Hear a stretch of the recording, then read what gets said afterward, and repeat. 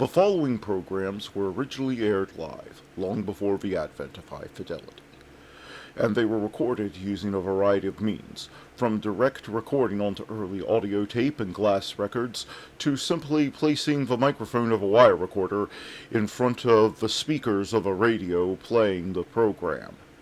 I hope, however, that any variance in audio quality will not take away from your pleasure in listening to these, some of the all-time favorite shows.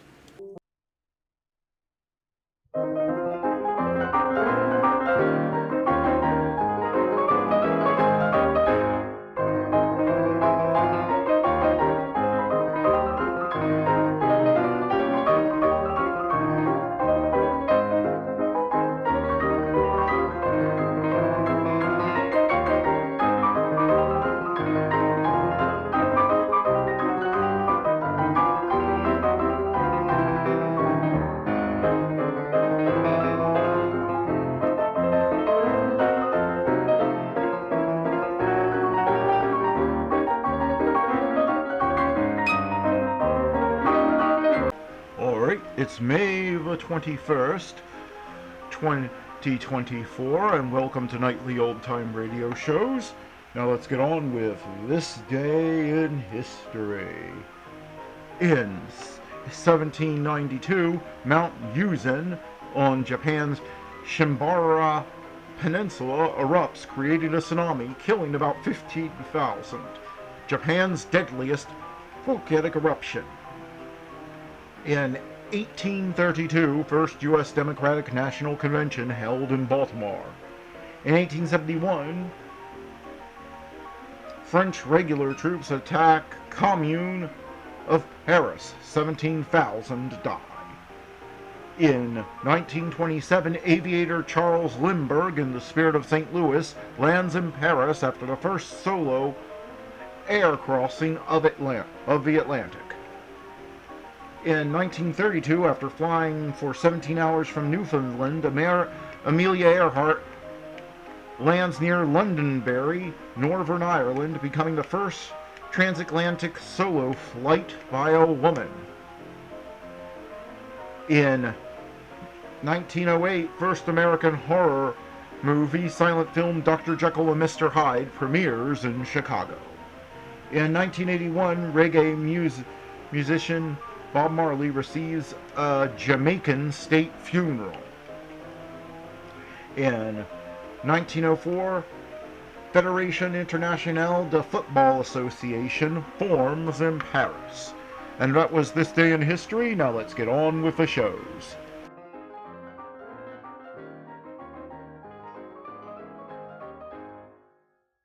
Hey, Maya, who's on first? Why, it's Bud Abbott and Lou Costello who are up next. The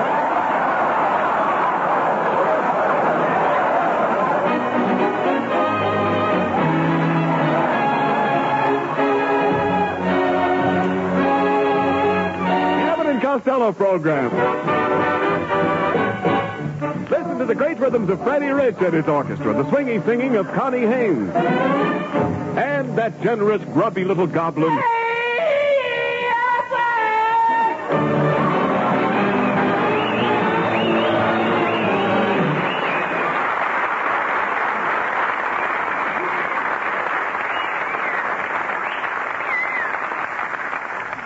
Costello, I've got a big surprise for you.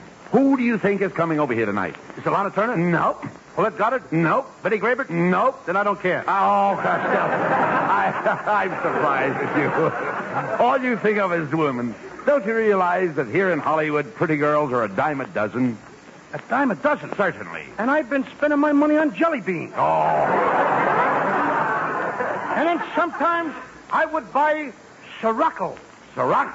That's licorice spelled backwards. Oh, talk sense, Costello. Look, I've invited the greatest press agent in town to come here and handle your public relations. Not so fast, Abbott. What do you mean? I'll handle my own relations. I couldn't turn poor old Aunt Minnie over to a stranger, you know.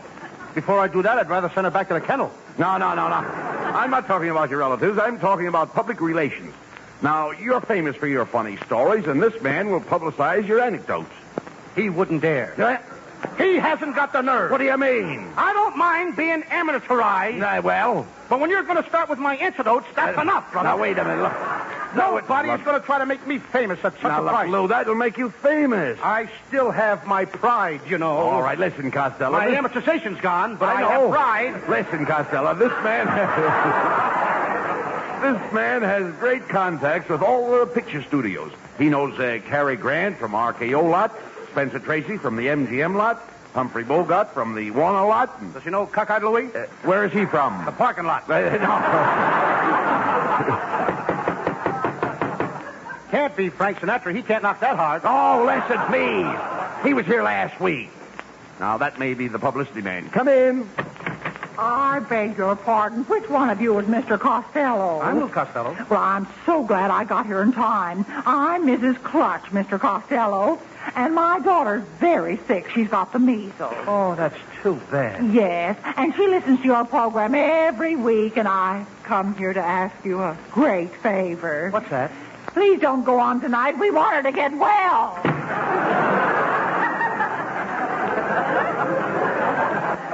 How do you like that? She gets $40 for that one measly joke.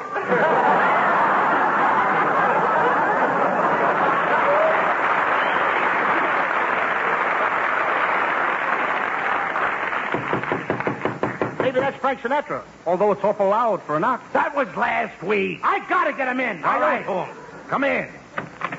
Good evening, Mr. Rabbit. Is this your partner, Mr. Costello? That's him. I don't blame you. Certainly is. Now, wait a minute, Abbott. Who is this guy? That's the publicity man. My name is Needle, but that's not the point. I understand you need a man to handle your business and the publicity. Could you give me that again, please? I say my name is Needle, but that's not the point. I understand that you need a man to handle your business and your publicity. Well, I thought... All right, I'll take the job.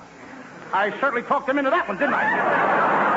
All right, now let's discuss my salary. Why, a man of my standing must receive a weekly stipend commensurate with my ability. Shall we say $500? What? Thank you. I knew you'd agree to that. I didn't say nothing. Great plans for you, Costello. I have a campaign mapped out for you that will make you... Wait a minute. $500 a week. How can you afford to work so cheap? I do my own laundry. Well, now that you've signed the contract, we'll get busy with your publicity. Now, the first thing I'm going to do is get you a job on a farm so you can get some action pictures of you working on a farm. And what do I have to do? Very simple, Costello. The first thing you do is you roll out of bed at 4 o'clock in the morning, milk 20 or 30 cows, fetch a few barrels of water from the well, chop down a couple of pieces of firewood, feed the chickens, pigs, the goats, clean out the stables, and zingo, you're ready for breakfast. Could I have an extra bowl of Wheaties? Certainly, my boy. Now, right after breakfast, you overhaul the tractor, plow 5 or 6 acres ground, dig a couple of 100 sacks of potatoes, then you run over to the barn, pitch a few tons of hay, then skip over to the orchard, pick 50 or 60 bushels of apples, crate them, a sack of shipping, then you spread the wagon load of fertilizer over the onion patch, and zingo! You're ready for lunch. I'll just have a chocolate soda. I don't want to waste any time. Chocolate soda with no straws. I'll gulp it down. I'm fast. Fine. Now, right after lunch, you get out your shovel, you dig a drainage ditch around the barn, repair all the fences, clean the silos, churn the butter, thresh the wheat, and spray the potatoes, prune the trees, trim the hedges, weed the cabbage patch, fill all the lands, bed down the cows, curry the horses, and zingo! You're ready for supper. All I do is eat. Now, right after supper, you hitch up the buggy, you take the farmer's daughter for a romantic ride in the moonlight. Now, she's gorgeous, captivating, redhead, a little white skin, and ruby lips. You drive down the lane, you're holding her hand in yours, suddenly the horse stops. She moves up closer to you, put your arm around her waist, lift her ruby lips up to yours, and then, you know what to do? Zingo! I'm ready for lunch.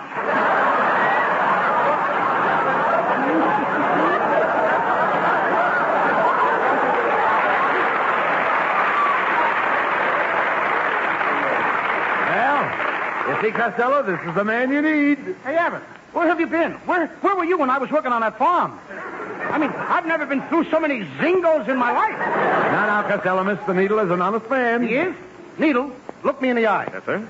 You wouldn't stick me, would you? Of course not, Costello. I'm here to build up your program now. Last week, you had Frank Sinatra as your guest. Who have you got on your show this week? Abbott and me. Brother, you're in trouble. But we'll let that happen again. Next week, we're going to have a great universal picture star with the Turan Bay as your guest. Good night, gentlemen. Did you ever see such a breeze in your life? Hey, isn't that wonderful, Costello? Turan Bay is going to visit us next Thursday. Is that what he said? That's what he said.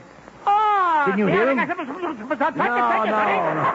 No, he'll be here next Thursday. Oh, he'll be here next Thursday? Yeah, Turan Bay. Guy cooks some turkey, don't he? That's right. Well, in that case, I'll have to talk turkey to him. Gobble, gobble, gobble. No, quiet, Costello. Turan Bay is not a turkey. He's a Turkish gentleman, and he speaks English. He's a linguist.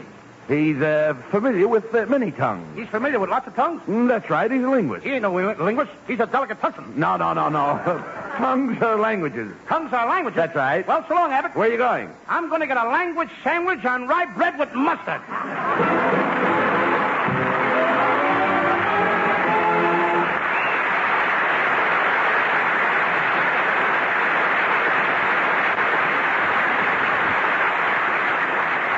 Lovely Connie Haynes sings Accentuate the Positive.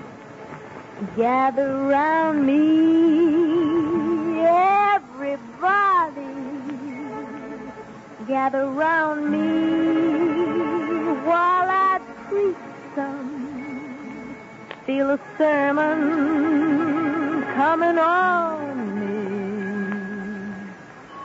The topic will be sin, and that's what I'm again.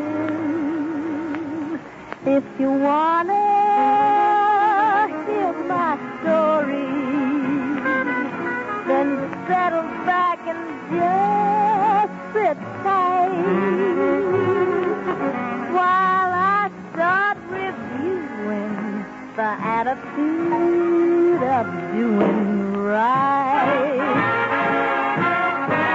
You gotta accentuate the positive elim.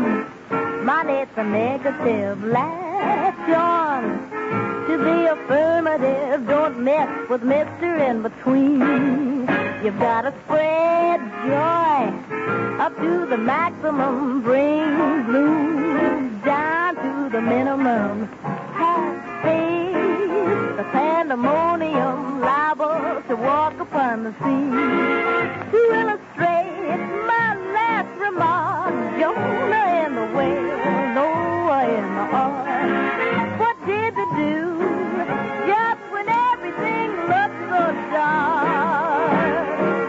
Man, they said we'd better accentuate the positive elim. Mine, it's a negative. Latch on to the affirmative. Don't mess with Mr. In Between. You've got to accentuate the positive elim. Mine, it's a negative. Latch on to the affirmative. Don't mess with Mr. In Between. No, don't mess with Mr. In Between.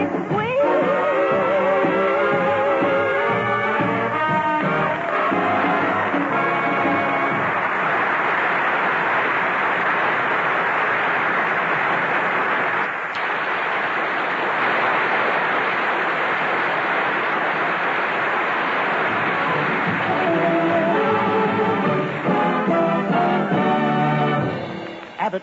Right. You had no business letting that guy Needle invite Turin Bay over here next week. Why? I don't know nothing about Turkish actors. Well, what do you have to know? The only Turk I know is he's a Turkish civilian. A Turkish civilian? What's his name? Hasn't been drafted. But Costello, surely you've seen... No. Surely you've seen Turin Bay on the screen. And his lovely leading lady, the Princess Ben Ali? Princess Ben Ali? Yes. His leading lady? Yes. I know her brother, Bowling Ali. Oh, no. Hey, what was that? I am the Princess Ben Ali, Turin Bay's leading lady. Leading lady? Get a load of that puss. He must lead her around by the nose. Quiet, Costello. Quiet. She may be a member of his harem. With that kisser, she must be the harem scarum. Quiet. My master... We made a picture called Lost in a Harem. I know. Never mind that. Where we lost. All right. My master, Sahib Turin Bay, has instructed me to prepare you gentlemen for his visit. I have written a play of the Far East, which should put you in the mood to receive the master. Come, let us enter my tent so you may study your part. Abbott, she's been living in the tent so long, she's flap happy. Well, nevertheless, we're going to do as she says. We can't offend Turin Bay. Come on.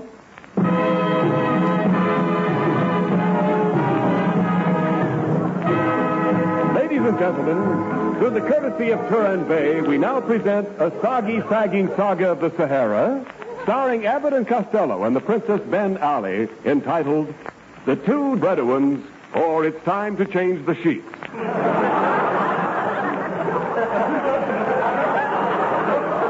As the scene opens, we see two footsore and weary Arabs trudging across the desert. Abbott, I can't take... I can't. I can't take... How do you like that English? I can't take another step. The sand is terrible. What are you complaining about? I've got a hole in the side of my shoe and the sand keeps pouring in. Why don't you cut a hole on the other side and let it run out? Be quiet, Costello. Hey, look. Here comes a man staggering towards us. Sand everywhere. Sand all around me. And I forgot my bucket. Hey, who are you? Oh, just an old air raid warden. We should have saved him for a blackout. Well, We should have saved him for a blackout. I heard it. Somebody's cue. All right.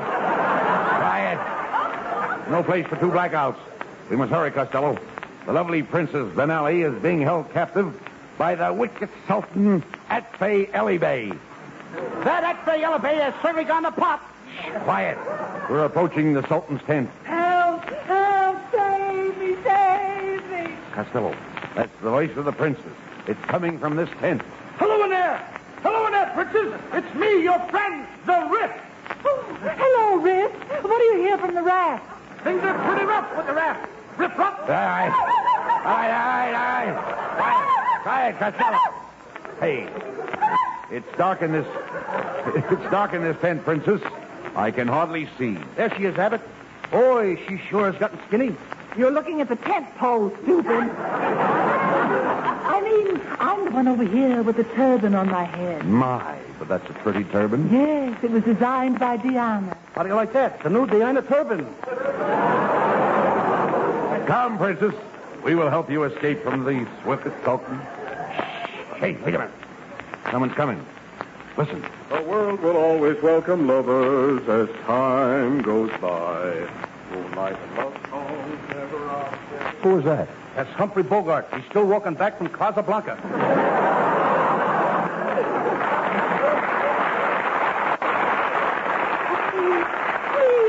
Please, you must get me out of here. The Sultan is going to sell me as a slave. Don't worry, Princess. We'll help you escape. But it's 500 miles across the desert. Do you have a car? No. Do you have a jeep? No. Well, do you have horses? No, but I got a wagon.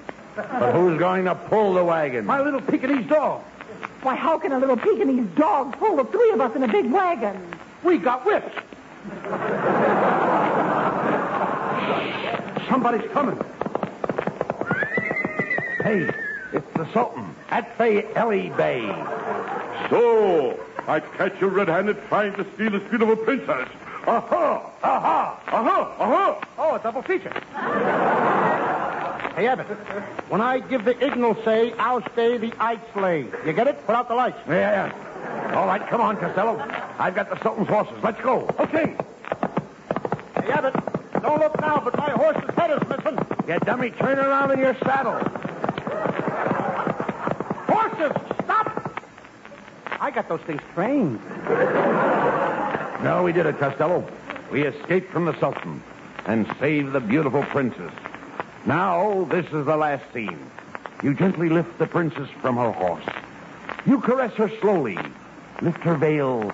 Then, what do you do? Zingo! I'm ready for lunch.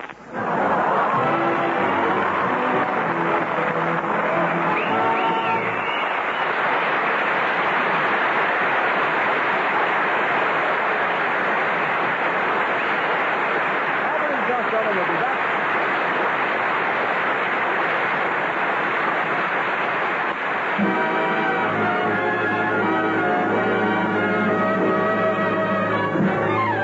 Freddie Rich and the orchestra play an old favorite, I Get a Kick Out of You.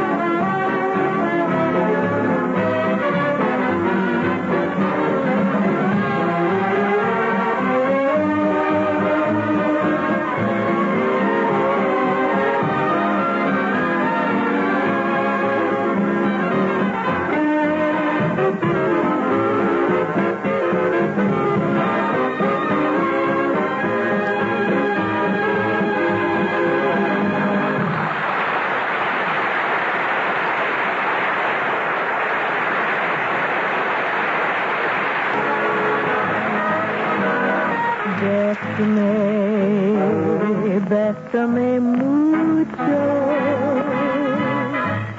Each time I cling to your kiss, I hear music divine.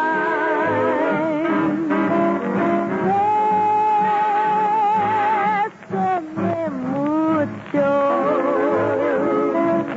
Hold me, my darling, and say that you'll always be mine.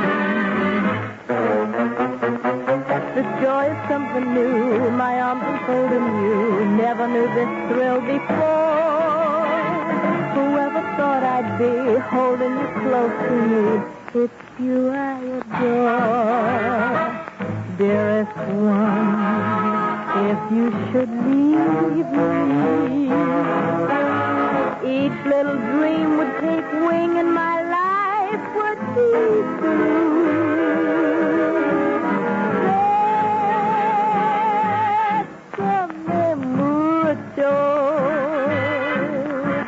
Love me forever and make all my dreams come true. This joy is something new.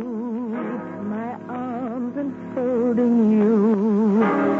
Never knew this thrill before.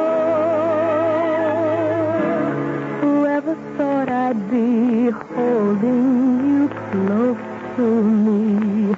With friends you I adore. Dearest one, if you should leave me, each little dream would take wing and my life would be through.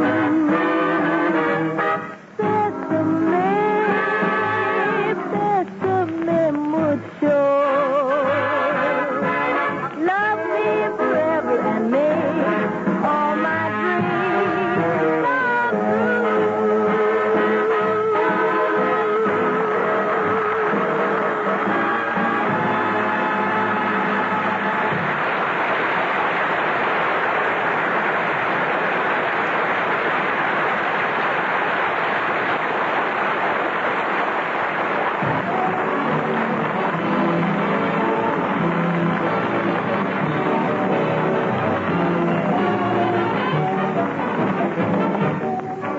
And now here are Bud Abbott and Lou Costello with the final word. Thanks, Ken. Well, Costello, you did a grand job of acting tonight. And your two little daughters, Patty and Carol, and our listeners are going to be mighty proud of you, Lou. Thank you, Abbott. And remember, I was working under a handicap. A handicap? Yes, I have no talent.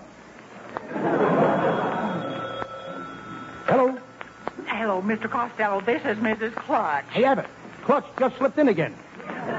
You remember me, the lady whose daughter has the measles? Oh, yeah. Well, we just listened to your show. Is your daughter any better? No, now I've got the measles. Good night, folks. Good night, everybody.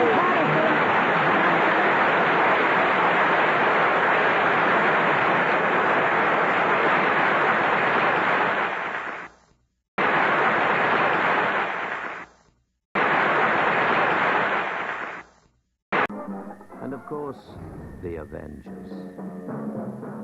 It'll be a crime if we don't find a body. It'll be a crime if we do.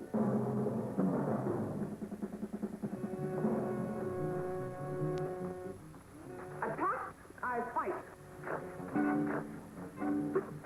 Back and forth. Forth and back. I exit. A prodigious foe.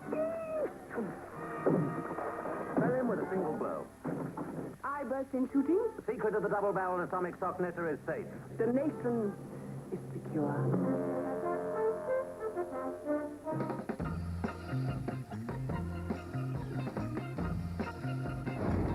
Away from the sound of music. And Bing Crosby is up next. Ready, Rosie? Ready, Bing. Ready to shine up the network with Penny Shine. Well, you're ready with a song, too, I see that. Sure am. It's a most unusual day. Feel like throwing my worries away. As an old native-born Californian would say, it's a most unusual day. There's a most unusual sky. not a sign of a cloud passing by. And if I want to sing, throw my heart in the ring. It's a most unusual day. There are people meeting people. There is sunshine everywhere. There are people greeting people, and a feeling of spring in the air. It's a most unusual time. I keep feeling my temperature climb. If my heart won't behave in the usual way, well, there's only one thing to say. It's a most unusual day. There are people meeting people.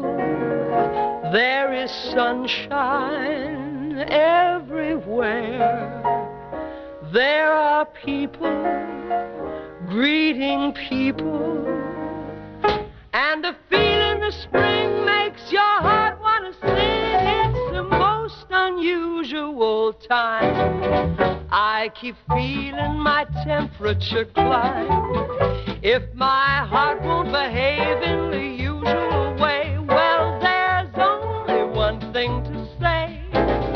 It's a most unusual, most unusual, most unusual day. Rosie, did you ever clean a pair of white shoes? Now I ask you, Bing, can you imagine any woman who hasn't cleaned a pair for herself or her children? I should have known. How well I remember scrubbing and scrubbing to get the white goo off my hands and having it spoil manicures and cake my fingernails. Well, Rose, Turtle Wax Penny Shine rides to the rescue again. But instead of a white horse, it comes to your rescue with a gleaming, bright new can of Penny White. The instant white shoe polish that you spray on in just 10 seconds. No messing, no moisture, no muss. You spray on a longer-lasting coat of purest, surest white. Bing, a lot of women will thank you for that news. With summer coming on, new Penny White will certainly take the work out of white shoe polishing. That's right. Now it's as easy as saying 1, 2, whiten your shoe, and to spray on a bright white shoe polish. And Bing, when you spray on a white polish, doesn't that mean that there's no streakiness on the shoes either? Rosie, you're the woman that knows. Sure. A quick once over lightly with soap and water every once in a while makes sure that your shoes take a smooth, even white every time. That sounds wonderful, Bing. Well, it is wonderful, Rose. I hope everyone within earshot who's ever had a case of whitewashed fingers will make the easy switch. Remember, it's just 1, 2, whiten your shoe with Penny White. Another fine Penny Shine shoe polish product by Turtle Wax. Now, get some today.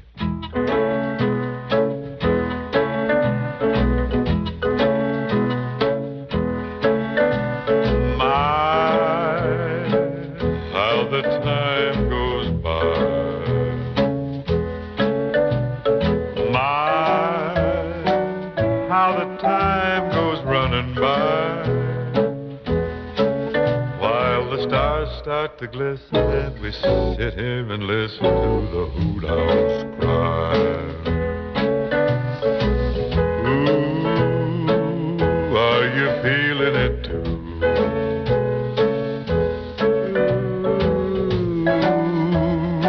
Ooh, say you love me like I love you. While the clocks are forgotten and a cloud made of cotton drifts across the sky. And meanwhile the moon gets yellower. Meanwhile the mood gets mellower. By now I should be leaving you, but somehow there ain't no leaving you. Why? There's that look in your eye. So I sit here and sigh. My, how the time goes by. My, oh my, oh my, how the time goes by.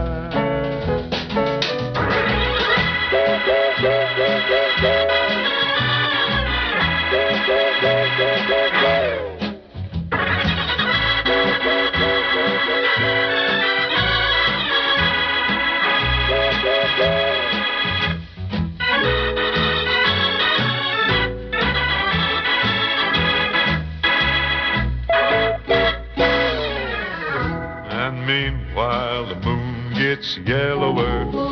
Meanwhile, the mood gets mellower. By now I should be leaving you. Somehow they ain't no leaving you. Why? There's that look in your eye.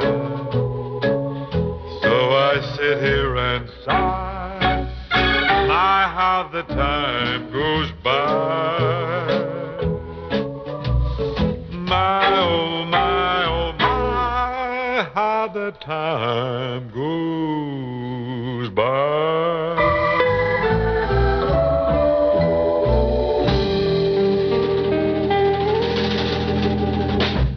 Are your kids afraid of the dark? Oh, don't worry about it. A doctor at the University of Vermont says it's normal. He says in a recent news release that children should have a nightlight they can turn on and off themselves. That makes sense, doesn't it?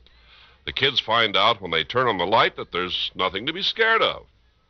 Why don't you get some General Electric night lights today? You can put GE night lights in any wall plug, and they'll burn all night, every night, for pennies a month.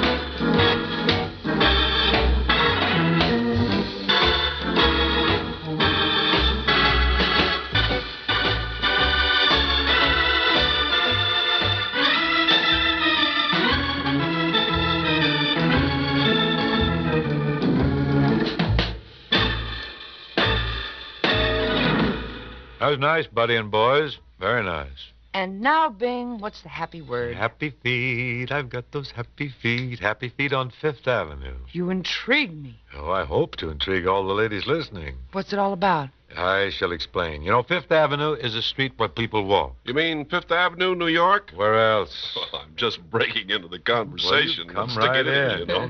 Don't stand by. Anyway, Fifth Avenue is a street that gets pounded, you know, by millions of strollers a year. You associate this great avenue with promenades, with parades, well, like the Easter parade. Swarms of people. Then there's the St. Patrick's Day parade. Thousands of merry marchers in that event. Also numerous other parades on Fifth Avenue. Yeah. They're going on all year round, really. Yeah, that's true, but what's the point? I'll get there. Hurry it up. My feet are killing me. Now, from Fifth Avenue comes the greatest, happiest news for feet that I've heard of in a long time. Happy news for ladies' feet, I mean. Oh, spill it. Oh, I tell you, New York is a city of innovations and delightful conveniences for the girls. Here's the latest item. Fifth Avenue now features a deluxe shoe shine salon exclusively for ladies. Where? It's in a department store. Good, but what's so special about a girl getting her shoes shined, or rather, penny shined, I should say? Well, I tell you, in the first place, this salon is very luxurious. Good. And the moment you sit down, a handsome fellow takes off your shoes. Oh, a handsome attendant, huh? See? My feet feel better already. Oh, stand by for more, Rosie. This handsome fellow then sprays the lady shopper's feet with a special scented foot spray. Lovely. Wait, there's more. You girls get your shoes polished for free. What's the catch? No catch, nothing. This store got feeling so sorry for the girls with their aching feet, they inaugurated this special service just for you little darlings. Now, isn't that wonderful? Well, it's delightful. Say, I wonder, do these handsome attendants massage your feet a little after they spray them, do you suppose? Well, now, wait a minute. You're rushing a little. You're crowding it. That's included in the deal if you flutter your eyelids, maybe. Oh. You know, you got to give them that, but turn on the charm a little. But, Yeah. Wiggle your toes at the fellow. How about that? Just kind of wiggle the pinkies. Just brush them at him a little. I expect he'd get the message. He'd include a little something extra. He might, massage him a little. I don't have to tell you that. You know all those angles. No, you don't. Well, here's to New York City, when a gal can get her feet sprayed for free. By the way, what store dishes out this deluxe treatment? I don't really know. I don't have all the facts like Jack Webb says, but I know it's a Fifth Avenue department store, so it shouldn't be hard to find. My feet will find it. Don't worry. You think it'd be too obvious here if we sang, Would You Like to Take a Walk? Sure it would, but let's sing it anyway. We don't care, do we?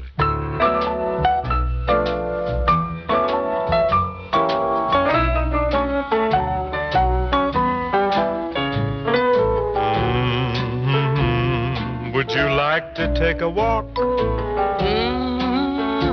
Do you think it's gonna rain? How about a sarsaparilla? Gee, the moon is yellow. Something good'll come from that. Have you heard the latest song? A little high, isn't it? A little bit. But it's a very pretty strain. Don't you feel a little thrilly? Gee, it's getting chilly. Something good'll come from that. Why, when you're strolling through the where's this, you need a who's this to lean upon. But when you have no who's this to hug and what's this, gosh darn. Would you like to take a walk?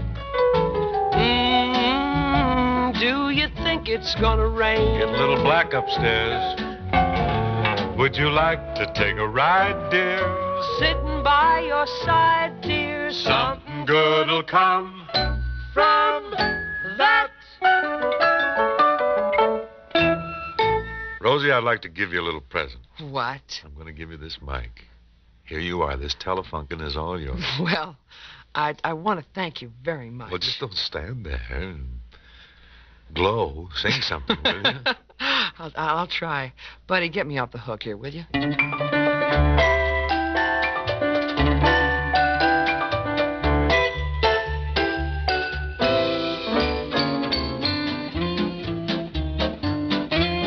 Things look swell. Things look great. Gonna have the whole world on a plate. Starting here, starting now. Honey, everything's coming up roses.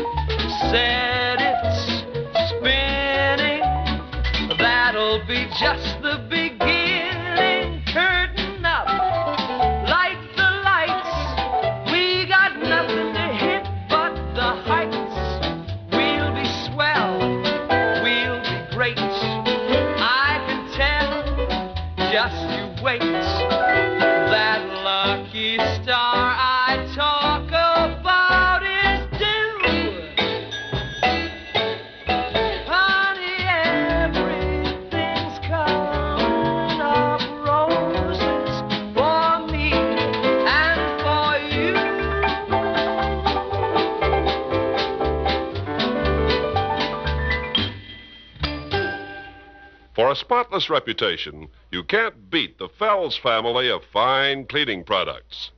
For instance, all you need for the cleanest laundry in the whole wide world is water, a washer, and instant Fells naphtha. It washes out every bit of dirt every single time. And for dishes, use Gentle Fells, the only dishwashing detergent with lanolin D to protect your hands. Get instant Fells naphtha for laundry, Gentle Fells with lanolin D for dishes. F-E-L-S. Fells. I first heard this song when I was with Paul Whiteman. Skin Young used to sing it, and it just seems to be an evergreen, called Among My Souvenirs, and here it is.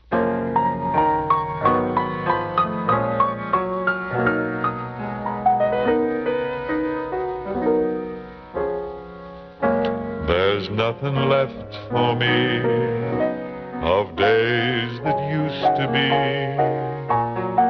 I live in memory among my souvenirs. Some letters tied with blue, a photograph or two. I see a rose from you among my souvenirs. A few more tokens rest within my treasure chest, and though they do their best to give me consolation, I count them all apart, and as the teardrops start, I find a broken heart among my souvenirs. A few more tokens rest within my treasure chest, and though they do their best to give me consolation, I count them all apart, and as the teardrops start, I find a broken heart among my souvenirs.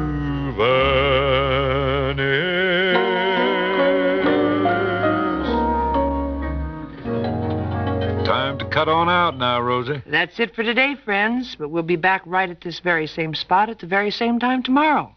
Let's all regroup then, shall we? Yes.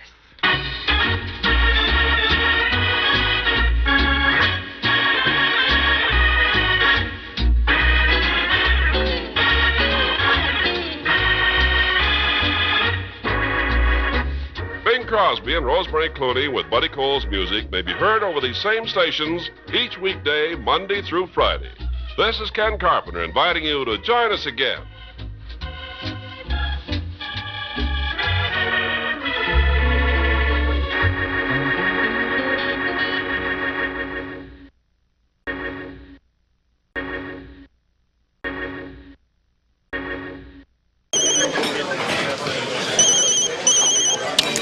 Hello, Q here. Hello, it's Q. Hello, Q speaking. Hello, it's Q. Oh, what do you want, 007? Hold on. Good evening, M. 007, yes, he's on the other line. 007, M wants to speak to you. Go ahead, M. What are you doing? I'm on a conference call. What does it look like? See the latest Bond film, Die Another Day, at a theater near you. A true legend of American comedy, Bob Hope, is up next. For the safety of your smile, use Pepsodent twice a day. See your dentist twice a year. Tonight, from the home of Ken Murray's Blackouts, the El Capitan Theater, Hollywood, California, we bring you the Pepsodent Show, starring Bob Hope and his special guest, Lucille Ball.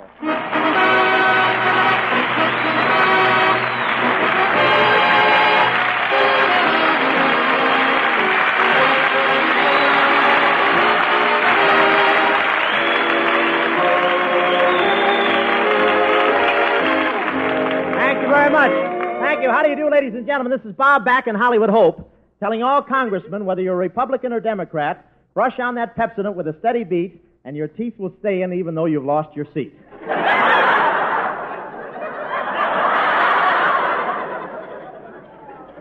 Well, here we are back in Hollywood. It's easy to get home from the east now. You just go to Washington and catch the Missouri-bound bus.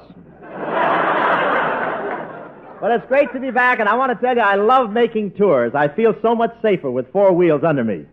Here in Hollywood, it's the other way around.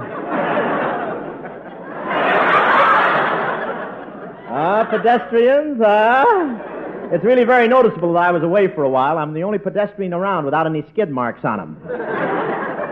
I flew back to California. I wanted to get here before the Duke of Windsor bought it for a ranch.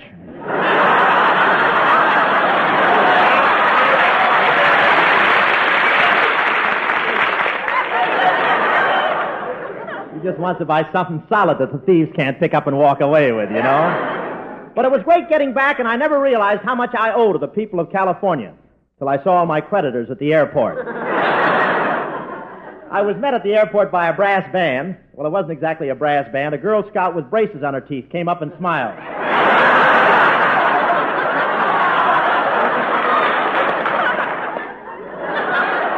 But we had a great trip. We played New York, Boston, Philadelphia, and Baltimore. I tried playing Washington, but I was thrown out with the rest of them.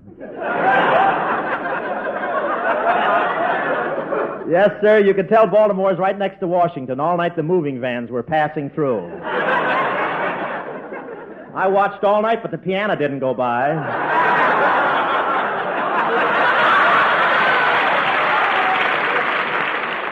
Of course, everyone was happy about the election, including the Democrats. They think it's wonderful to be able to blame things on the Republicans for a change. But the Republicans had their usual luck. On Tuesday, they won both the houses for the first time in 16 years, and then 3 days later, President Truman took the ceilings off.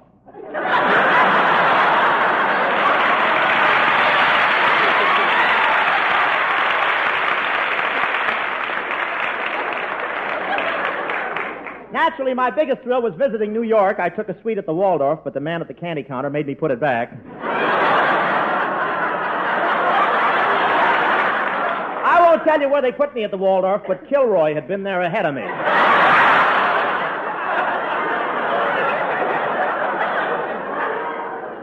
He gets around, doesn't he? Really, I went east to find a publisher for my new book, So This Is Peace. Of course, there are a lot of publishers out here, but they all knew how to read.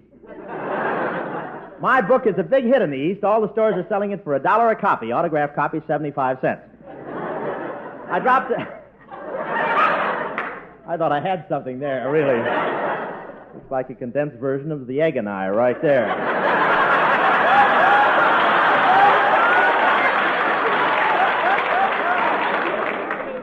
I told that in the East and it went pretty good, you know. Of course, I was wearing a woman's hat at the time. But I dropped into one bookstore this afternoon, and the manager said my book was really moving. He said every time he looked at it, it was edging over toward a copy of Forever Amber. But I want to tell you, it's really a thrill getting home again and stepping off the train into this glorious California sunshine.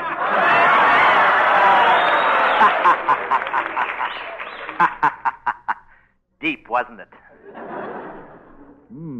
It's my conscience. Well, I still say the weather's great here. What are you going to say when television comes in?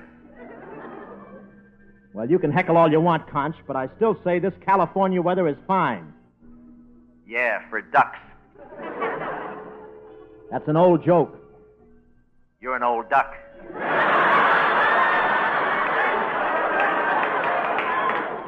Well, don't knock the California weather. There was a nice big sun out this morning. Which way was it rowing?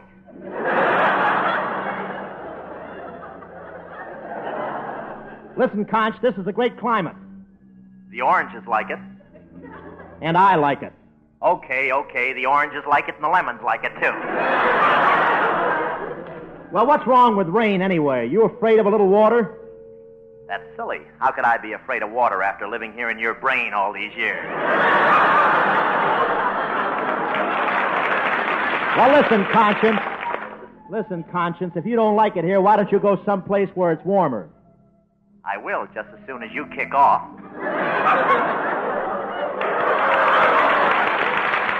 Well, you can knock this California climate all you want, Conch, but I've lived in California 9 years and I'm healthy and full of life. What do you think I owe it to? The Coast Guard. Well, happy swimming. Goodbye.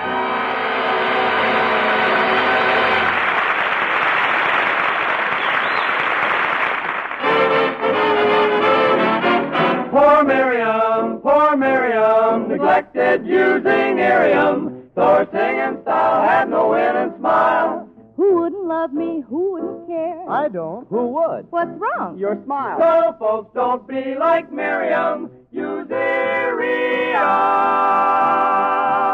No matter how many toothpaste you've tried, no matter how good a job you think your present brand is doing, change now to the new Pepsodent toothpaste. And in just 1 week, see if you don't find new brightness in your teeth, new sparkle in your smile. Yes, there's a new Pepsodent toothpaste now with a cleaner, brighter taste that means cleaner, brighter teeth. You see, a new Pepsodent has twice as much Irium, the exclusive cleansing ingredient that only Pepsodent can give you. New Pepsodent with twice as much Irium removes the film that makes your teeth look dull, brings new brightness to your teeth. It cleans better between teeth, leaves your breath cleaner, fresher, too. No wonder more people than ever before are using Pepsodent today. So no matter what other brand you've tried, change now to new, improved Pepsodent toothpaste. And in just 1 week, see the difference. See if your teeth don't feel cleaner, look brighter. Try it. Taste it. Compare it. See how Pepsodent uncovers the natural brilliance of your smile. Dear Miriam, sweet Miriam, now she's using Irium. So her singing style has that winning smile. Who wouldn't love me? Who wouldn't care? I would. Me too. Let's dance. Let's do. So folks just be like Miriam. Use Irium.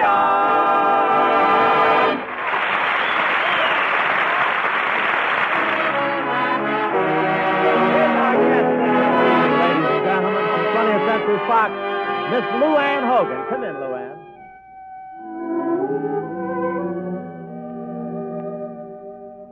Autumn in New York, why does it seem so inviting?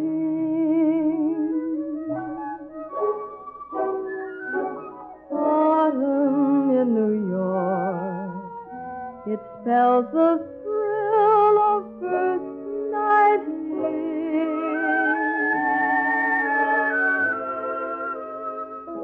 glittering crowds and shimmering clouds in canyons of steel. They're making me feel I'm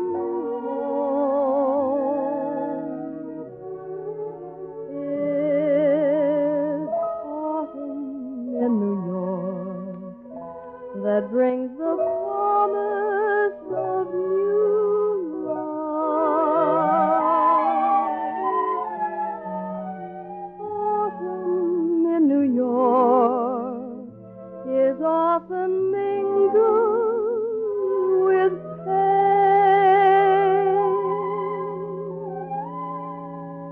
Dreamers with empty hands may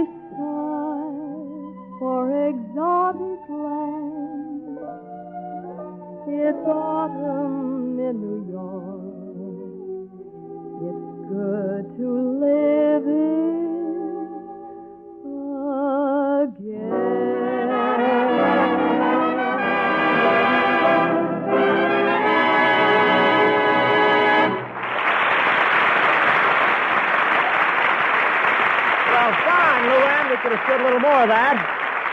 Thank you. Thank you very much. Sit right down there and read Earl Wilson's new book, Pike's Peak or Bust. It's very, very fine. Yes, it is. That's a direct plug, I promise. But that was our Cinderella girl, Miss Lou Ann Hogan, singing Autumn in New York, otherwise known as the Hep version of the Indian love call, which differs from the war whoop, which goes...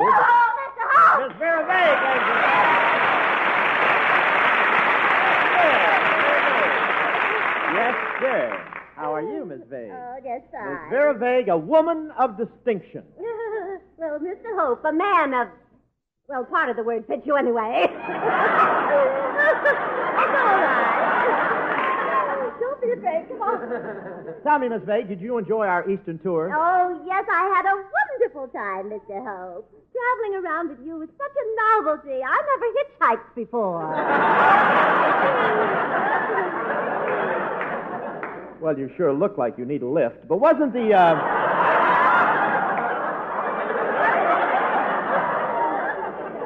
Say, wasn't the weather back there wonderful this time of year, Miss Vague? Did you see Jack Frost in the trees? See him? I spent 2 hours trying to coax him down. Oh, but the trip did wonders for me, Mr. Hope. You know, I think I gained a little weight. When I got back, my California suit was too small. Oh, really? Was it too tight across the shoulders? Well, to avoid embarrassment, I'll settle for that. I see. Yeah, and it'll help keep us on the air, too. But I want to tell you, it was a swell tour, and that was a pretty nice way to finish it, too, seeing the Army-Notre Dame game. Huh? Oh, it was wonderful. How did you make out with the cadets? The Army boys? Uh-huh. Oh, they cheered like crazy when they saw me. Yes, I know. They couldn't find their regular mascots, you know.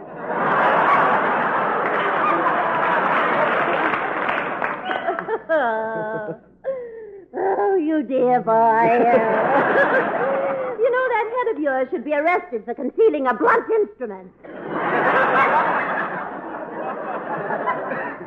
But I was thrilled at the game, Mr. Hope. Really? I was next to a West Point cadet, and we sat under a big robe. You sat under a big robe? Yes. You enjoyed the game, huh? Oh, I loved it. By the way, who won?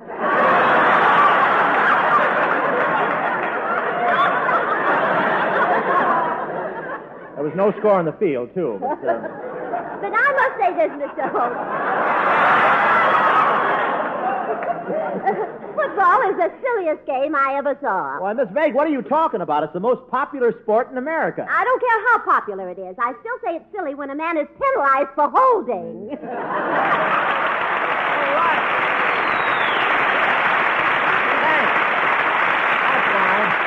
Wait a minute. I want to introduce a grand guest star here, ladies and gentlemen. Star of the current picture, Easy to Wed. Appearing here tonight through the courtesy of Heaven and MGM, Miss Lucille Ball, right here.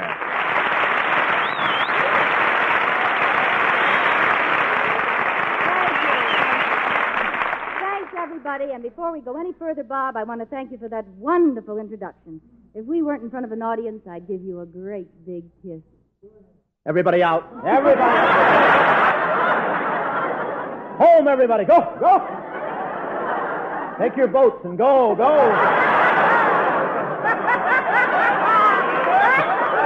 Happy waiting. Where are we? Oh, Abbott, where are we? Oh, yes. Tell me, Lucille. What's your latest picture? Easy to Wed. Yes, but what's the title of the picture? That's the title, Bob. It's called Easy to Wed. No kidding. Who plays the lead? Artie Shaw?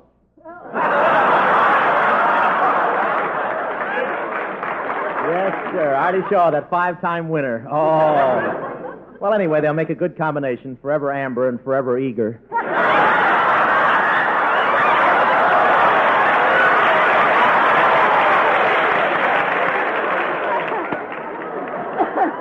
Bob. How about your picture? Bob, Van Johnson is in Easy to Wed. I think he's wonderful. Van Johnson. That's all you girls think of. Is there anything else? I don't know. You must be kidding. I've got everything he's got. Yes, Bob, but he's got Van in front.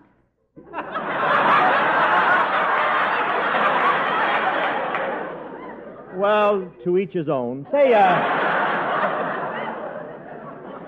I don't think he's too many. Why, at Paramount, they're always trying to give me the Van Johnson type of parts. Well, grab 'em, boy. You could use a few parts. What do you mean? That Johnson hasn't got anything but a cowlick. I had a cowlick once, too. Yes, Bob, I heard about your romance with Elsie. Let him lay, Lucille. Don't milk him. Don't milk him. But I'd like to get different roles, Bob. I'm always a wisecracking, gum-chewing type. You're always a gum-chewing type. Yeah, last month the Beechnut people voted me Miss Jawbreaker of 1946. Well, speaking of jawbreakers, Lucille, you should meet Miss Vague. Miss Vague, this is Lucille Ball, the glamorous, gorgeous movie star. Oh, really? I just think of her as Lucille Ball, period. What a coincidence. I think of you as Vera Vague, question mark. Oh, now, steady now. Miss Ball, huh? That's right, Ball. Well, I wouldn't worry about it, dear. I've been bounced around a bit myself.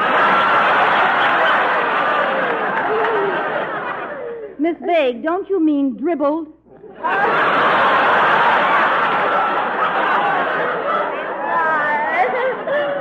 Isn't she pretty, Mr. Hope? All that beautiful red hair. And it's on straight, too. Tell me, Miss Vague, when you get up in the morning, who puts you together? Girls, please, let's not pull hair. Hair? Huh. I could have hair like that, too, but who wants to sleep with their head in a glass of orange juice every night? But you do smell nice, darling, for your type. What is that perfume you're wearing? Oh, this is called Evening at Ciro's. How do you like it? Too bad you couldn't get a better table. Why, you female red skeleton, you! I'll black and both your eyes! Oh, come now, girls. Let's kiss and make up. Oh, all right. I'm a good sport. All right. Bob, you're not supposed to be in this. Don't be silly. All the delegates are supposed to join in at the peace conference, don't you think? Thank you, Lucille, and thank you very much. Here comes my son, Desi Arnaz.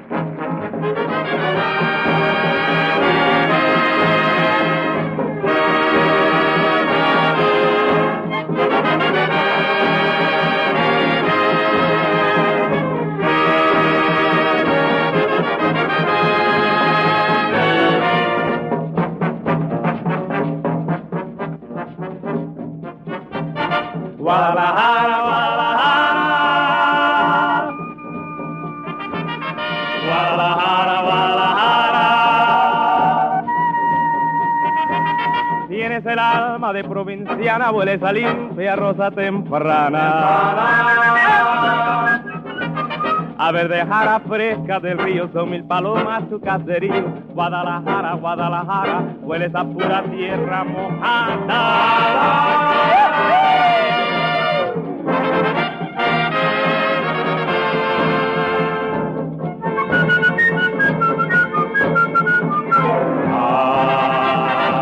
Coloquitos lejanos, ay, ojitos de agua hermano, hay coloritos inolvidables, inolvidables como las tardes en que la lluvia desde la loma nos hacía hasta Zapopan.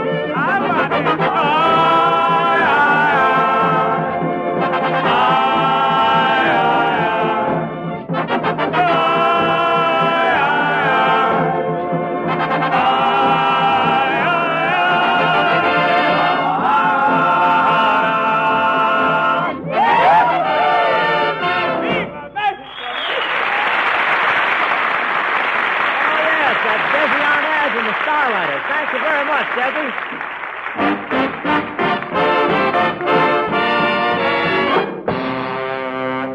Despite years of faithful brushing, despite any other toothpaste you've tried, see if your teeth aren't noticeably brighter in just 1 week after you change to the new Pepsodent toothpaste.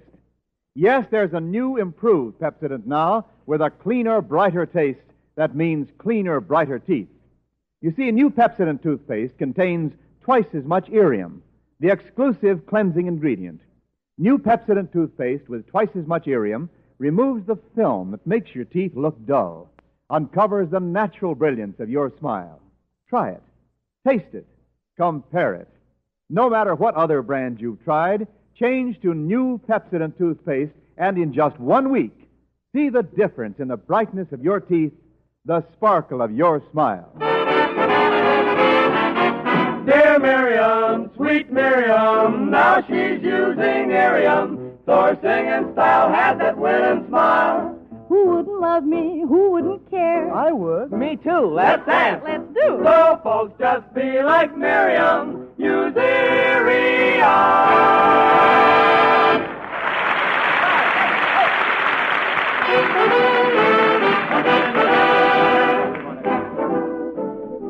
And now, folks, this is November, crisp, cold November, the month of football, the great American sport. And why is football such a great game?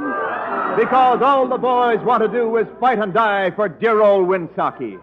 As one sub sent in to score a touchdown, he rises from the bench, turns to the coach, and with trembling lips he says, Have that $100 waiting in the end zone. We take you now to Pepsodent University, where the football team is getting ready for its annual game with the Bloomer Girls of Elastic Normal. The Bloomer Girls are undefeated and have the best backfield in the country. As we look in, the Pepsodent football coach is talking to his men. All right, fellas. This is it. Yes, this is it. This is what, Coach? Don't confuse me. This is my first season. This game is going to be tough, fellas. We're playing the Bloomer Girls. They got a great team this year. The Bloomer Girls have a great team? Yes, but I think we can win by pulling a few strings. I hear they play a rough game, Coach. Yes, but you boys have nothing to worry about. Last night I set bear traps all over the field. But, Coach, won't we get hurt? Don't be silly. You're not bears. Any questions? Well, this play throws me, Coach. According to this diagram, the fullback fakes the ball to the halfback and passes it to Desi, the quarterback, who takes it through right guard past my end and laterals it to the tackle who skirts down the sidelines with the quarterback and halfback as interference. Pardon? I said... Too late. The game's over. Well, forget it, Hope. I got to play the can't miss. It's the hidden ball trick. Well, who carries the ball? I don't wear this mustache for nothing. Now, here's the lineup for the game. Hope, quarterback. Yep. Niles, left half. Right. Arnaz, right half. Right. And a new Studebaker at fullback. Kelowna, a new Studebaker at fullback? Yes, think how confused they'll be trying to figure out whether it's going forward or backward.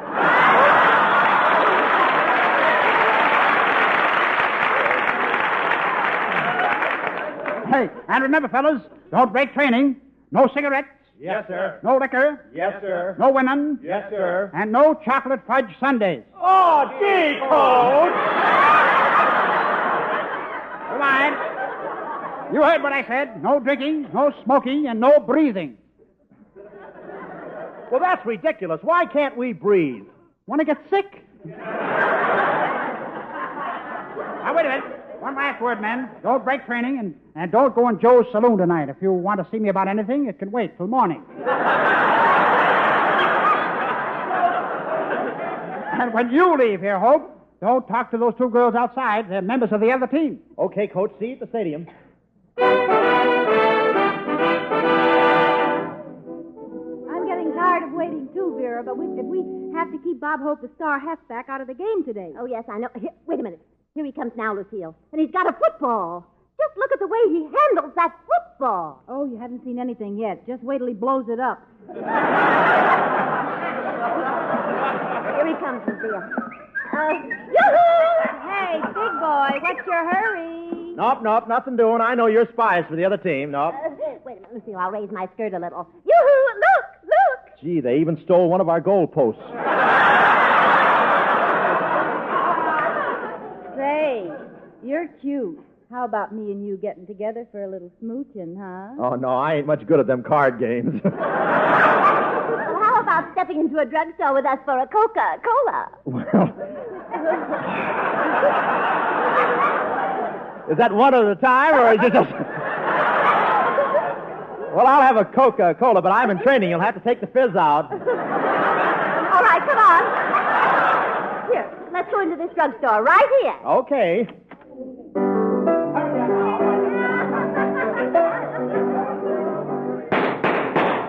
They have loud Alka-Seltzers in here, don't they? Boy, this must be a thrifty drugstore. Everybody's tight.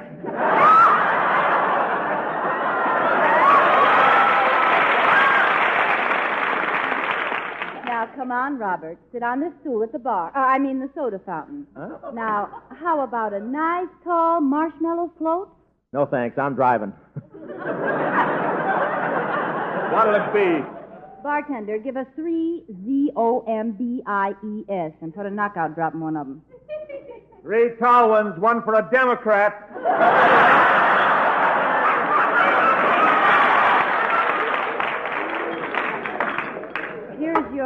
Here's your marshmallow float, Robert. Marshmallow float? This doesn't look like a marshmallow float. There's swamp grass growing out of it. Drink it for me, Robert. For you? Mm-hmm. Okay, Red.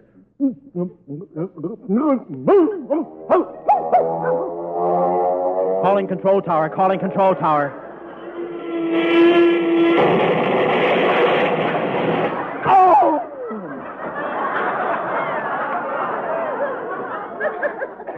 Oh, the poor boy must be allergic to marshmallow. Good work, girls. You got him out of the game. Now I can win my bets on the Bloomer girls. Coach Colonna, you're behind this, you crook. You'll go to jail. Just think. What will your mother say to you if you go to jail? Hello. Colonna, you're going to be a ruined man. This is sure to leak out. Plugged up that leak in a hurry, didn't I? So long, second. We got to get to the stadium. The game is starting.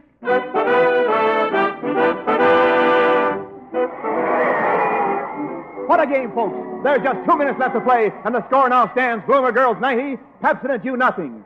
Azusa Wildcat 7. There are 3 teams on the field due to a heavy rainstorm in Cucamonga. Now, Vera Vega has the ball. She's running it back. She's on the 30, the 20, the 10, the 5. And now a message from the sponsor. Men, are you wearing the new Adams hat? You are? Well, get it back. Adam is tired of going bareheaded. And now, Vega's over for a touchdown. The game looks bad for Pepsin U, ladies and gentlemen. The team sorely misses their star player, Hope. Wait a minute, folks. Wait a minute. Here comes halfback Hope running out of the field. The crowd sees him. Just listen to those screams.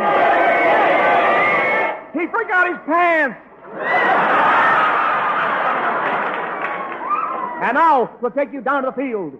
I'm going in, Colonna. You can't stop me. I'll win this game single-handed. You'll have to. I just broke your left arm. Hope is carrying the ball, and it's a touchdown. There he goes again for another. And another. Crazy Legs Hope is running wild, scoring touchdown after touchdown. And the game is over with Hope's team winning and the Bloomer Girls defeated. Ha-ha! We win! I told you I knew a few tricks. You dirty rat, take that. Why did you shoot him, Colonna? He didn't play fair. He was wearing bloomers, too.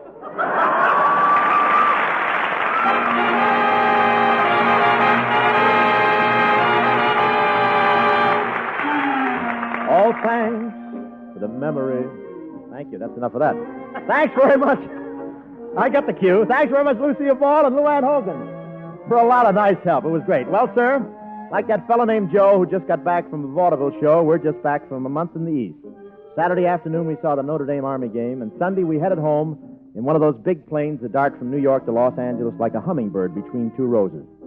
For most of the trip, I had my nose to the window, looking down at the great job Mother Nature and Uncle Sam have turned out. You know, Mother Nature sure did right by Uncle Sam.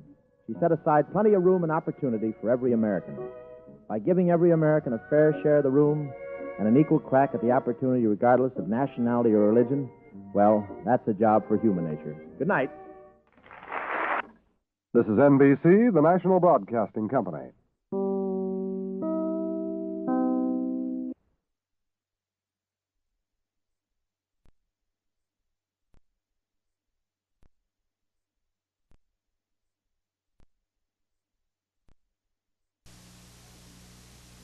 Independent, adventurous type drink, Celestial Seasonings herb tea. Even the box is special. And when you open it, oh, ever walk into a tea shop? They call this one Lemon Zinger. And they mean it. Celestial Seasonings taste richer. They put in more fruit and herbs. No, I haven't actually counted them. Oh, you won't have to either. Celestial Seasonings. Teas more tastefully done. True crime stories of the LAPD are up next with Jack Webb's Dragnet.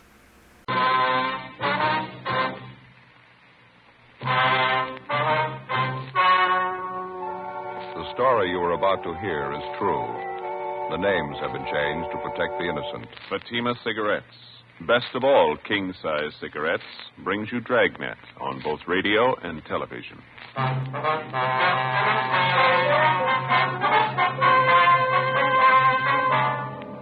You're a detective sergeant.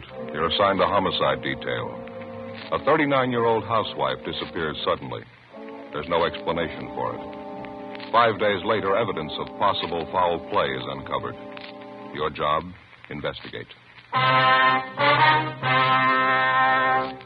Fatima, America's first largest-selling blended cigarette. Now, best of all, king-size cigarettes. Prove it yourself today. Compare Fatima with any other king-size cigarette. 1. Fatima's length filters the smoke 85 millimeters for your protection. 2. Fatima's length cools the smoke for your protection. 3. Fatima's length gives you those extra puffs, 21% longer than standard cigarette size. And in Fatima, you get an extra mild and soothing smoke, plus the added protection of Fatima quality. Definitely the best quality in its class, but the same price as the cigarette you're now smoking. Buy Fatima in the bright, sunny yellow pack. Best of all, king-size cigarettes.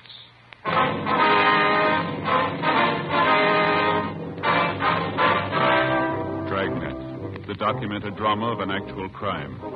For the next 30 minutes, in cooperation with the Los Angeles Police Department, you will travel step by step on the side of the law through an actual case transcribed from official police files. From beginning to end, from crime to punishment, Dragnet is the story of your police force in action. It was Wednesday, September 15th. It was hot in Los Angeles. We were working the day watch out of homicide. My partner's Ed Jacobs. The boss is Thad Brown, chief of detectives. My name's Friday.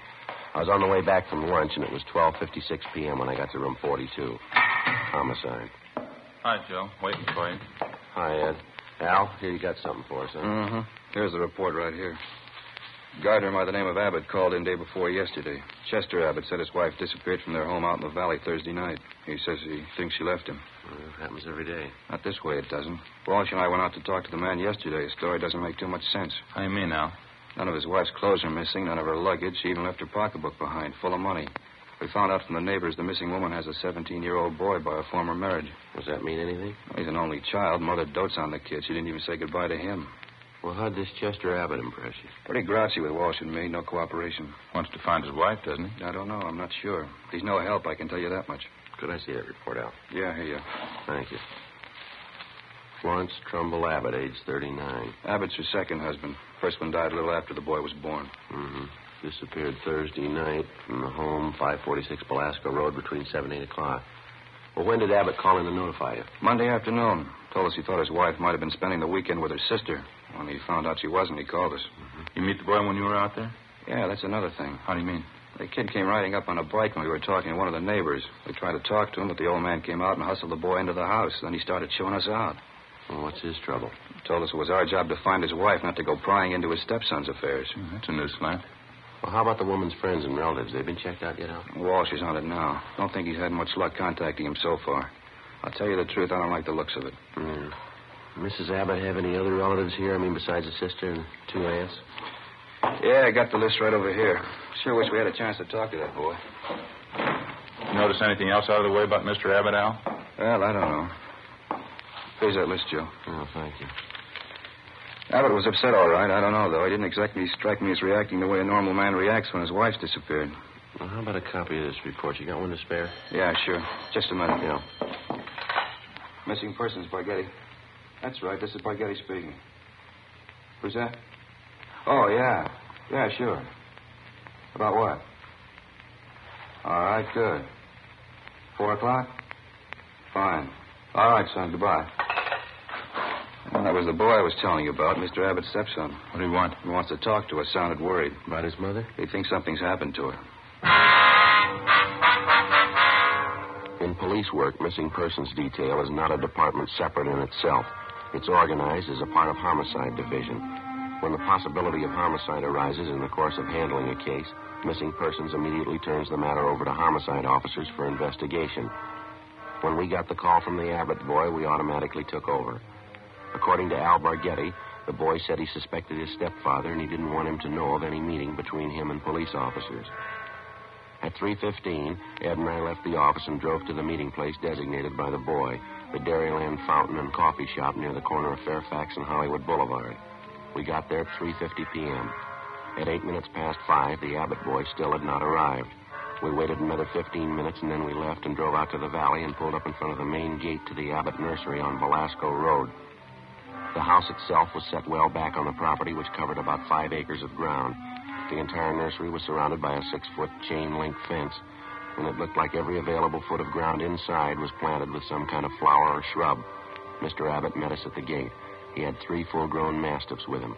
He held them on a chain. Yes, what do you want? Police officers, you Chester Abbott? That's right. What do you want? Well, if you can get those dogs quiet for a moment, we'd like to ask you some questions. Pretty busy now. Can you come back tomorrow? No, it's important, Abbott. We'd like to talk to you now. All right, if you have to. Yes, time. Get down there. You two, Joe. Quiet. I said quiet. All right. Now, what do you want? Mind if we come inside, sir? These watchdogs of mine are pretty vicious. We can talk here at the gate. All right. We've been assigned to look into your wife's disappearance, Abbott. This is my partner, Sergeant Jacobs. My name's Friday. Mm-hmm. Find out anything about my wife yet? Nothing definite, no. Thought maybe you could help us. Mind telling us exactly what happened the night she disappeared? What do you mean, what happened? Well, when did you see her last? When did you first notice she was gone? Well, we had dinner Thursday night about 7 o'clock, then I laid down for a nap. Florence went out on the front porch for some air. I woke up a little before 8 o'clock and went outside to look for her. She was gone. No one saw her leave, Mr. Abbott? Not that I know of. Maybe one of our neighbors. You can ask them. They seem to know everybody's business. How about your stepson? Wasn't he home Thursday night? Bruce? No, he went out to a show with some other kids. When did he get back from the show, you remember? About 10 o'clock, I think. Why? Where's the boy now, Abbott?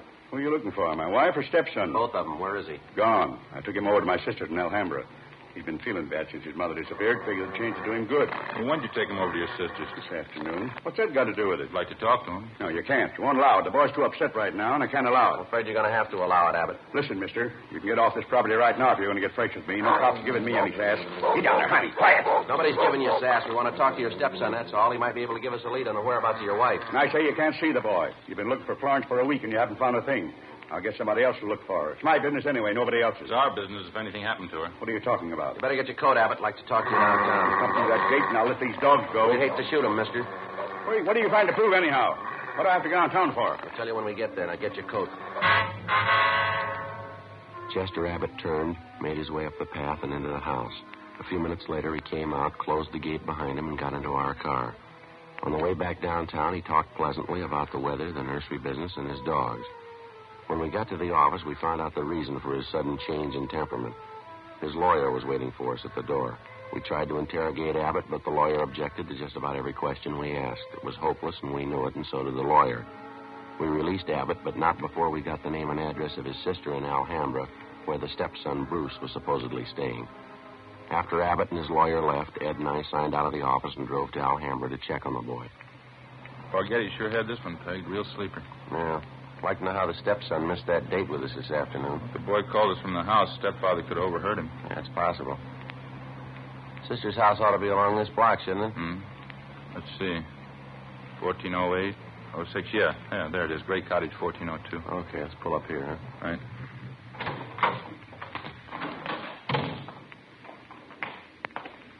Nice looking place, well kept. Huh? Nice neighborhood. Wonder how the lot prices run out here. I'll get the bell.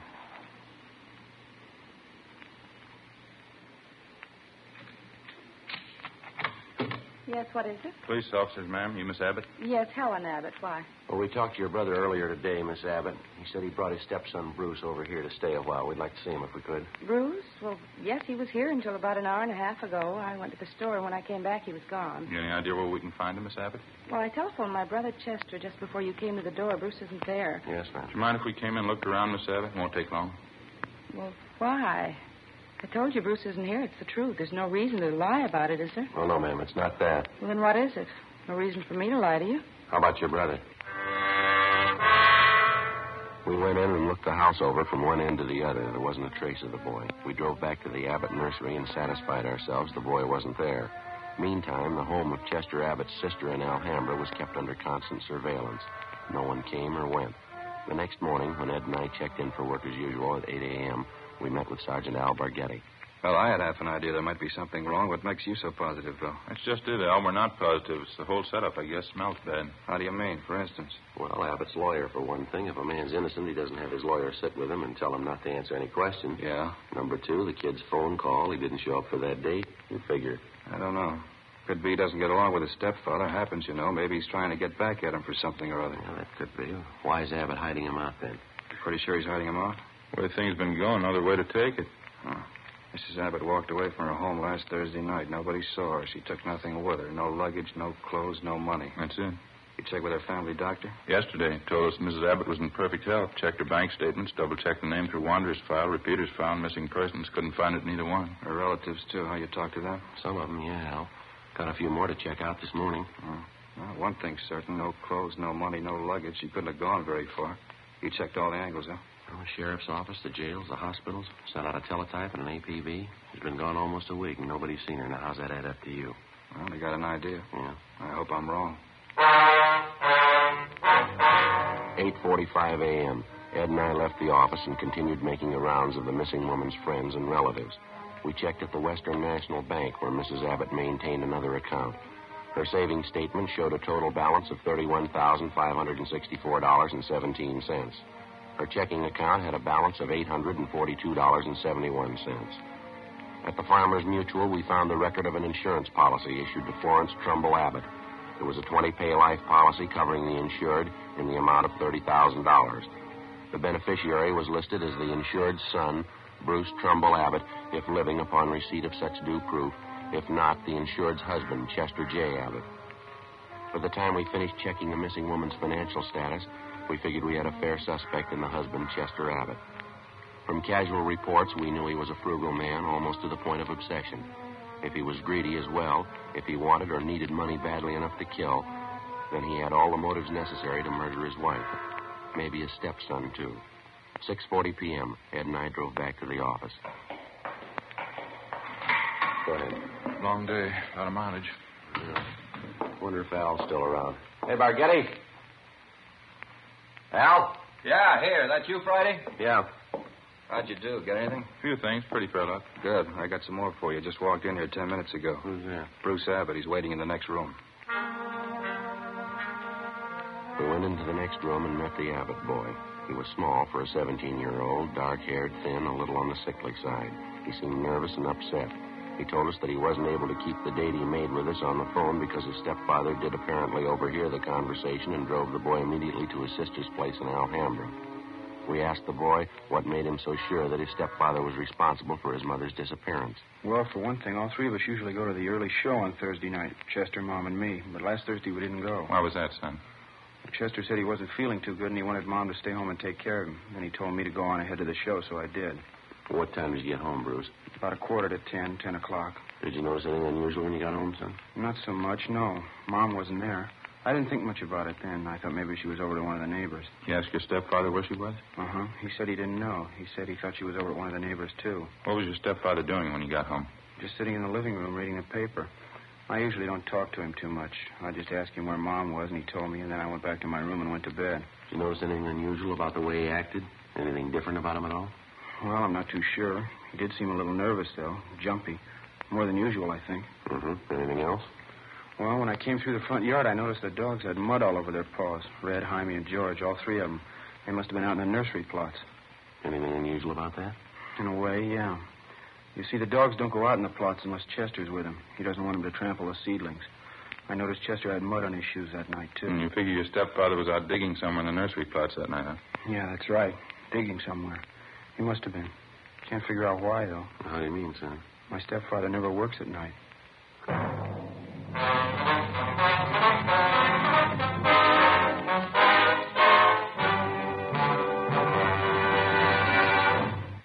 You are listening to Dragnet, authentic stories of your police force in action.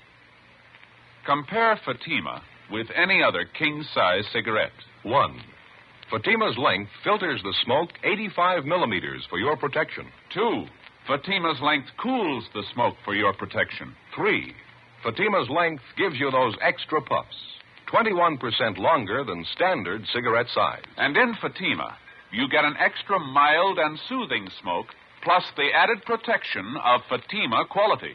To show our confidence in Fatima, we make this money-back guarantee to every king-size cigarette smoker. Buy a pack of Fatimas. Enjoy Fatima quality, extra mildness, and superbly blended tobaccos. If you're not convinced Fatima is better than the king-size cigarette you're now smoking, just return the pack and the unsmoked Fatimas before August 1st, 1952, and we'll give you your money back plus postage. Fatima, Box 37, New York 1. Remember, each king-size Fatima gives you an extra mild and soothing smoke, plus the added protection of Fatima quality. Switch to Fatima today. Best of all, king-size cigarettes.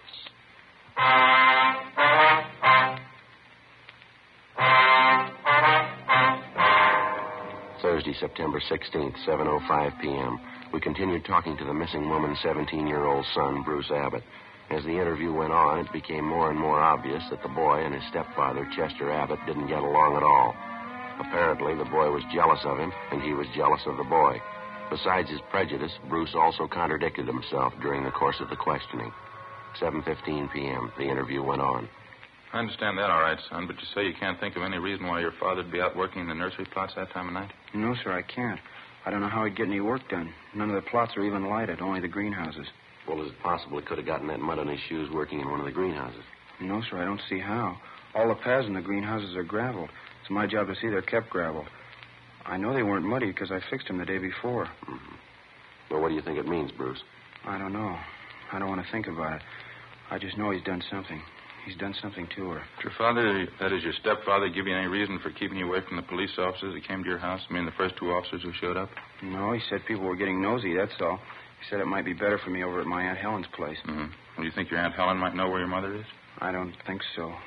We hardly ever see Aunt Helen. We don't know her well at all. Well, do you know if your mother and stepfather argued very much, son? I mean, big arguments. Sometimes, yeah. Mostly about me. How do you mean?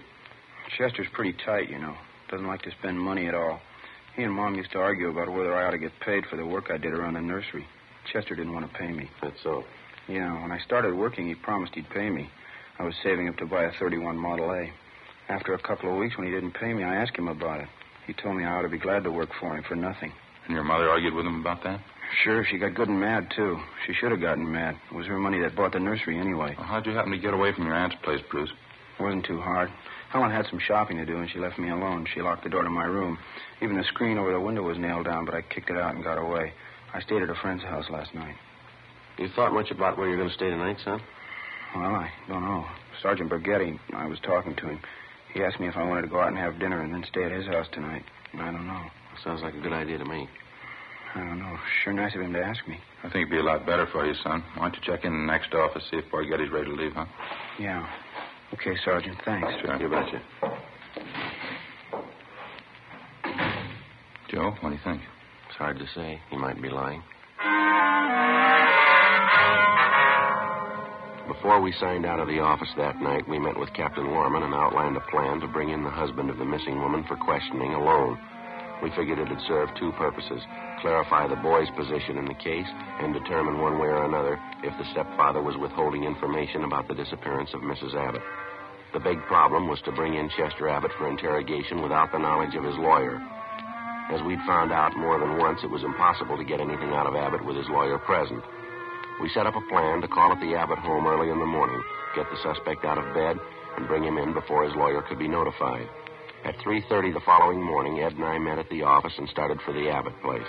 We brought along a couple of pounds of fresh horse meat to keep the dogs quiet if they raised a fuss. At 10 minutes past 4 a.m., we parked our car a few hundred feet down the road from the Abbott nursery and made our way toward the gate. I reached in and tried the latch. The dog started up. How about it, Joe? Open? No, it's padlocked. We're going to have to climb the fence. Toss some of that meat over to him, will you? Yeah, okay. There. All right, that does it. All right, let's climb the fence. Keep an eye on the hounds. Looks like they could take a leg off. Yeah. Take it easy, Ed. All right. Watch that. Yeah. Here comes that other dog. Get some more of that meat ready. Yeah. There you are, boy. Go get it. Go on. All right, that's fine. Come on, let's hurry. Have a lift, Joe. What? Windows along the side of the house. Lights just went on. Yeah, come on. Who is it? Who's there? Who is it? I'll set the dogs on you. Police officers, Abbott. Friday and Jacobs. What kind of business is this? What are you doing out here this time of night? You're under arrest, Mr. Abbott. What are you talking about? I think you heard me. You're under arrest. What kind of crazy thing is this? If you're going to pay for this, I'll have your job. You want to get your coat? You cops are asking for a pack of trouble. You know that. Get your coat. I'd like to know what you think you're doing. Where's my stepson, anyway? What have you done with him? I got a better one for you, mister. Huh? What have you done with your wife? 4:25 a.m.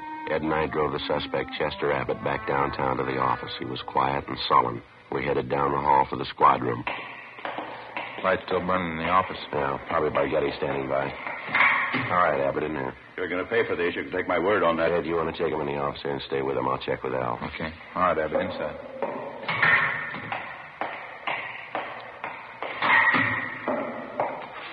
Joe, you bring him in? Yeah, he's next door. Ed's with him. Tough. Somebody must have seen you. No, I don't think so. They must have. Why? What do you mean? Abbott's lawyer. He's sitting in the next room. How the lawyer had been notified, we couldn't be sure. Again, we tried to question Abbott, and again, on the advice of his attorney, he refused to answer practically every question we put to him. We released him. That day, Captain Lorman assigned 2 men to stake out on the nursery and report on all of Chester Abbott's movements.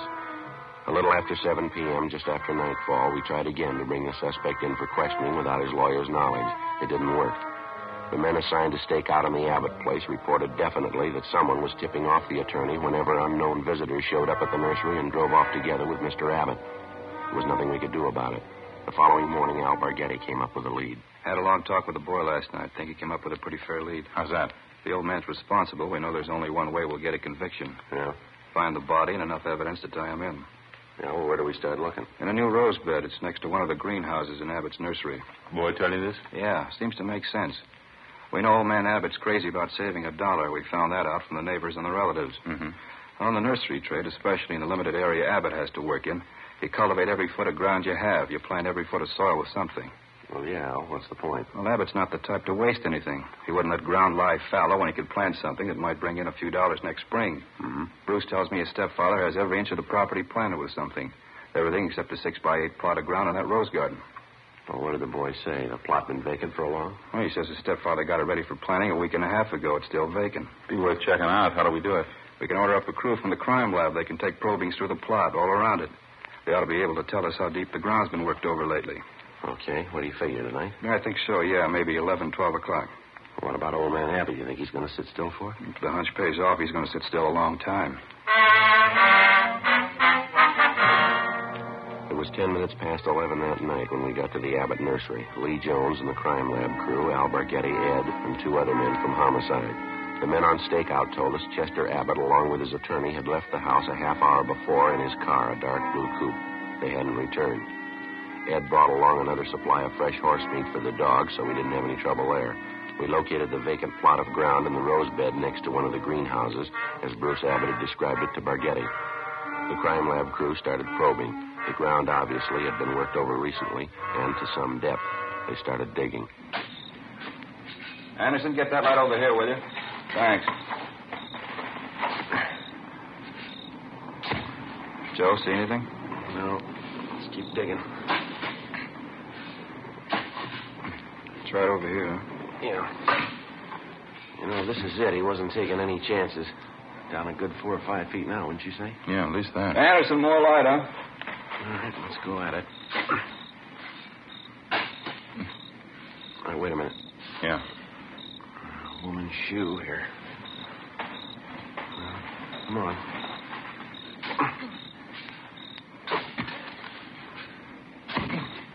Just a minute. Yeah, that's it. The shoulder there. It's a body. Well, it paid off, Al. The boy had it figured. Yeah. Too bad he was right. Ed and I went back to our car and notified communications to broadcast a warrant for murder on Chester Abbott. His description, together with a description of his car and license number, was rebroadcast every 15 minutes. The attorney was contacted, and he stated that Mr. Abbott had dropped him off at his home more than an hour before. He knew nothing of his whereabouts. Ed and I went back to check the Abbott home and found the front door unlocked. We went inside and looked around. In one bedroom, we found clothes scattered over the bed and on the floor. There was only one old suit left in one closet. On the table next to the bed, we found an airline's timetable. We got to the phone and notified communications to alert all special details at railroad stations, bus terminals, and airports, and then to get out an APB. After that, we checked with the airlines. One of them told us a man answering Abbott's description had booked passage to Mexico City that night under the name of Charles Frazier. The plane was scheduled to leave at 1:52 a.m. at the Burbank Airport. We called the detail at the airport and alerted them. Then we drove over to the field to follow through on it. It was 1:32 a.m. when Ed and I took up our positions just inside Gate 3, where passengers were boarding Flight 72 for Mexico City. There was no sign of the suspect either on the plane or in the waiting room. Think you'll show? I don't know. Brought your bag over here? Where's Bargetti? Over there by the cocktail lounge. See him? Oh, yeah. What time you got now? 1:38. Plane's due to take off in another 4 minutes, isn't it? Mm-hmm. Any sign of him, Al? No, nothing. Just made the rounds. Checked with Stevens and Cummings. If he got in, he came in somebody's suitcase. Couldn't have possibly gotten through without one of us seeing it. Yeah, well, he hasn't got much more time. Maybe it's a dead end, huh? Don't see how he could have gotten wise, do you? Over there. No, by the ticket counter there. You see him? Yeah, that's him. Come on. All right, just a minute, Abbott. I haven't got time now. I'll miss my plane. If you have anything more to say to me, you can wait till I get back. Right now, Abbott. And take it up with my lawyer. I'm in a hurry. We found your wife's body. How's that? In the rose bed next to the greenhouse. I don't know what you mean. You must be mistaken. No mistake. Hands behind your back. What's this all about? I haven't done anything. All right, let's go. No, just a minute. You got it wrong. I don't know anything about it. We think you do. Now, come on. Wasn't my fault. I didn't know what I was doing. I plead insanity. She drove me to it. We were arguing about the boy, and she slapped me. I didn't mean to do it. All right, let's go, Abbott.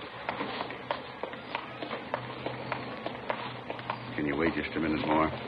What for? My plane. One for Mexico City. Funny, isn't it? What's that? I was so close. Just missed it. Not by more than 1 minute. No, you're wrong about that, Abbott. Just 1 minute, that's all. Well, you missed it before you ever bought your ticket. How do you figure? When you first decided to kill your wife. Come on.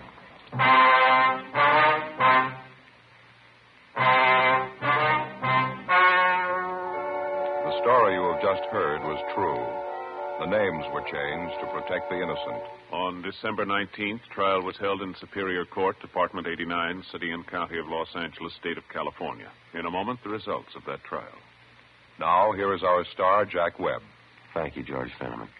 Friends, I'm holding 2 sets of fingerprint cards. Now, on one, prints found at the scene of a crime. On the second, a suspect's taken from the files.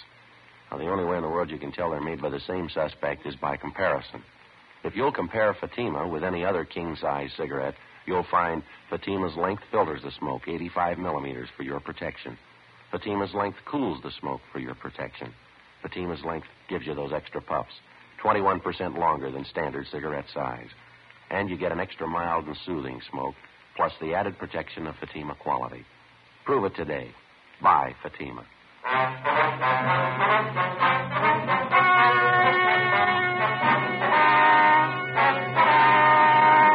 Chester Vernon Abbott was tried and convicted of murder in the first degree. The jury failed to recommend clemency. Abbott was executed in the lethal gas chamber at the State Penitentiary, San Quentin, California.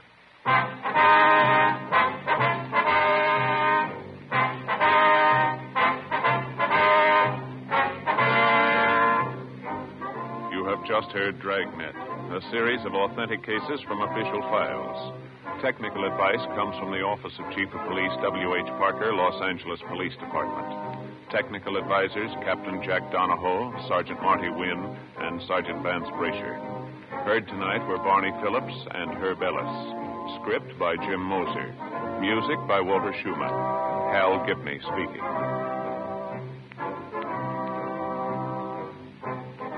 Fatima Cigarettes. Best of all king-size cigarettes has brought you Dragnet, transcribed from Los Angeles.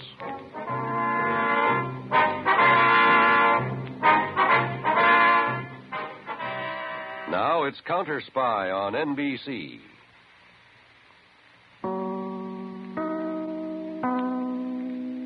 It's your thing. Do what you want to do. I can't tell you sure thing. Pearl knows in today's world there's no excuse for having only one pair of glasses. Because now, when you buy one pair with the Pearl coupon, you get a second pair free. Offer available at participating Pearl locations and at Pearl Express, where you get glasses in 1 hour. And now, let's drop in to Duffy's Tavern.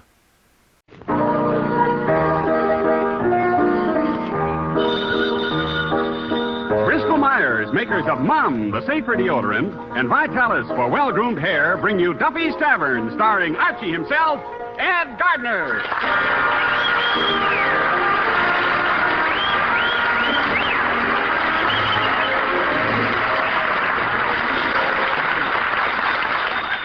Hello, Duffy's Tavern. Where do you eat? Meet to eat. Archie, the manager, speaking. Duffy ain't here.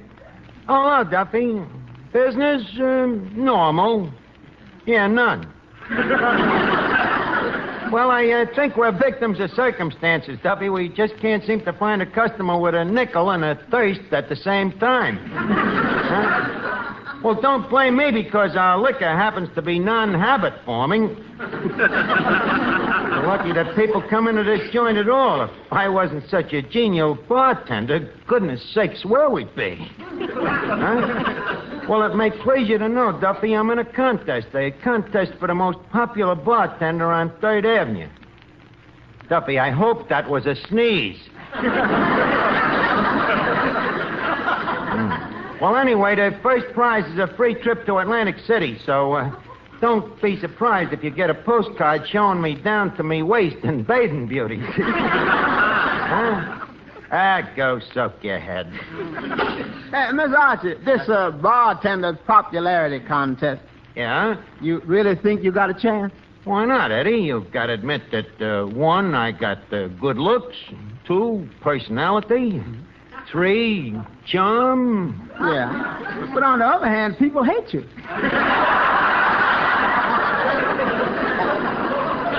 Well, 3 out of 4 ain't bad. Look, Eddie, I gotta be voted the most popular bartender. For the last 4 days, I've been giving out free drinks to everybody. Yeah. But you've been giving them that Duffy's special bar ride.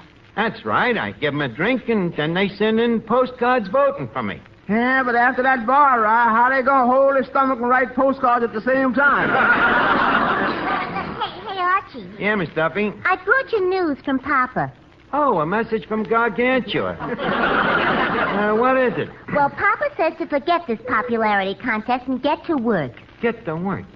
Just a minute. Who is it that takes out the garbage, mops the floors, waits on all the customers, cleans out the pig's feet barrels? Yeah.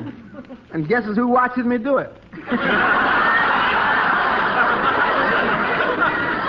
Eddie, don't be flippant. Believe me, Miss Duffy, I'm a very hard-working guy. Well, I wouldn't know. I only see you during business hours. Yeah?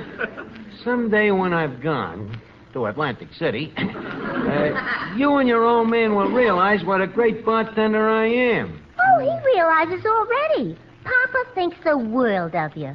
What? Yeah. But, of course, you know what Papa thinks of the world. What he thinks of the world ain't nothing to what I think of him, that lousy, cheap, conniving crumb. Well, if you feel that way about him, why do you keep working for him? Loyalty. But why I stay with him, I'll never know. He's about the cheapest, meanest guy that ever lived. No, I wouldn't say that. There must be somebody in this world that's cheaper and meaner than him. What are you, Eddie, a company man? What I'm getting excited about, I don't know. Pretty soon I'll be the biggest pebble on the beach at Atlantic City, just as soon as I win that popularity contest. Mm-hmm. What? Mm-hmm. Is that so? Tell me, Doubtful Thomas, how many bartenders is there on 3rd Avenue? Oh, about 500. 500, huh? Okay. Out of this 500, who would you say is the most popular? Bud Gallagher over at Grogan's Bar. Well, who's the second most popular? Flats Mahoney. How about the third most popular? Benny Schultz. The fourth? Lefty Magruder. The 5th? Three-fingered Maroney. The 6th? All right, Eddie. The 499th? Sam Burke. And what about the 500th guy? Great big popular you.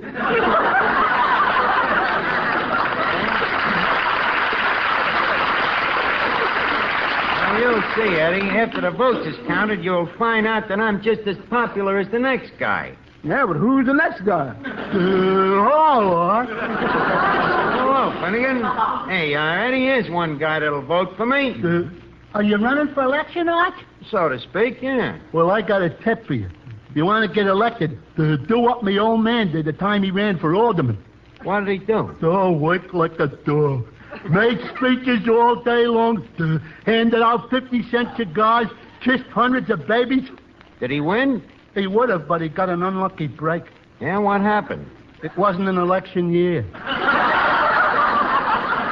Oh, by the way, what are you running for, Arch? Most popular bartender. And if I win, I get a trip to Atlantic City. Oh, well, be sure and drop me a postcard.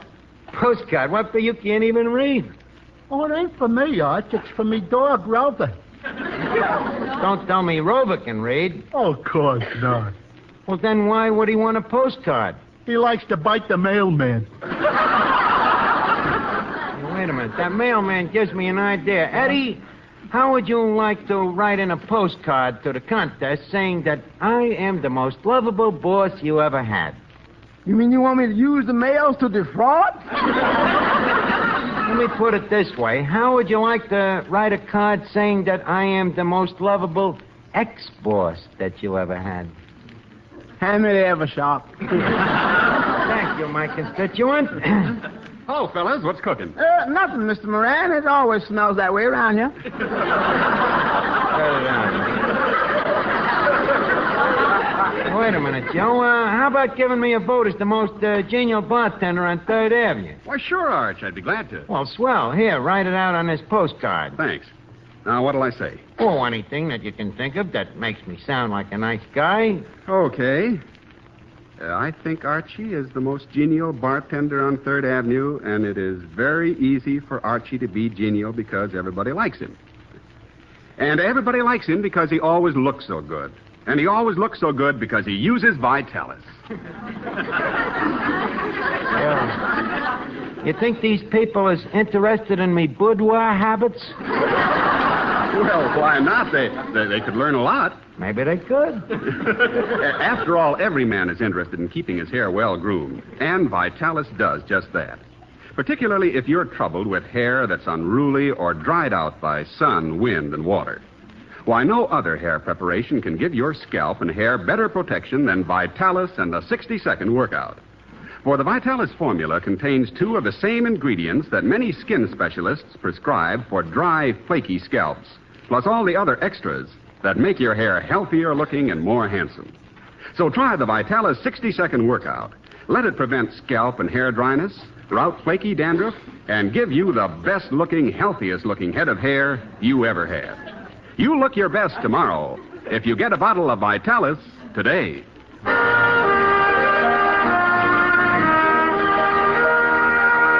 As I was just saying, Finnegan, you know, I'm a natural to win that contest. I got good looks, charm, personality. Well, Arch, it's certainly modest of you to say so. Well, it ain't a question of modesty. It's just that I like the good things in life, and I happen to be one of them.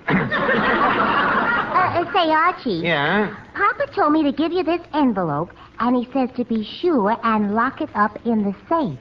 Lock it up in a safe, huh? Yeah, and be sure nobody reads it. Must be important, huh? Yeah.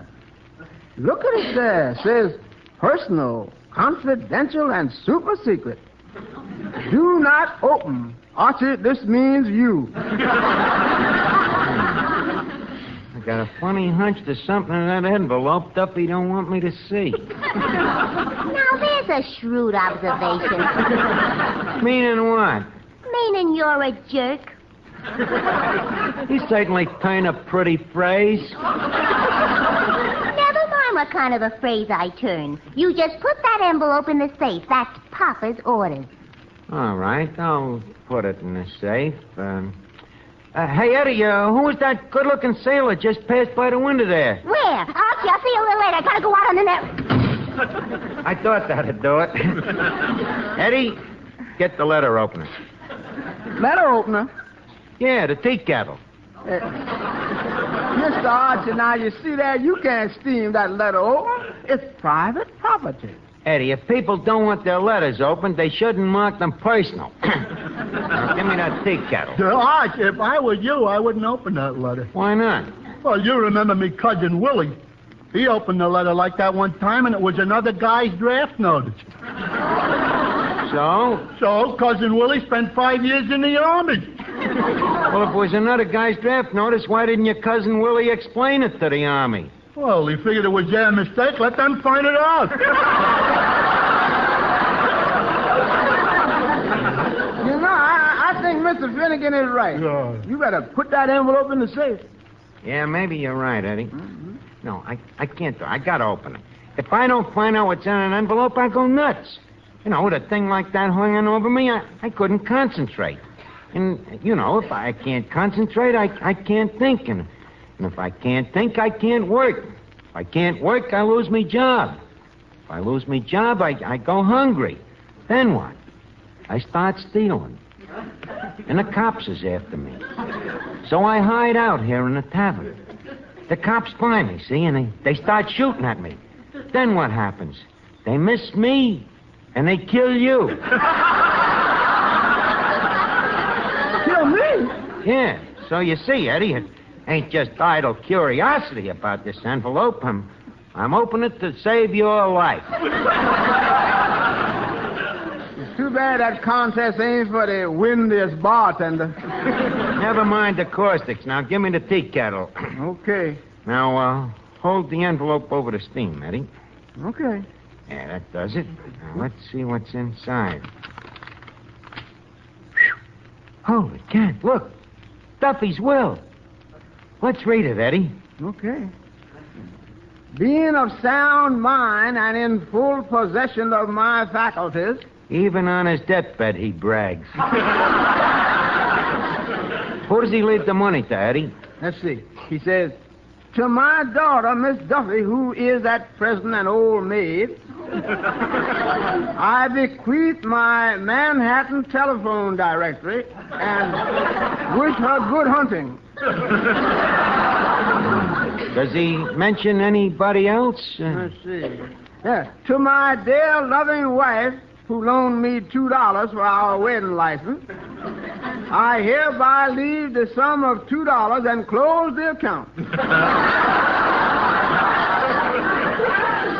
And when and if my wife dies, I want her to know that even in death I'll be happy to meet her halfway. I'll come down a little if she'll come up a little.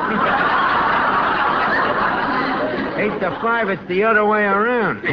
But, Eddie, don't he mention nobody else? Yeah. I hereby reward my faithful employee, Eddie Green. He need never work such long hours for such short pay again. He's fired.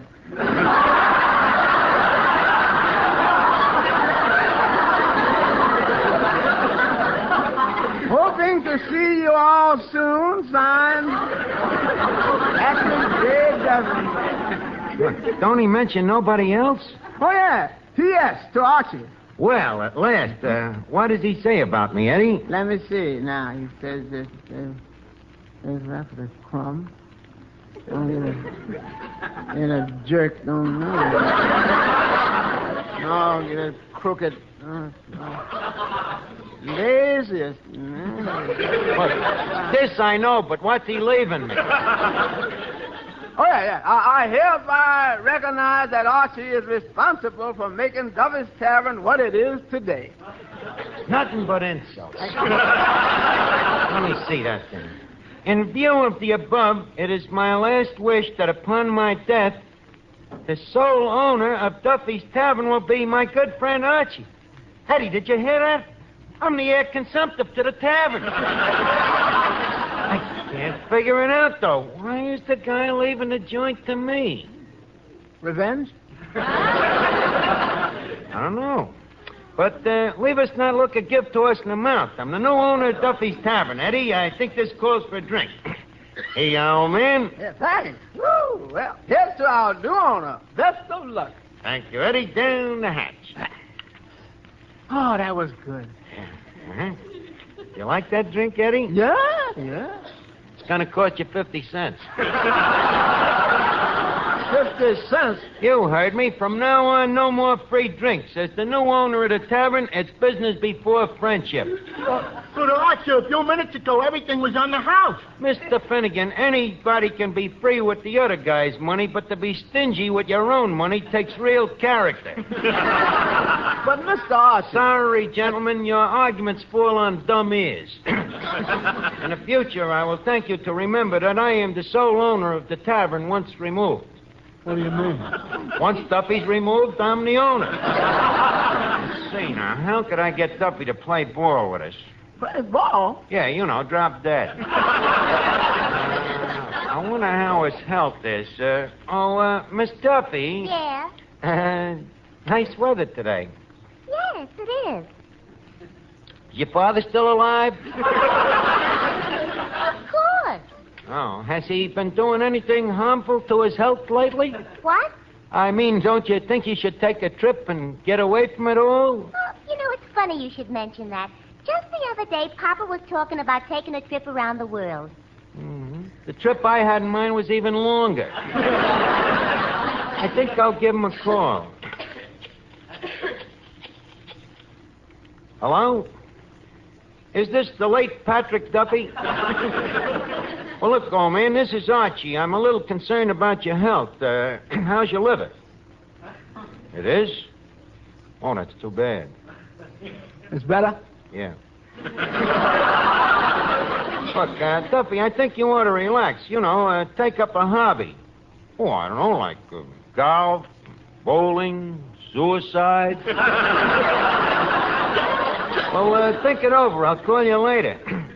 You know, Eddie, it's my own fault that Duffy's Tavern is so run down. With a little extra work, this place could be a gold mine, you know it? Well, it's smart of you to admit it. Oh, I'm big enough to admit it when I'm wrong. Yes, I look back now, I think the whole trouble is that I ain't been driving you hard enough. Now, just a minute. Quiet, we're in conference. Now, in the future, I want you to keep busy around here. Get them cobwebs off the ceiling and clean out the kitchen and mop that floor and wash them walls. Tote that barge and lift that bale.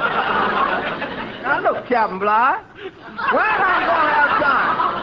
I'm going to have time to do all these things? My good man, why do you think we give you a lunch hour? Lunch hour? The time I get off from lunch, I ain't even got no time to eat. I'll just spend my 10 minutes being hungry. Then in the future, cut it down to 5 minutes. It'll be better for your stomach. And remember, Mr. Green, the company is more important than the individual. In other words, if this industry is to propagate, each link in the chain must be pulled asunder. We must all picture ourselves as busy little beavers building a dam. Arch, please, there may be ladies present. Finnegan, I have the floor. As I say, we are just one big happy family with the management constantly looking out for the employees' welfare. And in closing, I would like to mention that by subscribing 90% of your salary to our benevolent pension fund, you can retire on half pay at the age of 103. You know I ain't gonna live that long. Mr. Green, the management is scarcely responsible if you happen to be in delicate health.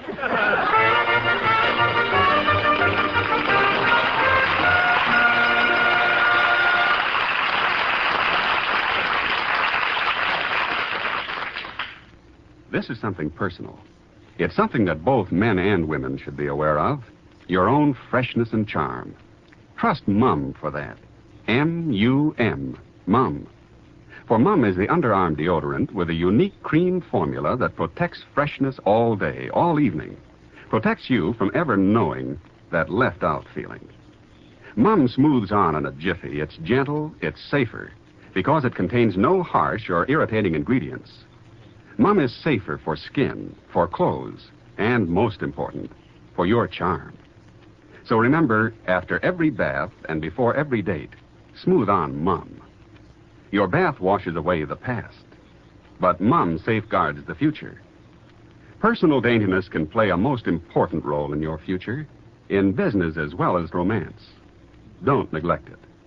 If you want to be sure you're nice to be near, depend on Mum. M-U-M. Mum.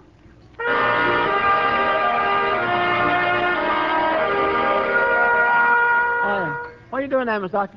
Oh, nothing. Just waiting for Duffy to drop dead. Say, come to think of it, Eddie, didn't the doctor once tell Duffy he had a weak heart? What about it? Give me that phone.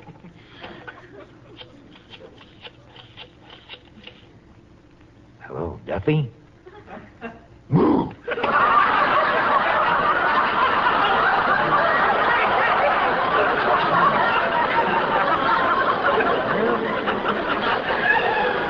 That ought to speed up production. Hi, Art. What about that most popular bartender contest? Oh, yeah, I forgot about that. Old Genial Archie better start packing his bags for Atlantic City. Oh, Atlantic City? Yeah. Oh, well, when you get down there, I'd like you to look up a friend of mine. He works in the fun house. Finnegan, I'm afraid I'm going to be too busy being genial to have time to look up any of your crummy friends. Oh, but he's a very important guy. An important guy in a fun house? Yeah. He's the guy that blows the dame's skirts up. Oh. Well, any friend of yours is a friend of mine. Put the guy up. Hey, Archie. Yes? That poor little old lady standing over there at the door. What about her? Well, she wants to know if it's all right to sell violets here in the tavern. Sell violets? And take the booze money out of our customers' pockets? Get her out of here. But, Archie, she's a poor old lady. Look, you're in charge of the cash register. I'm taking care of the troublemakers here. I'll throw that dame out of here. I'll be back in a second. How do you like that? Good evening. Where can I find Archie, the genial bartender? That's him over there. Where? That's the Which one there that's throwing that lady out in the street. Well, does he always throw old ladies out? Not always. Sometimes the old ladies are stronger than he is. Do you work for Archie? Yes, I work for him. Tell me, what sort of a person is he? Well, let's put it this way. As the president might say, he's a sort of a boss, spelled backwards. What you want to see him about? Well, I am the judge of the most popular bartender contest. Oh, well, I'm sure he'd be happy to see you. Make yourself at home. Yeah, have a drink on the house. Thank you. Violence, no less. The nerve of that old hag. Oh, a customer ready? Well, sort of. I'm giving him a drink on the house, see, on the counter. A drink on the house? Look, Mr. Green, if you think you can give free drinks away to every bum that walks into this... Bum? Look here, you... Archie's the name. Archie, the genial bartender. Eddie, throw this moocher out. And if there's any argument, let him have the bung starter. You hit me with that bung starter, and I'll have my lawyer sue you for every penny you've got. Oh, yeah? Well, you better tell him to wear a bathing suit. I happen to be on my way to Atlantic City. Atlantic City, huh? Yeah, and you can tell your lawyer to look up the winner of the popular bartender contest. Now, have you anything further to say before we throw you out? Yes, just one thing. What's that? I am the judge of the popular bartender contest. And so, as the setting sun sinks slowly behind the horizon, we say farewell to beautiful Atlantic City. Excuse me, did you say you are the judge of the contest? I did. Eddie, in that case, I guess our little joke is over. we can drag that dear little lady back out of the gutter again. And now, sir, about my trip to Atlantic City. Your trip to Atlantic City, huh? A man who shoves his employees around, throws old ladies out in the street, insults customers. You are a disgrace to the bartender's profession. Good night, you hypocrite! Eddie, I wonder if the guy is on to me. Well, what's the difference? One of these days I'll own Duffy's Tavern and I can buy Atlantic City. Hey, Archie. Yeah? I got another envelope here from Papa. Another envelope? Yeah, and he wants you to put it in the safe. Let me see. Says personal. Do not open. Eddie. Tea kettle? Yeah. Steam it open, huh? Now, ain't Mr. Duffy gonna get suspicious when all of his letters start smelling like orange pekoe? Yeah, maybe you're right. Maybe we shouldn't do it. Leave us just tear it open. Let's see here. Dear Archie, thanks for getting back to work. Signed, Patrick J. Duffy. P.S. The will is a phony, and so are you. That dirty Duffy promised me he's gonna die and just to get me to go to work. I just hope that guy lives to be 103.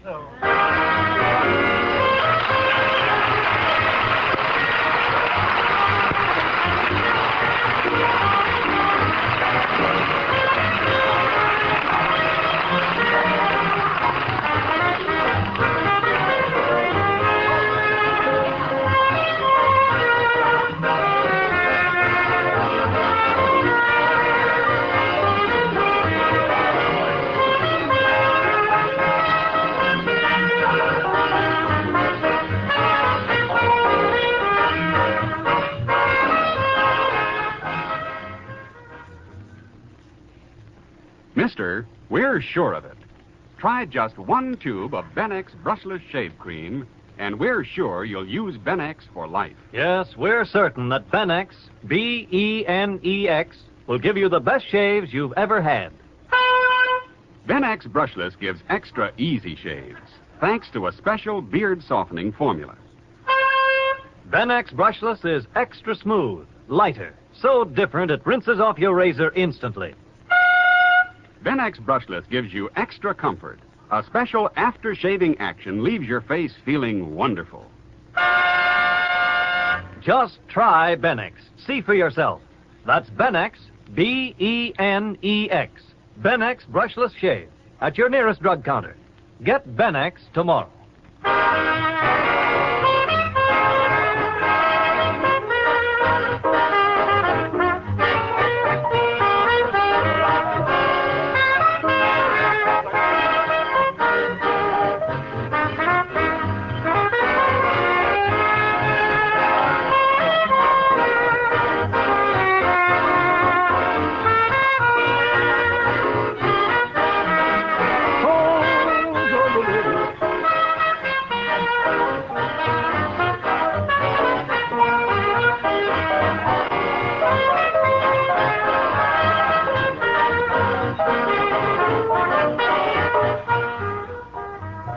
It's time now to leave Duffy's Tavern for this evening, but let's meet here again at the same time next Wednesday when our guest will be Ed Wynn.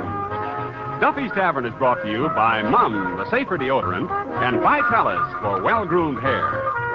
Each Wednesday, Bristol Myers brings you Duffy's Tavern and Mr. District Attorney, which follows immediately over most of these stations.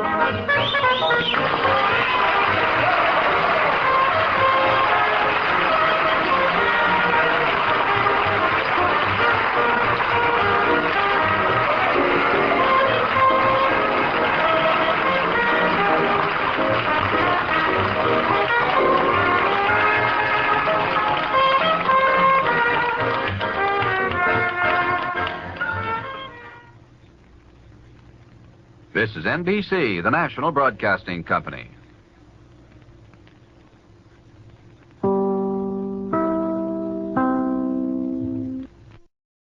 Sketch with the Stars, today at 3 on Win, Lose, or Draw. Whoa! Who ain't got a cling more than you? I do. When static cling messes everything they wear. There's new improved snuggle dryer sheets to stop static better than ever before. Socks and sweaters, pants and skirts are static-free. It's true. Static-free and snuggle soft, you're using something new. New improved snuggle dryer sheets stop static better than ever before. Get ready for another exciting tale of escape coming up next. Tired of the everyday grind? Ever dream of a life of romantic adventure? Want to get away from it all? We offer you Escape. Escape, designed to free you from the four walls of today for a half hour of high adventure.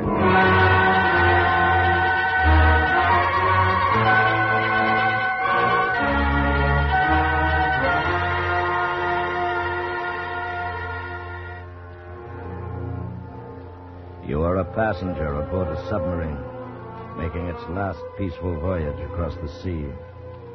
While unknown to you, the captain has a plan, which, if it succeeds, will mean for you and the entire crew a fate from which there can be no escape.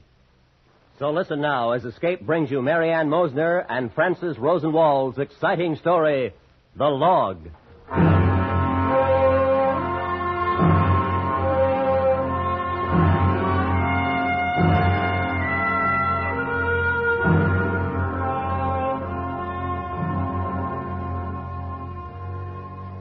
When I was a cub reporter, my boss told me, be there. Don't let your own emotions color your story. Stick to the facts. So these are the facts.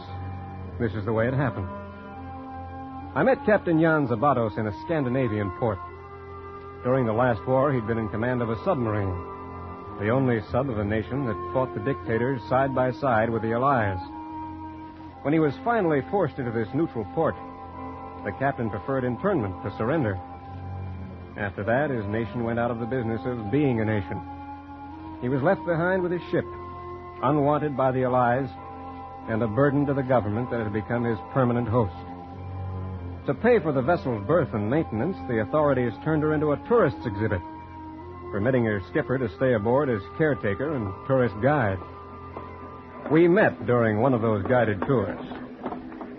And so, ladies and gentlemen, this concludes the tour of the SS Seagull, a great ship with a peerless war record.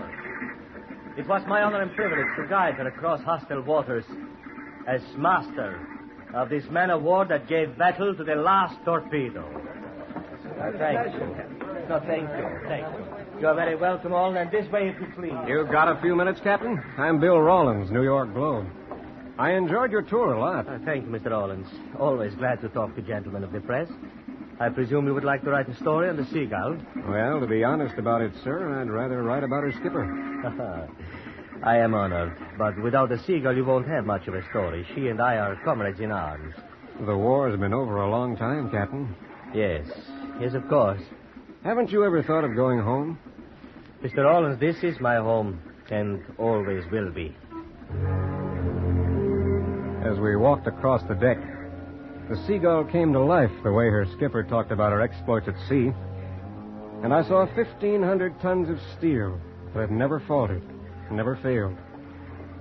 I was busy taking notes when the man came up the gangplank, stocky, brisk, dressed in a natty gray suit, a briefcase under his arm. How do, gentlemen?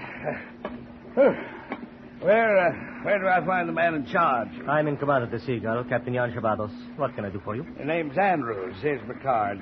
I represent the Liverpool office of the Marine Salvage and Surplus Corporation. Do you mind if I look around? The next tour of the Seagull commences at 16 o'clock. That's fine. You go right ahead. I know my way around ships. Bought and sold them all my life. This is my first time. I'm afraid you must be mistaken, sir. The Seagull is not for sale. Not anymore. My company just bought her. I closed the deal yesterday. No, this can't be. Nobody has authority to sell my ship. The government has, according to international law. This isn't your ship anymore, Captain. Do you realize what it costs this country to keep her docked here? I suppose I I knew that this was going to happen. Excuse me, sir, what does your company plan to do with the Seagull? Scrap her. What else is she good for? Yes, of course. What else is... You plan to break her up here? No, we'll have to tow her across to Liverpool. Mr. Andrews, the Seagull is perfectly capable to sail under her own power. All the way across the North Sea? No. It must be pretty rusty by now. My ship is in as good condition as she was 10 years ago when we put in this port. I know how you feel, Skipper, but if you don't mind, I'd rather play it safe. No, I don't think I made myself clear, sir. This ship has had the finest maintenance that you find aboard any vessel. I have seen to that myself. Would you care to go below and look about, sir? Sure, why not? Then if you will follow me. Rust and corrosion, I have understand. She was a beauty, all right. Her diesels reposing in gleaming silence. Her eye, a Zeiss periscope, set to scan the horizon. Her tubes ready for torpedoes.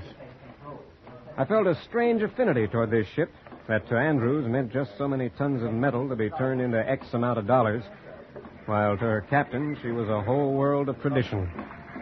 A world now coming to an end. And still, I suppose you think that the Seagull should be dismantled and scrapped? Well, I'm afraid that's what we bought her for. Then may I respectfully make a last request on her behalf? I'll be happy to oblige if it's anything reasonable. Don't tow her away like a crippled ship. Let me guide her on this last journey. All we need is 1 week, a skeleton crew. My services are free. I don't know. All right. I'll tell you what, Skipper. I'll check with my company and get in touch with you. Well, that sounds like a good idea to me, Andrews. You'd be saving your company quite a bit of money. My firm's allergic to taking chances. You don't take chances with the Seagull. The cold logic of the dollar in the bank, not the captain's last request, persuaded the scrap middleman to take a well-calculated risk on the Seagull and her master. Mr. Andrews was to accompany the ship on her final journey. I requested and was granted permission to go along and cover the voyage for my paper.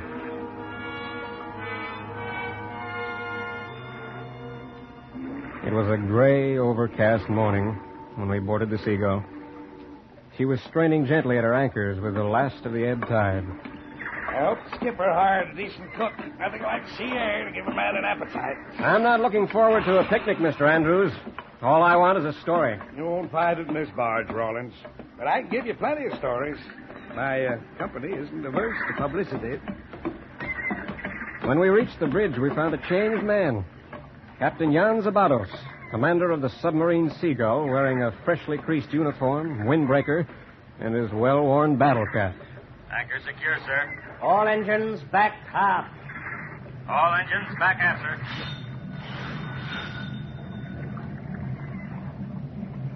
Course 005. 005, sir. Port engine back 2/3. Starboard engine ahead, standard. Port engine back 2/3. Starboard engine ahead, standard, sir. Stand by, all hands. Standing by, sir. Now. Well, gentlemen, we are off. A little chilly this morning, Skipper. Perfect weather. Makes you hungry anyway. What time do we... Breakfast will be served in my quarters in 10 minutes, Mr. Andrews. Come on down, Rawlins. Let's get some chow.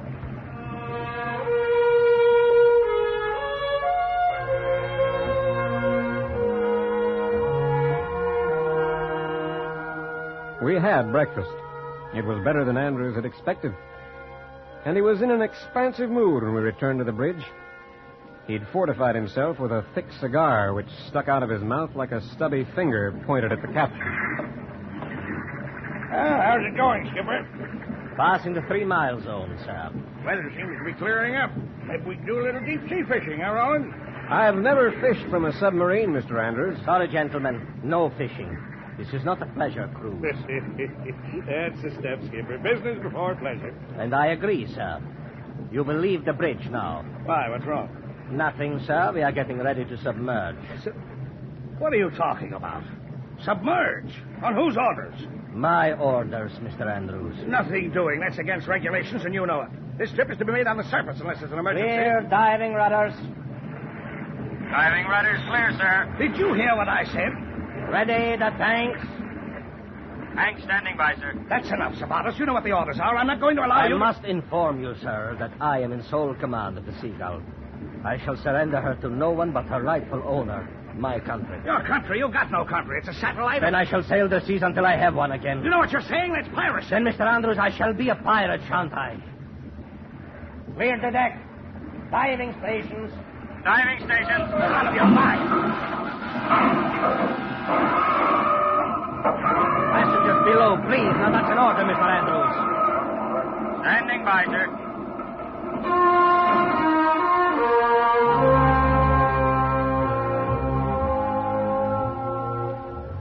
Well, I'd found my story. When we slipped beneath the surface of the North Sea, the captain let the men have rum and brandy to celebrate the Seagull's return to what he called active duty. He's crazy. He's gone stark raving crazy. The crew that madman picked himself. Well, we'll see about this. Hey, bosun! Bosun! Come over here. Know how to handle this ship? I know my job, sir. How'd you like a bonus? Say $1,000. I'd like it fine, sir. All right. Take over. Never mind the captain. I'll back you up. I'm sorry, sir. He's my captain. I'm in charge of this ship. He's under my orders. Yes, sir. I'm sorry, sir. I'm under his orders. That's how it went with the rest of the crew. They were all men without a country, handpicked by the captain, fanatically devoted to their master and the ship that was their world. In the meantime, I noticed some activity on the part of the captain and his radio operator. A constant flow of communications between the ship's wireless and her master's tiny cabin. Andrews and I went there. Harry? The captain was sitting on the bunk, poring over a chart-filled table. Mind if you and I have a little talk? I'm quite busy. 5 minutes, Mr. Andrews. Thank you. Don't you think this farce has gone far enough? You'll be running out of supplies, you know, and then what? The sea is abundant with stores of all kinds, Mr. Andrews. How do you mean? I shall requisition what I need. You can't be serious. Can't I? I have guns, fore and aft, shells to go with them. Give me time, I shall obtain torpedoes as well. You'll never get away with this. That remains to be seen. My wireless has picked up the Blenheim Castle, an English freighter. We will sight her by nightfall. You're going to stop her? Exactly, Mr. Andrews. There are a few supplies that we need. I am sure her captain will oblige before continuing on his way.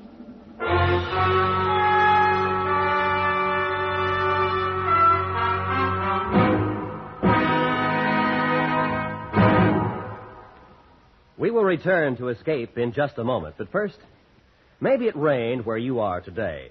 The United States is pretty big, and it's hard for somebody on a coast-to-coast network to keep track of the weather everywhere. But even if they did, remember, it's been a very dry summer. The danger of forest fires is on every hand. Please be careful with those campfires, those cigarettes, those lighted matches. And now, back to Escape.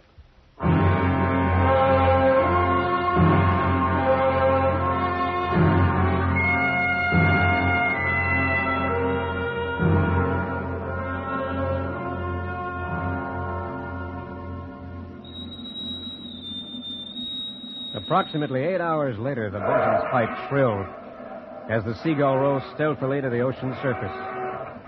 Dead ahead in a choppy sea loomed the massive hull of the freighter Blenheim Castle, her foaming nose eerily phosphorescent, the position lights glimmering across the sea. Our searchlight reached up to her bridge with a long white finger.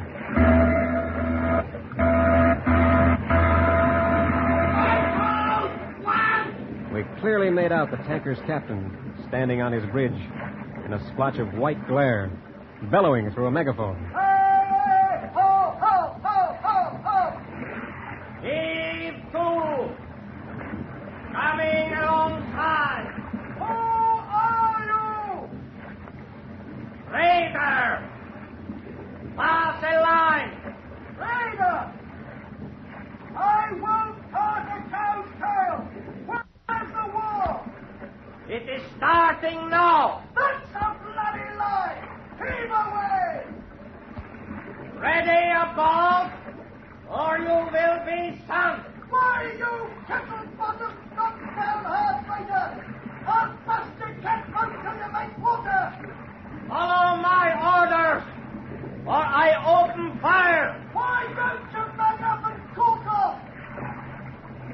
I give you 3 minutes. I'll give you a kick in the belly. It was incredible. Here we were at peace, and Captain Zabatos had started his own private war. He had the guns, and the tanker's captain had only his ship. Before the Seagull's gun crew could get a bearing, the tanker lurched forward, picking up speed. Wheel hard over, bent on ramming us. Our guns started to fire, blasting away at the tanker. But it kept coming on. Closer, closer. The sharp bow cutting through the choppy sea.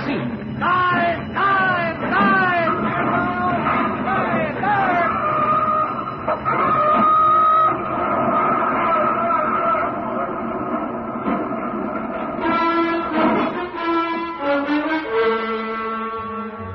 We weren't fast enough. There was a grinding lurch, and we knew the Seagull had been damaged in the collision with the freighter, but we couldn't tell how badly. The first realization of disaster came when we saw the captain, his hair damp with perspiration, eyes gleaming feverishly, and a face turned ashen gray. Nobody leaves his station without my orders. You gentlemen stay out of the way. I'm not going to take orders from you or anybody else. I represent the owners of this ship. You do? You heard me, Zabatos. Then tell your owner she has been rammed. I'll hold you responsible. As her commander, I accept sole responsibility for ship and crew, including you and Mr. Rollins. That's very noble, mister, but I'm a businessman. What's the extent of the damage? Conning tower smashed and the coke tube cracked. Oh, that's great. That's great. Well, surface, send an SOS. I never have sent an SOS, and I never will. That's your business. I'm an American citizen, and so is Mr. Rollins. You can't hold us against our... You will be put ashore when conditions are favorable. Let me set you straight about us. If you want to go down in misery, I'm not stopping you. But you can't force me to stick around until this tin can's full of holes. I want to get out of here. I order you for the last time, surface the signal for help. Andrews, if you wish to leave now, you may take escape hatch. You're crazy. Not at all. The damage is trifling. But since you feel so frightened of your life, I suggest that you leave. So help me, when we get out of this, I'm going to have you busted, jailed, hung if I can. Get out of my way if you please. I have no time to discuss the matter with you. Come on, Andrews. Whose side are you on, anyway, Rollins? Nobody's. I just want to live.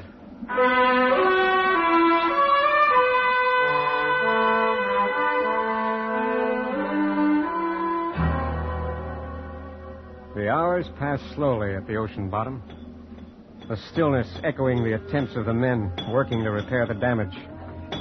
The air was getting foul, breathing becoming more difficult.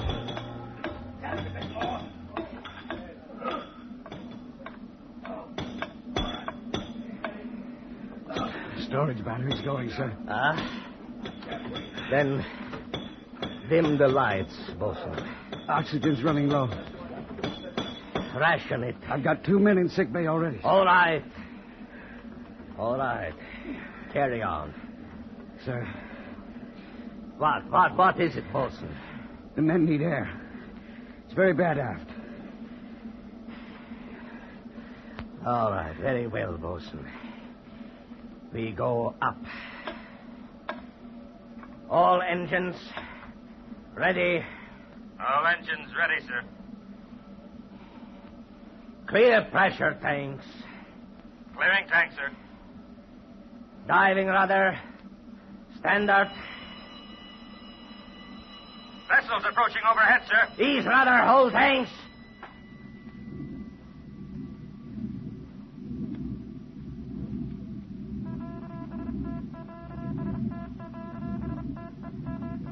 Surface vessel calling on out channel, sir. Don't answer.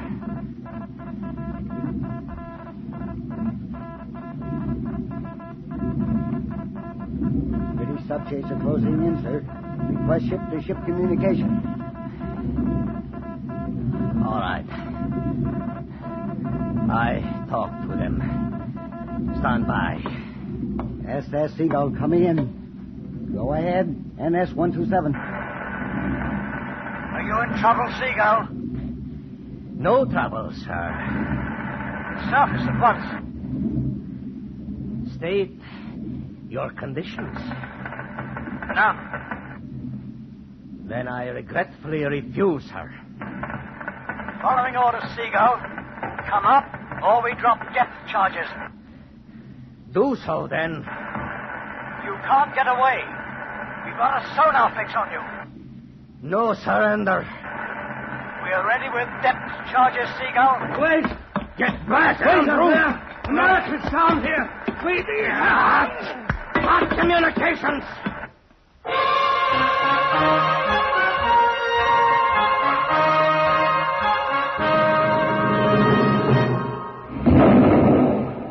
first depth charge was a warning,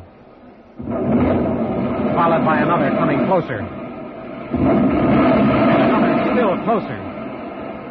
The pressure was enormous. The ship rocked from bow to stern and started to take water.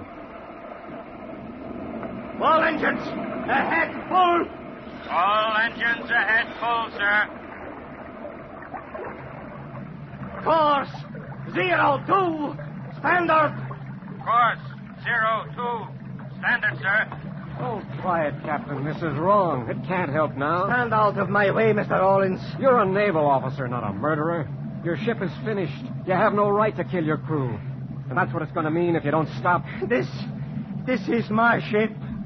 My life. No, you don't understand. It's still murder. Standing by for your orders, sir. Well, what are you going to do? Oh. Surface. Surface! Surface! Stand by, surface! No response, sir. Tanks won't operate. All engines stop! All engines stop!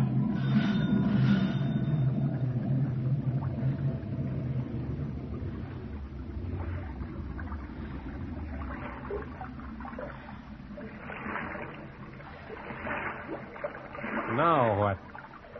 I seem to have no choice. Do I? Stand by to abandon ship. Abandon ship! That was almost the end of it. The sub couldn't get up to the surface. She could only go down. And the way she was taking water, it wasn't going to be long.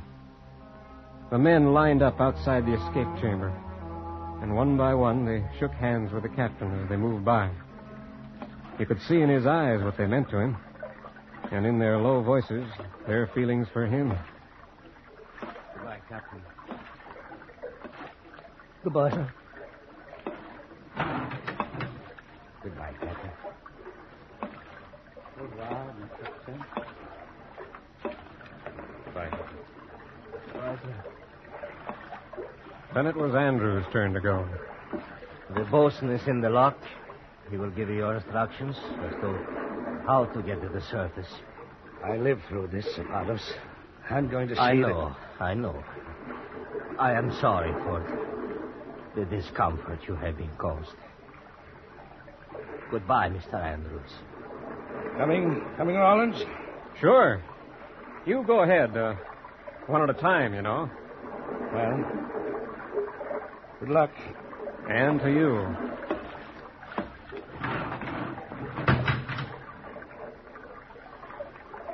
Now, Mr. Owens, huh? I imagine you would have quite a story to write for your newspaper. Well, let's forget that. It's not important. What about you? Andrews isn't kidding, you know.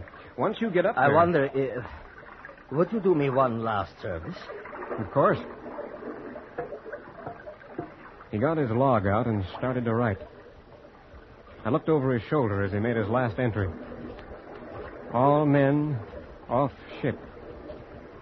Strong list to port. Storage batteries 0. Oxygen 20. Ship secure.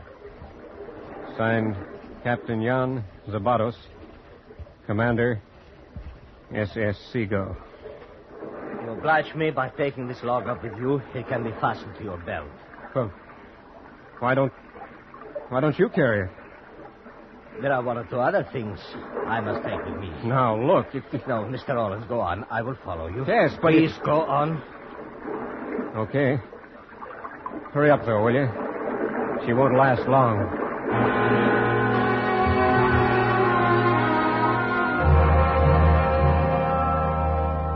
I got up to the surface. A boat from the sub-chaser picked me up 5 minutes later. Every man of the crew and Andrews was safe. After that, we cruised about for hours, waiting, hoping that Zabatos would appear. But he didn't. I should have known he'd stay with the Seagull. The skipper of the chaser understood what had happened a lot better after he'd read the log. I guess seamen have a feeling about such things. Well, that's the story. That's all there is to it.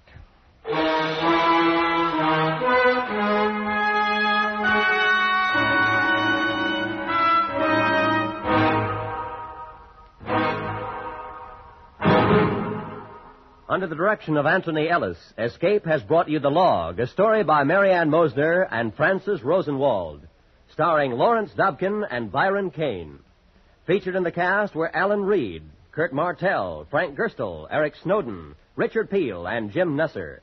The special music for Escape was composed and conducted by Leith Stevens. Next week.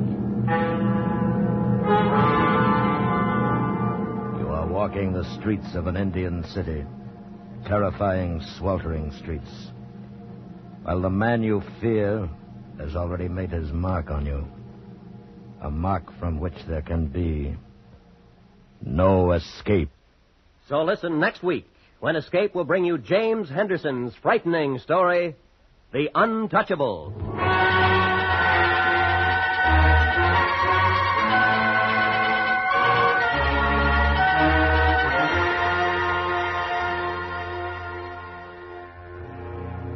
I Confess is the graphic title of tomorrow night's Lux Radio Theater film play adaptation. Cary Grant and Phyllis Thaxter co-star.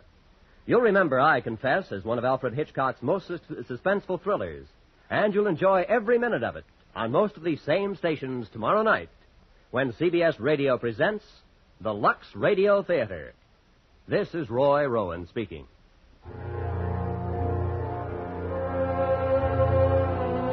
Remember, you can hear Jack Benny every Sunday night on the CBS Radio Network.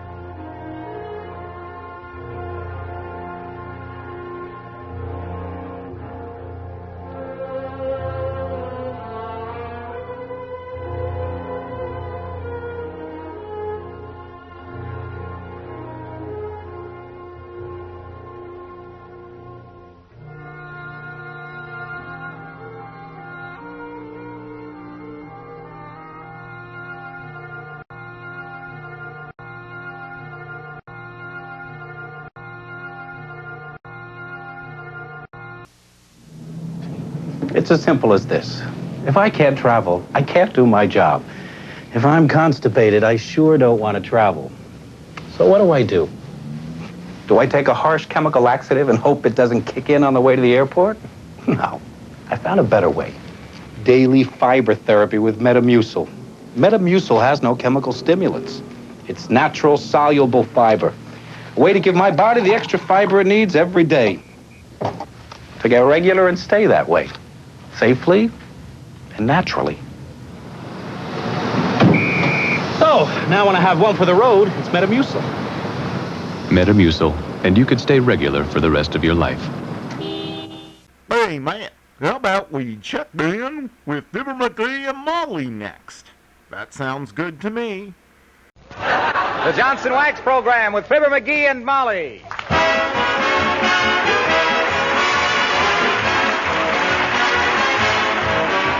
The makers of Johnson's Wax and Johnson's Self-Polishing Glow Coat present Fibber, Magee, and Molly, written by Don Quinn, with songs by the King's Men and music by Billy Mills Orchestra. The show opens with Blow, Gabriel, Blow.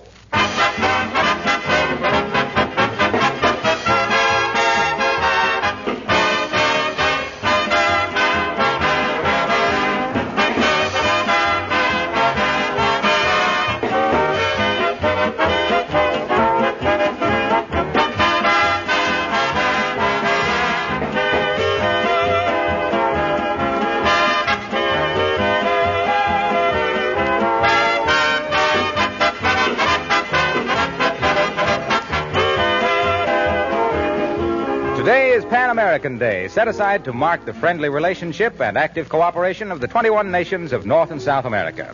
We salute those allies and friends. More power to them. By the way, did you know that one of the chief ingredients of Johnson's Wax and Johnson's Glow Coat comes from South America, from Brazil? Yes, one of the principal exports from Brazil to this country is carnauba wax, obtained from the carnauba palm tree. In Johnson's products, this is skillfully blended with other ingredients to produce a polish that gives long-wearing protection and greater beauty to your floors, furniture, and linoleum. So every time you polish these with Johnson's wax products, you not only protect them and save yourself work, but you also contribute to the mutually beneficial trade between this country and Brazil.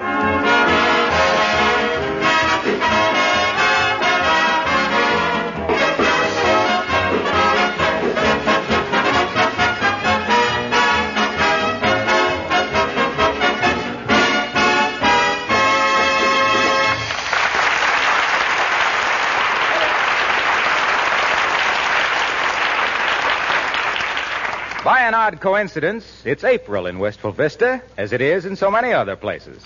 And this is the day of the Spring Festival and Parade. There's a tradition that all parades must be led by a man on a white horse. And Mr. Magee is the only man in town who owns a white horse. Guess who's going to be Grand Marshal?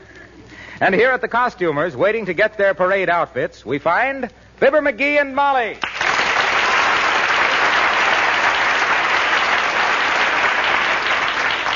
So you've definitely decided on wearing a Western costume, Magee. Huh? Absolutely. Looks swell, too. Me in a sombrero and chaps and a silver-mounted Western saddle. I got a silver-mounted bridle for Lillian, too. Well, that won't fool anybody, Magee. Lillian is too fat to look like a cow pony. She's more cow than pony. Don't worry. She'll look Western, all right. Why, she's even got a brand on her left hip. Since when? Since last night. I done it with indelible ink. Well, what's your brand, partner? C-bar-F. C-bar-F, huh? Yeah, in honor of Uncle Dennis. C-bar-F. Confirmed bar fly. And when I ride... Excuse me, can I help you in any way? Yes, you can use your influence, if any, and cancel this whole parade. She's kidding, Bud. We're leading the festival parade today, and we want to rent some costumes. I see. Will you be riding on one of the floats? I will. Magee will be floating on one of the rides.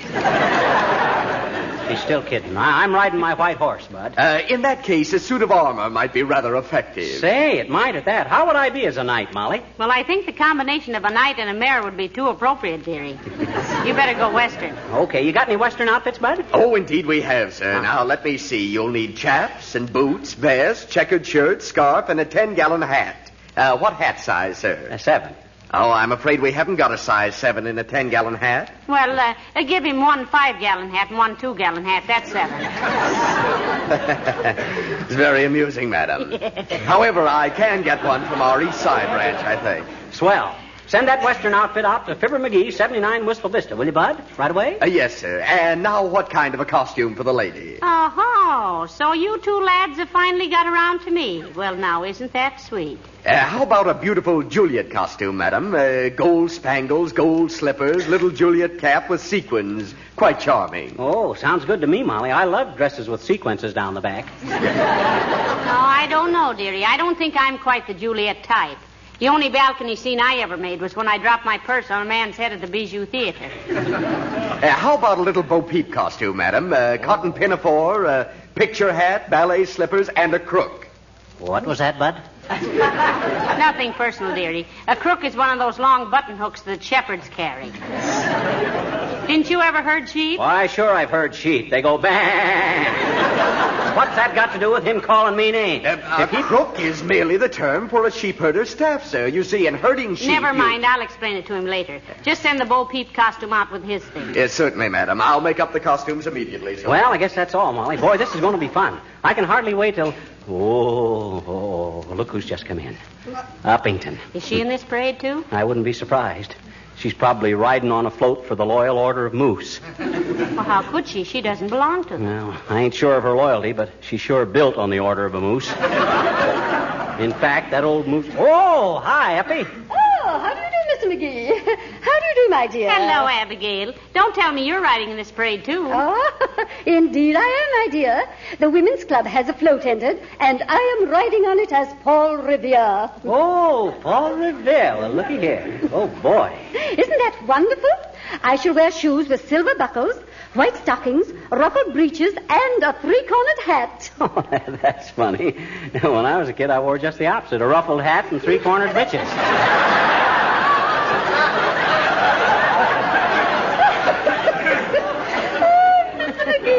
rascal, you. You do say the wittiest things. But tell me, what costumes are you wearing? Well, McGee is wearing a cowboy's outfit, and I'm going as Little Bo Peep. We've got a sulky all decorated with paper flowers, and Lillian will pull the sulky with McGee on her back. Oh, how utterly delightful. Yeah. I imagine Mr. McGee will look very dashing as a cow striker. Puncher, Uppy. Cow puncher. Oh. And when I get into that outfit, I'll bet... Oh, my gosh. What's the matter, dearie? Oh. Are you ill? Oh, good heavens, how pale he is. Oh, sit down, Mr. McGee. No, I'm all right, girls. I just thought of Well, heavenly days, it can't be that bad. What is it? wait a minute. Hey, Bud, come here a minute. Yes, sir. Did you wish to speak to me, Mr. McGee? Yeah, come here a minute. Look. Yes. Oh, yes, sir. Indeed, they do. Ah, boy.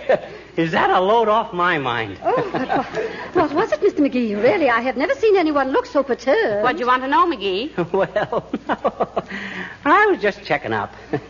Them cowboy chaps I'm going to wear, they're awful open in places. Yeah. I didn't know if cowboys wore pants under them or not. But they do. Well, come on, Molly. I'll see you later, Paul.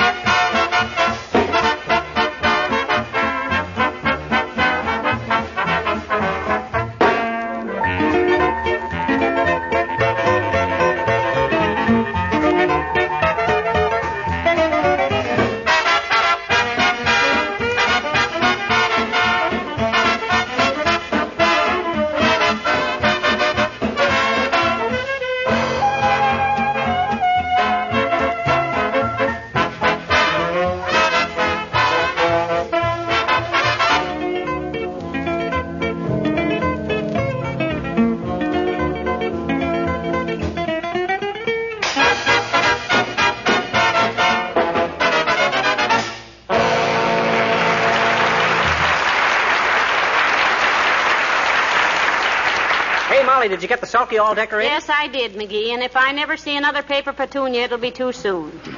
Did you curry Lillian? Yes, I did. And she's as nervous as a cat. Ah, but I like a horse with spirit. I hope she acts kind of skittish in the parade. Well, I don't. Remember, I'll be right behind you in that oversized go-kart. And don't go showing off your horsemanship. Don't worry. I know how to ride. Someday you know what I'm going to do? Certainly, but what's a little fall off a horse? Someday I'm going to teach Lillian to kneel down when I mount and dismount. I knew a guy that taught his horse that once. Just touched him on the foreleg with his riding crop, and the horse had kneeled down. Ah, poor old Hank. Why, poor old Hank? He was riding through a creek one day, and a floating stick hit his horse on the knee. The horse knelt down, and poor old Hank got drowned. I haven't seen him since. Hey, ain't it about time our costumes got here? It's almost... That must be them now. Come in. Wahoo! Any of you cowhands order some Western clothes? Hey, now, don't make so much noise, Mr. Oldtimer. You don't have to come bursting in here like hop-along casserole. That's Cassidy, Molly. Oh, excuse me, Mr. Cassidy. Don't mention it, daughter. Hey, I ain't Cassidy. He means hop-along as Cassidy. Oh. You got my Western outfit there, Old-timer? Oh, yeah. Thanks very much. Don't mention it, Johnny. What you going to do with it? Run away from home and join the Texas Rangers? Nope, I'm going to be Grand Marshal this afternoon, old-timer. Going to put a saddle on Lillian and ride her in the parade. Well, I'm glad that's all there is to it, kids. I was afraid Johnny was really going out west. Pretty dangerous life out there. What's dangerous about it? Well, my papa's out there near Dallas, and he's been laid up now for 3 weeks with blisters all over the palms of his hands. Well, what on earth happened to him? Works on a dude ranch out there, daughter. Yeah? And in the evening by the campfire, he had to sing, Deep in the heart of Texas, so often he clapped his hands into a pulp.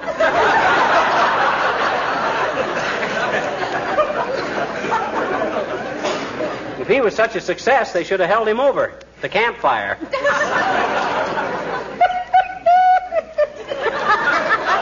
pretty good, Johnny.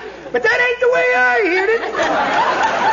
The way I heard it, one feller says to t'other feller,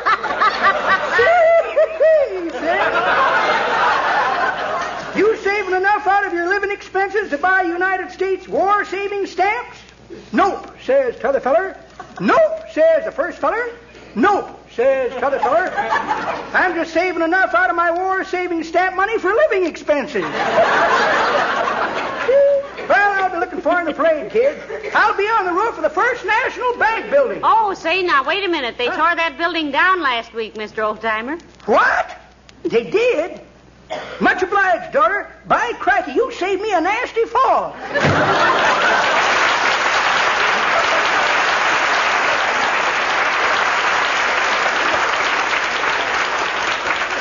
Well, here's the costumes, Molly. We better be getting dressed. All right, and I hope I won't feel too silly in a little Bo Peep costume. Oh, you look cute. Personally, I'm going to get a great kick out of masquerading as a 4-bit cowhand. A 4-bit cowhand? Yeah, that's a half a buckaroo.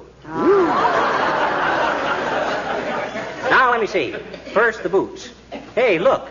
They sent me women's boots. These have got high heels. Go on. All cowboys wear high-heel boots, foolish. They do? I wonder if they paint their toenails, too. Maybe if I slip them over on Hello, folks. Say, is it true that you're leading the parade this afternoon? That's right, Mr. Wilcox. Magee is going to ride Lillian, and I'll ride in the sulky behind them. I'm wearing a cowboy outfit, Harlow. I'll wave my lorgnette at you as I ride by. Your what? My lorgnette. You know, the rope that us cowboys use to lasso cows. That's a lariat, Magee. Huh? A lorgnette is a pair of glasses on a stick that society ladies look through when they don't want to recognize somebody they know. Well, besides, Fibber, you won't wave at me. I'm in the parade, too. You are? You playing in the Drum and Bugle Corps? No, the Johnson's Wax people have entered a float in the parade. Really, Mr. Wilcox? What kind of a float is it? It's allegorical. Hey, that's a marvelous idea, Harlow. Where'd you get the alligators? Say, Magee, you're awfully dense today. Huh? Allegorical means symbolic. Yes, our float symbolizes modern housekeeping. Shall I describe it? Can we stop you? No. That's what I thought. Go ahead. Well, the whole float is a giant replica of a container of Johnson's self-polishing glow coat. On one side, a banner says no rubbing, and on the other side, no buffing. Isn't that wonderful? Say, wouldn't it be cute to have a little boot black with a bath towel in one hand and a shoe in the other? Meaning what? It shines as it dries? No. Okay.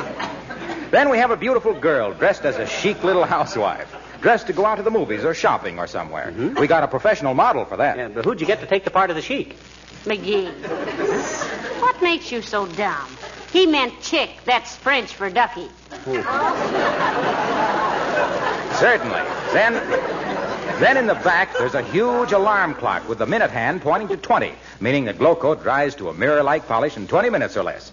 Of course, the whole floor of the float is covered with a beautiful, gleaming linoleum. Oh. No kidding, it's going to be a very effective float. But what are you going to do, Harlow? I'm going to drive it.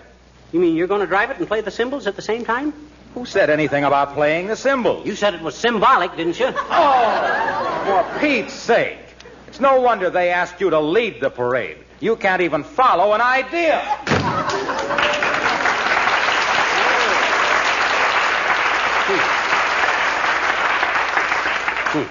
What's he getting so fine-haired about? Well, now, he thought you were making fun of him. You know, don't forget, he takes his work very seriously. I know that.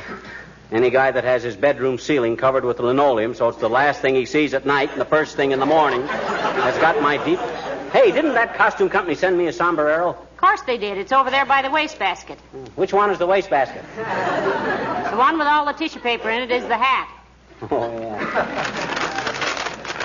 How's it look on me, Molly? Well, frankly, dearie, you look like a grasshopper under a mushroom. No wonder cowboys always sing such lonesome songs. What do you mean? Well, with a hat like that, nobody can get near them. Oh, you just ain't used to it. The reason that... Come in. Oh, hello there, Mr. Mayor. Oh, hi, Latrivia. What goes? I beg your pardon? What's pretty in the city? What fries with the guys? What do you know that ain't so? Don't be so slangy, McGee. What he means, Mr. Mayor, is what's cooking. Yeah, I see. I'm afraid I'm not quite up on the modern idiom. Who's a modern idiom? Now you look here. Now, just a minute. Just a minute, please. I just wanted to be sure you were familiar with the route of the parade. Well, I think we are, but maybe you better run over it again to make sure, Mr. Mayor, if you have time. I'll take time. Though I have been so busy making my belt buckle speech at different places, I haven't been able to devote much thought to this parade. What you mean, belt buckle speech, La Trivia? About our war effort, McGee. I talk to people in offices and factories and schools. I tell them that if we expect our boys to belt those Japs over there, we have to buckle down and work over here. Good. The whole purpose of my talks, of course, is to make people realize that this war won't be won simply by giving up 2 golf balls, a new inner tube, and a teaspoonful of sugar. This thing involves everything we have and everything we are. It's 24 hours a day, 7 days a week. And by George, if a nation of freedom-loving, mechanical geniuses can't smack the kimonos off a gang of little thieves who couldn't invent a dollar watch on their own, we're not the people I think we are, and I think we are.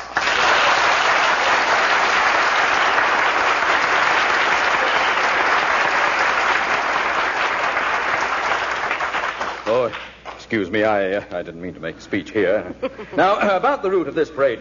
We start at 14th and Oak Streets. And go east? No, we go west, young man. We go west to Maple, then 10 blocks south to McKinley. I thought we went south to Adams. No, McKinley. Then east to Washington, north to Monroe. Don't you mean Madison? No, Monroe. How can we go north to Monroe? It's an east and west street. My goodness, is it? Yes, it is. I don't know what... Oh, but I merely said we go north to Monroe, not on it. Oh, then we don't go on Monroe. No. Yes, you do, too. North on Washington to Monroe. And then... Well, I still don't know how we can go north on an east and west street. Well, for that matter, if we go west on Adams, which is a north and south street, we'll wind up on an east and west street, which will be Washington going east. And it's a one-way street going west.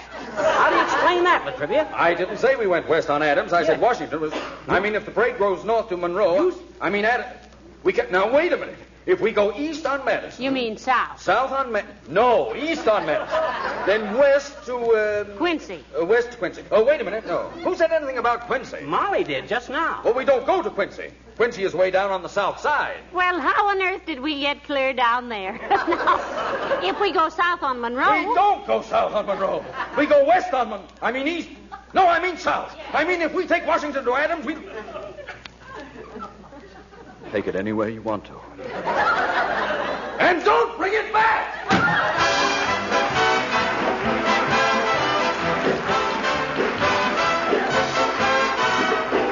The King's Men singing Keeping Our Big Mouths Shut.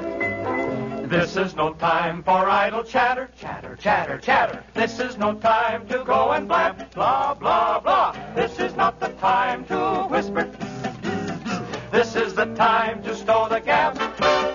He's a nice, friendly chap, but he might tell a Jap with a radio set in his hut. So watch out what you say. We can help out this way, keeping our big mouth shut.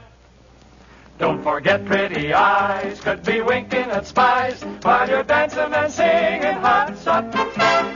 Don't go dishing the dirt, just be on the alert, keeping our big mouth shut. Keep it shut, keep it shut, keep it shut. We've got a brand new slogan, so keep it on your mind. For the slip of a lip might sink a big battleship, the sailor boys of yours and mine. So don't be gossipy Joe, bragging about what you know. Keep old Adolf clear off of his nut. We can help Uncle Sam and stay out of a jam, keeping our big mouth shut. Shh, don't you whisper and tell, don't you tattle and yell, don't go out on the corner and strut. We won't have any jinx if we be like the Sphinx, keeping our big mouth shut. Keep it shut, keep it shut, keep it shut. You say you'd like chin music, then buy a piccolo chum and begin. But when you meet with a chap who wants to shoot off his trap, button up his lip and grin. Don't be gossipy Joe, bragging about what you know. Keep old Adolf clear off of his nut. We can help Uncle Sam and stay out son of a jam, keeping our great big mouth shut.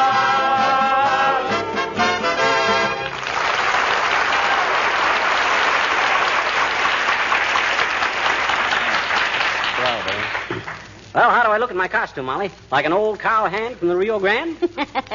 No, you look more like a jockey from old Milwaukee. Why the rubber boots? Is that a Western effect? Oh, them cowboy boots hurt my feet. Besides, they got those high heels, and I kept falling over on my face. Oh, that's bad. Say, you look swell in that little Bo Peep dress, Molly. You really think so? Yeah, dear? honest. Very becoming. One of the cutest little... Oh, dear. Come in. Oh, hello, Mr. Wimple. Hello, folks. Can't talk to you very long, I'm afraid, Wimp, old man. We're leading the big parade this afternoon, you know. Yes, I know, Mr. Magee. I asked Sweetie Face if I could go downtown and watch the parade, and she said yes if I got my work done in time. What work, Mr. Wimple? Oh, she has me washing the windows today, Mrs. Magee. Well, that shouldn't ought to take very long, Wimp. It does when I do it her way, with a piece of wet cotton on a toothpick.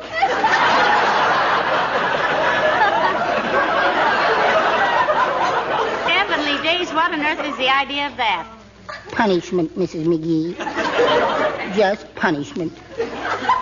I was naughty this morning. Were you really, Wimp? What'd you do, sneak out and inhale a cubeb? No, Mr. Magee. At breakfast this morning, she told me to eat all the crust off my toast, or I wouldn't have curly hair. And when she turned her back, I made a face at her. Well, that was safe enough, wasn't it? That's when I thought, Mrs. Magee. But she saw my face in the coffee pot. And then what? And then I saw the coffee pot in my face.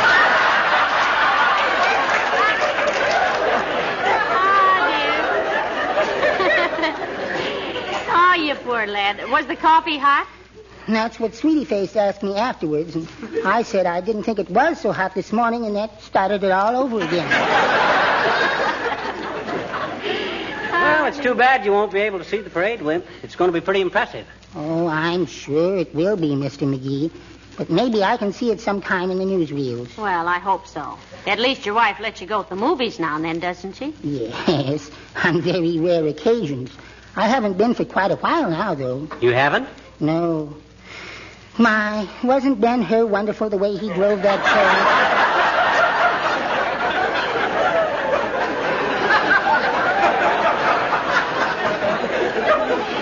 But I mustn't keep you any longer. You only have a half an hour before the parade starts. Yes, I'm sorry we haven't more time to talk, Mr. Wimple.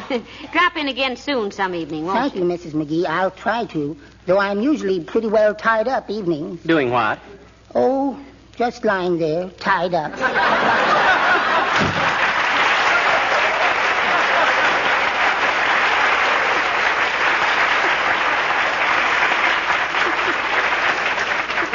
That poor little fella. You know, someday he's going to revolt, and I hate to think what'll happen then. So do I. She'll kill him. He's one of the most henpecked. Hey, look what time it is. We got to get going. Oh, heavenly days, I'll say we have. Run out and hitch Lillian up to the sulky, Magee. Oh, okay. No, you run out and hitch her up, Molly. I got to fix this scarf around my neck. What's the matter with it? Looks very Western to me. It's too loose. It tickles my neck.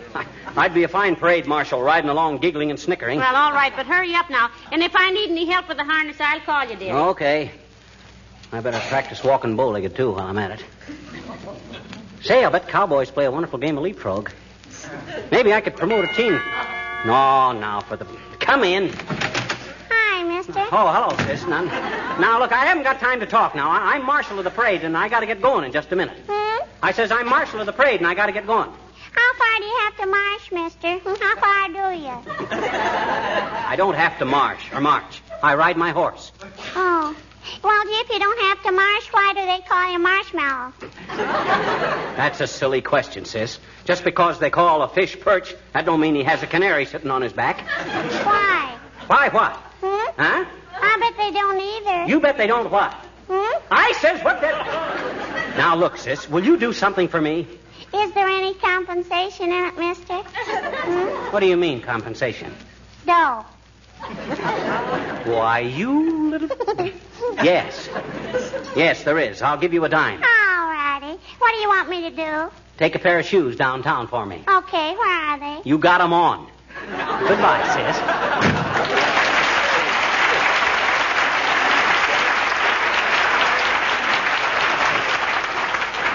It's a dirty trick, but justified under the circumstances. Now, let me see. Here's my sombrero. Oh, yeah. My gun. My cartridge belt. Guess that's everything. Hey, is that you, Molly? Yes, dearie, it's me. Uh-huh. And I'm all ready to go. Fine. You better call the taxi. Taxi? What taxi? The one we're riding in the parade. Hey, what's the matter with you, Molly? We're riding Lillian. Oh, no, we're not. What? Why not? Lower your voice, dearie. Huh? Lillian has just become a mother.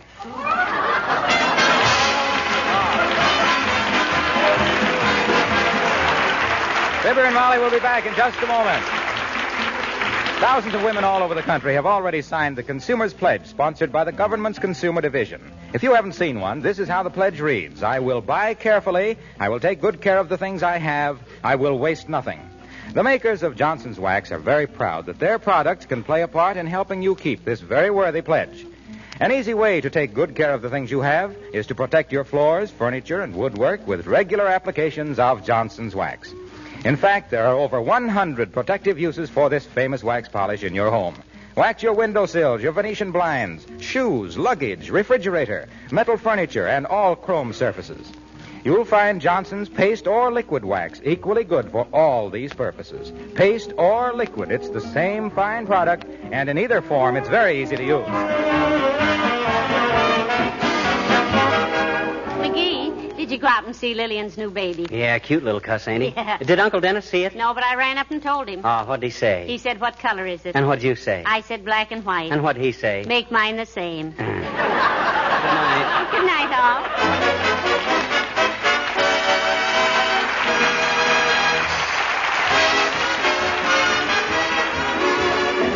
This is Harlow Wilcox, speaking for the makers of Johnson Wax Finishes for Home and Industry, inviting you to be with us again next Tuesday night. Good night. This program came to you from Hollywood. This is the National Broadcasting Company.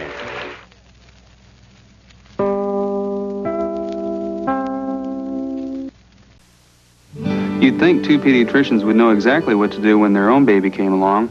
Yeah, right. Dr. and Dr. Olney, pediatricians. We didn't know anything. About diapers, for example. They all seem to prevent leaks. But what we want most for Jocelyn is dry and healthy skin. This diaper works differently.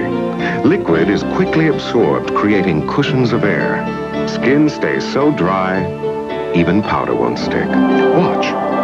The diaper, Pampers. The difference, the air-dry system. I recommend Pampers. It's a diaper that works for us. The only time she's wet is when I put her in the bath. Ultra Pampers Plus, because healthy skin begins with dry skin. I love you so much. I sure hope Jack Benny doesn't mind that Fred Allen is our next show.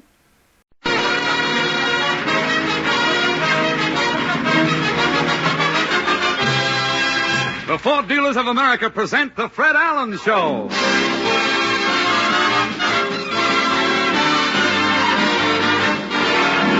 The Fred Allen Show with Fred's guest, Victor Moore, Portland Hoffa, Minerva Pius, Peter Donald, Parker Finley, the DeMarco sisters, and Al Goodman and his orchestra. And this is Kenny Delmar speaking for your Ford dealer. Whether you use just one truck in your business or a whole fleet, it'll pay you to get all the facts about the new 1949 Ford bonus-built trucks. The most wanted trucks on the road today. There are over 139 models in the Ford truck line, including the 145-horsepower big jobs, rated to pull up to 19.5 tons gross. There's a choice of 3 engines, all with power to spare. There's a $1 million cab that sets a new high in comfort for the driver. A new Ford truck is a pleasure to drive, and best of all, these low-cost performers are an outstandingly good investment because they're bonus-built. Ford trucks are extra strong. They last longer. For all the facts about the new Ford bonus-built trucks for $49, see your Ford dealer tomorrow.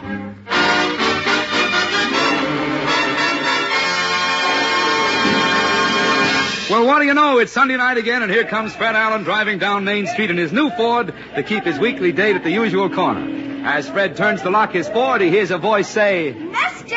Allen! Portland, Say, It's strange, Portland. Every Sunday night you seem to be on this same corner at precisely the same time. You're sure lucky. Well, how do you mean I'm lucky? Well, if I wasn't here, how would you start your program? Well, why don't you not show up some Sunday and find out? Oh, I'm not that curious. Not that curious, eh? See, the laugh came in the middle of the joke there. It's the new atom writer I've got, and he's so used to working at Oak Ridge, he hides the laughs in the middle of the joke. Well, Portland, what's new? The Girl Scouts are celebrating their 37th anniversary. Oh, good. Are you a Girl Scout? No, but Mama used to be a campfire girl. Campfire girl? When Mama left the campfire girls, they made her an honorary clinker. An honorary? Well, your mother sure is a solid cinder, I've noticed. What else is in the news, Portland? A lot of taverns in New Jersey are taking out their television sets. Oh, I know. Today, if you hear a man in a Jersey saloon say, "Here's looking at you," you know he isn't talking to Arthur Godfrey. Why are the taverns taking out their sets? Well, originally, as you may know, they only had television in the taverns. That's how it got started. The shows on television were so bad that they drove the people out of the taverns back into their homes, you see. I see. And then the people began getting television sets in their homes, and the shows started driving the people out of their homes back into the taverns. That's why the tavern owners are taking out television? Oh, yes. Now that they have the people back in the taverns, they aren't taking any chances. Oh. Have you, that was a worthwhile retort. You accomplished your purpose and ventilated the microphone. Have you any other scoops? The league. You want to stop and enjoy what's going on? Let's forge ahead, little knowing how we'll come out. The League for Less Noise is trying to cut down on noise in New York City. Well, you know, I read that some woman wrote a poem about that. Oh, I wrote a noise poem, too. No kidding. What is your noise poem called? New York. New York. How does it go? N for the newsboy with his hue and his cry. E for the L that goes thundering by. W for the whistles traffic cops blow. Y for the yells of hucksters below. O for those orators shouting on curbs. R for the radio blasting their blurbs. K for the kids shrieking loud in each block. These are the noises you hear in New York. Very good.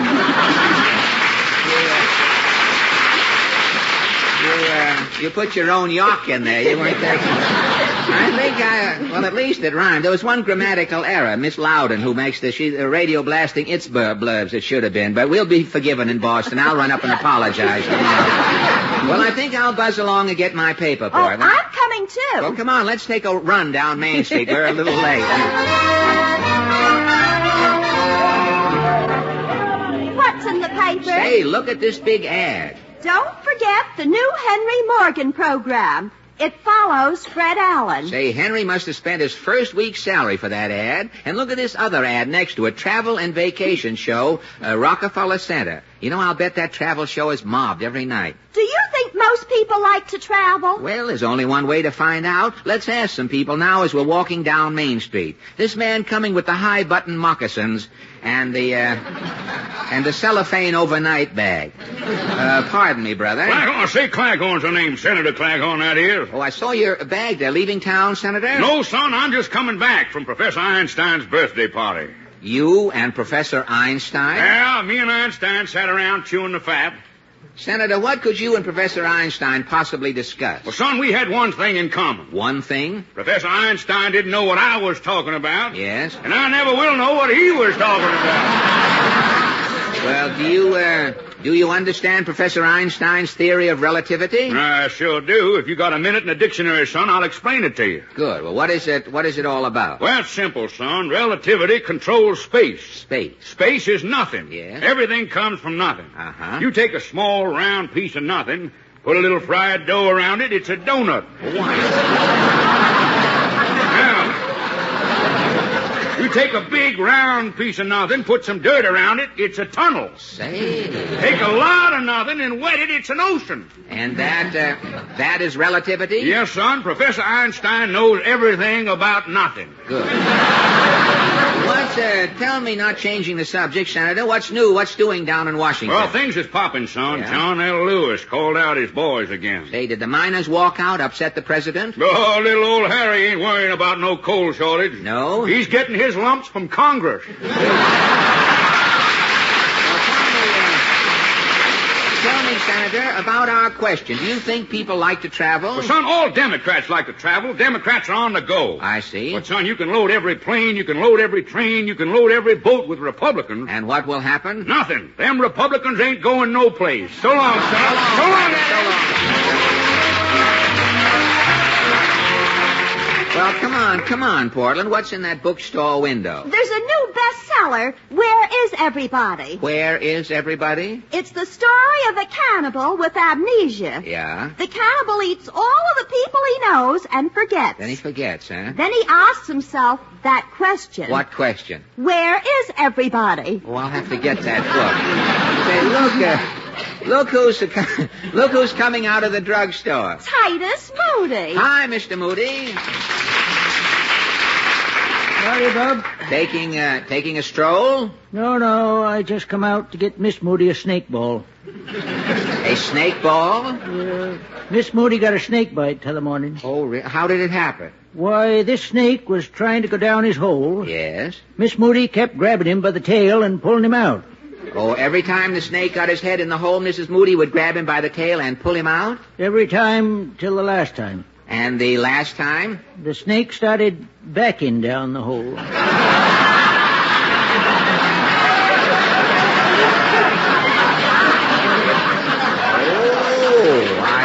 Yep. Yeah? And when Miss Moody bent down, he nipped. He nipped, eh? Well, tell me, was it a garter snake? He didn't go for no particular spot.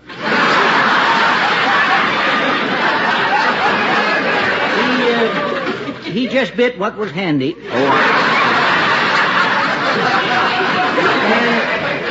And Miss Moody is a big woman. Big woman, eh? From any angle, there's a lot of Miss Moody that's handy. But a snake bite, why, that's dangerous. A little more venom and Miss Moody won't mean nothing. Oh, well. Well, Mr. Moody, how do you feel about traveling? Oh, I don't hold with travel. You don't? I was born in my house. I see. I've lived all my life in my house. Well, don't you ever plan to travel? Oh, someday I reckon I'll travel across the street. What's across the street? The cemetery. So long, Bill. So long, Mr. Moody. Well, let's go, Portland. This window is full of mottos. What mottos? This one says, I wonder if the skunk ever turns around and takes a deep breath. Well, I hope so. He should get in on it, too. Look who's crossing the street. Mrs. Nussbaum. You were expecting maybe Olivia de Halva? Tell me, Mrs. Nussbaum, do you think the average person likes to travel? What is travel? It is going places. Well, don't you like to go places? I'm in a place. Well, I know. Why should I go to another place? Oh, you like to stay put. A rolling cone is gathering no moss. But wouldn't you like to see the world? Seeing the world, this is a slogan. I know. My little nephew, Ginger Primoff. Yes? Ginger is having the wanderlust. The wanderlust, huh? One day, Ginger is observing a sign, joining the Navy, also seeing the world. And your nephew, Ginger, joined the Navy? He is a second class something, first class, not quite an admiral. Oh, I see. Uh-huh. For 2 years, my nephew's going to Europe, to Asia, to down under Australia. Well, he sure saw the world. Confidentially, with the Navy, he is seeing nothing. Nothing? He is in a submarine. Oh, a submarine. In the back yet. In the back of the... Good night, Mrs. Nussbaum. Well, Portland, Walking down Main Street is like a man with one tooth trying to eat an ear of corn. It's a lot of effort, but you don't get much out of it. You haven't found out much about travel, have you? No, I haven't. I'll try one more character. This little man gimping along with the agonized expression. Hi, bud. Here, now, what's How do you do? Ajax Cassidy. Oh, let me lean on you, boy. Me feet are killing me. Your feet? Every step I take, it feels as though my shoes are full of eyeballs and I'm treading on them one at a time. What's wrong with your feet? Well, I marched in the St. Patrick's Day parade. Oh, say, how was the parade, Ajax? Oh, it was a sight I long remember. Impressive, eh? The men of Sligo with their pea-green silk hats. Yes. The Irish National Guard with their kilts billowing in the wind. Yes. The Department of Sanitation band playing Clancy Lowered the Broom. Good. And as the Sons of Galway passed 34th Street, a puny individual in front of an English chop house yelled 3 cheers for Sir Cedric Hardwick. 3 cheers for Sir Cedric Hardwick? What happened? In 2 minutes flat, the English chop house was a parking space.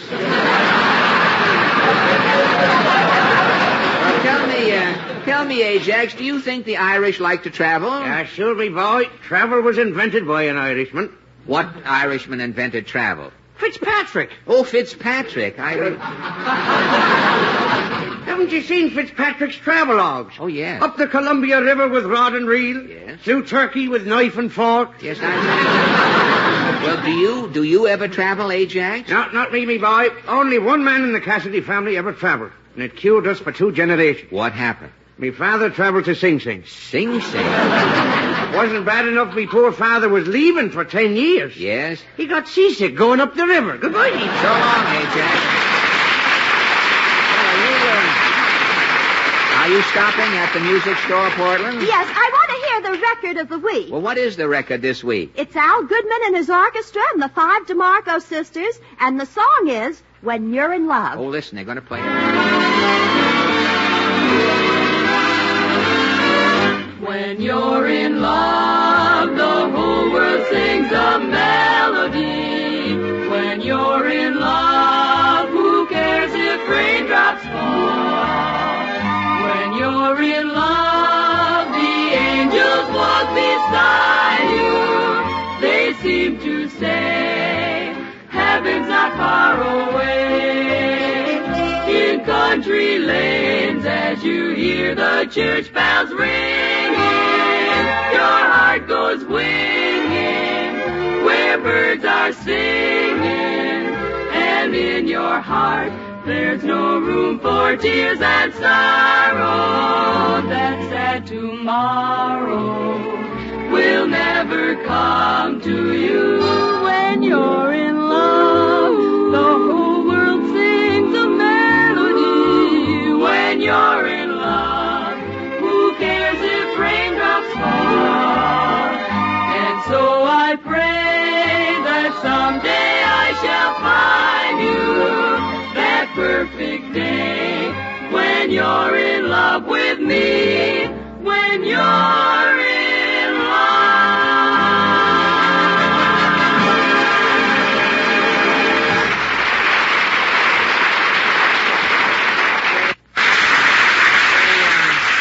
Say, Portland, here comes Kenny Delmar. Hey, look at that outfit. Kenny, what are you dressed up for? Well, today is the first day of spring. And tomorrow, Mr. Emil Alvin Hartman, director of New York's famed Fashion Academy, is going to name America's best-dressed women. Really? And, Fred, every style-conscious woman hopes her name will be on that list. It's a great honor. It's like being picked for the All-American, huh? Right, Fred. America's best-dressed women make up the greatest fashion team of the year. Say, Kenny, this Fashion Academy that selects the best-dressed women. It's the same Fashion Academy that awarded the gold medal to the new Ford as America's fashion car of the year. Oh, will the new Ford be on Mr. Hartman's best-dressed list tomorrow, too? No, Fred. Oh, tomorrow is Ladies' Day in the world of fashion. But the new Ford will be first on the list of most new car buyers who are fashion conscious. You mean those people who want a really good-looking car? Yes, Fred, but the 49 Ford has more than fashion-approved styling. You mean? I mean the new Ford feel. New car buyers everywhere should ask their Ford dealers to let them drive a 49 Ford and feel the difference. That's why we ask everybody to get behind the wheel and try the new Ford Field. Goodbye, Fred. So long, Kenny. All right, Portland, come away from that fish market. Look at those oysters. Oysters? One oyster has his shell open. I think he's yawning. Oh, that's silly. Why should an oyster yawn? Maybe he just got out of bed. Out of bed? An oyster bed. Oh, say, I knew a moron once who ate nothing but oysters. His head came to a blue point. Say, Portland, here's that health restaurant, the Honey House. You want to come in and have a salad? Oh, it's too late. I have to go home. All right, I'll see you next Sunday then. Good night. Good night. Say, this man coming out of the Honey House looks familiar. Hello, Fred. Victor Moore.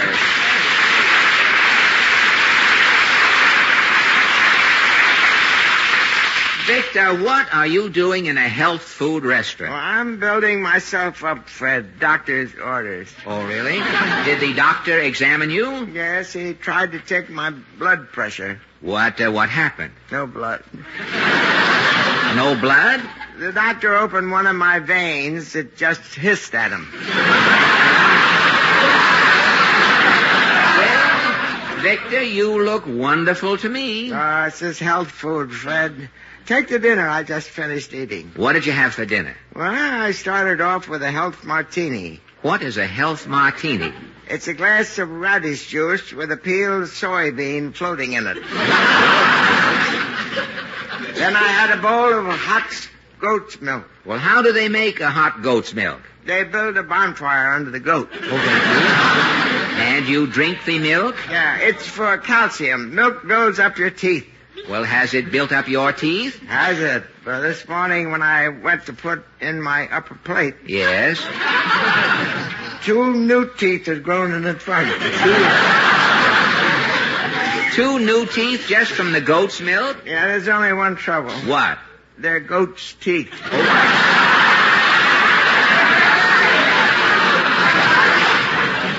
Well, what else did you have on the dinner? Well, next I had a heaping dish of spinach. For the iron? For the sand. The sand in the spinach helps you? Oh, yes. I have eaten so much sand, my floating kidney is beached. Well, you keep eating this health food, Victor, you'll be another Superman. Well, my whole family was strong. My uncle was a lion tamer in the circus. No kidding. One day my uncle pried open a lion's mouth and stuck his foot in it. He put his foot in a lion's mouth? What's your uncle's name? Hop along more. Say,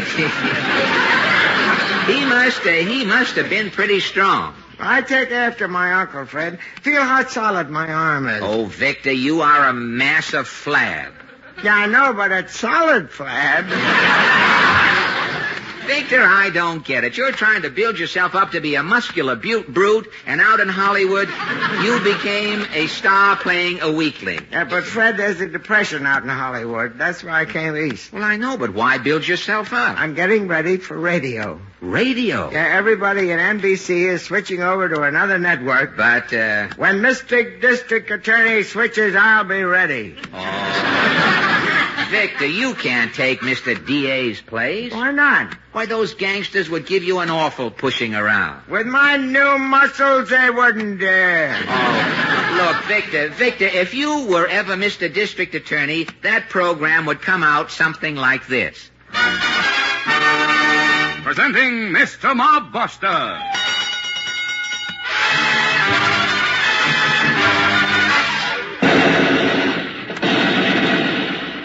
And here he is, ladies and gentlemen, champion of the people, foe of the underworld, that defender of law and order, Mr. Mobbuster. Thank you. Tonight, ladies and gentlemen, I will show you how I dealt with the most dangerous criminal I encountered in my 40 years on the force. Who was the most dangerous criminal, Mr. Mobbuster? Charlie the Chicken. Charlie the Chicken? Yes, it all started back in 1940. I was in my office at police headquarters welding a thumb on my brass knuckles. When Mulligan, my right-hand man, said... Chief, I don't understand it. 30 years in office and you ain't caught a criminal yet. It's just a slump, Mulligan. 67 unsolved murders this week alone. Why, the streets is piled high with bodies. I'll stop this crime wave, Mulligan. Just give me time.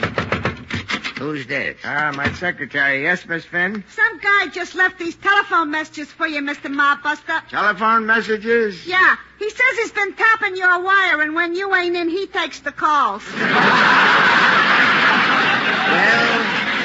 don't let that worry you, Chief. The mayor's having the same trouble.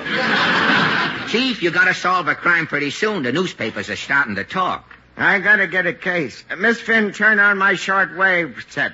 Okay, Chief. Attention all police. Poultry truck hijacked in Jersey. 2,000 chickens stolen. Charlie the chicken suspected. Charlie the chicken suspected. Charlie the chicken, Chief, the biggest chicken napper in the country. This is my big chance. This case will be a feather in your cap. Right, Mulligan. I'll bring in Charlie the chicken single-handed. Where's my 44? Chief, your 44 ain't here. Okay, give me 2 22s. Okay, let's go, Chief. This is mighty exciting, Mr. Mobbuster. What happened next? Chickens were disappearing every day.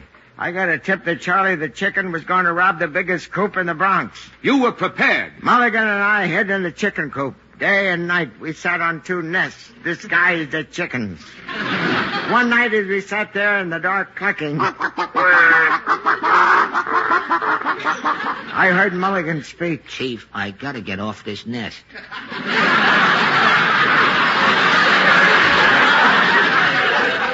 Quiet, Mulligan. Somebody just came in the coop. Okay, Chief, I'll get back on the nest. We better start clucking. All right, who's talking? Who's in here? Who's there?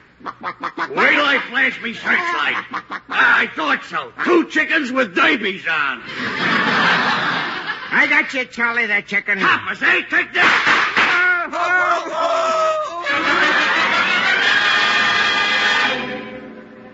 We can lay the chief on this table, Miss Finn. Okay, Mulligan. Easy now. We got you back to the office okay, Chief. What? I can't hear you. No wonder you can't hear, Chief. Cheapest, Charlie the chicken shot off both your ears. No ears? What will I hang my glasses on? Gee, you're a sight, Chief. In that chicken coop 3 days. Phew. Get some of them chicken feathers off you. I'll comb this mash out of your hair. Well, scrape this egg off of my badge. Charlie the chicken got away clean. Yes, but I'm a mess. I'll find Charlie the chicken. I'll get it, Chief. Don't get up out of that goo. Hello? Is Mr. Mobbuster there? Yeah? This is the FBI. Charlie the chicken is going to stick up the Acme cold storage plant tonight. Tell Mr. Mobbuster to get going. Okay, John Edgar. Who was it, Mulligan? The FBI. Charlie the chicken is holding up the Acme cold storage plant, Chief. The job is tonight. This time, Mulligan, Charlie the chicken is a dead duck. Let's go, Chief. You've got us all biting our nails, Mr. Mobbuster. Did you catch Charlie? Well, not exactly. Miss Finn, Mulligan, and I went to the cold storage plant. We were hiding behind 3 icicles. I heard Mulligan say... Chief, Charlie the chicken is in that icebox. Good, I got him trapped. Shh, the icebox is open. It's Charlie the chicken. He's got a big bag of chickens. Grab him, Chief. All right. Charlie the chicken, stick him up. Coppers, hey, take this. The other 2 got away, but you, Mr. Mobbuster, I'm locking you in this icebox. No, not in there. Oh, let me out.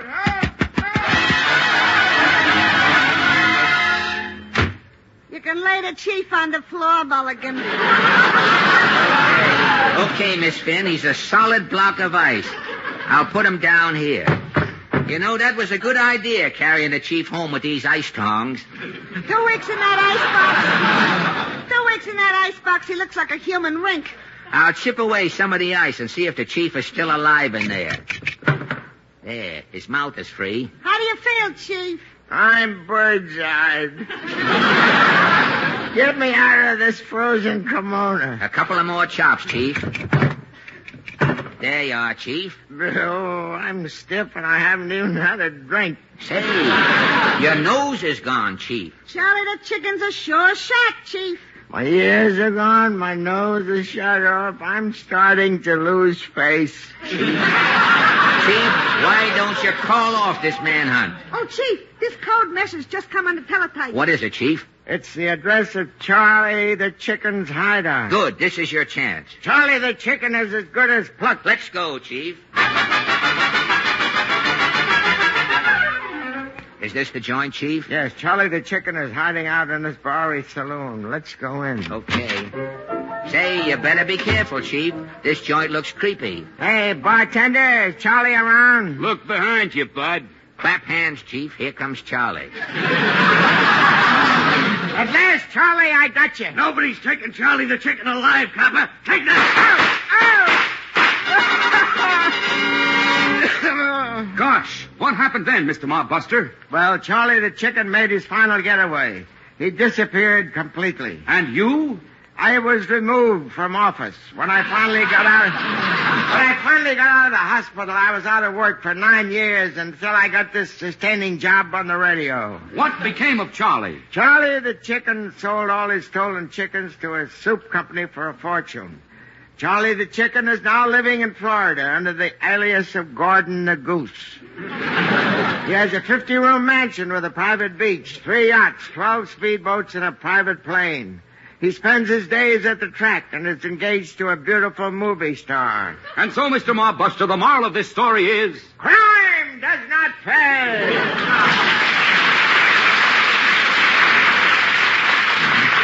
How was it, Fred? Well, it won't work, Victor. You can never take Mr. D.A.'s place. But I've got to get in the radio. Say, why don't you just do guest appearances? Where can I get some guest appearances? Well, I could call Jack Eigen, but that's past your bedtime. Say, I know where I can get you a job tonight, Victor. Henry Morgan's program follows mine. Now, I'm Henry's sponsor. Come on, I'll take you over to Henry Morgan's program. Okay, from one chicken coop to another Henry.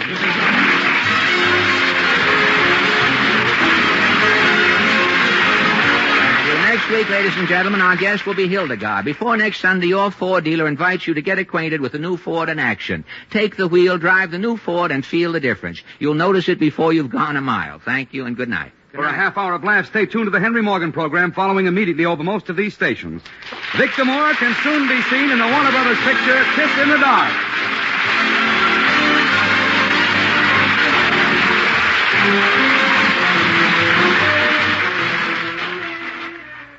This is NBC, the national broadcasting company.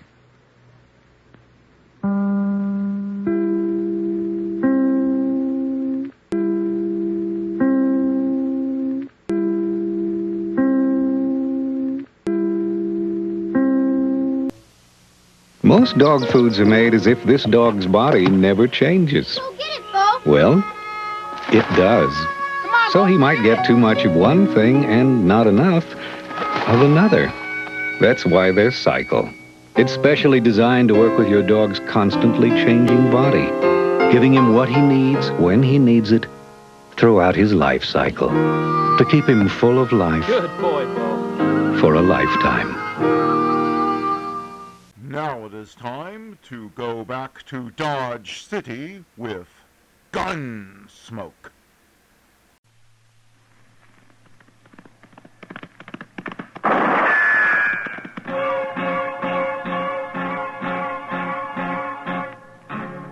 Gunsmoke, brought to you by Chesterfield, America's most popular two-way cigarette. What a pair. Chesterfield King Size at the new low price. Chesterfield Regular.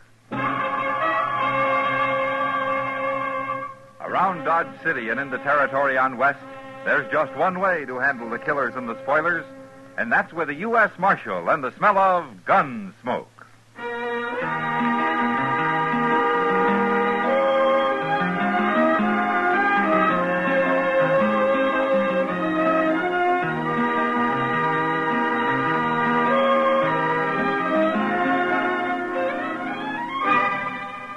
Gunsmoke, starring William Conrad. The transcribed story of the violence that moved west with young America.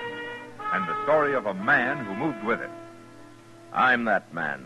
Matt Dillon, United States Marshal. The first man they look for and the last they want to meet.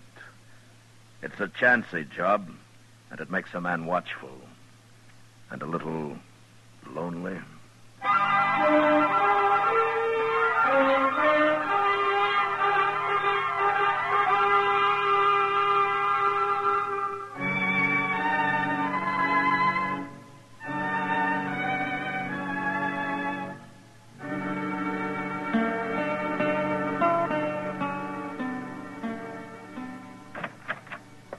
Good morning, Matt. Chester. Hello, Doc. Well, what are you doing up so early, Doc? Early? It's almost noon. Well, that's early for some people. Oh, early for some people. I didn't come here to get into any personal arguments, Matt. I want to borrow one of your shotguns. Borrow a shotgun? Who do you think you are, Doc Holliday? All righty, I've asked you nice. Now I'll just help myself. Good. It's loaded. But I'll need more than these 2 shells. Where do you keep them? Well, fetch him a handful, Chester. Yes, sir. Yes, at least a handful. No telling what I might run into. Here you are. What's the matter? Don't you trust your aim, Doc, or are you planning to blow up a whole lot of people? None of your business, but I have to go up the river to Pierceville for a week or so, and I thought I might bag a few quail and prairie chicken along the way. Well, that won't make very good eating, Doc. Oh, is that so, and why not? Well, all you're going to get's feathers. All I'm going to get what? We don't keep those guns here to shoot birds with, you know. Yeah. Oh, fellow. Here, Chester, give me some decent ammunition. Will you? Well, you didn't say what you wanted it for, Doc. Do I have to explain I'm not a murderer? This the U.S. Marshal's office? Yeah, that's right. Come on in, mister. I got something to tell you, Marshal. Okay. First, you better say my name. It's Emmett Dooley. All right, Dooley. Now, for what I got to tell you. I've been skinning hides, Marshal, working for a buffalo hunter named Culprit. You know him? No, I don't.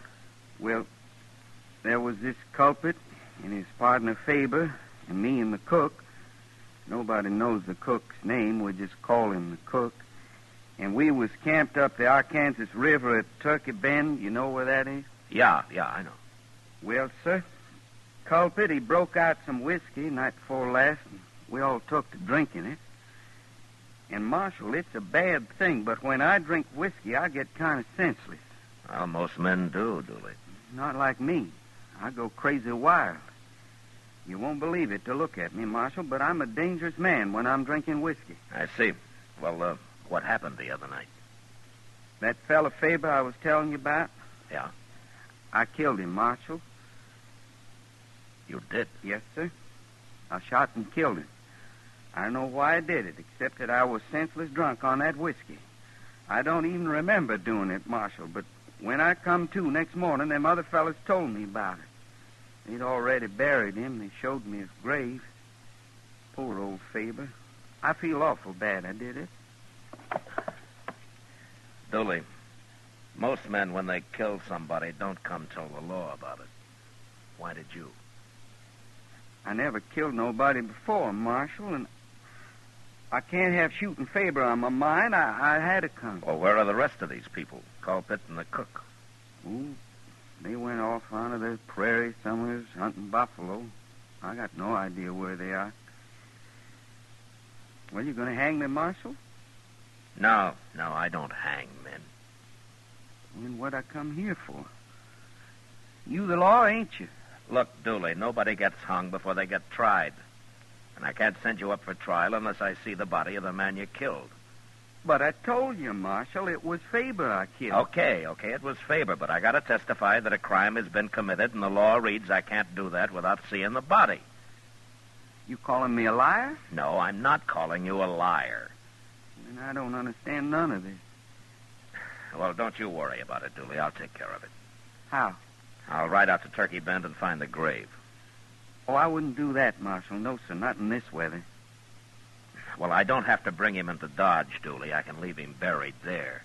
Oh, well, I'll go with you. No, you won't. It's a bad enough trip as it is. You don't like me because I'm a murderer. I like you fine, Dooley. I mean... Chester, will you lock him up?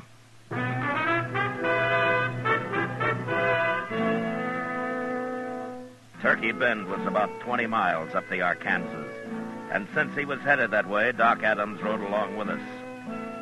We reached the campsite about mid-afternoon, but it took us another hour to find the grave. There was no marker on it. And in fact, only the color of the fresh-turned earth made it possible to find it all. Chester and I did the shovel work, and Doc did the examining. What's he taking so long for, Mr. Dillon? Oh, Doc's slow, Chester, but he doesn't miss much. Well, what's there to miss? He's just a shot man. I mean, a Doc-shot man. I mean, a man... Never mind, Chester. Oh, he's through now. You can put him back now. I've seen all I need. Well, I should hope so, Doc. What was you looking for, measles? It isn't what I was looking for, Chester. It's what I found. Oh, what do you mean, Doc? Matt, I remember Dooley saying he shot this man. Is that right? Well, that's what he said. Well, little Dooley got it all mixed up. Fibber there didn't die from a bullet. He died from a knife. What? Right through the heart. A knife, huh? Yeah, Dooley sure did get it mixed up. That or somebody told him wrong. It don't make sense. Well, it'd make more sense if I could talk to Culprit. Well, how are you ever going to find him out here? He could be anywhere, any direction. We might be weeks looking for him. Now, we'll make him come to us, Chester. Him and the cook both. Come to us? How? You'll see. When we get back to Dodge.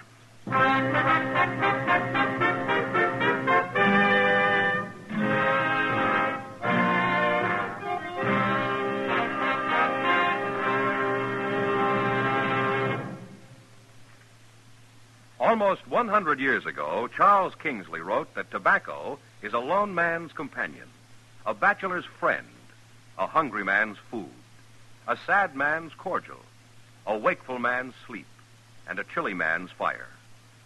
These words describe what Chesterfield means to millions of smokers today. You and I smoke for relaxation, for comfort, for satisfaction. And in the whole wide world, no cigarette satisfies like a Chesterfield. Only Chesterfield has the right combination of the world's best tobaccos. Tobaccos that are highest in quality, low in nicotine, best for you. Get a carton of Chesterfield today. Chesterfield Regular, Chesterfield King Size.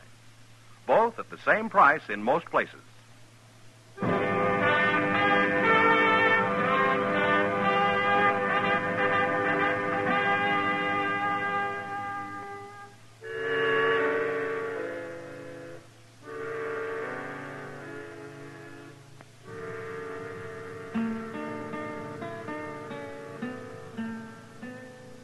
Bring him in, Chester.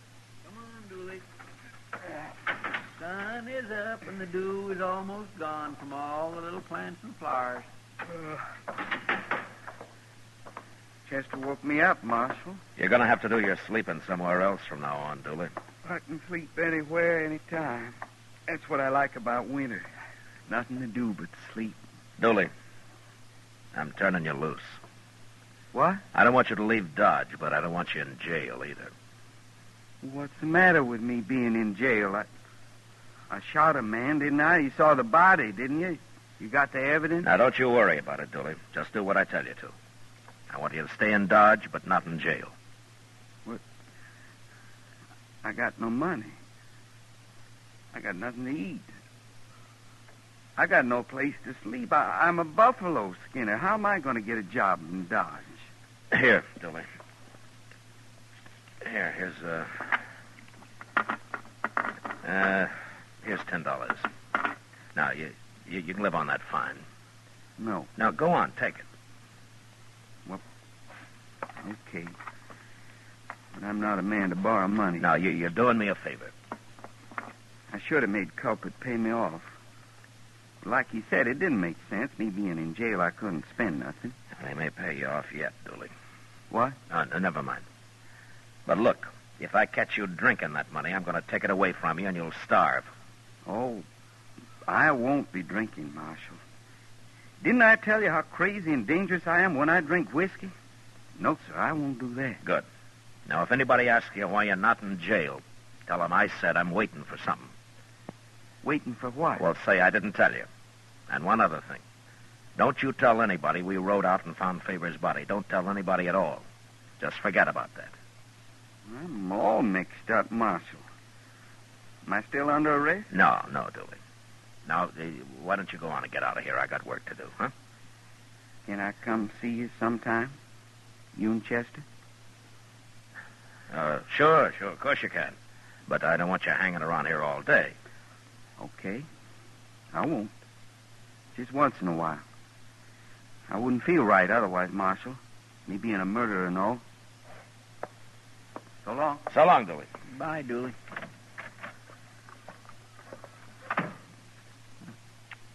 Mr. Dillon? What, Chester? How come you didn't tell Dooley that Fibber was killed with a knife? He's still thinking he shot him, the poor little cuss. I know.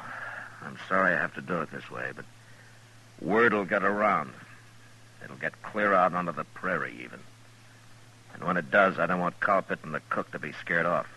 I only want them to be real curious. So curious they'll come to Dodge and start asking questions. Well, what good will that do? We'll find out when they get here, Chester.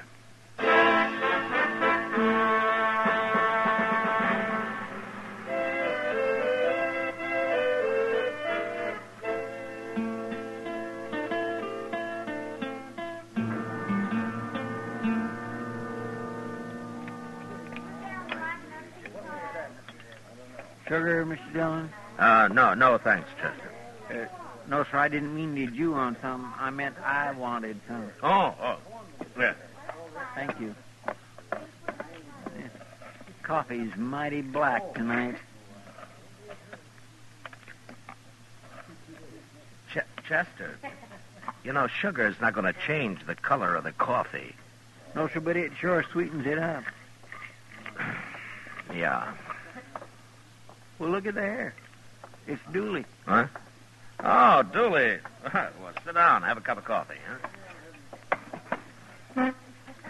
Well, ain't you going to say hello, Dooley? I can't stand it no more. You got to help me. Oh, what's the matter, Dooley? What's troubling you? 2 days.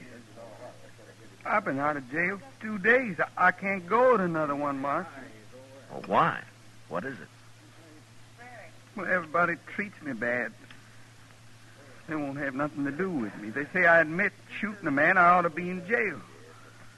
I'm talking about you too, Marshal, for letting me out. People talk whatever I do. Well, I can't face him out no more. And anyways, I did kill him. I ought to be in jail. Well, Marshal, this way I feel like I'd stole a sheep. That's how I feel, just like I'd stole a sheep. I'm sorry, Dooley. You gotta help me. Last night they wouldn't even let me sleep in the rooming house or the hotel, nor no place. Seems to me the citizens of Dodge are getting mighty high-minded all of a sudden. But I'll help you, Dooley. Thanks, Marshal. But not in jail. I can't let you stay there. But there's a shack out back of the jail. It belongs to Doc. He stores some stuff in it. Say, that's a nighty. And I'll give you some blankets, Julie. We got plenty of them around. Doc might find me and shoot me or something. Oh, no, he won't do that. He won't be back for a week or more. Anyway, he'll be glad you're using the place. Well, can I stay in it all day, too? Sure you can. And if you'll show yourself somewhere every now and then, you know. I don't want anybody to think that you've left Dodge. I gotta eat. Will that do it? Fine. Okay. But, Marshal, I'd sure like to know what a man has to do to get jailed in Dodge City, Kansas.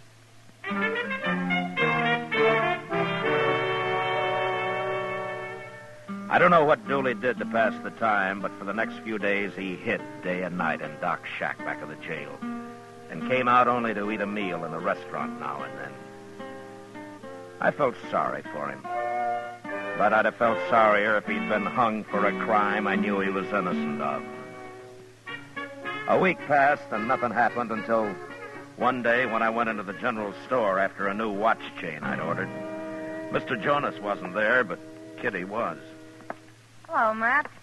Hey, Kitty, you gonna buy that hat? Like it? Oh, it looks fine. Really? You sure? Oh, yeah, take it. You won't do better than that. I had Mr. Jonas order it 6 months ago. Huh? Oh, well, the mails are slow sometimes. It came on the Santa theme, Matt. not by Pony Express. What? I ordered this hat 6 months ago. It arrived 4 months ago, and I've been wearing it ever since. Where's Mr. Jonas, Kitty? I'm glad you like it, though. He's out back trying to sell somebody a new wagon. Oh? Oh, well, that's a bigger item than my watch chain. I better come back tomorrow. Wait, here he comes now. Wagon you can buy, mister. Now, I guarantee you'll never have any trouble with it. It's too expensive. What's the matter with them Conestoga people? They raise their prices every year. Well, I'll tell you what I'll do. If I don't sell that wagon by noon tomorrow, you can have it $50 off. You mean that? You have my word, noon tomorrow. Well, I'm camped down on the river, right where the cottonwoods begin. Suppose you drive it out there at noon. No. If you want it, you'll have to pick it up here. I got only one man in my camp, my cook. That's why I asked. Where are the rest of your men? Dead or gone. But I'll be picking up a new crew before I head out again. Yeah, you shouldn't have any trouble finding hide skinners around here. I'll do it tomorrow when I come in for the wagon. Oh, by the way, I heard there's a friend of mine in town, a fellow called Dooley. You know where I could find him? Well, no, I don't. But here's the man to ask. I don't know any Dooley. I never even heard of him. What? I'd like to get my watch chain, though. Has it come in yet? Well, yes, but We've been waiting half an hour, Mr. Jonas. Aren't you ever going to be through with him? Don't get in a fret, lady. He's through now. See you at noon tomorrow, storekeeper. Sure. Oh, thanks, Kitty. Sure, Matt. Now, what is this all about, Marshal? Mr. Jonas, that man's name is Colpit. I've been waiting a long time for him to get here. Oh, now I understand. It was his partner Dooley killed. That's why he was saying he's running his outfit alone now that he's got all the money.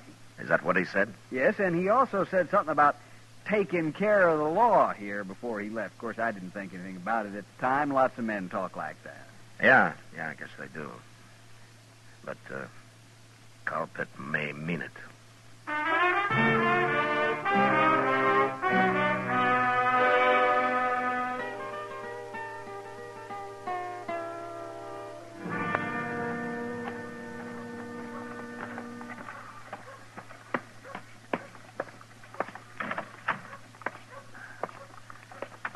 Oh, hello, Doc. When'd you get back? Oh, a couple of hours ago, Matt.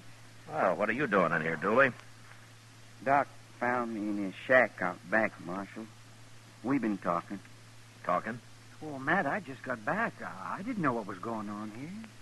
Doc told me about Fibber.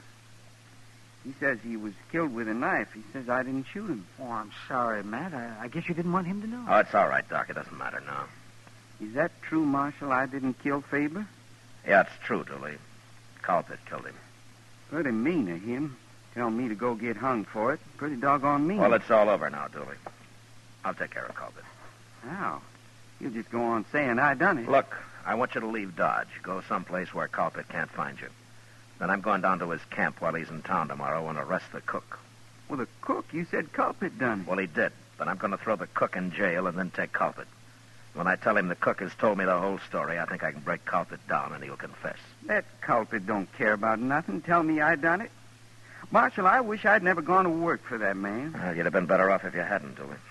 But you're out of trouble now. Unless Colpit finds you. So you get out of Dodge as fast as you can, huh? I'll get Chester to find you a horse of some kind. He's a wicked man, Colpit is. A wicked, wicked man. Sure. Well, now you get going, Dooley, huh? And, good luck to you. Thank you, Marshal. You've been as good as you could be to me, I guess. Yeah. Sometime, if I'm Dodge again, I'll come see you, maybe. Sure. Anytime, Dooley.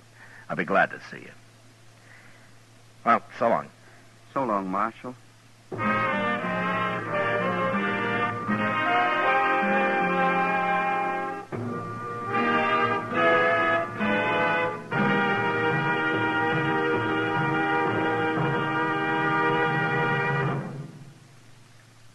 There are more than 60 million cigarette smokers in America who smoke many brands. In choosing your cigarette, be sure to remember this. You will like Chesterfield best because only Chesterfield has the right combination of the world's best tobaccos. Tobaccos that are highest in quality, low in nicotine. Best for you. You and I smoke for relaxation, for comfort, for satisfaction. And in the whole wide world, no cigarette satisfies like a Chesterfield. You smoke with the greatest possible pleasure when your cigarette is Chesterfield, the right combination of the world's best tobaccos. Yes, these 6 words, highest in quality, low in nicotine, mean Chesterfield is best for you. Buy 'em king size. Get a carton of Chesterfield today. Chesterfield regular, Chesterfield king size. Both at the same price in most places.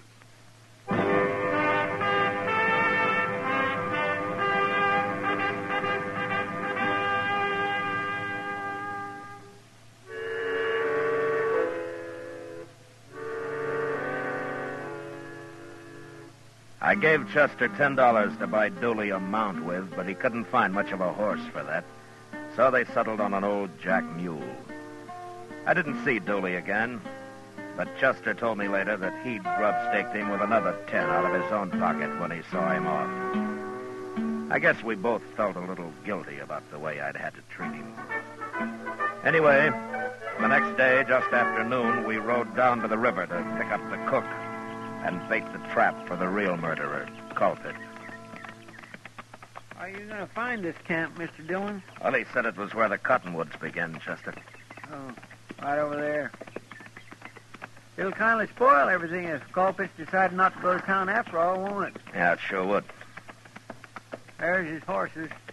Yeah. Ain't no smoke, though. That cook ain't cooking nothing. With Culprit in town, he's probably asleep, Chester. Hey, he's shooting at us. Yeah. There's a hole up ahead, Chester. Right for it. All right, leave your horse, Chester.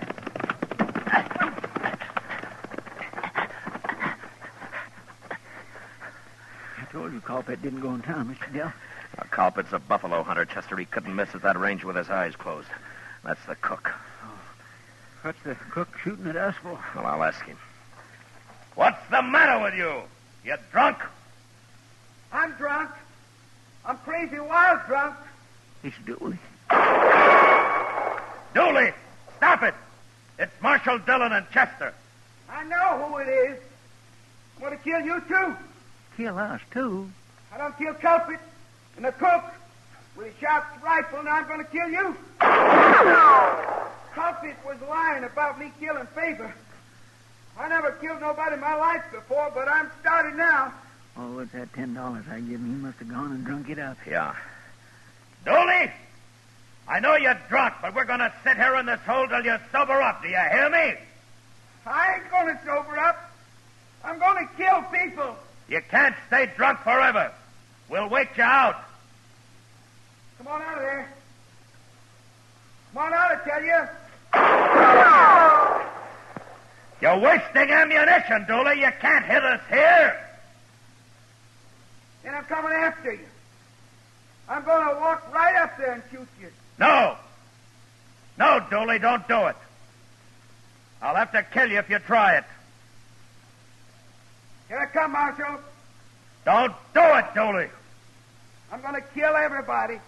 I'll get over there as far as I can, Mr. Dillon. Then we can both jump him. I sure hate to, but we can't let him kill us. No, Chester, it's my job. I'll do it. All right, stay down now. You can't get away from Dooley. Nobody can. Throw your hat in the air, Chester. He'll look at it for just a second. Yes, sir.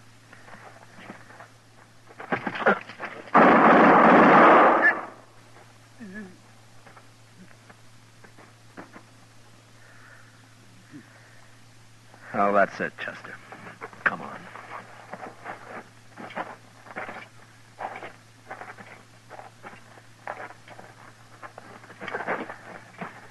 Dooley. Dooley. You killed me. I didn't kill you. You killed me. Dooley, you're the last man in the world I wanted to kill. Culprit and the cook. They're dead. I shot them. Culprit was a mean, wicked man, Marshal. Yeah, he was. Marshal? What? I'll come say hello to you next time I'm in Dodge. You said I could. Yeah, you come, Duffy.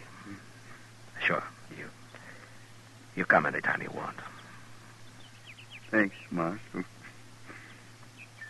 Thank you.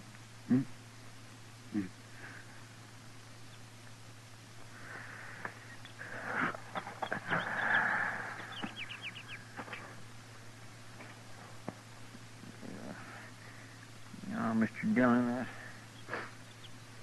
that's terrible. But you must feel even worse than I do. Oh, I mean... Well, Never mind the talk, Chester. Now, let's get busy. We got 3 men to bury.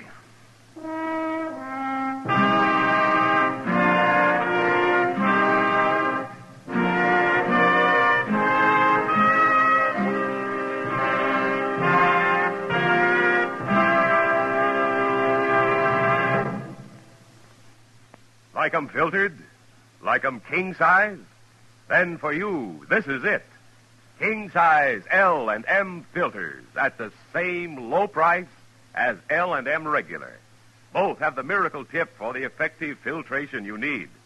Yes, it's the filter that counts, and L&M has the best. You get much more flavor, much less nicotine, a light and mild smoke. Buy L&M filters. Just what the doctor ordered. It's America's highest quality and best filter tip cigarette. Buy a carton, king size or regular. Both at the same low price.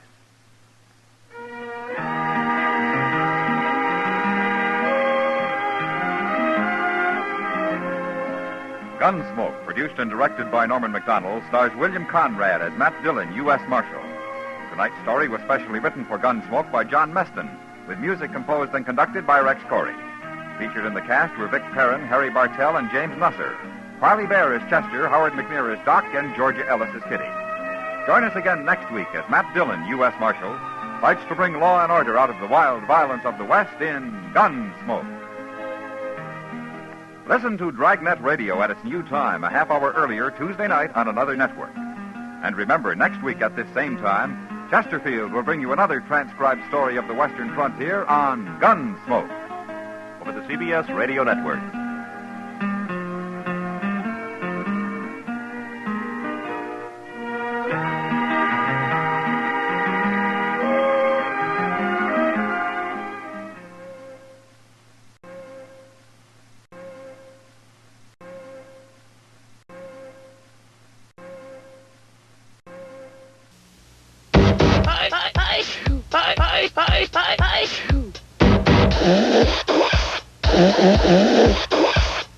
Got a cold? Gotta feel better fast.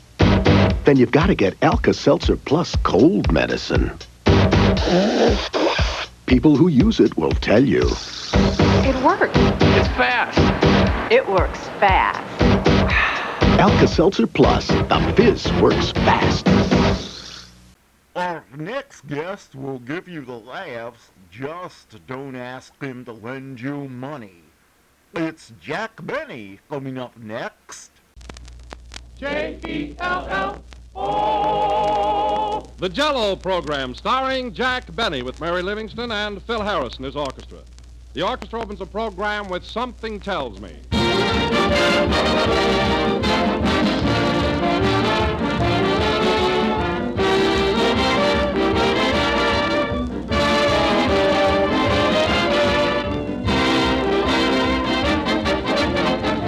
This is that restless time of the year when most of us want something new, something different. Well, if you have that urge to discover new things, all you have to do is step into your own kitchen and open a box of Jell-O.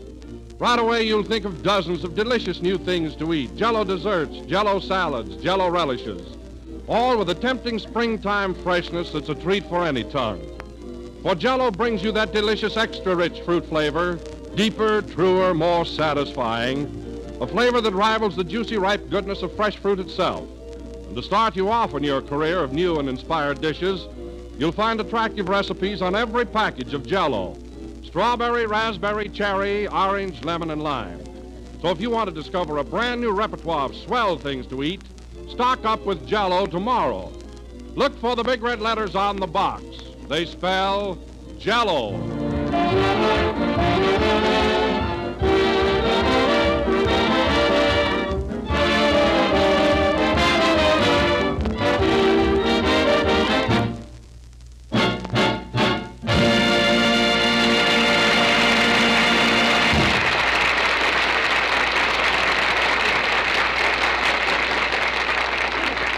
Something Tells Me, played by the orchestra.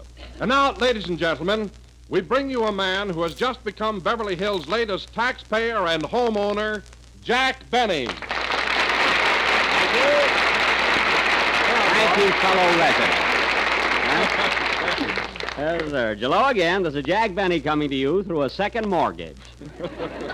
And, Don, I'm tickled to death that you brought up the subject of my new home. I've been dying to talk about it. You know, it's the first real thing I've ever owned. Well, how's the place coming along, Jack? Is it almost finished? Well, it's moving along all right now, but at the beginning we had an awful lot of trouble. Oh, is that so? Now, what happened? Well, the first month when they were putting up the wooden framework, the termites were way ahead of the carpenters.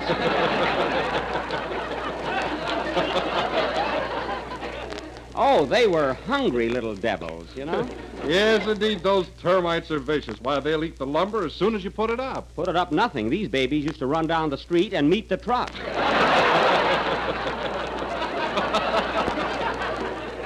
Oh, they're go-getters, you know. By the way, Jack, who's your architect? Oh, a fellow by the name of Carlton Burgess. He's very clever, Don, but a bit stubborn. You see, he feels he knows more about building a house than I do. You know? Well, now, that's only natural. That's his job. I know, Don, but this fellow Burgess is so extravagant. Now, I didn't mind when he hung a crystal chandelier in the garage. But when he put a guest room in the doghouse, that was going too far. You know, if Fido has friends, let him move over. But I guess you have to expect those things, you know. Say, Jack, are you going to have a swimming pool? What's that, Phil? I say, are you going to have a swimming pool? Oh, sure, it's already built. And that's another thing Burgess went overboard on. I asked for a little place where I could wade. I wish you could see the size of the swimming pool he built for me. How big is it? How big? Well, there's a lighthouse in it. That's how big it is.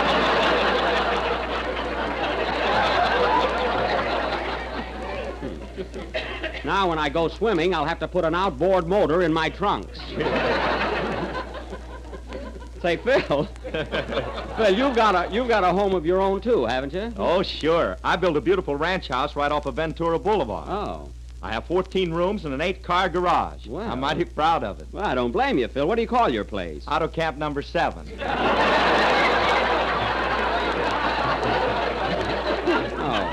Well, of course, mine is going to be a private home, naturally, you know. Hello, Jack. Oh, hello, Mary. Say, I want to thank you for helping me out, doing so much shopping and everything. Did you pick out the wallpaper for my dining room yet?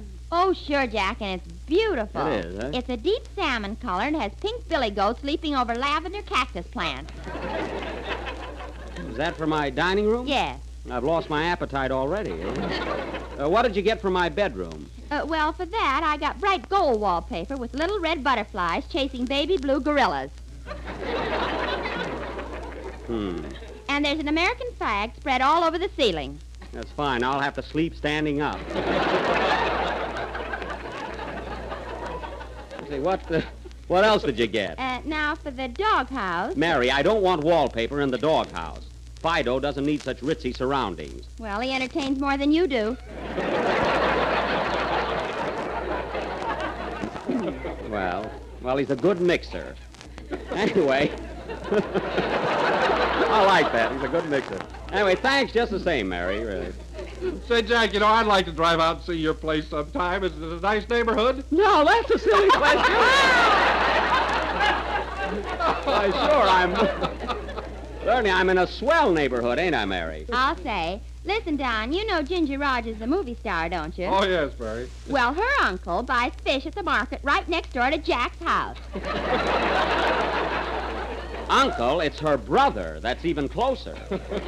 And, Don, as a special tribute to you, I'm going to have a bed of red tulips in front of the house that spell out Jell-O. Jell-O.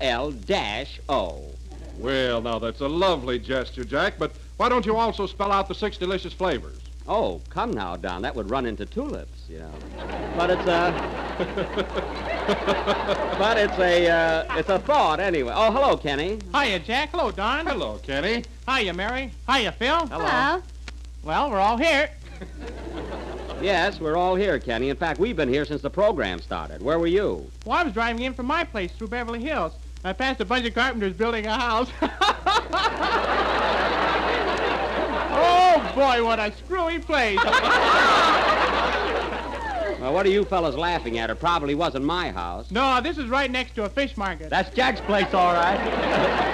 Now, wait a minute, Phil. That doesn't mean it was my house. There are a lot of fish markets. Say, Kenny, was there a Turkish bath on the other side? Yes, there was. Wiggle out of that, Jack. Say, maybe it was my place. What were the carpenters doing, Kenny? Were they busy? I'll say they were selling lumber. Selling lumber? I've warned them time and again. Mary, get me Mr. Burgess on the phone right away. Play, Phil. I'm going to get a bloodhound, so help me.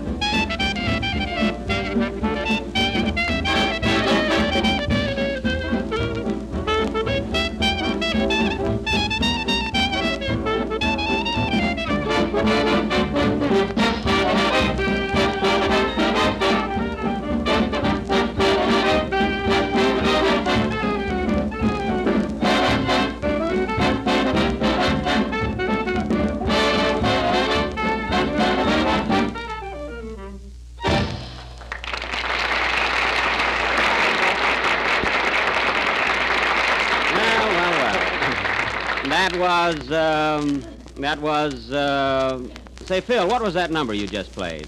Just a minute, Jack. I'll ask one of my boys. Hey, Frank, what was that number we just finished? Mama, that moon's here again. No, that was last week. I mean the one we just got through with. Well, never mind, Phil. No, I want to find out. Hey, Charlie, do you know what that number was? Crestview 1478. Not her. I mean the number we just played. Now, Phil, look, you're the leader. You ought to have some idea what it was. Well, how did I know you were going to ask me? Good heavens, I've got to announce something. Mary, did you recognize the number Phil just played? No, and neither did the guy that wrote it. Oh, well, let it go. Anyway, folks, that was Something or Other from the picture of the same name, played by Phil Harris and his orchestra. And very good, Phil. And now, ladies and gentlemen, going from our mystery to our dramatic offering, tonight, for our feature attraction, the Benny Cut-Rate Theater Guild will present their version of that current Metro-Goldwyn-Mayer success, A Yank at Oxford. Oh, boy, Robert Taylor was in that. Yes, Mary, also Lionel Barrymore and Maureen O'Sullivan. Now, in our version, I will naturally play the part of Robert Taylor. Why? Well, because Bob and I are very much alike. He's about as tall as I am, and we buy our handkerchiefs in the same drugstore. And we... Oh, really, we do. And we even like the same girl, Barbara Stanwyck. Only he goes out with her. Is that so? Say, I could get a date with Barbara Stanwyck, too, couldn't I, Mary? You couldn't get a date with Barbara Fritchie.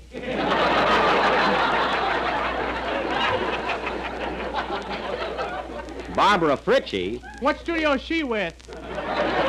18th Century Fox and Keep Still. Now, getting back to our drama, I will play the part of that track star and all-around athlete, Robert Benny, better known as Speedy. And Mary will be Marino Livingston, my sweetheart. Say, Jack, who's going to play your father? You know, Lionel Barrymore's part. Well, I'll tell you, Mary, I've been trying to get Lionel Barrymore himself to play it. I've been sort of fishing around for him, but so far, no luck. Why don't you put some money on the hook?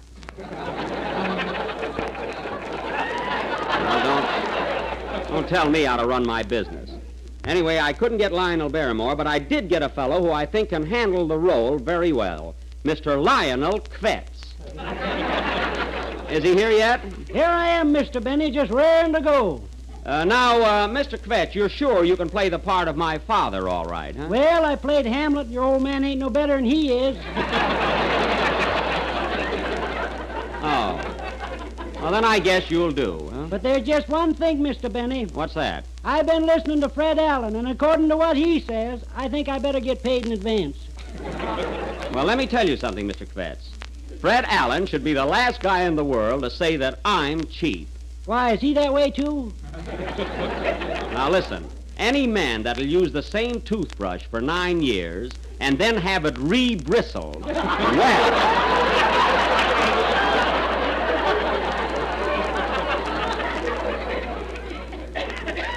well, gee whiz, he can't be that bad. He can't, eh? Now, you may not believe this, Mr. Kvetz, but Allen makes his own underwear out of old flour sacks. His shorts have swan's down stamped on them. Is that a fact? Absolutely. I kicked him in the pants one day and started a dust storm.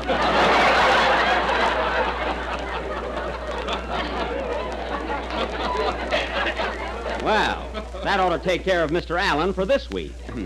And now that our play, A Yank at Oxford, is all cast, we will go on with it immediately after Kenny Baker's number. What are you going to sing, Kenny? Good Night, Angel from Radio City Revels. Oh, from Radio City Revels. Say, Kenny, you're in that picture, aren't you? I don't know. I haven't seen it yet.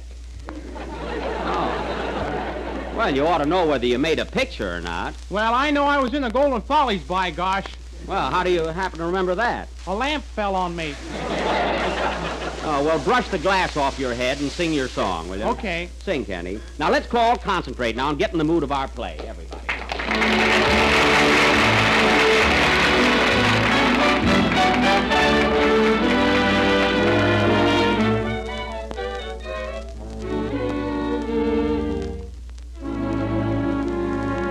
Good night, angel,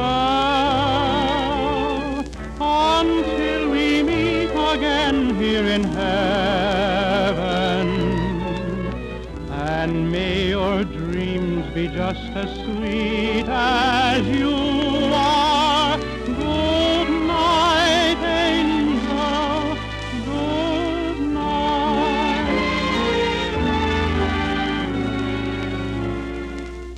The stars are blinking in the blue, and it's time to say good night to you.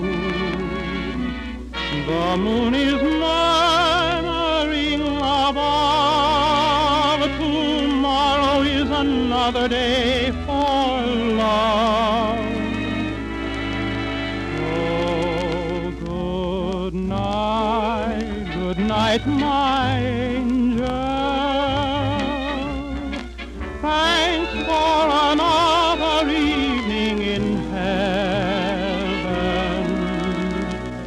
Just one more kiss to end this perfect day before you spread your wings and fly away. Good night, my angel, until we meet again here in heaven. And may your dreams be just as sweet as you are. Good night, angel. Good night.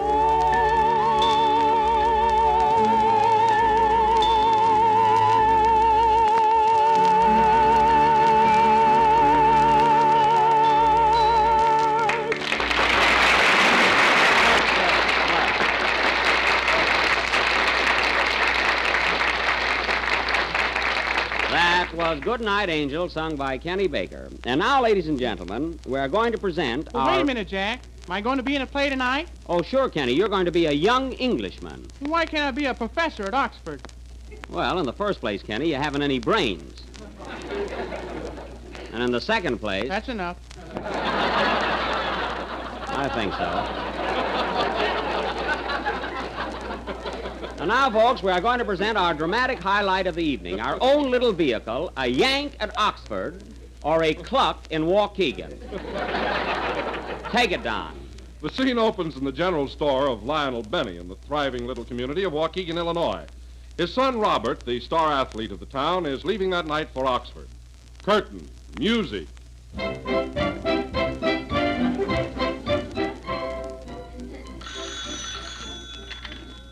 Hello? Waukegan Emporium? Yes, Mrs. Smith? Yes? All right, I'll tell him. Goodbye. Oh, Dad? What is it, Speedy?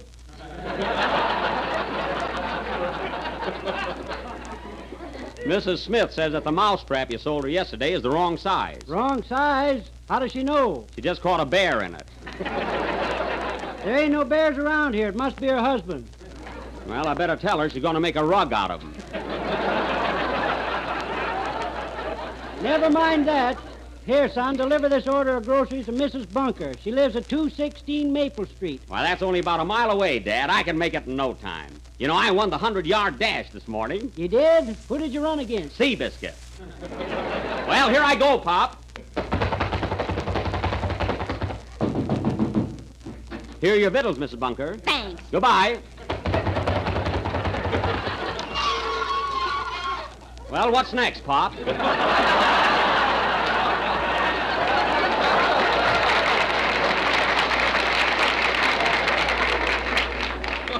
Well, doggone, Speedy, you made that pretty fast. Now take this stepladder and get me that box of crackers off the top shelf. I don't need a ladder, Paul. You know I hold the record for the high jump. Here I go. Ouch. Darn that low ceiling. Here are the crackers, Paul. Well, I better run home and pack my duds. You know I'm leaving for Oxford tonight. That's right, my boy. I hate to see you go, but you got to get a good education. Yep. Here's your steamship ticket from New York to London. Steamship ticket? Keep it, Paul. I'm going to swim over. Now, hold on, Speedy. Just because you swam across Lake Michigan don't mean you can swim the Atlantic Ocean. That's right, Paul. Maybe I better take it easy. I'll row across. That's the way to talk, my son. Say, did you tell Maureen you're leaving? No, Dad, I didn't. I just couldn't bear to tell her. We've been going together for 8 years, and I'm afraid it'll break her heart. I know, son. It'll be a great shock to her. Here she comes now. Gosh, she looks pretty. Hello, Maureen. Hello, Speedy. That's Speedy.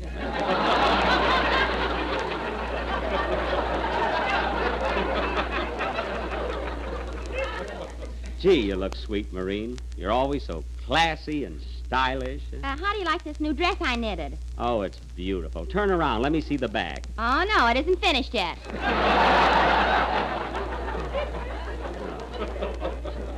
Now, listen, Maureen. There's something I must tell you. Something that, gee, I don't know how to begin. Well, I do. I want a can of corn, a pound of coffee, 3 lamb chops. Maureen, I must tell you. I'm leaving tonight for Oxford. A dozen eggs. Can't you understand, honey? I'll be gone 4 long years. 4 years, Bob? Yes. That's terrible. And a bottle of ketchup. Now, don't take it so hard, gal. After all, it won't be forever. You'll be true to me while I'm gone, won't you? Yes, Bob. I'll be as true as Ben Turpin with a bow and arrow. That's the spirit. You're the sweetest, dearest girl I've ever known. Say you'll wait for me. Why, Bob, I'll wait for you till the cows come home. That's wonderful. When are they coming home? Tomorrow. Oh. Well, I gotta run along now and pack. Goodbye, Maureen. So long, Dad. I'll see you both at the station. Goodbye, son. So long, Speedy. Hey, Maureen, watch me jump over the pickle barrel on the way out. Here I go. Oh, gee, it's the first time I've missed. Now I'm all dill.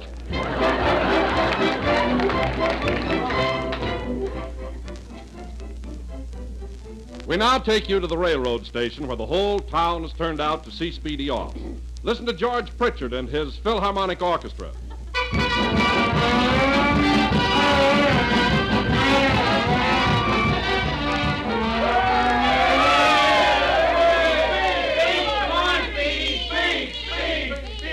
Well, friends, as you all know, today I am bidding Waukegan adieu. I may not be the best student at Oxford, but I'll win every athletic event from ping pong to screeno. Hooray! Thanks, friends, and I'll be seeing you in 4 years. Hooray! Of course, I may come back sooner. Ooh. But I doubt it. Hooray! Well, so long, Paul. Goodbye, my boy. Take good care of yourself. Well, Marine, aren't you going to kiss me goodbye? I'll say I am. And aren't you going to miss me, honey? I'll say I am. Gee, it looks like rain. I'll say I am. Oh, stop already. I think I am. Well, goodbye, darling. Goodbye, Bob, and hurry back in 4 years. I will, dear. Come on, Marine, let's go to a movie. Okay, Stanislaus. Stanislaus, who is this guy? My new boyfriend. The cows came home early. Oh, I see. All aboard. Train leaving for Chicago, Cleveland, Buffalo, Syracuse, Albany, and a lot of places.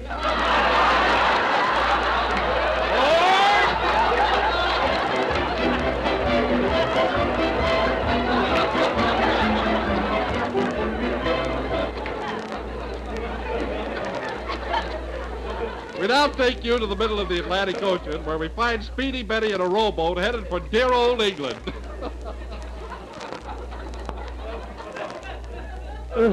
Stroke. Stroke. Stroke. 16 days in a rowboat.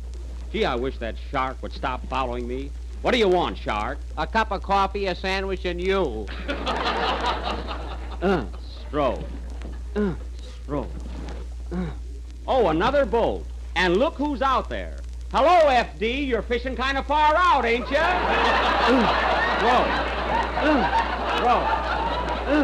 Stroke. At last, our hero arrives in England, and now we pick him up on a road 15 miles out of London. He's lost and trying to find his way to Oxford. Stroke. Oh, pardon me, folks. I'm on land now. Gee, I've been walking around for days, and no one seems to know where Oxford is. Pardon me, sir. Is this the right road to Oxford? Oxford, old boy? My word. Is that in England? Well, gee whiz, it's supposed to be. Are you looking for Oxford on the Thames or Oxford on the Avon? I want just plain Oxford. What size? 9.5B. Oh, go away. Gee, somebody must know where Oxford is. Oh, I say, young fellow. Hello, old thing. Can you tell me how to get to Oxford? Oxford, old thing? Yes. Well, old thing. Stop calling me old thing. Now, do you know where Oxford is? I don't even know where I am. Cheerio. Cheerio. He's about as English as a hot dog. 2 weeks later, and our hero is still trying to find the road to Oxford. We pick him up in the little village of Marmalade on the Crumpet. Gee, I'm so lonely and homesick. I wish I was back at Waukegan. I wonder what Marine is doing right now. Kiss me, Stanislaus. I'm sorry I asked. Oh, well. Gee, I hope I find that school pretty soon. Oh, I beg your pardon, ma'am. Carry on. How do I get to Oxford University? Well, first you have to go through I school. I've been through I school. Look, all I want to know is what road do I take to get to Oxford? There's an inn right across the Y. Why don't you inquire there? I will. Thank you. Thank you. My, what a quaint little restaurant. Ye Brown Derby. I think I'll get something to eat. What ho, so heavy fish and chips, another customer. How'd you do? How'd you do? I'd like a ham sandwich, please. Sorry, and we a glass haven't of any milk. ham, sir. What's that? Beg pardon? I said I'd like a glass of milk. I heard you. I say we haven't any ham, sir. Oh. We have Yorkshire pudding and stewed tripe and gooseberry treacle tarts. Treacle tarts? I'll have a go at that. And give me a glass of milk. Oh, come now, old boy. You want tea. I want milk. Don't be a silly arse. Have tea. I'm not a silly arse, and I want milk. Now, you give me milk, or I'll tell Anthony Eden on you. Say, Lord love the duck, give over. How about Jell-O for dessert? Jell-O? That'll be ripping. Rather. It comes in 6 delicious flavors, you know. Strawberry, raspberry, cherry, orange, lemon, and limey. Well, I'll have a lot of that. Oh, by the way, maybe you can help me. I've been having an awful time trying to find Oxford University. Oxford? Do you spell it with an O? You spell it with an ox. Now, how do I get there? My, that is a stumper, isn't it? But there's an American sitting over at that table. Perhaps he can guide you. Why don't you ask him? I will. Well, pip, pip. Pip, pip, and I do mean pip. Pardon me, sir. You're an American, aren't you? Yes, I am. Well, maybe you can help me out. Do you know where Oxford is? Why, certainly. I just came from there. Oh, thank heaven. Now, how do I get there? Well, you go right down this road until you come to a big stone mill. And then your friend is seen aboard the state with me. The ram is seen about the right. The more of a see for test the sport, I see for 5 stand me. And my friend was sort of don't miss it, finish. Oh, you can't miss it. Now, wait. Look, I'm still at the old mill. Well, look, I know. At the old mill, you turn to the right, and you go on the secret floor suspended. Don't you mean go not the place that... Oh, no, don't miss every miss it. Oh, you mean at the right? There's still a real seat of a practice board and seat. You turn to the... No, you just start part of 7 by 7. Oh, never mind. I'll go back to America. Maybe I can find Yale. Play.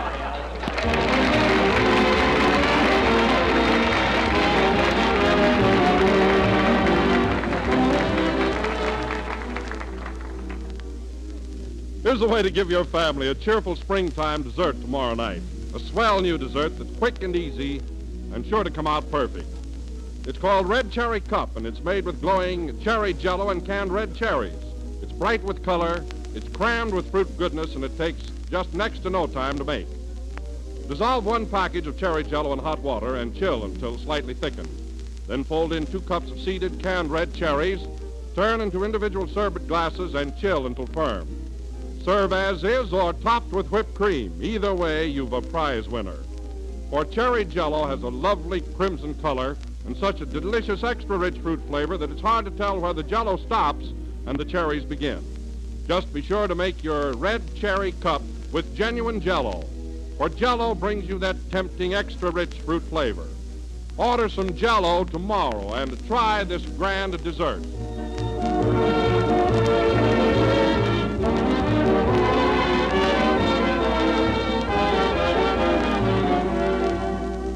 The last number of the 28th program in the new Jell-O series, and we'll be with you again next Sunday night at the same time. I hope you all liked our play, A Yank at Oxford. Say, Jack. What, Mary? When I was in your father's store, I forgot to order a pound of cheese and a loaf of bread. Look, Mary, that was only in the play. I don't care. I'm hungry. Well, so am I. Good night, folks.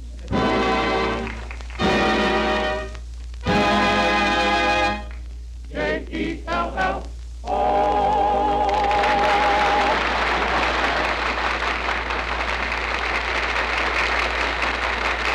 Kenny Baker appears on the Jell-O program through courtesy of Mervyn LeRoy Productions. This is the National Broadcasting Company. Okay, boy.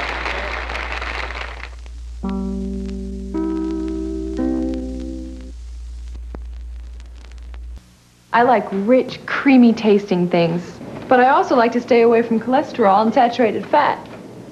I found a smart new way to do both. New Coffee Mate Liquid Non-Dairy Creamer. All the rich, creamy taste of half and half, but 75% less saturated fat and no cholesterol in coffee, over fruit, or cereal. Coffee Mate Liquid is a smart new way to have the taste you like without the fat and cholesterol you don't. Rich, creamy, and smart. New Coffee Mate Liquid from Carnation in your grocer's dairy case. One of the all-time great directors, Cecil B. DeMille, hosts Lux Radio Theater. Up next. Lux presents Hollywood.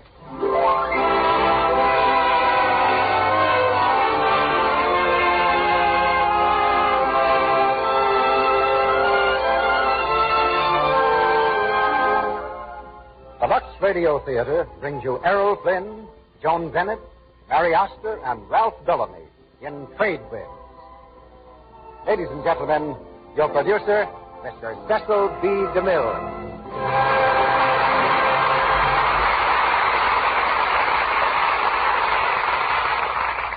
Greetings from Hollywood, ladies and gentlemen. One of our stars on this stage tonight is distinctly out of his element. But we've tried to make up for that by finding a play that would make him feel right at home. To me, Errol Flynn always looks a little out of place on dry land. That's because I'm more used to meeting him on deep water, off the California coast, where our greeting is neither spoken word nor shaken hand, but a combination of signal flags that means hello from the Catalina Channel to the China Sea. Leaning against the mainmast, dressed in faded dungarees, Errol looks as though he'd stepped from the pages of a saltwater saga. So tonight he's fittingly cast in the play called Trade Winds. It's a 4-star production. Co-starring with Errol Flynn, we present Joan Bennett, Mary Astor, and Ralph Bellamy. In the course of the play, we'll cover a lot of ground and the majority of the 7 seas. And that's in keeping with the worldwide popularity of our product, Lux Toilet Soap. In any hemisphere, beauty is at a premium, and clever women ask for Lux Toilet Soap in just about every language. Trade Winds is a drama of love and flight, of a wealthy society girl wanted by the police, and of a young detective who tracks her halfway around the world. It's the drama of a man and woman who were meant for each other, but find themselves enemies on opposite sides of the law. Errol Flynn is our globe-trotting detective, Sam Y., and the object of his globe-trotting is Joan Bennett, who plays Kay Kerrigan, the same part she had in Walter Wanger's motion picture production of Trade Winds.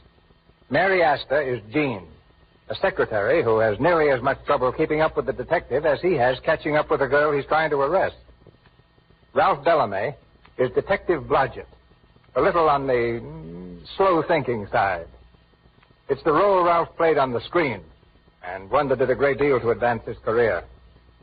Now romance and adventure await us in many parts of the world as we raise the curtain on Act 1 of Trade Winds, starring Errol Flynn as Sam Y., Joan Bennett as Kay Kerrigan, Mary Astor as Jean, and Ralph Bellamy as Blodgett.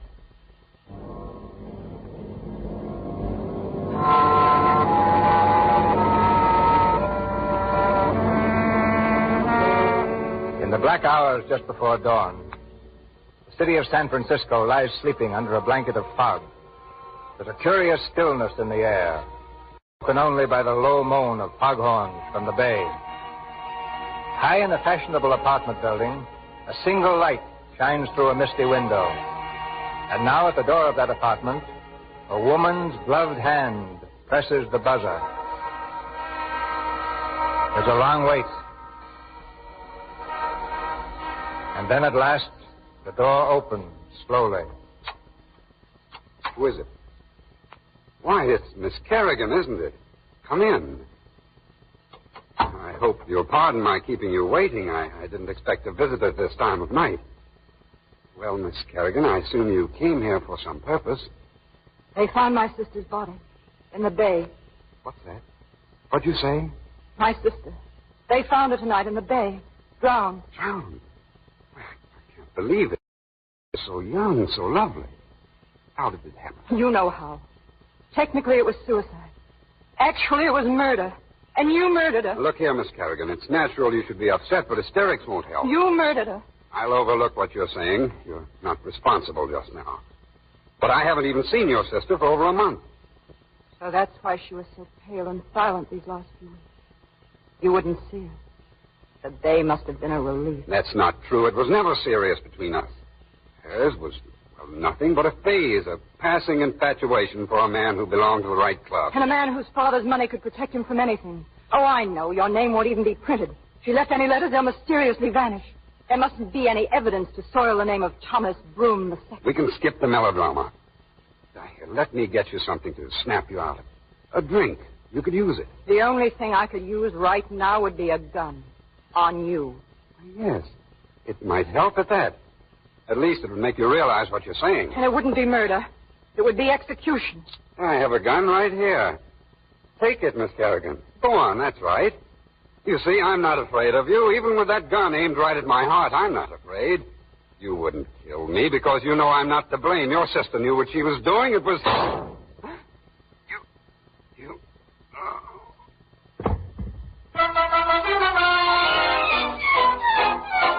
Here your paper, Thomas Broom murdered. Paper.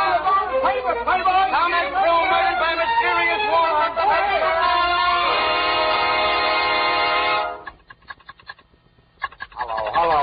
Hello. I'm talking to headquarters.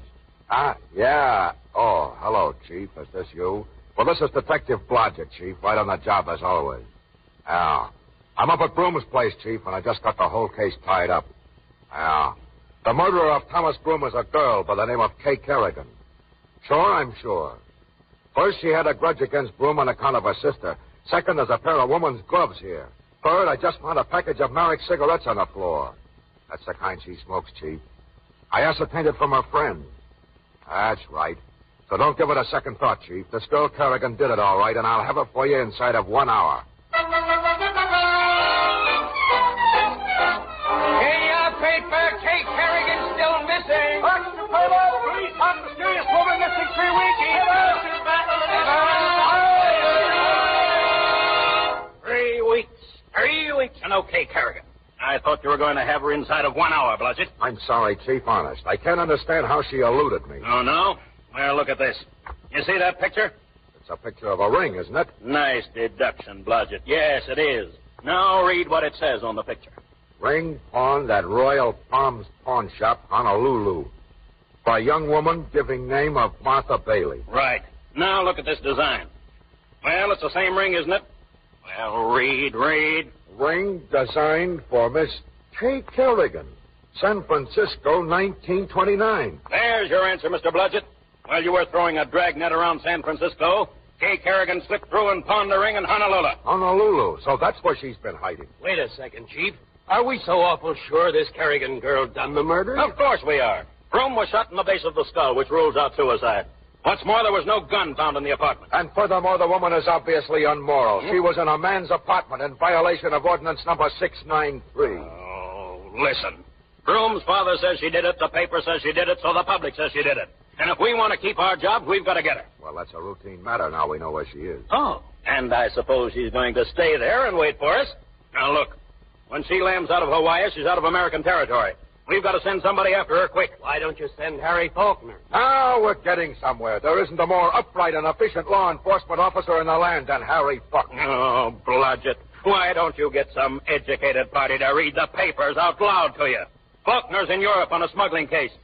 And there isn't anybody else. Chief, what about me, Chief? You? Why, you couldn't trail a puppy with muddy feet across a white bedspread. There's only one capable man I know, and that's Sam Y. Sam Y? Oh, no, Chief, not Sam Y. Why not? If it's a dame, Sam will get her. But it ain't been 6 months since you had to fire him off the force. Well, that wasn't entirely his fault. How'd he know that girl was the commissioner's daughter? But Sam Y isn't upright, Chief. He'll find her all right, but if he likes her, he'll keep her for himself. Sure, he'll keep her for himself. For a while. But when he gets tired of her, he'll bring her back. Oh, Miss Day, get me Sam Y on the phone. I'm telling you, Chief, Y will cast a definite reflection on the force. And besides, he'll double-cross you. Oh, no. Not this time he won't. Because you're going along to watch. Hello, Samuel Y. Investigation Service. Whom is speaking, please? Just a minute. I'll see, can I ascertain his whereabouts? Mr. Y? Mr. Y, you're wanted on the telephone. I'm sorry, I'm in conference. But, Mr. Y, it's... I said I'm in conference, Miss Bell, and I don't want to be disturbed. Tell whoever it is to call back, and I may speak to him later. And please don't bother me again. Thank you. Now, Miss Cartwright, where were we? You were saying my eyes were so blue. Oh, yes. Yes, your eyes. You know, Miss Cartwright, love like this only happens once to a man. Only once may he reach up his hand and touch the stars. Oh. At first I thought I dreamed you. Help me to understand I'm not dreaming. Take me to walk with you along the stars. Excuse me. Who is this? I said I was busy. What? Oh, hello, Chiefy. A job? Oh, can't right now. I'm in conference. What? Hey, Kerrigan? Oh, yes. I see, yes. Sure, I'll be right over. Yes, goodbye, Chief. Sam, darling. Miss Cartwright, I've got to leave for a while. Don't move until I come back. Where are you going? Honolulu. Hey, wait! Miss Bell, Jean, where's my hat? Here.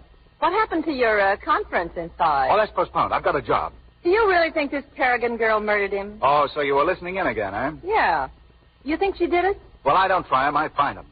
Besides, I've always wanted to go around the world. There must be quite a lot of undeveloped territory out there. I've always wanted to travel myself. It's a nice assignment for us. Us? Can't you count? I'm going solo. What? And leave me here to stall off the rent and the telephone and the payments on the office furniture? Oh, no, you don't. Oh, now listen, gee. Honey, you don't think I'm leaving because I want to, do you? Now, wait. Don't try to get around me. I don't fall for that. Jean, look at me. A person like you. Why? Jean, this only happens once to a man. Don't you know that going away from you is one of the hardest things I've ever had to face? Don't you know that, Jeannie? Oh, Sam. Close your eyes, Jeannie. That's right. Sam. And don't forget to store my tailor, too. Hey, come back. You can't. So long, Jeannie. I'll write from Honolulu. You big heel.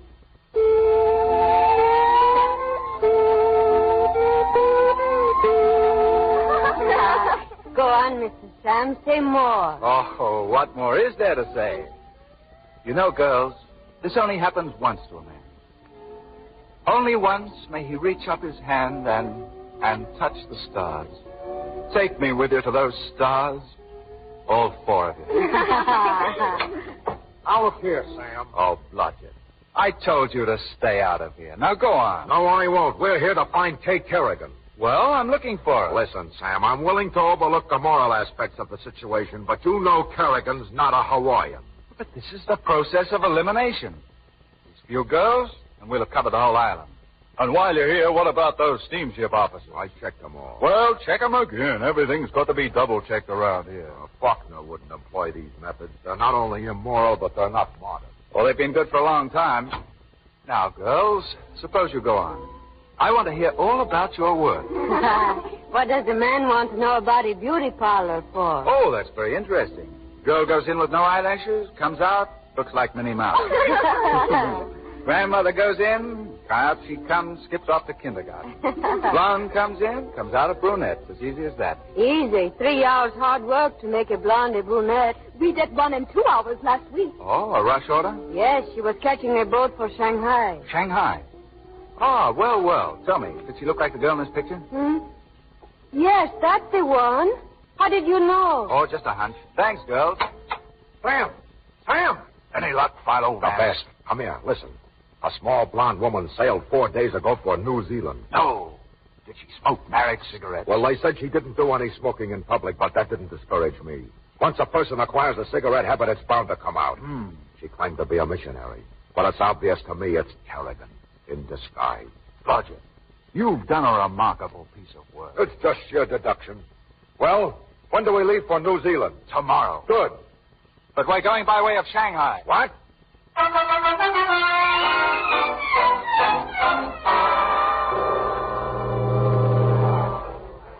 So you want to work here, huh? I want to work anywhere. I was told that the Shanghai Cafe needed a pianist. Yeah, that's right. American, eh? No, English. I see. So what kind of stuff do you play? Well, I'll tell you the truth. I was brought up on Chopin. Never heard of him. Can you play popular? I'd like to try. Well, looks count more than playing here. Okay, you're hired. Thank you. Do I start tonight? Yeah. And be sure to bring your police card. Police card? Yeah, that's right. All non-residents must report to the police before they can work in Shanghai. Oh. Oh, it's just a formality, unless, of course, you're a criminal. What makes you say that? Nothing. Why? Go on. Report to the police and be back here at 8. All right. Thanks.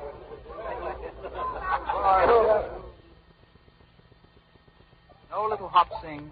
That is your name, isn't it? Hop-Sing, yes. At first, Hop-Sing, I thought I'd dreamed you. Help me to understand I'm not dreaming. Help me to... Sam, I've got her. What? I got her, Sam. I got Kerrigan trapped her red-handed in the lobby of the hotel smoking a Merrick cigarette. Pardon me, Hop-Sing. Business after pleasure. And don't move until I come back. Where is she? I locked her in my room. I thought in the case of trapping a murderess, we could defy the conventions. Well, come on, show me. Come on, hurry up. Just a minute, Sam. Can't be too careful in these cases. Maybe I better use my gun. Yeah, but make sure it's not loaded. Now, come on. Stand where you are, Miss Kerrigan. I got you covered. Kerrigan? Say, what is this? Well, if it isn't Mr. Y. Hiya, Sam. Well, Dr. Livingston, I presume. Say, what is this? Sam, will you do me the courtesy of telling this big lunkhead who I am? Oh, I beg your pardon. I thought you had met. Dr. Livingston, allow me to present Mr. Blodgett. Charmed, I'm sure. Huh? Dr. Livingston is an old friend of mine from San Francisco.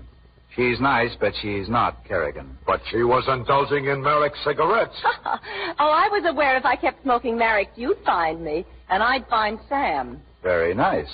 Well, you might as well unleash her, Philo. She's nothing but a red herring.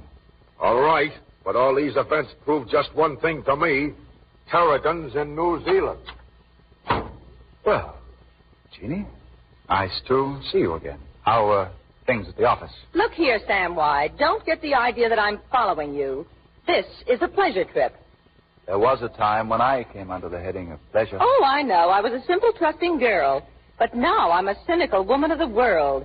You couldn't push me around now if I was on roller skates. Yes.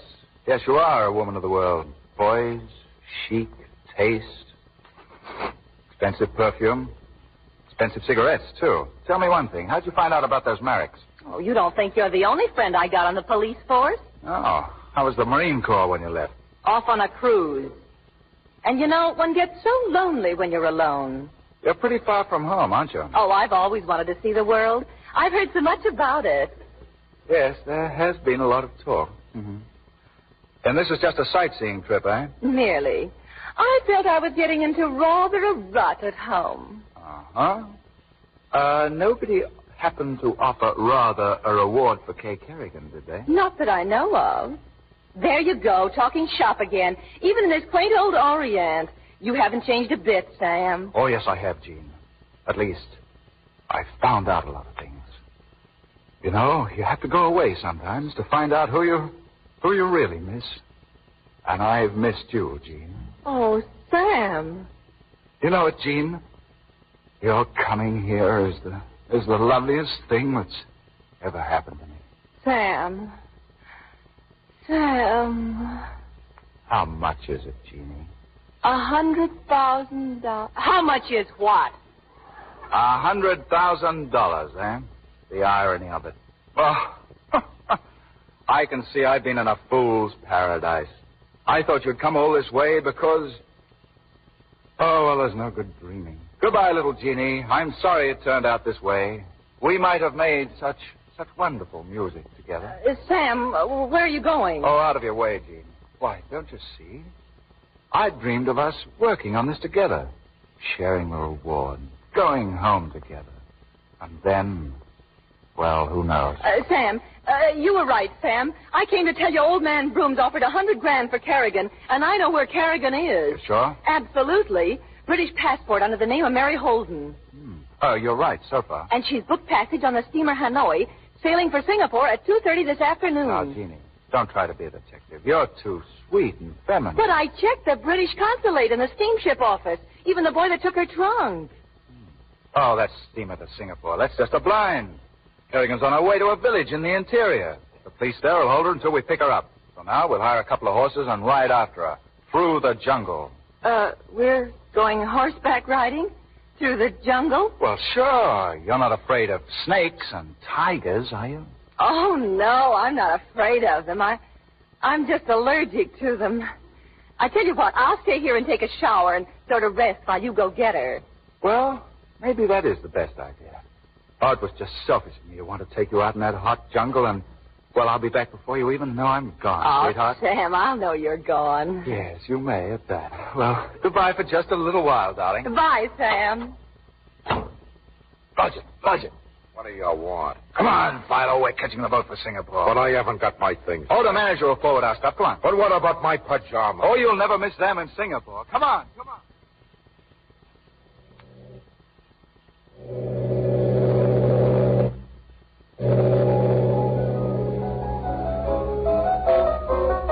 Oh, please. Don't play it like that. After all, the way Chopin wrote it was pretty nice, too. Hello. My name's Sam. Hello. Mine's Mary. Do you mind if I show you how it ends? I hope I know how it ends. You know, it's only fair to present Chopin's side of the argument. But I'll need that. My hand. Please. What? Oh, yes, of course. Silly on me. Here. Thank you.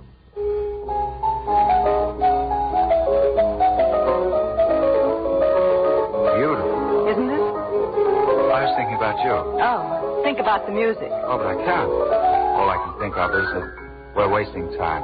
How? Well, I really ought to kiss you. Like this. Well, that was unexpected. Now what am I supposed to do? Oh, turn the other cheek. You behave like this everywhere, or just in the Orient. Oh, well, seemed like a good idea at the time. I guess it wasn't. Anyway, thanks for the lesson. I mean the music lesson. You're welcome. Promise to practice. Goodbye. Oh, no, not goodbye. I hate that expression. I'm afraid it's what you say when you're leaving somebody. Ah, but if you didn't leave, you wouldn't have to say it. I must. Oh, you've got my hand again. I know. I need it this time. Good night. Wait! Won't I see you tomorrow? Well, it's a very small boat. What about the day after tomorrow? Well, it's a very small world.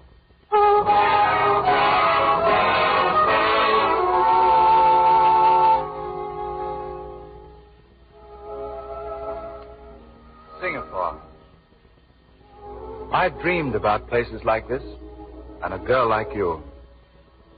You know, a thing like this only happens to a man once.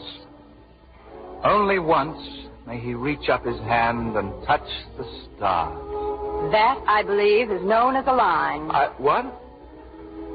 Oh, yes. I'm afraid it is. You read it perfectly. You must have rehearsed it a lot. I have. On every possible occasion. I'm a terrible egotist. How? Well, I rather hoped when I was ready to listen it wouldn't be a line. Or anyway, it would be a line tailor-made for the occasion. You rate it. Not only tailor-made, but brand new, shiny words, freshly minted. Bright words that nobody's ever touched before. Oh, that's a line, too. But not bad. I suppose you can't be blamed for sticking to proven methods. Oh, that's all I ever learned. I used the line when I sold newspapers on street corners. Monday's news on Wednesday morning. I used the line to get my first job. Everything I've got was by knowing when to turn it on. And off. Right. Well, I'm turning it off right now. And I hope this is the right time. Knock wood. Will that make it sure? Oh, it should. You see, where I was brought up, the kids didn't go in much for prayer. That was softy stuff. So I never learned any. This is my way of praying, by knocking wood. When I want something that's beyond my power to get. You've been really honest with me, haven't you? Completely. For the last few minutes. I can't be any less with you. There's something it's going to be very difficult to tell you, but I must. Oh, no. No, you mustn't. If there's anything unpleasant, don't say it because I won't listen. But really, Oh, no, please. No. Oh, look, we've had a grand day, and there's a lot more ahead of us. Well, a few anyway. Let's take them and no questions asked. All right. No questions asked.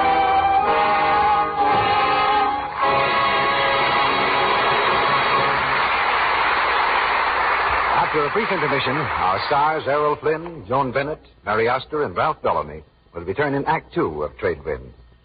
Now, for a moment, we want you to listen in to a few of what we radio people call sound effects. Tonight, all our sound effects are going to be bells. Here's the first. Hear those little bells? If you have a very small boy in the house, maybe you recognize them right away.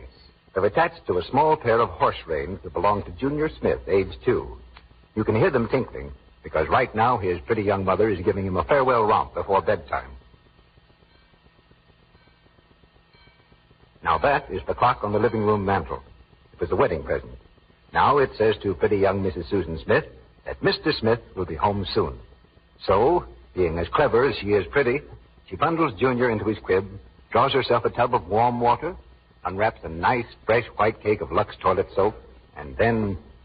Well, Sally, you tell them what happens then. Well, then Sue settles down for a few minutes of perfect relaxation in that nice, warm bath. She forgets about her housekeeping problems and about Junior's teething, and just soaps herself all over lazily with Lux Soap's creamy, active lather. Lets it carry away perspiration, every single trace of dust and dirt. You see, she knows that this luxurious beauty bath will make her feel like new and leave a delicate, clinging fragrance on her skin, too. Thank you, Sally. You see, young Mrs. Smith depends on her daily Lux toilet soap bath, not only for a quick, refreshing pickup, but to make her sure of daintiness, of skin that's sweet. And that brings us to another sound effect. That is the Smith doorbell. Sue knows that it's Bill, so glad to be home and so eager to see his pretty young wife that he can't bother with his latchkey. Well, she's ready to greet him in a fresh frock, a gay little ribbon in her hair. And as he takes her in his arms, he thinks how sweet she is. Every bit as sweet, every bit as thrilling as when 4 years ago, clever little Sue made young Bill Smith the happiest man in the world. Now, our producer, Mr. DeMille. Act 2 of Trade Winds, starring Errol Flynn as Sam Y., Joan Bennett as Kay Kerrigan, Mary Astor as Jean, and Ralph Bellamy as Bludgett.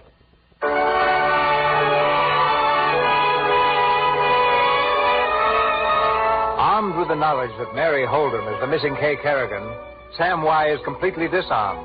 For the first time in his life, he regrets being a detective. And now, with Kay, he's doing his best to forget it. They've just returned from a ride, and Kay, stretched out in a chair, is attempting to kick off her riding boots. Come on, kick. I can't. All right, wait. I've got a proposition to make you. I'll help you off with your boots if you'll buy me a drink. Sold to the gentleman in riding clothes. Okay, put your foot up. Now, come on. Ouch, take it easy. Ooh, whoever invented these things, anyhow? It's no use. Take a rest, Sam. Thanks. I'm sorry. Jeanette will do it for me. She's got the knack of it. Jeanette?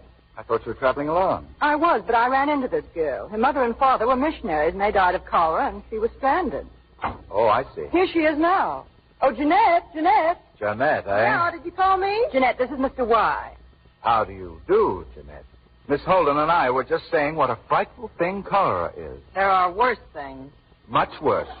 Oh, Jeanette, will you please order Mr. Y anything he wants? And then come inside and help me with my boots. I'll be right there. I won't be long, Sam. Right. Well, Mr. Y, can I order you a nice case of smallpox? Jean, darling, do you know what comes to me as a surprise? I'm really glad to see you. You dished me in Shanghai. Oh, a mistake, that's all. All that matters now is that I found you again. Go away, snake. Why, Jean, have you been drinking? Planter's Punch. Nothing but fruit juice. Uh-huh. I heard it. And I know something else. I know that this girl is Kerrigan. Well, a woman's intuition is a wonderful thing. And so is $100. Oh, sure. Listen, Sam, I want half that reward, see, and I'm going to get it. Well, of course. We split it just as soon as we catch up with Kerrigan. Oh, stop that. You know as well as I do Holden is Kerrigan. Oh, listen, Jean. I didn't mean to tell you this soon, but I think you've got the right to know. Kerrigan's in New Zealand running a shooting gallery. Well, who's this in this photograph? Buffalo Bill? Look. Kay Kerrigan, President Senior Class, prettiest, most likely to succeed. Even Blodgett will recognize her from that. And if you don't play ball, mastermind, that 100,000 will be split between he and I. All right, you're right. I know she's Kerrigan. But I don't work like other people. You're giving me information. Well, from now on, I'm going to be different anyhow. Cross my heart. And, Jeannie, when we get that reward and get back to the States, well, you can't keep me from dreaming, Jeannie. Sam, you're a dope. What? I've fallen for that line twice, and twice is enough. You arrest that girl tonight or else, get it? All right, Jean, you win.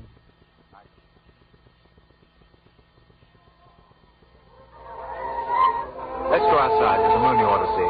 I wouldn't want to miss anything. Well? It's beautiful.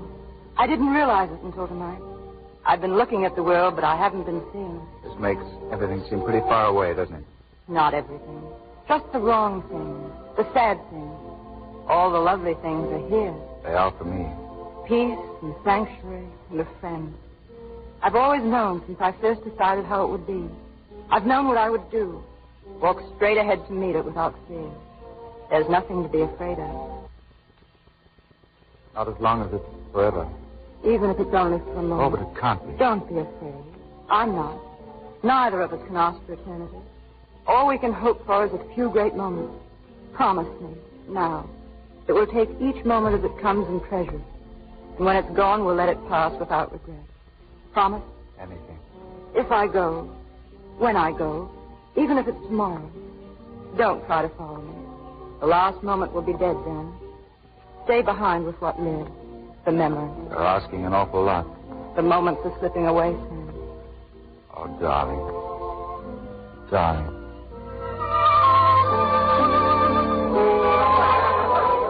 Yes, Mr. Blodgett? What'll it be this time?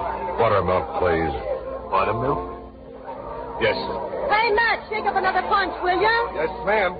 Why, Dr. Livingston. Oh, hello. Well, it certainly is a pleasure to meet up with you again, Dr. Livingston. Likewise. Sam didn't tell me you were in Singapore. Oh, I just ran over to join a friend of mine, Miss Holden. Oh, she was on the boat with us. A very refined type.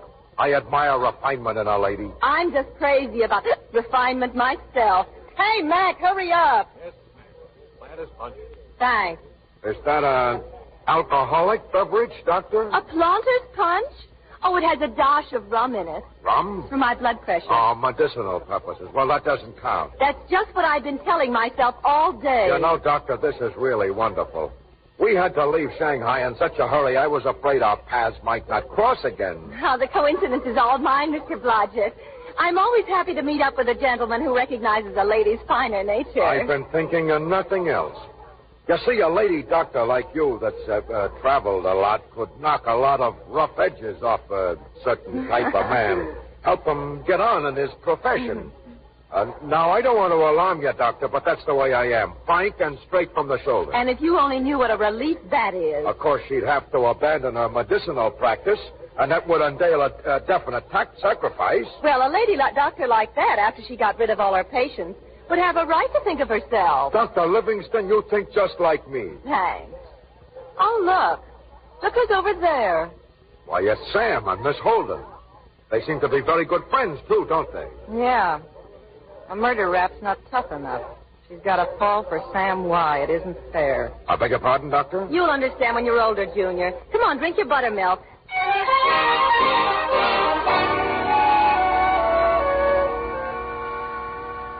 What are you saying? Jean, what are you trying to tell me? I just did tell you. Sam Y. is a detective. Everybody's a detective.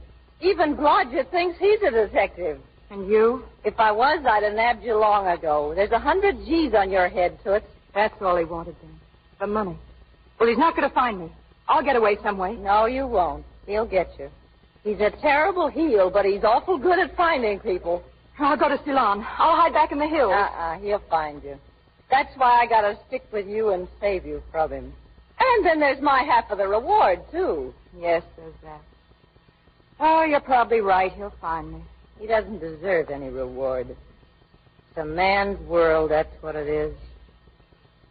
Well, he isn't going to get any reward. Nobody's going to get any reward. What? I'm going to help you get away.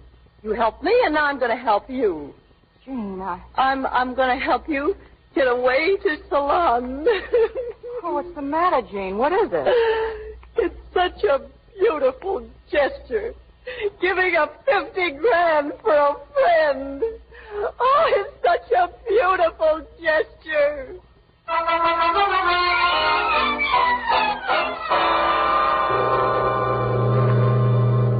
You can have your pick of the bungalows, Mem Sahib.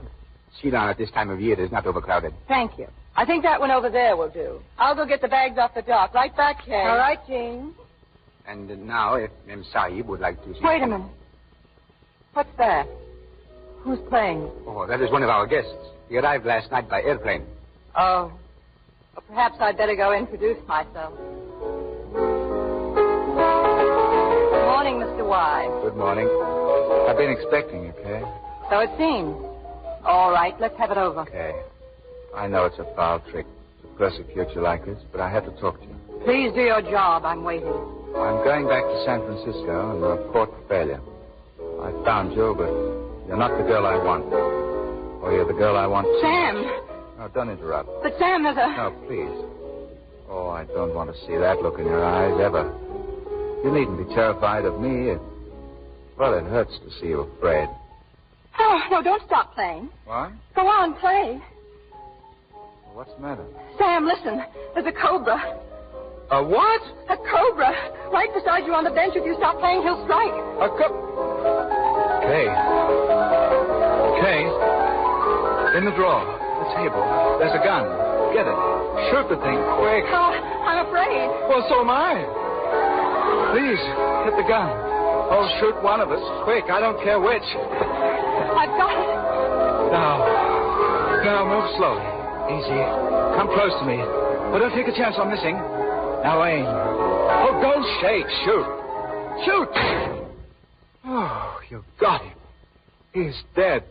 Kay, he's dead. Sam, I think I'm going...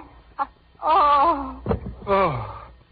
Kay, may I join you? Oh.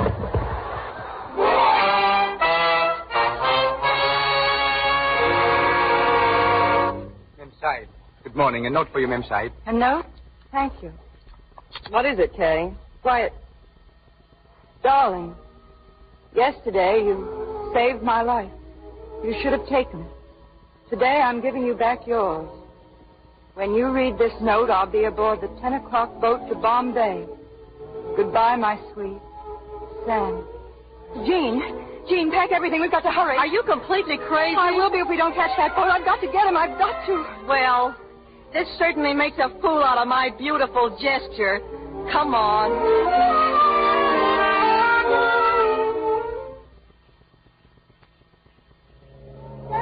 Sam, I'm here, Sam. What are you doing on this boat, Kay? Sam, I'm coming with you. Oh, you shouldn't have done this. Maybe not. But there are things you just can't help. I'm going a long way, but I'm going to San Francisco. I know. And I'm going with you. The long way. One of us is an awful fool. If you hadn't done this, you'd have had a chance. I know. A chance for my life. A life of running away and hiding and trembling at shadows. When we get back to San Francisco, I'm going to do everything I can to... We mustn't think about what's happened or what's going to happen. The only time for us is right now. And these next few weeks together. You're making a pretty big decision, Kay. Are you sure? A lifetime of running away, or a few weeks drifting along the trade winds with you. There wasn't any choice. You're very sweet, Kay. It's a lot more than I deserve.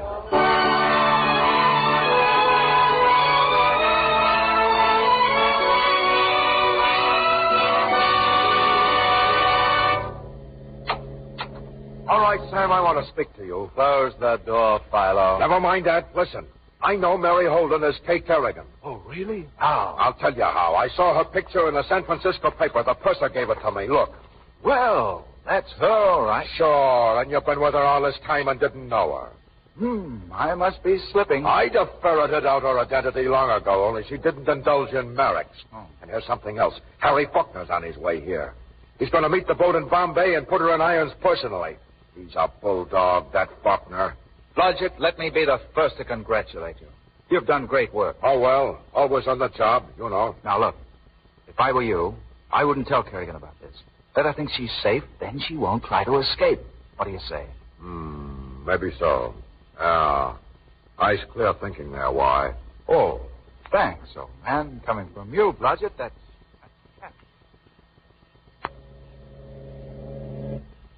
Hey. Yes, Sam? You better have a few things packed tonight. We're leaving the boat at Penani in the morning. Where are we going? To a place where nobody will ever find us.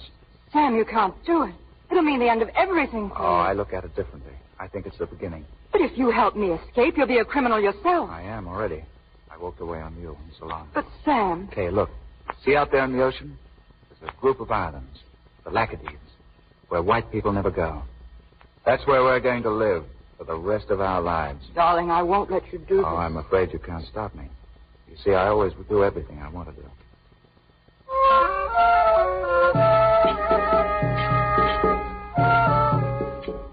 Everybody's dream. Tropical island, a million miles from civilization. You like a house? I love it. You know, some people mightn't approve of a marriage like ours in a missionary hut in Penani, but I think it'll hold. It was a grand marriage, Sam, and the loveliest ring a bride ever wore. Oh, let's see it. Yeah. What's that inscription again? Perfecto delecto, 10 cents. Sweet. Not a bad cigar, either.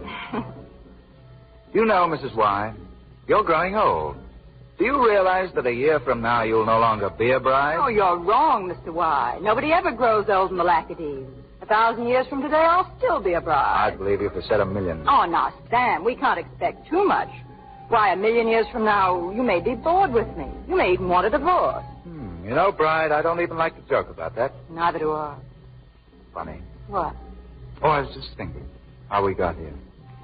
Like the old sailing ships on the wings of the trade winds. Over the sea to safety. There's our highway, darling, out there. Let us home. Ah, see. Our life. It will always be just the sun, the sea, the trade wind. And you and me. And nothing to be afraid of ever again. Nothing.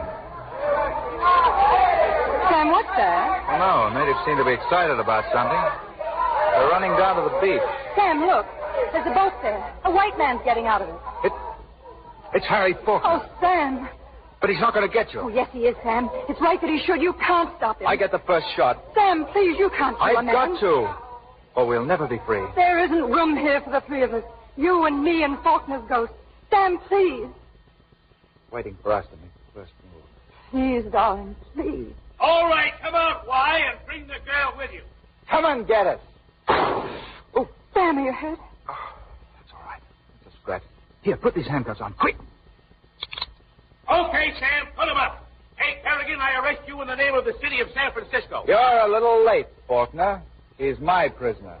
$100,000 on the hoof, unbound to me by bands of steel. Look. Sam, you did this for the reward? Well, what else? See, baby, I'm losing you in any case. It's tough, but you can't expect me to pass up that reward, too. Come on, baby. We're going to San Francisco.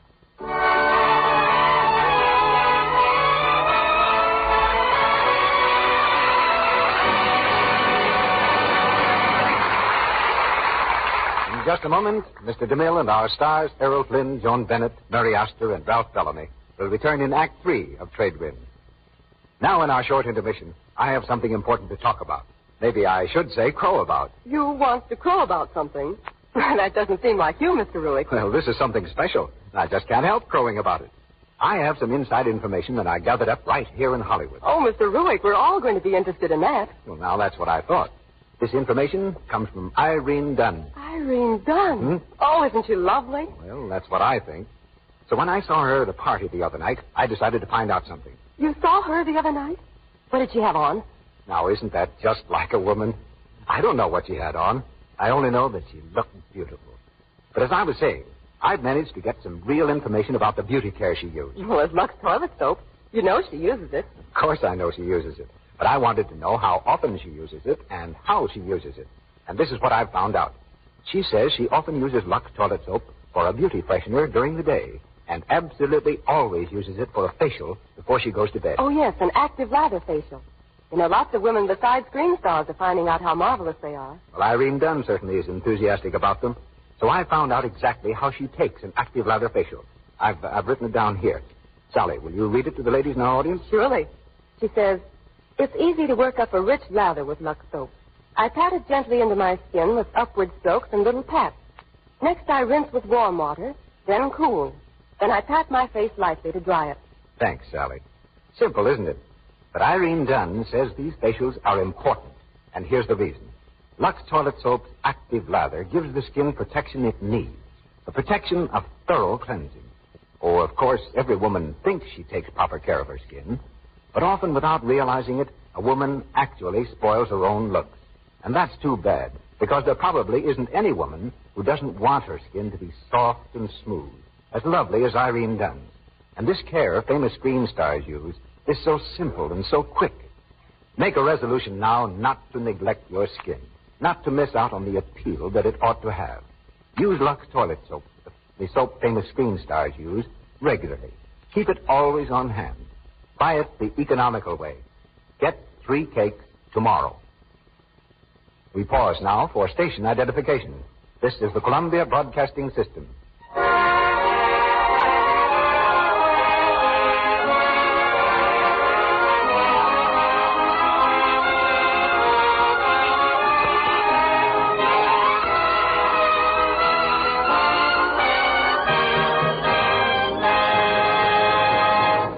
The curtain on the third act of Trade Winds.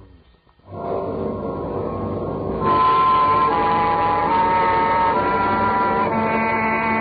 few weeks have passed. Back in San Francisco, the newsboys scream their headlines. Paper, paper, Kerrigan chapter arrived from Orient. Hey, we know about it. Sam White, collect you all, Sam White, take forward, wipe his back for murder. In her cell in the city prison, Kay reads the latest story, while Jean and Blodgett stand at her side, their eyes full of sympathy. Sam Y. celebrates $100,000 haul. Samuel Y. received his $100,000 reward today for building a gallows under Kay Kerrigan, some of which he'll spend on a housewarming party, featuring wine, song, and most appropriately, women. Give me that paper. I'd like to do that to the rat in person. Limb from limb. Don't abandon hopefulness, Miss Kerrigan. There's only been 3 women hanged in the history of California, and they were guilty of the most heinous crimes. Fiends in human form. Shut up. Hey, what did you kick me for? Don't try to figure it out, Big Shot, or your head'll ache, too. I'm sorry, Kay. I don't want sympathy. I shot Broom, and I'd do it again. If the jury feels I wasn't justified, I'm not afraid to take any sentence they want to hang me. It isn't shooting Broom that I regret. Take it easy, honey. I'd rather hang 20 times than live with this filthy feeling that I trusted, worshipped that. Oh, I feel so cheap, so smeared with dirt. There's only one way I can ever get clean again. The jury will do that. Don't be too severe on Sam. I'll bet you right now he isn't feeling any too good himself. Well, if he isn't, it's because he forgot to kick his mother goodbye this morning. He hasn't got a mother. How lucky for her. Why, he's thinking of you right along, Miss Kerrigan. Only this morning he asked me to give you these gloves. They're not my gloves. Why, Miss Kerrigan, I found them myself on Broom's desk, right beside the corpus delicti. I tell you they aren't mine. No? Then maybe Sam intended them for a little remembrance for you. A remembrance? Is this a joke? Yes, that's it. A joke. A very funny joke. Please, honey. Why aren't you laughing? Everybody else is laughing. Laugh and have fun. Sam's made a joke and everybody's laughing. Can't you see I'm laughing, too? All right, Blodgett, let's go.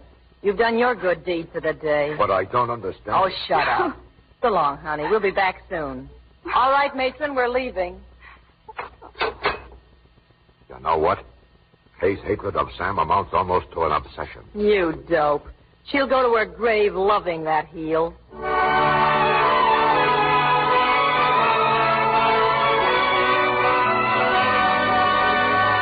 now we bring you the latest news in the Kerrigan murder trial.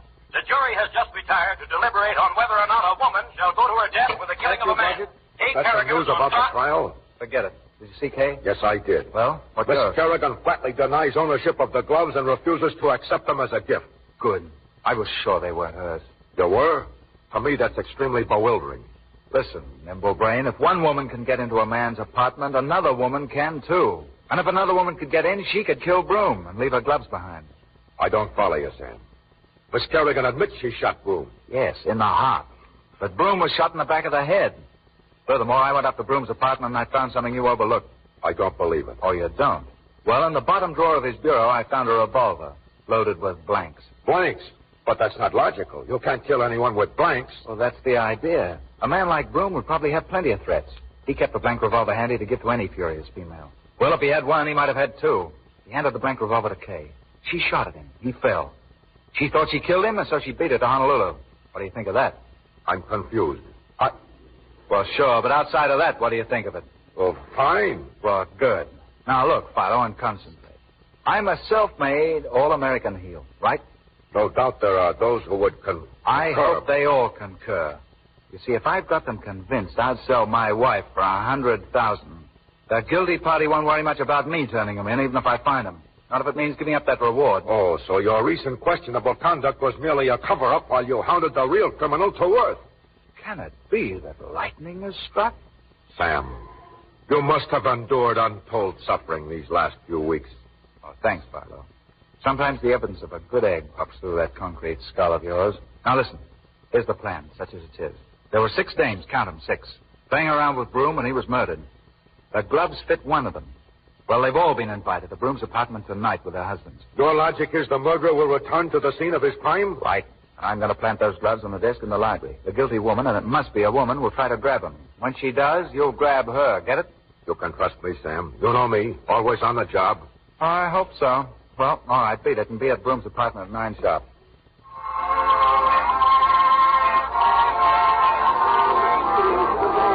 How's it going, Blodgett? Okay, Sam. 5 females have gone into the library and out again. Anyone touched those gloves yet? Nope, not yet. Okay, keep watching. I've got Mac and Joe standing by to help. Ladies and gentlemen, we interrupt this program of dance music to bring you a late bulletin from from the Kerrigan murder trial. Courthouse gossip has it the jurors stand 9-3 for conviction. Keep tuned to this station for the latest development. We return you now to our main studio. Hey, Sam. There goes another female into the library. Yeah, Mrs. Ralph Cannell. Stand by, Blodgett. You want me to trail her? No, I'll do it myself. Good evening, Mrs. Cannell. Oh, good evening. I saw you pick up those gloves. Well, you can keep them. I've been meaning to return them to you for a long time. They're not mine. I must confess, though, they're so lovely, I was tempted to steal them. Oh, I'm sure Bannisters still keep them in stock. Well, they too look like a pair I lost some months ago. Oh, they are the pair. You lost them right here, the night you killed Broom. I didn't do it. I swear I didn't shoot him. John, don't come in here. What have you told him? I haven't told him anything. Keep quiet. I'll handle this. Sit down, Mr. Cannell. Come on, Elsie, let's get out of here. Oh, wait a minute. What's the hurry? I'm not going to ask you to talk. I know the answers anyway. Mr. Cannell, you bumped Broom off when Kerrigan botched the job. That was a break for you. You knocked him off, then pinned the rap on Kerrigan. Only she thought she shot him in the heart when the job was actually done with a bullet in the back of the head. Listen, you can't intimidate. Oh, not that it's any of my business. I've got my $100,000. I'm satisfied. Oh. My apologies, old man. I'd forgotten where your best interests lay. Yes, I shot Broom just like you'd shoot a dog. But you won't talk. Even if you did, no one would believe you. Not without a witness. And my wife can't testify against me. Oh, you're smart, Cannell. Even if I wanted to, I couldn't prove your confession without another witness, could I? Okay, Sam, I got every word. Nice work, Philo. Why, you... Look out. Oh. Sam, did I kill him? No, you got him in the arm. Nice shooting. Gee, I was afraid. Oh, gosh, Sam. Oh. Hey, Mac. Joe, take this guy Cannell out.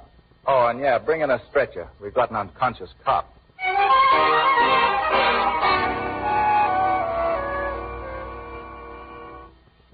Now, let me see, Mr. Y. 2 tickets to Bombay. Your passage to the Lackady Islands you'll have to arrange for yourself. Oh, I've done that before. Thank you. Thank you, sir. Oh, say, clerk, are my tickets ready yet? In a moment, Mr. Blodgett. You? Where are you going, Philo? I'm going on a honeymoon, too. No. Why not? I'm getting married. Well, well. Who's the lucky woman?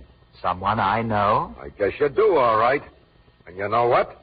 She's going to give up her whole medicinal practice for me. Oh, Dr. Livingston, I presume.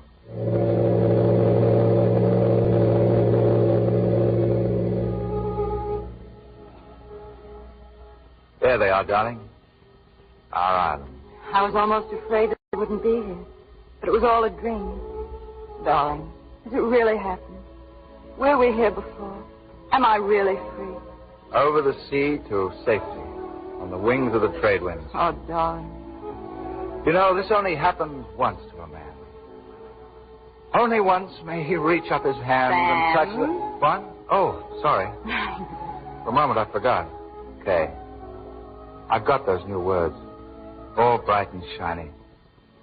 They're inside, but I don't seem to be able to get them out. I know. There'll be time. You see, this is it, darling. This is eternity. Eternity. Knock wood. Yes. Knock wood.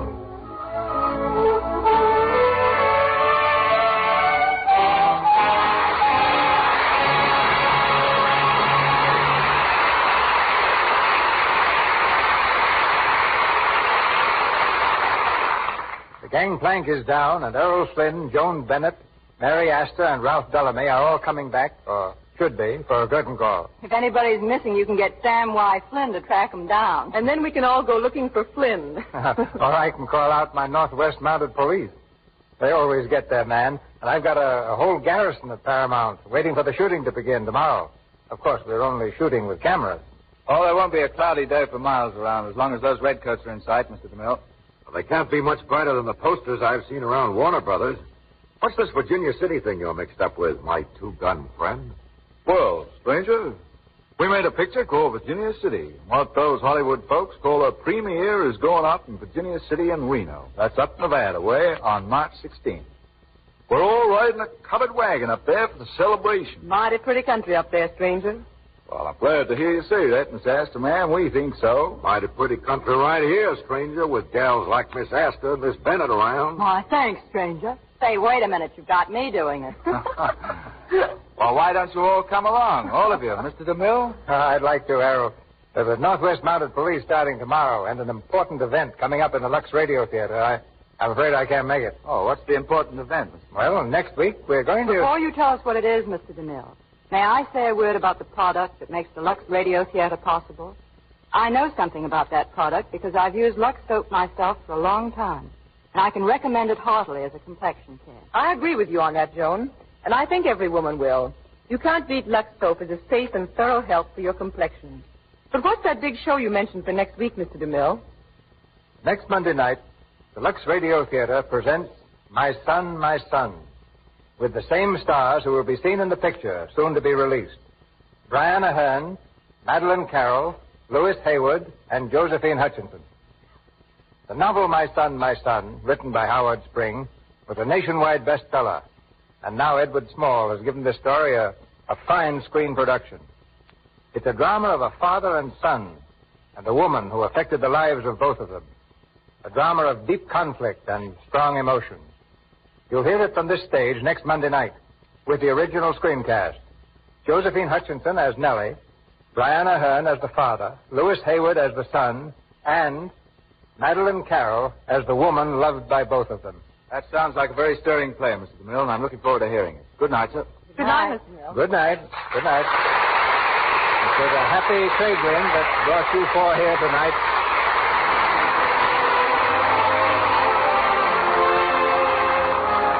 Our sponsors, the makers of Lux Toilet Soap, join me in inviting you to be with us again next Monday night when the Lux Radio Theater presents Brian Ahern, Madeline Carroll, Louis Haywood, and Josephine Hutchinson in My Son, My Son. This is Cecil B. DeMille saying good night to you from Hollywood.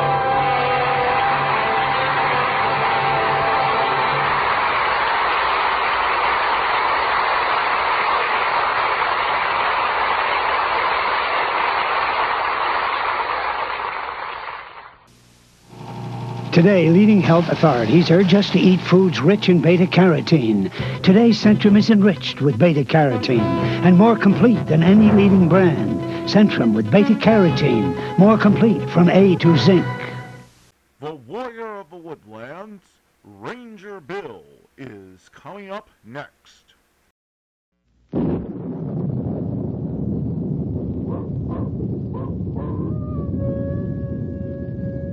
Ranger Bill, Warrior of the Woodland. Ranger Bill, Warrior of the Woodland, struggling against extreme odds, traveling dangerous trails, showing rare courage in the face of disaster. In the air,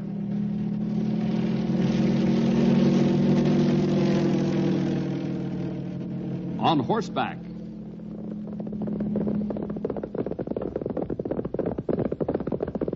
or in a screaming squad car.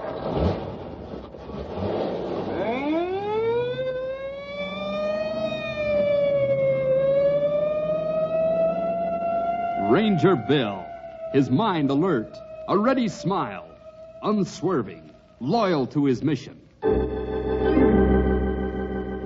And all this in exchange for the satisfaction and pride of a job well done.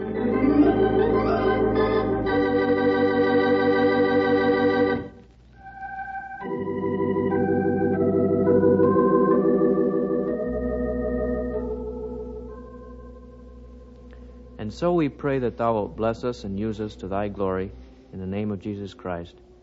Amen. Amen. Amen. Pal, I wonder if I could ask you something. That's kind of a switch, Bill.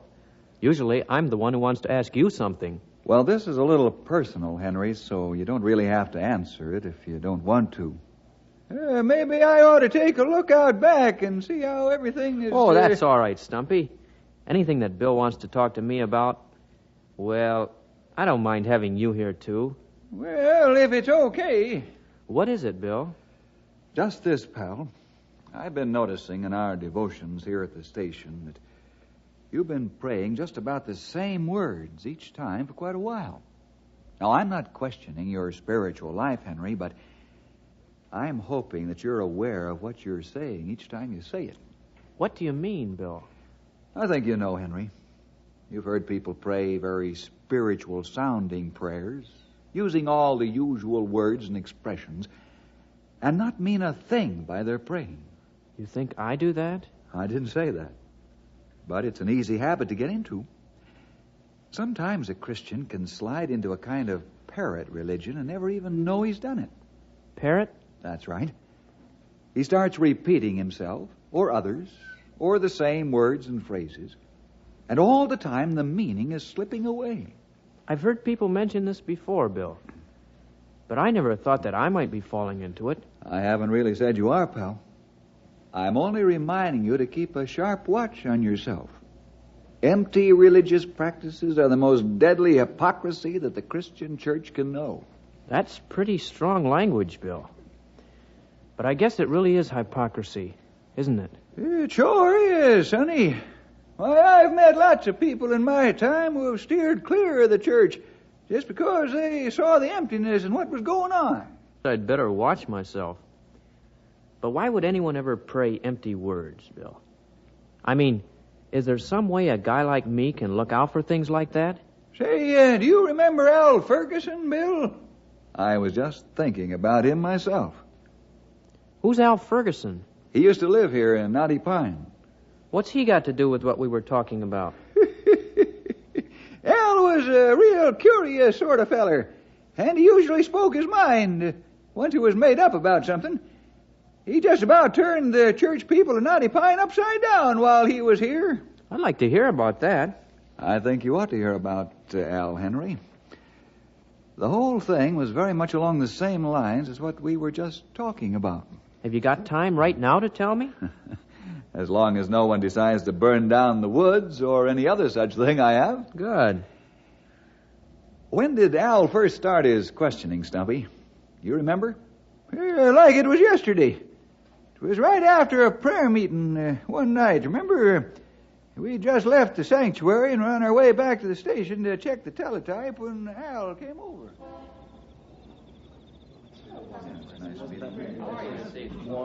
Bill, would you wait up a minute? Sure, Al. You know Stumpy, don't you? We've never really met, but everyone knows who you are, Stumpy. Howdy, Al. May I talk with you for a minute, Bill? Well, we were just on our way over to the ranger station. Want to walk along? Thanks, I will. Hello, Bill. Stumpy. Nice to see you out tonight. Hello, Mrs. Jackson.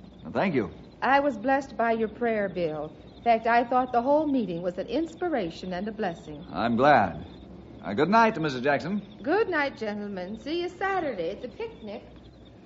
Now, what was it that you wanted to see me about, Al? That was perfect. That woman, Mrs. Jackson. Perfect? Uh-huh. Bill, I sat in that prayer meeting and wasn't any more blessed than if I'd been at an auction. All evening, all I heard was words, words, words, and many amens to that mass of words. You certainly speak your mind, Al. Whee! I'd heard you were, pretty frank. What's the matter with me, Bill? You know as well as I do that I'm a Christian. No one knows better than I do how deserving of hell I am, or how greatly God has redone my life since I saw forgiveness in the death of Jesus. But why do meetings like tonight leave me so cold? Well, Al, all of us are different. God has seen fit to make us that way. So what satisfies one heart may not satisfy another.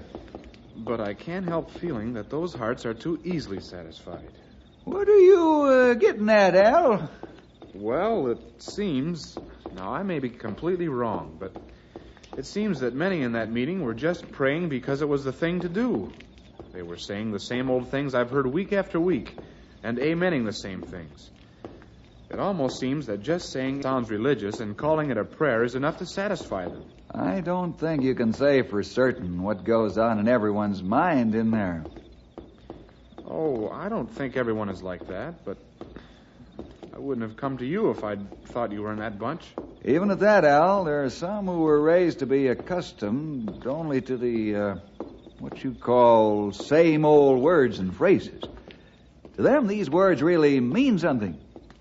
And And they are, I believe, rightly satisfied with them. Even there, Bill, there's something about the way they are said. I agree with you. I can think of a couple of people like that. But this affected pious, I just can't believe these people really have any idea of God at all while they're speaking. Well, what do you want Bill to do, young feller? Agree with you? Huh? Oh, I don't know, really. I suppose I did want something of that kind, but what good would that do? Exactly.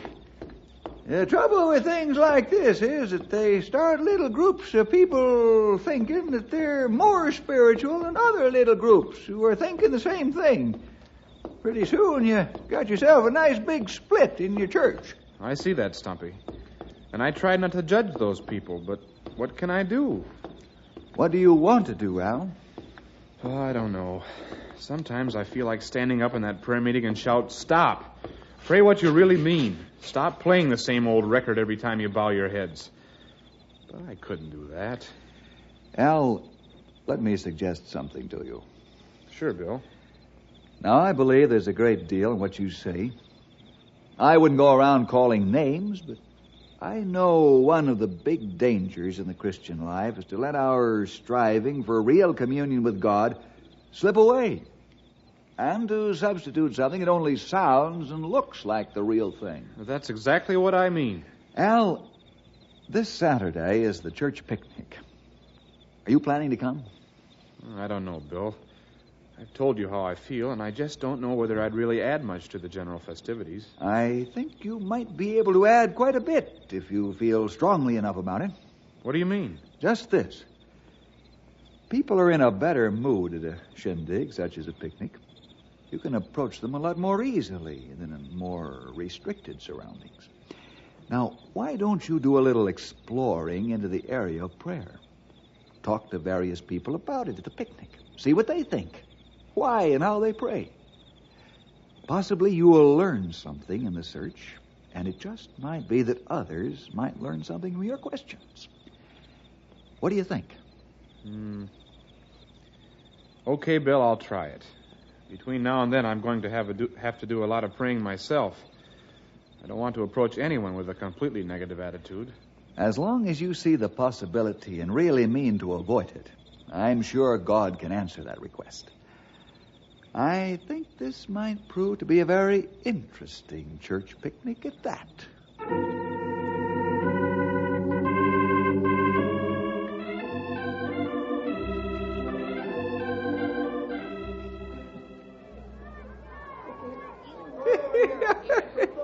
Was I fast?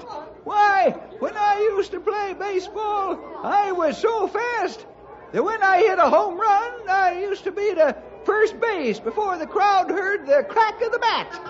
And then, while I was rounding second, the second baseman asked me a question.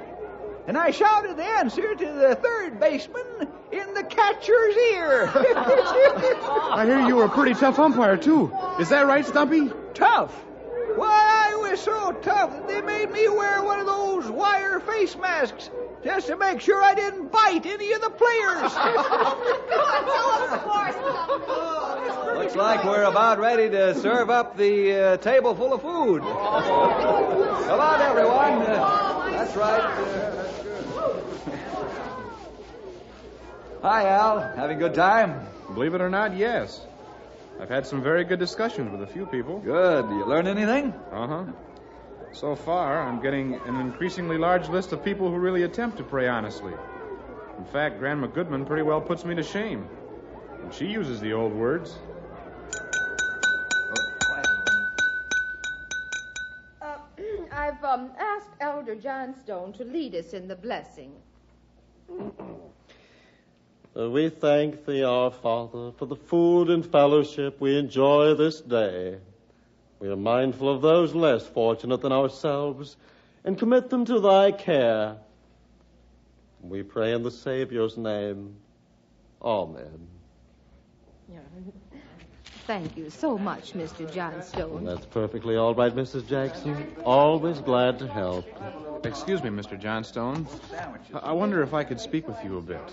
It couldn't wait until after the meal that these fine ladies have prepared? Well, if no one is sitting here, possibly we could talk during dinner. Well, if you insist. I don't suppose you know me, Mr. Johnstone. Well, that's correct. I don't recall seeing you before. Well, I don't visit the inside of a businessman's office, such as yours, too often. I suspected that. What I've been doing this afternoon is talking with a number of the people here, asking them about prayer. Oh, well, you want me to pray for you? No, it isn't that. You see, I have problems when I listen to others pray. I have problems believing them sincere, and as a result, I can't really pray with them. You believe me insincere when I pray?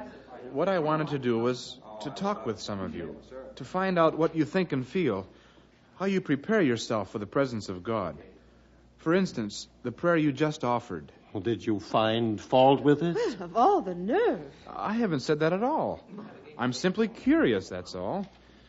What did you think when you committed all those less fortunate to the Lord? Well, I thought just exactly that. There are many, even here in Knotty Pine, who do not enjoy the balanced diet and good friends that we enjoy. I was simply remembering them. Yes, and personally, I think that's an admirable thing. Many of us just go on never thinking of others. I agree, but what did you mean when you said you committed them? Why, I simply meant that, I hoped that they would see better days. I prayed that they would. And don't think that they wouldn't appreciate it if they knew. But why don't they know? I beg your pardon? I asked why they didn't know. You're a man of means, Mr. Johnstone. Do you ever visit the poor section of town? Do you ever help any of them out? My good man, I have far too many things to do to be spending my time among them. Well, if I spent my time running around the way you seem to think I should, I'd soon join them in their plight. Really, young man, what do you have in mind with all this? Nothing. It just seems to me that when a man prays for someone else, without actually giving of himself, that man is just saying what he says so his conscience can hear an end of it. Young man, let me give you a little piece of advice. There's a great deal of difference between what you might call giving of yourself and what I would call foolishness. Well, it's enough that I should think of these less fortunate people myself. To go about like some sort of Florence Nightingale or a Jesus Christ? Will you move or must I? You've ruined my lunch.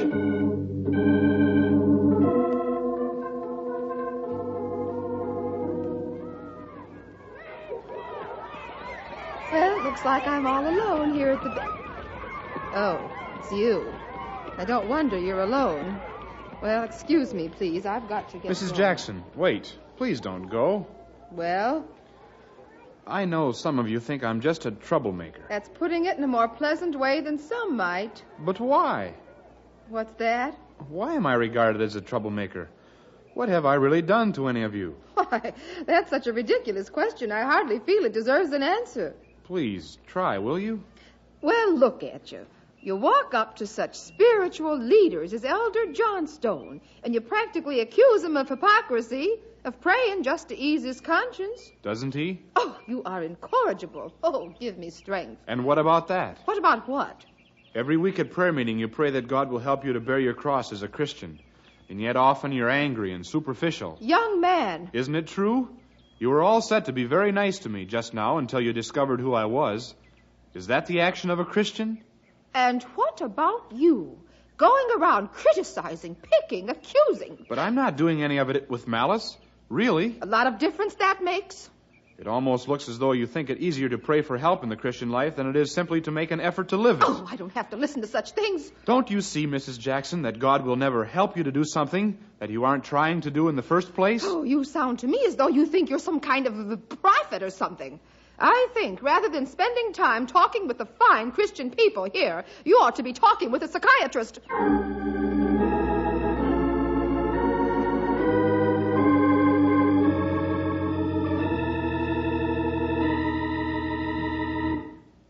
That's how it started, Henry.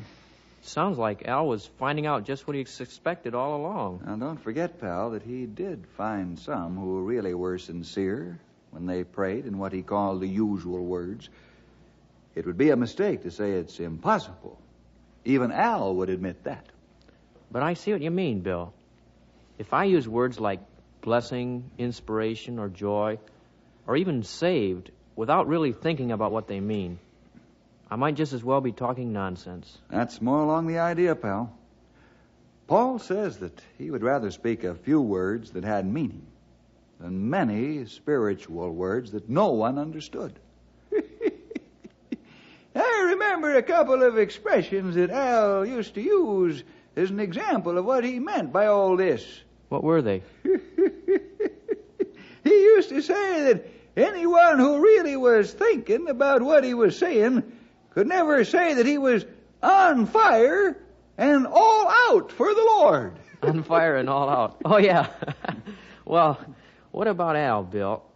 When he saw these different people fooling themselves into what they thought was praying, did he do anything about it? He tried a lot of things, Henry. But you know as well as I do, when you once make someone angry, it's impossible to make a helpful remark to them. They take it as an insult and cling all the harder to whatever it is you're attacking.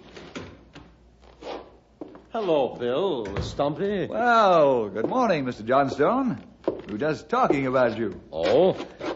Do I dare ask what it was you were saying? We were telling Henry about that church picnic a few years back when we all learned a few lessons about prayer. Oh, that. Yes, that was an instructive day, to be sure. I thought that Ferguson fellow was about the most infuriating man I'd ever come across. I probably would never have seen anything in what he said if it hadn't been for the cave-in. Cave-in? We were just getting to that part, Henry. I knew something had to happen. Mr. Johnson isn't really anything like the way you said he was then. Oh, thank God for that, Henry. Why don't you tell Henry about the cave-in, Mr. Johnstone? All right. That is, if you have time. Oh, frankly, it always seems to do me some good to recount the events of that afternoon. As I remember, it was just as some of the men were beginning to choose sides for a game of baseball. I wasn't too interested in joining them, so I decided that a walk would give me the... Come on, Al. I need a good second baseman. Aren't you going to join the men, Mr. Johnstone? Oh, I'm afraid not. Baseball is a bit too, energetic for me. Well, I think it's all a pretty silly game anyhow. Dear, you don't think it's going to rain and spoil our nice picnic, do you? Oh, look at the sky. I wouldn't be surprised if we had a shower before the afternoon was over. Oh, I knew we should have held the picnic in the park. Out here, there aren't any pavilions for shelter.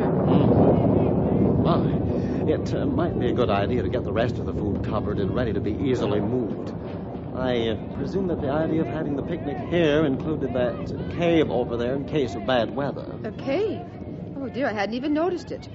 Well, I'd better get the ladies busy organizing everything in case we have to move it.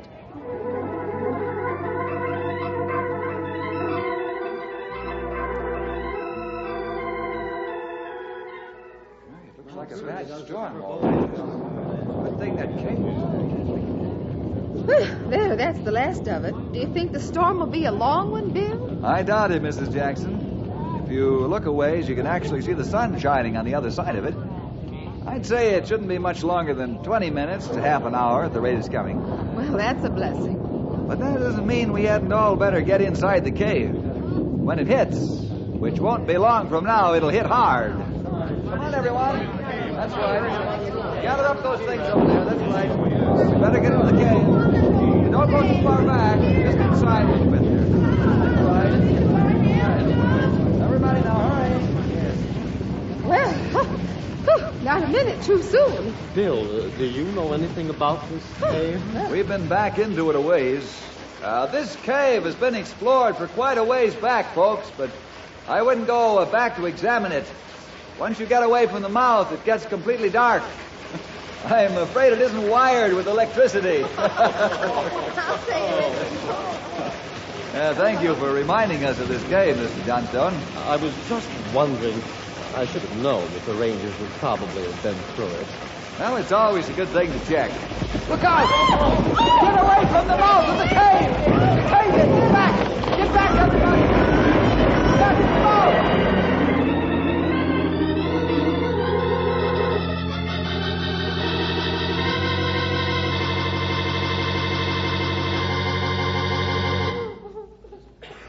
Stumpy, you got a flashlight? I sure do, Sonny. Good. So do I. There we are. Is everyone all right? I'm all right. I guess so. Did anybody get caught up there when we... I suggest a total count. It's the only way to make sure that no one near the mouth is caught.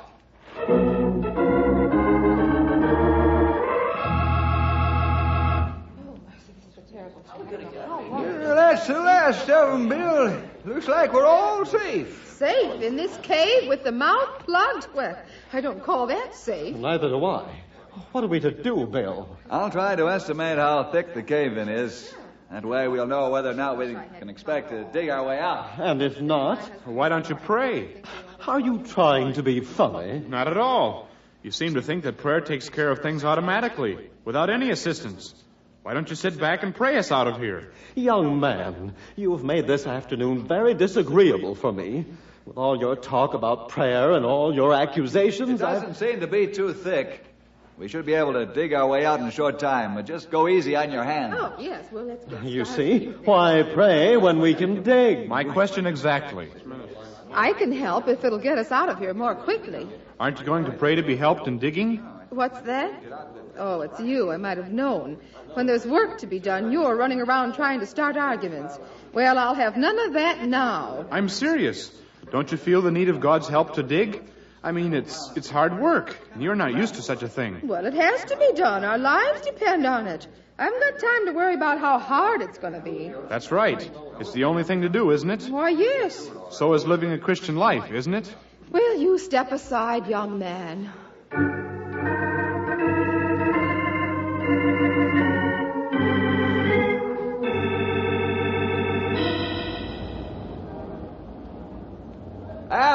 Al Ferguson, wait a minute. Oh, hi, Bill. Where are you going, Al? Oh, I don't know. I've been going to prayer meetings so long on this night that I don't really know what to do with myself when I don't go. Why aren't you going tonight? After last Saturday's jolly time? Why not?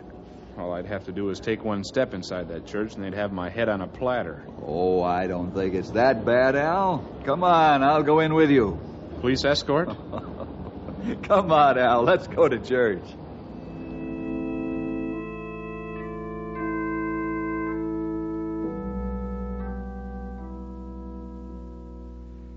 We're a little late. We'll sit in the back. Bill, look. Mr. Johnstone is in charge of the meeting. The practice of substituting words for deeds is not new. The Apostle John saw symptoms of it in his day and warned against it when he said, "My little children, let us not love in word, neither in tongue, but in deed and truth." James also condemns the vice of words without deed or meaning. If a brother or sister be naked and destitute of daily food, and one of you say unto them, "Depart in peace, be ye warmed and filled," notwithstanding, ye give them not those things which are needful to the body, what doth it profit? I can tell you personally that it profits not one thing. This past Saturday, I saw my spiritual life in a much clearer light. In the darkness of that cave, the light of God shone in and said, "Wallace Johnstone, you're a hypocrite." Well, I'm thankful for the concern of God for my honesty and for his bringing to me a young man with enough gall and scruples to face me with myself. I confess this hypocrisy to you tonight, my friends, and I ask forgiveness for pretending to be what I wasn't. God's kindness is hard, but he's the God of the truth, and in truth, I praise his name.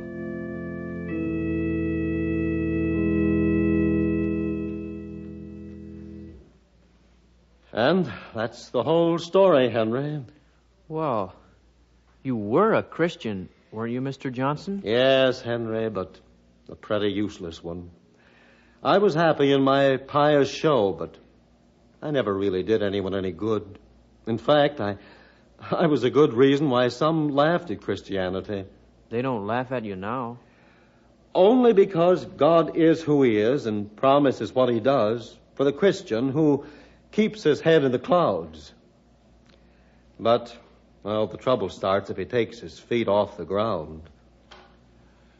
Well, Henry, now you see why what we were talking about a while ago reminded Stumpy and I of Al Ferguson. I sure can. And you can be sure that I'm going to start right away examining what I say in prayer and to others about God. I don't want to fall into the habit of empty words. Good boy. There's nothing empty about God, Henry. He's the fullness of life itself. Any time emptiness is connected with him, it must have started down here with us. Oh, quite true, Stumpy. And speaking of feeling empty, come on down to Sam's. Lunch is on me.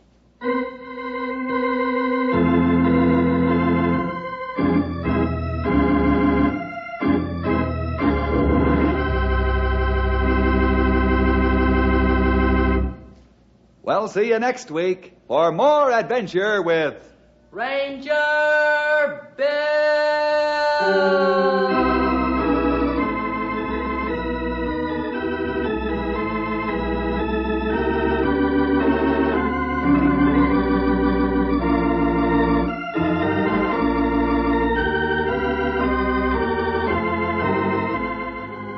Ranger Bill was produced in the radio studios of the Moody Bible Institute of Chicago.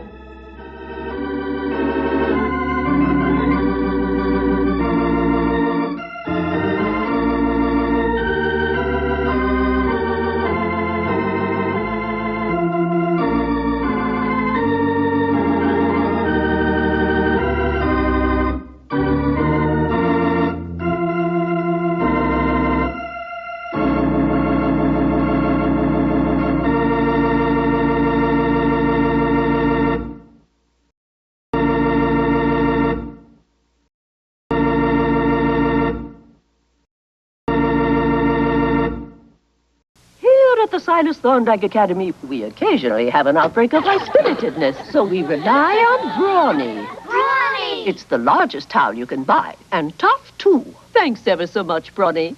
Brawny, the big tough towel. Two of my personal favorites, George Burns and Gracie Allen, are up next in our lineup. From Hollywood, the George Burns and Gracie Allen Show for Hormel and Spam.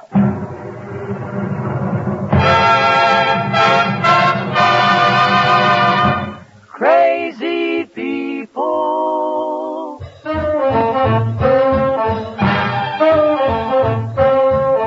Spam, rebop, boom, spam. George Burns and Gracie Allen are the show when it's orchestra. For singing glee, we're the Smoothies three. Last but not least, with Bud Heaston.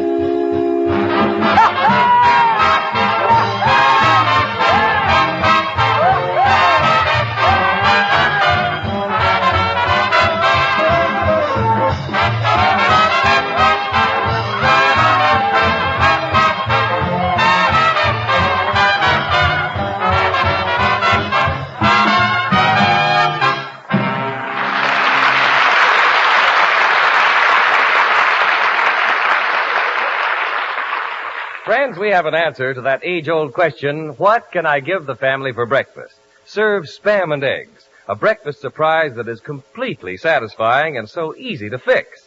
Just open a can of Spam, cut off thin slices of this delicious meat, and fry quickly in a hot pan. With eggs sunny side up, those tender, juicy, sizzling hot slices of Spam are sure to please every appetite. Isn't it true the only reason you use a certain kind of food is because it's good and good for you? Friends, you'll find both delicious taste and top-notch quality in Spam. A perfect blend of pork shoulder with ham meat added. Pre-cooked to preserve all the natural juicy flavor of these choice cuts of meat. Seasoned according to Spam's carefully guarded formula, This grand-tasting meat of many uses makes a hit cold or hot. Ask for Spam, S-P-A-M, when you shop tomorrow. Serve Spam and eggs. And then try the other easy recipes on the label.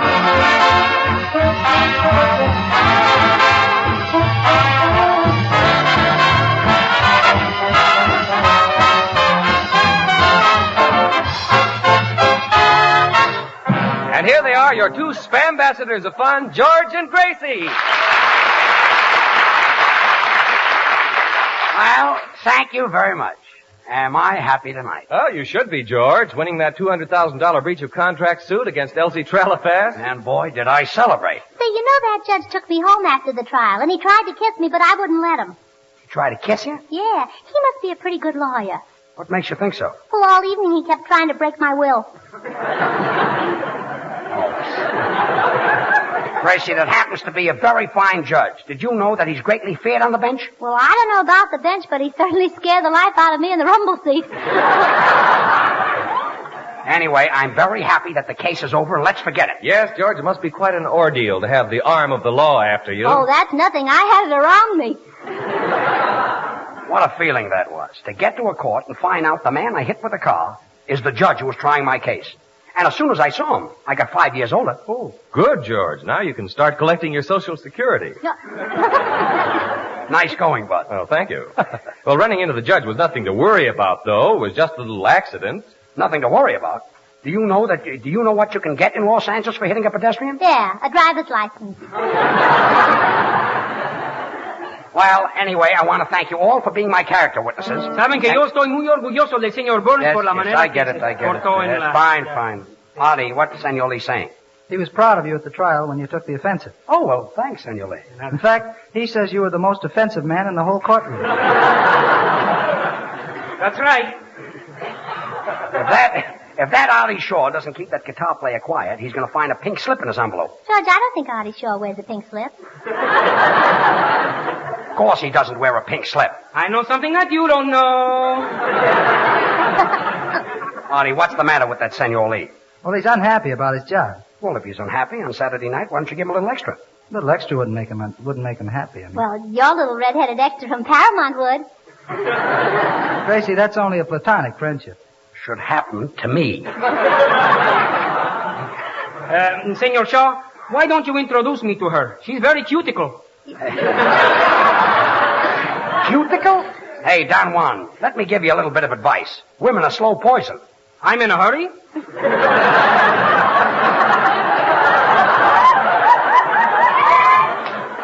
Did you know that I had less trouble in court last week than I'm having here? Oh, you should worry, George. You saved $200,000. What $200,000? Boy, if I had that kind of money, I'd spend $199,999.95 for Spam. What's the other nickel for? To call up the grocer in case I run out. I thought so, yes. Well, stop with that $200,000. Gracie, you know I haven't got that kind of money. Oh, what about your salary each week? What about your hat? What are you laughing at? I don't get it. Why does everybody pick on me? Am I always going to be a fall guy? Am I such an awful dope? Am I ever going to mean anything on this program? Is he? Tune in next week and find out. Oh, quiet. Well, I'm going down to write out that check for $25 for court expenses, which will clear up that Elsie Trelafass case once and for all. Don't pay it. Don't pay it? No. Today is the last day, and if I don't pay it, I'll be sued for contempt of court. My friend Millard Byer will fix it for you. Don't pay it. Millard Byer? Yes. Who's he? Probably some small-time fixer. Small time? He only happens to be on the crime commission. The crime commission? Sure. Every time there's a crime, he gets a commission. But look, Gracie, it's only $25. Don't pay it. Millard will fix it for you. I'll phone him. Well, what can I do? Oh, let me see now. Where can he be? Oh, yes. Operator, give me the Cotton Club, New York City. New York City? Hello? Cotton Club? Is Millard Byer there? Oh. That's swell. That's good. That's wonderful. Gracie, this is costing a fortune. Is Millard Byer there? No, that's grand. Wait a minute. That's marvelous. What's grand? What's marvelous? The music of the Cotton Club. Want to listen to it? It's swell. Give me that phone. Give me Now the Smoothies, Bad Charlie and Little will sing I'll Never Smile Again. Calling New York City to save $25.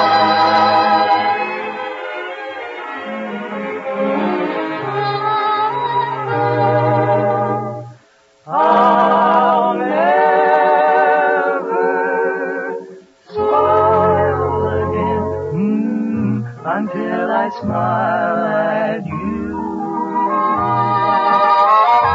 I'll never laugh again. What good would it do? Your tears would fill my eyes. My heart would realize that our romance is through.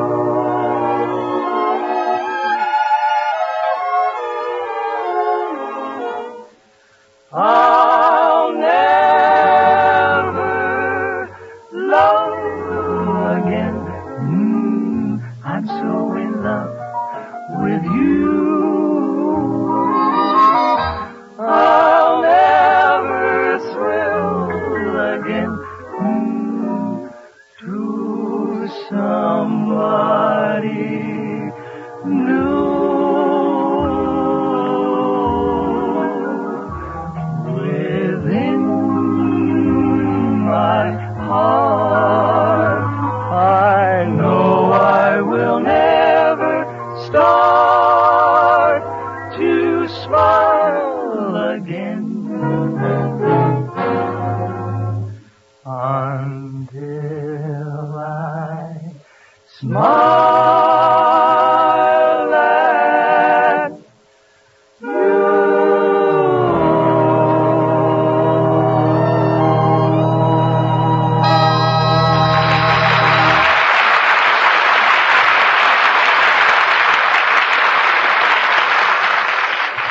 And he can do the same thing for you, George. So if you take Gracie, my I don't advice... want to hear any more about Millet Buyer. That last call cost me $19.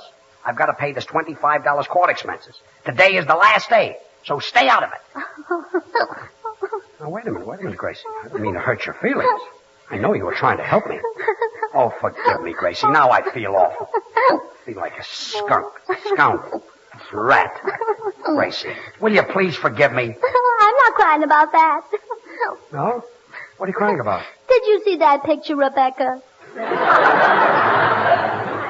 It was very sad, but will you stop crying? I still haven't sent the check. So, George, before you do that, let me make one more tiny little phone call to Millard. Well, all right, but no New York. No. Number, please. Get me Gladstone 1131. That's better. Montreal. Montreal? Montreal, Canada speaking. I want to speak to Millard Buyer. How do you spell the first name? With difficulty. Did you say Hillard Buyer? What? Did you say Hillard Buyer? No, Millard Buyer. M as in Millard, I as in Millard, L as in Millard, A as in Millard, R as in Millard, and D as in Dave. Here's your party. Hello, Dave speaking. Dave? How do you spell it? D is in Dave, A is in Dave, V is in Dave, E is in Elmer. Hello, Elmer. Hello, Dave.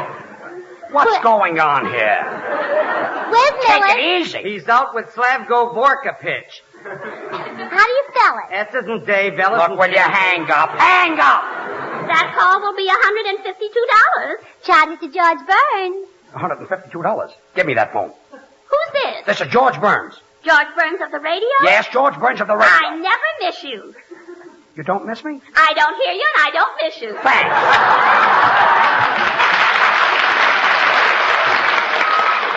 Gracie, so far it cost me $171 to save $25, and I just George, I just thought of something. You saved $200,000 in that Elsie Tralafast case, and if you'd like to go into business with me... Look, I don't want to go into any business. I'd like to pay my court costs. Today is the last day. So, George, you better go into some business, because the way the income tax is today... What do you know about income tax? What is income tax?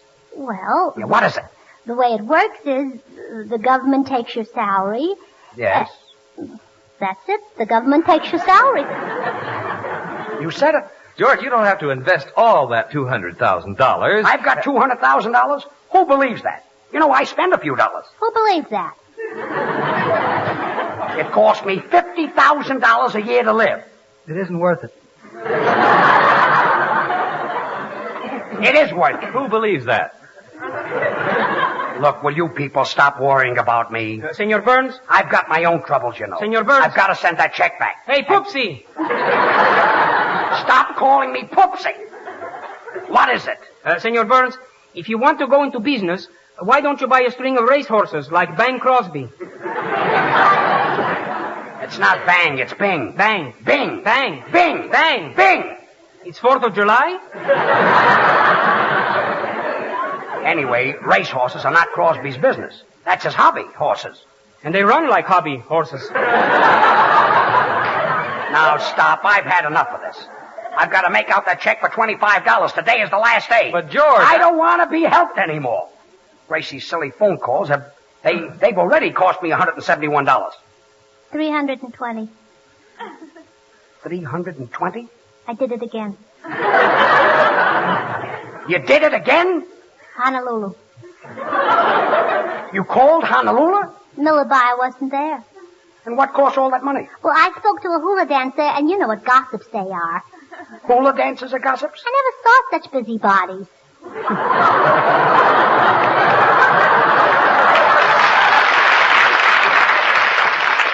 Gracie, I owed the court a few dollars, which I was very happy to pay. And now I owe the phone company $320. 480. 480? I'm going to do it again. You're going to do it again? Give me the phone. Get away from that phone. Get away from that phone. Gracie, get away from that phone. Sound man, will you open the door? 4 years in Harvard, and this is what I do for a living. Everything happens to me. Hello? Oh, hello.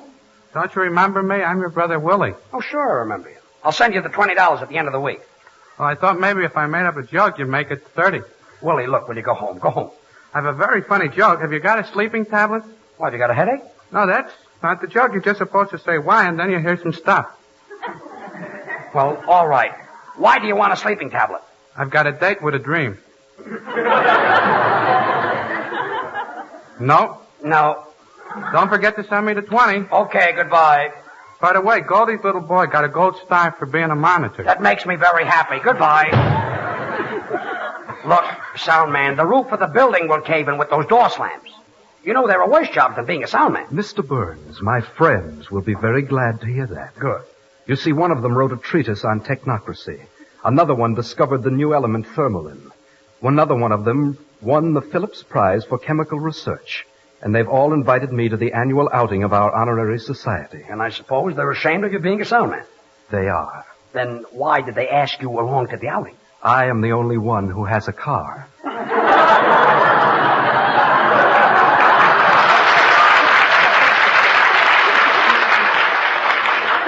I better write out that check before it's too late, or Where's Gracie? I'm here. Gracie, are you still on the phone? Please, please. Hello? What? What's that you say? Miller's buyer isn't there? Gracie, why are you speaking so loud? Well, you gotta talk loud when you talk to Egypt. Egypt? Doesn't the Millard buyer ever go to Pomona or Long Beach? Sorry, Millard buyer isn't here. He left for the West Indies. Have you tried Bahamas? Yes, I've tried Bahamas. But they're very uncomfortable to sleep in, don't you think so? Oh, nice. That's an extra $20, that blow, on the phone. Gracie, this is costing me a fortune. Will you hang up? That will be $700 for 3 minutes. Charge it to George Burns. $700. I won't pay it. George Burns won't pay that money. He says it's an outrage. He says you've got a lot of nerve, and where do you get that stuff? You just spoke another minute. It's $900. $900? Give me that phone. Operator, it's bad enough to charge $700 for 3 minutes without charging an extra $200 for a minute of explanation. You can't charge $900. You just spoke another minute. It's $1,100. $1,100? You give me that phone. No, you don't. $1,600 to save $25. What a phone bill. You don't have to pay it. What do you mean I don't have to pay it? Well, I know somebody who can fix it. Operator, give me Newfoundland. Get away from that telephone. Get away from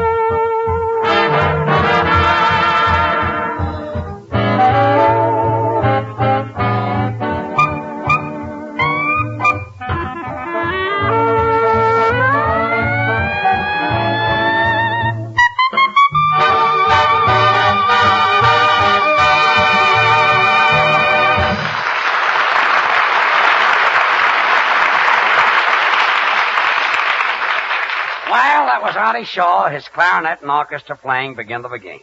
You know, it was Begin the Beguine that made Artie Shaw, and it was Artie Shaw that made Begin the Beguine. Of course, that was back in 1937 when Begin the Beguine began. Thanks, George. Now can I pass the plate? What plate? The one that's loose in your mouth. My brother Willie must have made up that joke. Operator, are you sure Millard Byer isn't there? Gracie, are you still on the telephone? Oh, please, George. Operator, have you tried his igloo? Igloo? That's in Alaska. Well, sure. It doesn't cost $700 to call Glendale. $700. Give me that phone. George, while you've got some money left, you'd better go into business with me before it's too late. Look, in the first place, Bud, I'm not going into business with you. And in the second place, you're in a business. What business?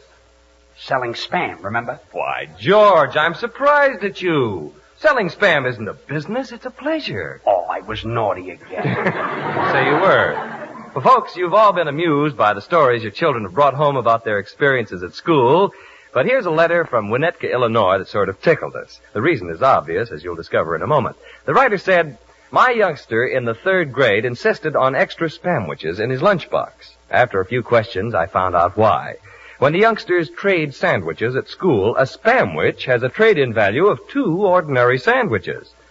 Now, I don't know how many deals are made each day, the letter concludes, but I thought you might like to know how children regard spam in our neighborhood. Well, mothers, have you tried spam for school lunches? Youngsters go for this delicious meat in a big way. You see, in making spam, Hormel uses the choicest cuts, pure pork shoulder with ham meat added. All ready to eat as soon as you open the spam can, this tender, juicy meat saves you time. Whether you fix a school lunchbox or the youngsters come running home at noon, spam is wholesome food that sticks to the ribs and satisfies the children's taste. So make spamwiches for school lunches. The directions, along with other cold or hot uses, are right on the label. When you shop tomorrow, ask your food dealer for Spam, a Hormel product. Slice it, dice it, fry it, bake it, cold or hot, Spam hits the spot.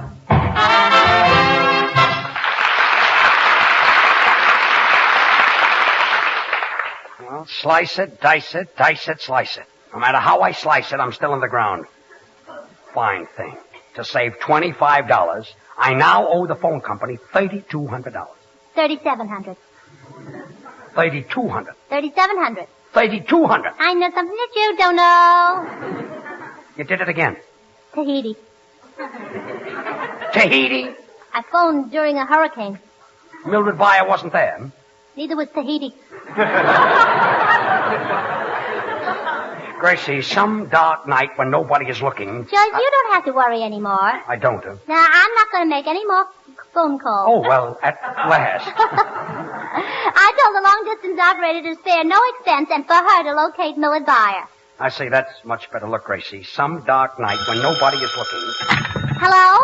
South Africa calling. We have information concerning Millard Byer. $500. Collect. Charge it to George Burns. I'm nicely going bankrupt. Copycat. Quiet. Here's your party. Thanks. Hello, America. Stanley speaking. Have you found Millard Byer? Millard Byer, I'm still looking for Dr. Livingston. Goodbye. Well, it cost me $500 to find out that Stanley is still looking for Livingston. Come in. Mr. Burns? That's right. I'm from the sheriff's office. I have a warrant for you for failure to pay your court expenses. Court expenses? You mean the $25 I've been trying to pay all evening? Well, here it is. I'm sorry, brother, but it's too late now. But, mister, I always pay my bills on time, don't I, Artie? That's right, mister. He always pays my salary on time. You see? 50 cents down and the rest on time. Now, look, I'm sorry. I'll have to take this warrant. It's Judge Hamill's orders. Judge Hamill, that old fogey... Just a moment. Judge Hamill is the best judge in this county. Next best. What do you mean, next best? Of all the judges in the county, he next best.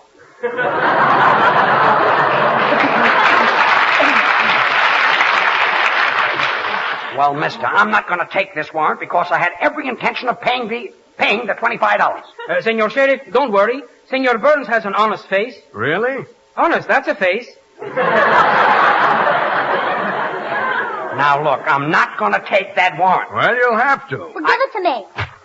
Gracie, you can't tear that up. We certainly can. Tearing a warrant, eh?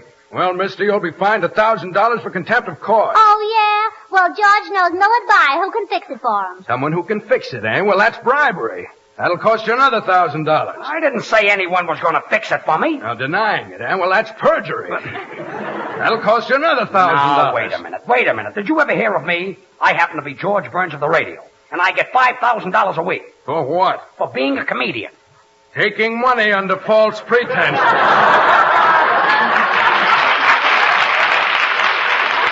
Well, now you are in trouble. I'll see you in court. Well, Gracie, I can thank you for all of this. Oh, it was nothing. I'd do it for anybody. Instead of paying $25, I wind up paying $25,000. Hello? This is Zanzibar calling. Zanzibar? Is the Millard Byer there? No, he left last week for Mandalay. Mandalay? Where's Mandalay? Where the dawn comes up like thunder out of China, across the beach. Georgita, George Burns. Give me that phone. Give me that phone. And I don't want any more phone calls. Don't touch that phone. Well, it might be Millard Byer. I don't care. Don't touch that phone. Well, never mind. Just say I'm not in. Hello? What? Who? George Burns? Oh, I'm sorry. He's not here. Goodbye. Oh, you should have answered it. Who was it, Millard Byer? No, it was the Pot of Gold program. The Pot of Gold?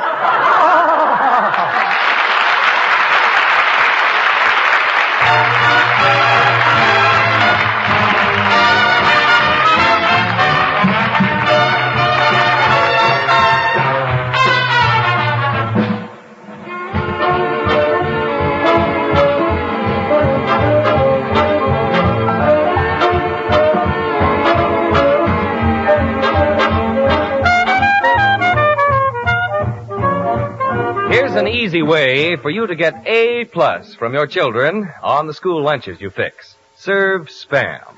This grand-tasting meat makes a hit with active children who want food with a swell flavor, food that fills you up. You'll like Spam because this satisfying meat is all ready to eat as soon as you open the can. Just slice Spam and make Spamwiches for the lunchbox. Or serve plain with a vegetable, bread and butter, and milk if the youngsters pile in on you at noon. Let Spam, S-P-A-M, solve your school lunch problems. Ask your food dealer for Spam, and be sure to try the easy recipes on the label. Well, thank you, Bud. Well, Gracie, say goodnight. Good night. George, are you going home? No, I'm good and sore. $25,000 for phone calls. Mr. Burns, you've got no reason to be sore. You had a swell show tonight. I watched it from the first row. Well, who are you? I'm Millard Byer. Good night, folks. Good night.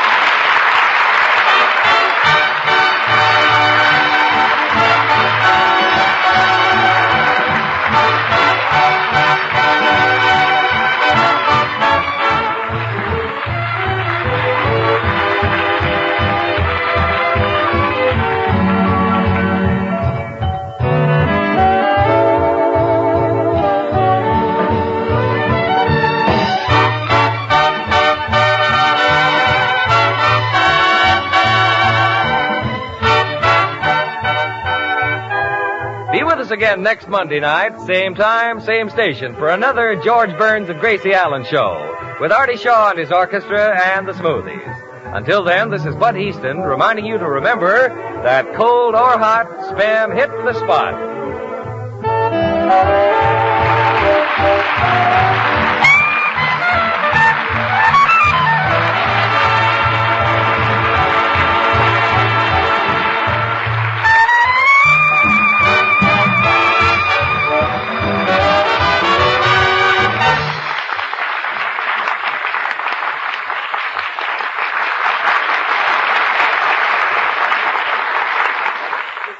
Have you tried Hormel Chili Con Carne? You may think you don't like chili, but Chili Con Carne, the way Hormel makes it, is different, and everybody likes it. Double your money back if you don't like it.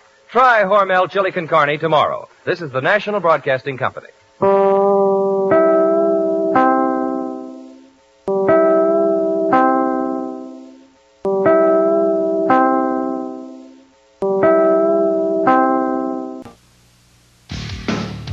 Save your dough. For a limited time, Domino's Pizza has a New Year's deal. 2 pizzas each with 1 topping for only $10.95. You can't get this deal just anywhere, so why go anywhere? Call Domino's Pizza on the double. We'll be there in 30 minutes or less, hot and fresh. 2 pizzas for $10.95. Call Domino's Pizza. Nobody delivers better. Nobody. Offer may vary. Hunt the biggest of all game with the Green Hornet and Cato coming up next. The Green Hornet.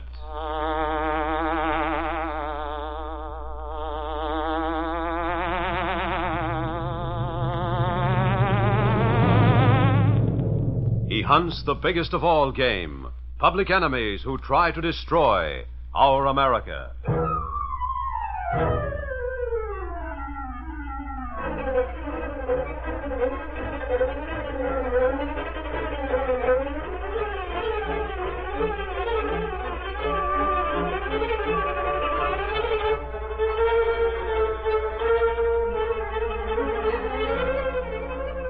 With his faithful Filipino valet Cato, Britt Reed, daring young publisher, matches wits with racketeers and saboteurs, risking his life that criminals and enemy spies will feel the weight of the law by the sting of the Green Hornet.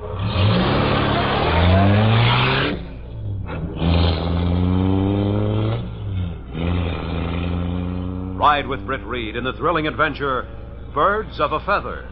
The Green Hornet strikes again.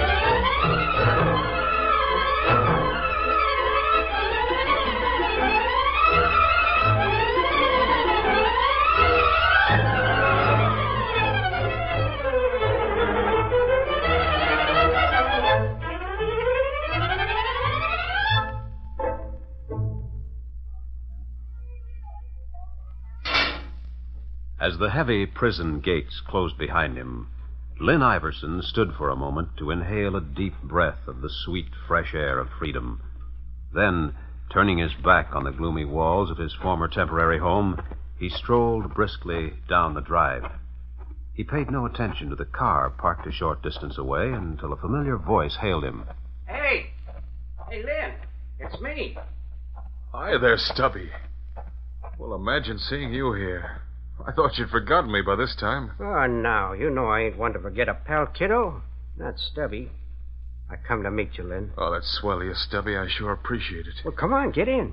Okay. Where'd you get the car? Well, I got it fair and square, Lynn, honest. Didn't set me back much. It's just a jalopy, but it runs.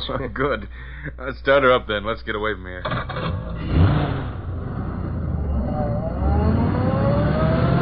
What you planning to do now that you're out, kiddo? Oh, I've got something lined up through friends. Well, it ain't none of my business.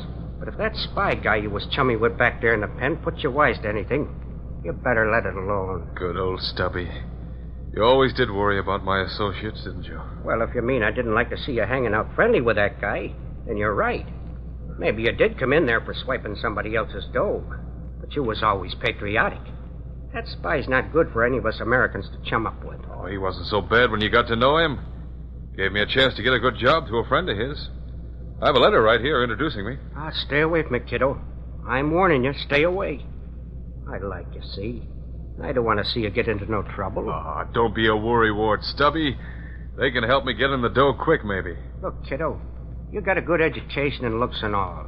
You can get along without no spies helping you.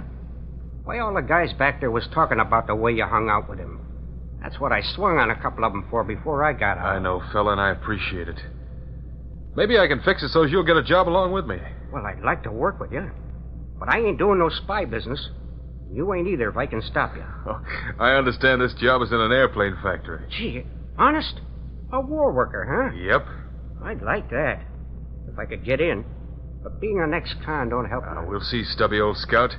That guy's friends have influence, so it might be worked. And I'm hoping it can be for more reasons than one.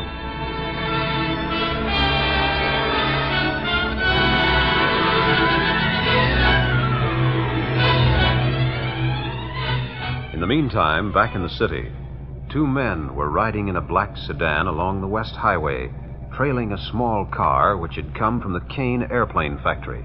The man in that car ahead is a war worker we are after. The leader says he has become suspicious. He's been asking questions. It's best then if we have an accident, as the leader suggests. Yes, it was about time for that accident to happen while the road is deserted. Speed up, Carl.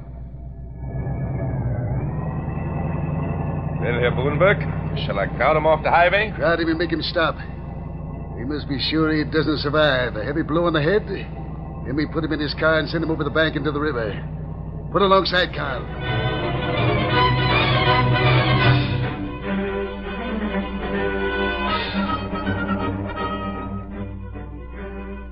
Later that evening, Britt Reed, young man about town and publisher of the Daily Sentinel, was busy in his office when Michael Axford, erstwhile reporter for the paper, entered. Oh, hello, Axford. What's new? I just come from Cops Headquarters, Reed. They phoned in a story about an accident out on the West Highway. The guy went over the bank into the river in his car. Did he survive? No, the poor fellow was done for. That's too bad. You know, Reed, it's a funny thing. There seems to be a jinx hanging over that Kane airplane factory. Things are always happening there. What's the accident got to do with the Kane place? Oh, the guy was employed there, that's all. But it sort of follows out what I just said. Well, now that I think of it, they have had a lot of setbacks over there recently. Explosion and a fire and an employee run over by a car near the gates, and now this. Sure, that's what I mean, Reed. But of course, accidents will happen. Sure, that they will. But it begins to look like it isn't any accident when accidents happen too often at the same place, to my way of thinking. Well, you put it rather crudely, Axford. I know what you mean. But if you have another spy complex, you'd better get rid of it.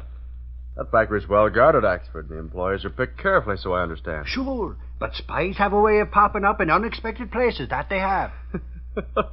Well, you're right about that. If they were expected, Axford, they'd be caught. Sure, and you don't take what I say serious enough, Reed. But mark my words, them accidents aren't any accidents, even if you and Sergeant Burke do think I'm crazy for saying so. I didn't say you were crazy, Axford. In fact, you might be right. But until there's some definite reason to go on, they'll have to be put down as accidents.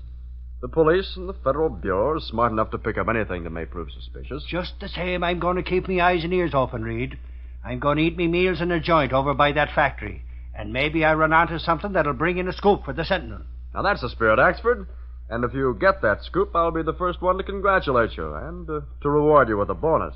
So get going and round out some of those spy headlines for the Sentinel.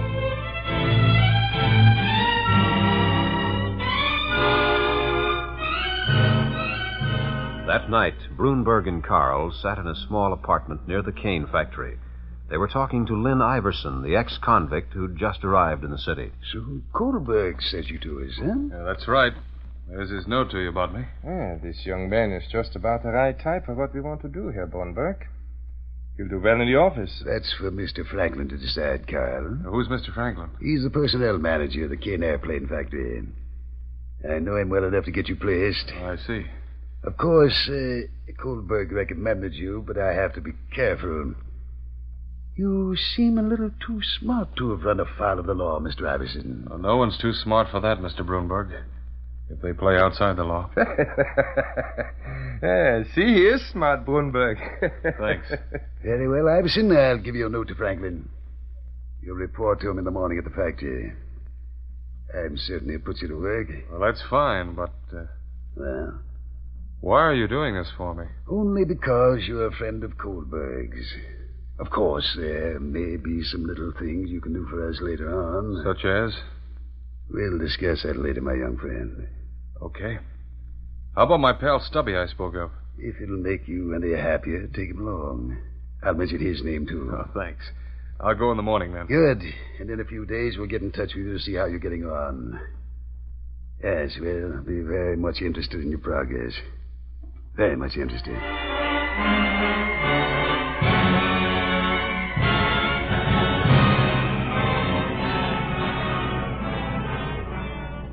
One afternoon, a few days later, shortly after the 4 o'clock shift had come through the factory gates, Axford sat in a small restaurant and looked keenly at each war worker who entered.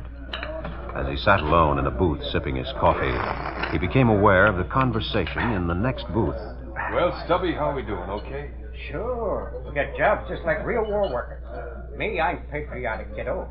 That's why I got head up when you was chilling with that spy guy back there. Quiet, Stubby. Get that, will you? Oh, gee, Lynn. Was they talking out of turn or something, huh, kiddo? Just forget the past, that's all. Get it? Yeah, forget the past. That's me.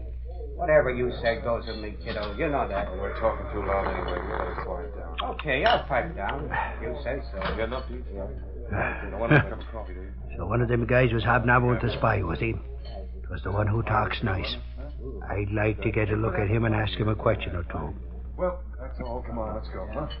Well, I'm ready to scram when you are, kiddo. To say the word, I'm for it. All right, come on then. Yeah. Nice to see you. Say there, young fella. Just a minute. What is it? You work at the cane factory? Yes, I do. Why? Say, who's that yapper, kiddo? Anybody you know? Oh, take it easy, Stubby. Speaking of me, it's all right. Okay, if you say so. You know that. I suppose you handle confidential stuff now and then, no doubt. Well, maybe I do. Why do you ask? Oh, I got me reasons, young fella. You don't look like the regular war workers look somehow. Hey, kiddo, let me button this yapper's lip. He can't tell my pal he don't look like no war worker. Well, now, listen here, me short, fat friend. If it's trouble you'll be looking for, I'll get you... He's just talking, that's all. Hey, kiddo, let me at that overstuffed, whatever it is. Easy, Stubby, easy. Let me go, I say. Hey, fella. Hang on to him. Sure he wants to climb all over that big guy. I wouldn't want to be hitting a runt like that. Mister, if I let him go, you wouldn't get a chance to hit him. He's a real fighter, quick on his feet. Oh, is that so? Yeah. Well, now, 'tain't no use us carrying on this way. Go on, you guys. Get back to your seats. The show's over. Glory be, can't one man talk to another without all this clamoring going on, I'd like to know. Calm down, Stubby. Let's get out of here. Come on. Okay, if you say so, kiddo. The company ain't so good here anyway. Young guy's a smooth one, all right. I would be a bit surprised if he was a spy at that. I'd sure like to hear what they're saying right now.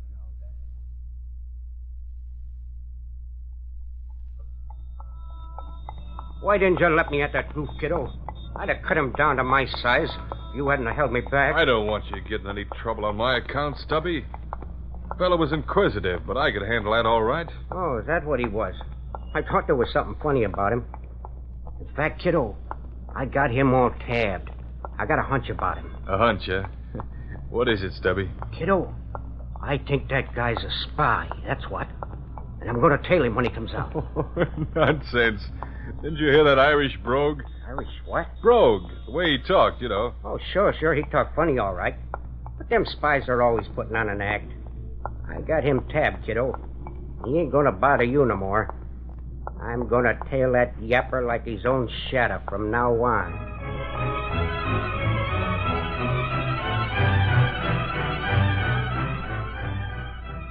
In the meantime, Inspector Martin of the Federal Bureau was called to the chief's office, where the two men were in earnest conversation. That's the whole story, Martin.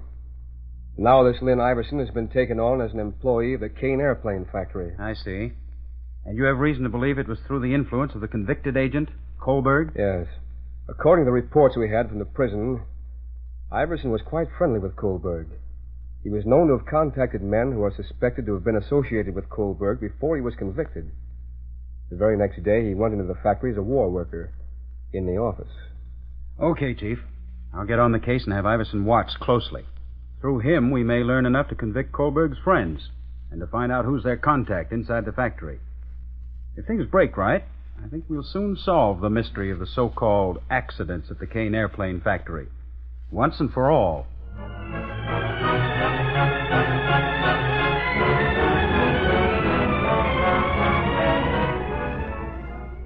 We'll continue our Green Hornet adventure in just a moment.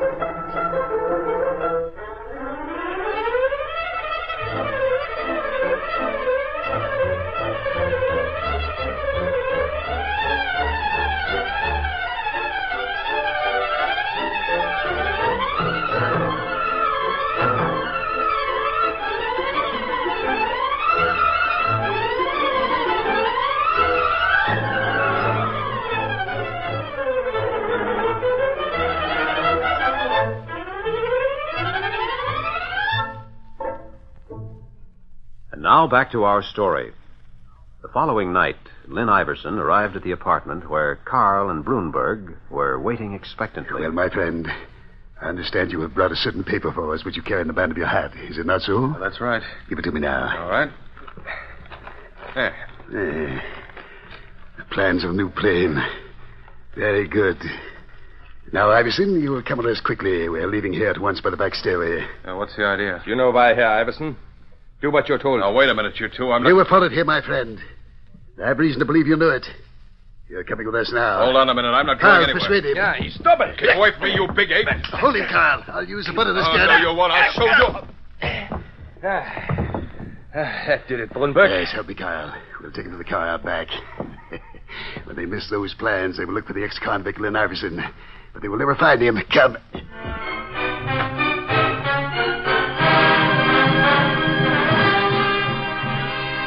Later that night, Britt Reed, who was working late in his office, looked up as Axford entered hurriedly. Reed, I told you I'd run onto something over at that factory. What's happened, Axford? You remember last night I said I met a young guy who'd been having something to do with the spy, according to what his friend said in the restaurant? Yes, I remember. What about him? Just this, Reed. I recollect that little stumpy guy called him Lynn. Well, Sarge just told me Martin told him that some plans were missing from the factory, and a guy by the name of Lynn Iverson, an ex-convict, had disappeared. Now, what do you think of that? Disappeared? Yeah. Seems Martin tailed that Lynn Iverson to some apartment on a street near the factory. When Martin and his men busted in, there wasn't anybody there at all. Iverson disappeared. Well, why didn't the inspector pick up that young fellow before he went into the apartment house? Because they knew he was going to meet some of his spy pals there, and they wanted to get the whole bunch of them. But they all got away. Well, Axford, you'd better stick close to police headquarters in case something new turns up. We don't want to miss out on anything that might be news. Sure, Reed. I'll get right along down there. If anything turns up, I'll call you. If Martin's in this, then Axford's hunch about foreign agents sabotaging that factory is right. And now they've stolen important plans. It's about time this spy hunt was joined by the Green Hornet.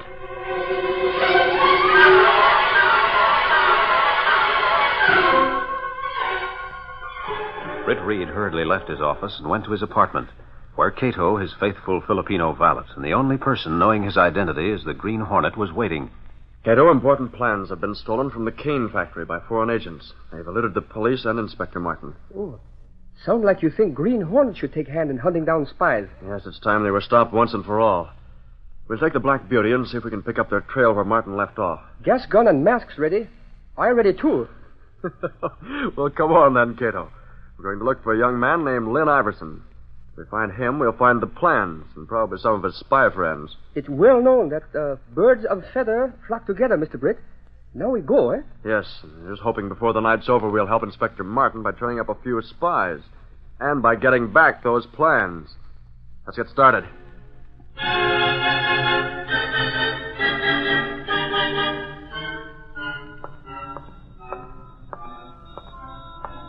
Sure, now why should I be sitting around cops' headquarters? And I can be down here getting a line on that squatty guy that hangs out with that young spy Iverson, I'd like to know. Say, now, this street's dark along. Hold it, fat stuff. I got a gun right in your back. Oh, I haven't got any money on me, so it isn't any use This ain't trying... no hold up. It's murder. If You don't do as I tell you, big boy. Holy crow, that voice. Say, you're the little guy who was with that Iverson fella in the restaurant. Smart, ain't you?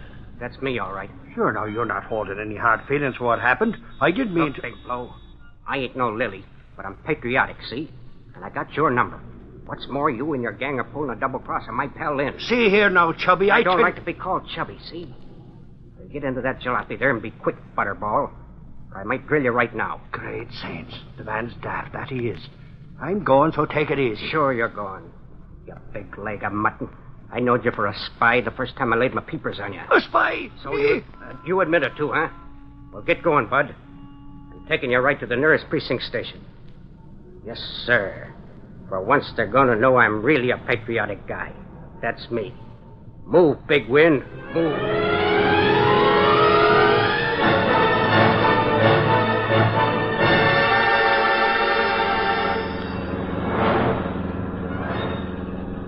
You have plans, Mr. Britt? Yes, Cato. Evidently someone in that factory is working with those agents. I have a hunch it's someone near the top.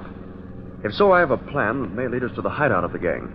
Let's stop here, and I'll go to the drugstore to phone. You keep my Hornet disguise here until I get back. Yes, Mr. Britt.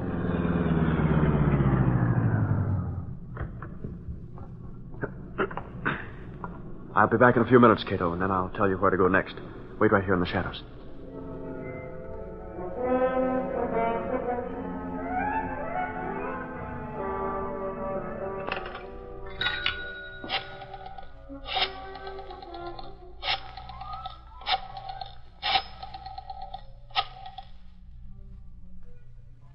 Hello. Is this the office of the cane factory? Well, this is Britt Reed, publisher of the Daily Sentinel, calling. Yes, that's right. We had word that the police are about to close in on the hideout of the agents responsible for the disappearance of some plans from your place. Yes, and we'd like to know the nature of the plan so we can rush our story when the spies are in custody. Oh, I see. Well, thank you. Goodbye. Yeah, that ought to do the trick. Now to get back to Cato and the Black Beauty.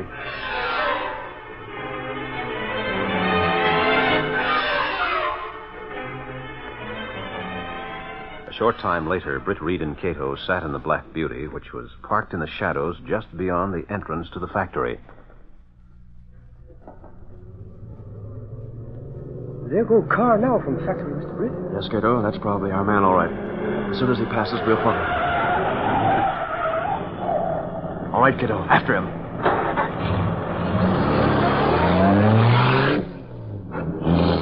As soon as we see where he's going, Cato, you can put in a call to the police. And I'll step on it. And don't let him get out of your sight.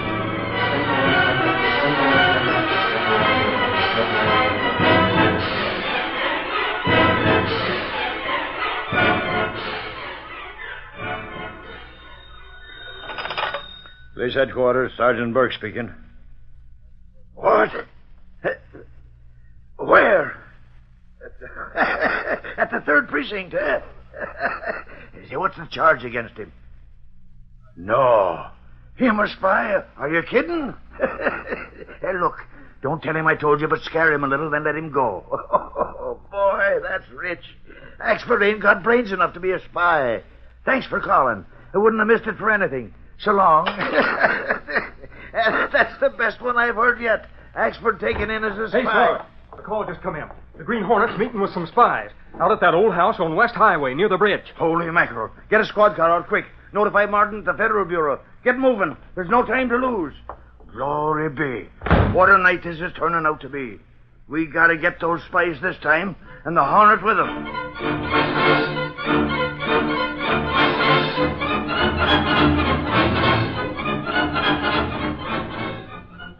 The basement of this old house is quite a hideout, Brunberg. Nobody would ever think to look here. Yes, we are safe here. Too bad we had to bring Iverson with us.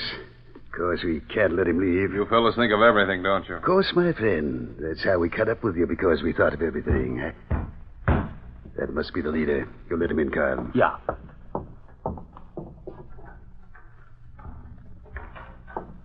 The police are on their way here, Brunberg. Something has slipped up someplace. So, you're the so-called leader, huh, Mr. Franklin?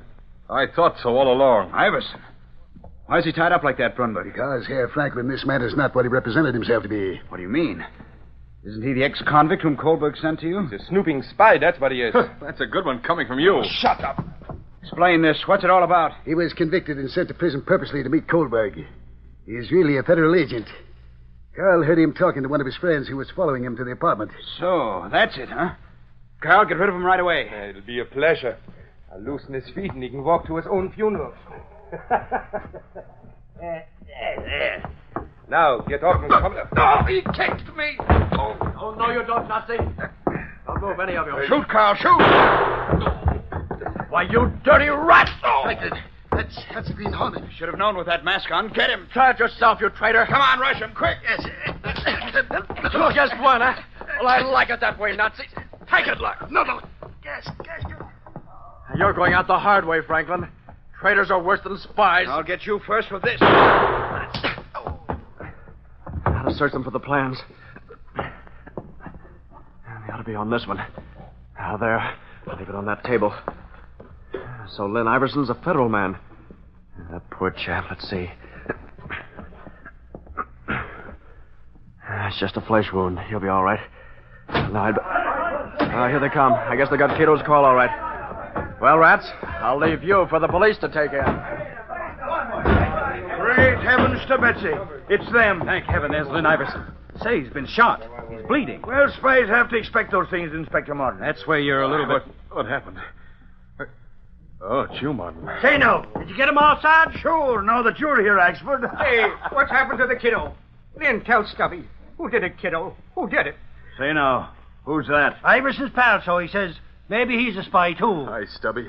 Glad you came, fella. Gee, you can talk, and you'll be all right. You will, won't you, kiddo? Sure, Stubby, I'll be all right. That is until he gets a rope around his neck. Oh, wait, Burke. As I started to say, Lynn Iverson is one of the bravest secret agents we have. He went right into prison to catch up with these spies. Glory be. Well, sure, and I thought he was too good looking to be a spy at that. And I thought he was really a spy. Say, you mean I've been palling around with a federal dick? Is it true, kiddo? Is it? Stubby, you're a swell little guy. You and I are pals no matter what. Don't forget that. Well, gee, it don't make sense. Me, a pal to a copper.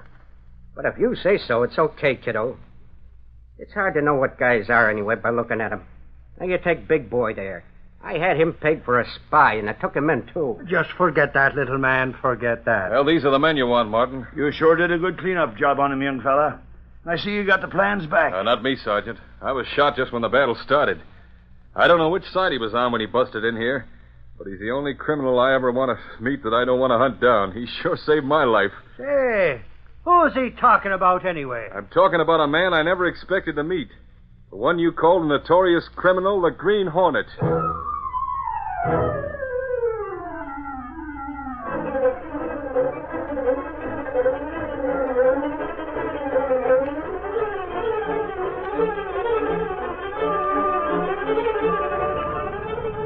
That's the Lux paper!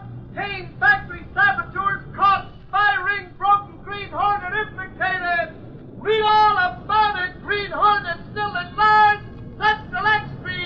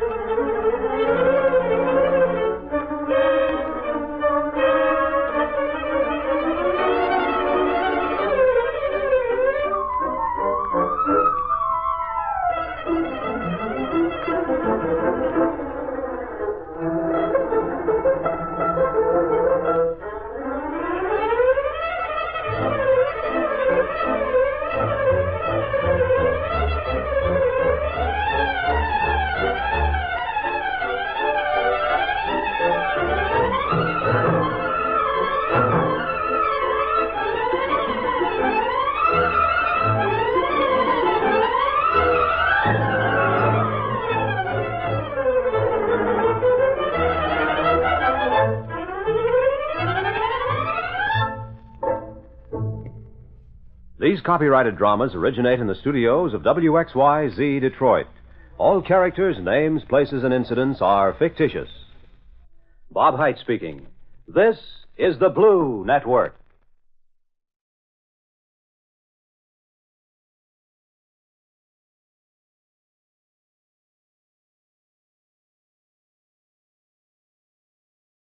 It's terrible, terrible cold.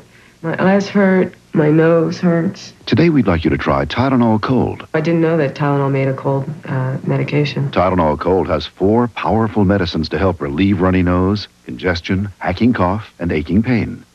I feel great. My eyes don't hurt, my nose isn't running. Tylenol Cold lives up to its name. It works. Tylenol Cold. Trust it because it's Tylenol. Use it because it works. Also a no drowsiness formula.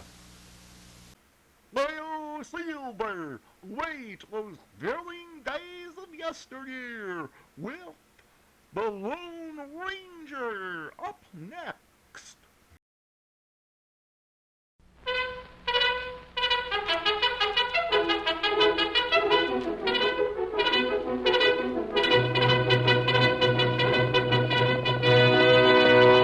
Hi-yo, Silver, away! A fiery horse with the speed of light, a cloud of dust, and a hearty hi-yo, Silver, the Lone Ranger.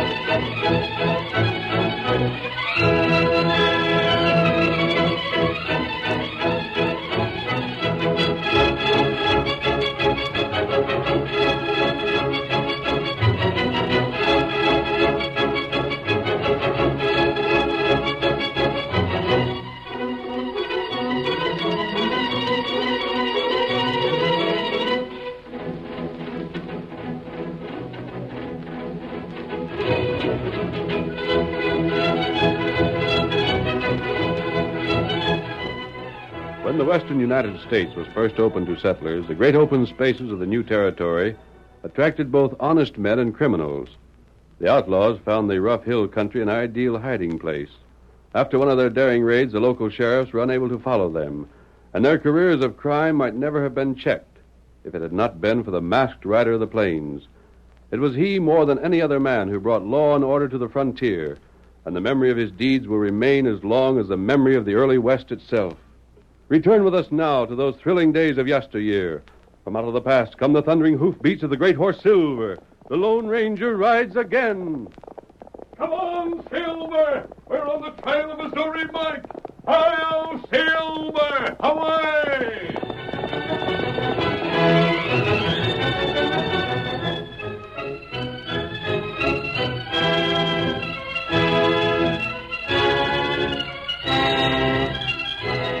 As our story begins, the Lone Ranger and his faithful Indian companion Tonto are riding toward the ranch of Widow Sprague. Missouri Mike and his friend are about the shootest outlaws we've tried to track down, Tonto. Them feller hide trail plenty good. They wouldn't head north of here on account of the Indians. That's right. They might be heading toward town. What town? We're about 15 miles from Parkersville. Oh, that's a long way. Silver, Scout, need water. We'll stop at the ranch house ahead for water. Maybe people there see outlaw. The outlaws have gone by here. They must have stopped for water there. That may be right. Missouri Mike can't travel far. He hasn't much food and he has no money. We keep him on jump. Here's the ranch house. Hi there, stranger. Stop off here a minute. Young feller, call us. Oh, that's Scout. You want to see us? Oh, gosh, I didn't know that you was masked. Don't pay any attention to the mask. We'd like water for our horses. Oh, sure thing. What I wanted you to stop for was so I could admire them horses. Hey, Ma, come over here a minute. You like horses? I should say so. What's the matter, Sam? Ma, take a look at the finest horseflesh that you ever seen. Oh, my sakes, who are these men? We're hunting 2 outlaws. One of them is riding a chestnut mare. His name is Missouri Mike. Ain't seen hide nor hair then, mister, but ain't you an outlaw your own self? What's the mask mean? Nothing. Gosh, I'd give my arm for a horse like this. I thought my horse was the best in these parts, but he don't compare with yours. Is that your favorite horse in the field? That's him. And there ain't a faster horse in these parts. That is, I never seen a faster one.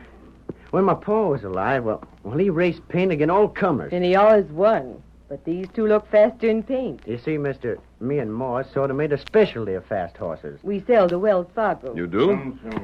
Not so much as we did when Sam's pa was alive, but in a few more years, Sam will be 21, and then I reckon he'll have enough experience to build up the business again. I could handle it right now, Ma. Nope, not till you're of age, son. We rather hoped to find that you had seen something in Missouri, Mike. Bad hombre, A killer. Takes a lot. Well, where's the law want him? In 5 states. For murder? Murder, robbery, and rustling. What's he look like? A heavy black beard, and he rides a chestnut horse, is all that we can tell you by way of description. Then you'll have a hard time proving he's your man, won't you? Not if we can see his arm. He's tattooed on the right forearm. So, that's most like being branded, ain't it? Or something of the sort. Horse got plenty water now. Mister, where you heading from here? For Parkersville. Well, that's 15 miles. We'll make it by sundown.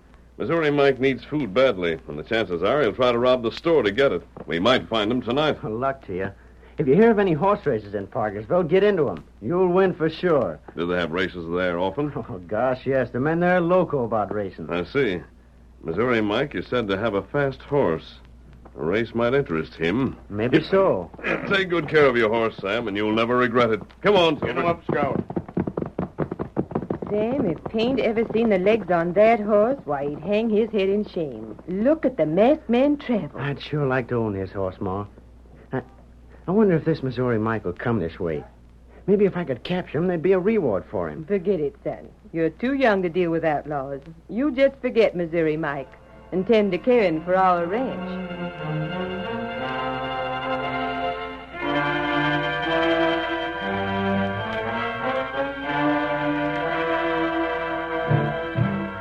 Missouri Mike and his pal Steve Sanders were behind the men they knew were hunting them. A half hour after the Lone Ranger left the home of Sam Sprague and his mother, the outlaws approached the place. We can get us some water at that place, Mike. I reckon so. Well, what's the matter? Ain't you thirsty? Yeah, plenty thirsty. But I'd give a heap more for some solid food than I would for water. I'm hungry. Hit your belt up another notch. We had grub this morning. Yeah, grub that weren't fit for a coyote to eat. Well, it was the best that Indian White Fox had to offer. I don't reckon there's any chance that we'd be recognized, do you? Only way they could mark you, Mike, was by your beard and your chestnut horse. I got rid of both while we was with White Fox's tribe. It was a shame to give up that chestnut. She was a peach of a horse. Oh, this Paint ain't such a bad critter. It'll do. Yeah, but there never was an Indian cayuse that could compare with that mare you own. Anyhow, we got some victuals out of the swap. I just hope we can put over some kind of a deal that'll give us cash to get out of this part of the country. Maybe we will. We'll be in Parkersville before nightfall. Here's hoping. Get up there. Get along there. You aim to stop at the ranch house, don't you? We gotta. We need water, and so's the horses. Yeah. Here we are. Oh, there. Oh, Mike, keep your sleeves rolled down. That tattooing you got, it's the same as branding on cattle. I know. Hey, anybody to home?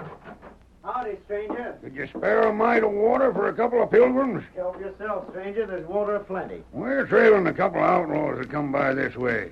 Ain't seen them, have you? Outlaws? Sakes alive, you're the second two that's rid by here hunting outlaws. Are you hunting Missouri Mike, too? Yeah. I reckon that's what he calls himself. What's he look like? Well, he rides, chestnut horse. That what you heard about him, kid? Yeah, but he has a black beard, ain't he? That's right. Seen anything of him? Nope, but I'm keeping on the lookout. What was this other couple you said rid by here? One of them was masked. The other was an Injun. Yeah? We're behind them, Mike. Shut up, Steve. I never seen a finer horse than the white one the masked man rode. I thought mine was the best in these parts till I seen him. You got a fast horse? Fastest around here.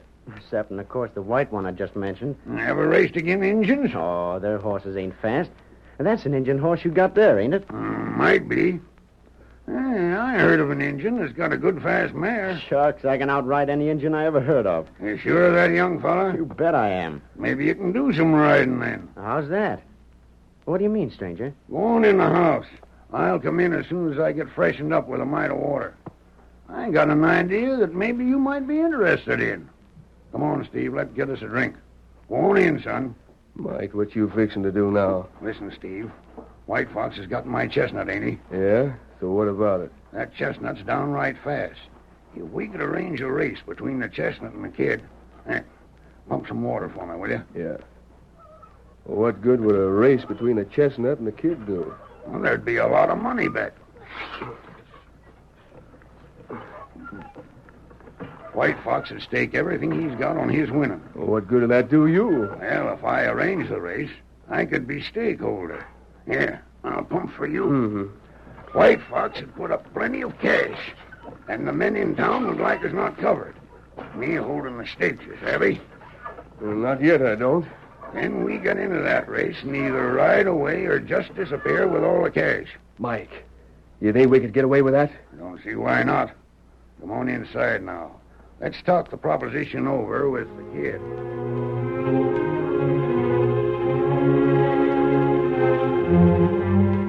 The Lone Ranger and Tonto waited in the town of Parkersville for several days, but seeing no sign of Missouri Mike or the chestnut mare, they soon left to hunt the outlaw in the open plains.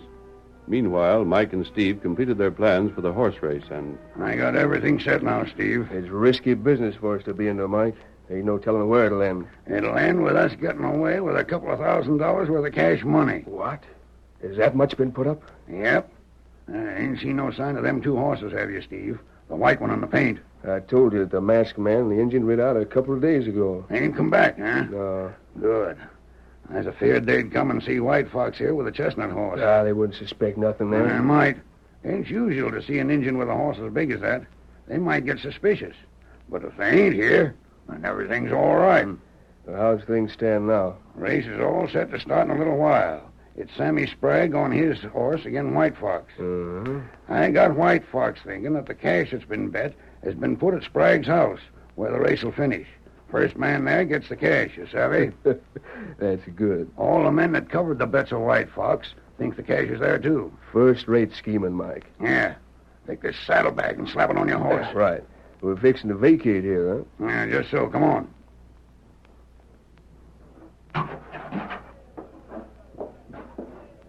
We're ready to start the race down yonder, then. Yeah. Here's the horses. We head in the other direction, huh? Right. Get aboard. There ain't nobody paying any heed to us. There's the sheriff down there starting the race. When White Fox don't get the cash at Sprague's place, he'll think Sam has double-crossed him. Let the kid take the blame, you savvy? There they go. They're off sure enough. And all the men are riding after him to see who's the winner. What if the kid wins? Then he'll figure White Fox stole the cash.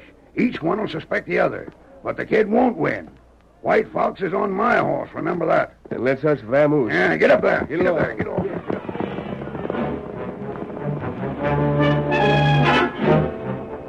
The chestnut, ridden by the Indian named White Fox, led Sam Sprague and his paint horse throughout the 15 miles of the race. Then, when Sam's home was reached, the Indian drew rein. David, it all the Indian wins. Me win race. Me win 'em. Oh, there. Oh, The engine wins. Dead rat the luck. It cost me $50. I done my best. That chestnut ain't the horse I figured White Fox would ride. Me win the money. You pay. You'll get your cash all right, White Fox. It's a fair enough race, I guess. Ain't no use crying about it now.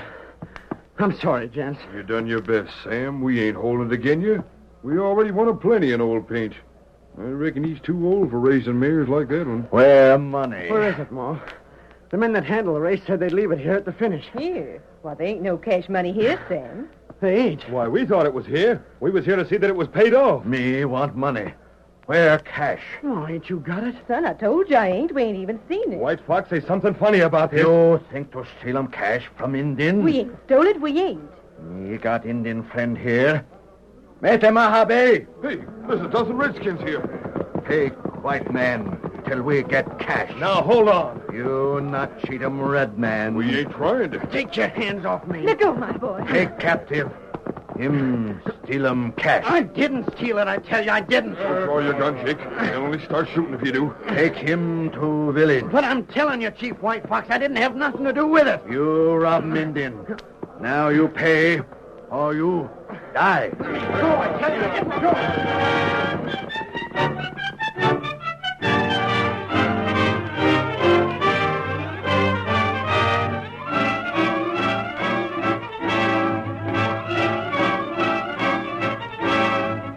The curtain falls on the first act of tonight's Lone Ranger drama. Before the next exciting scenes, please permit us to pause for just a few moments.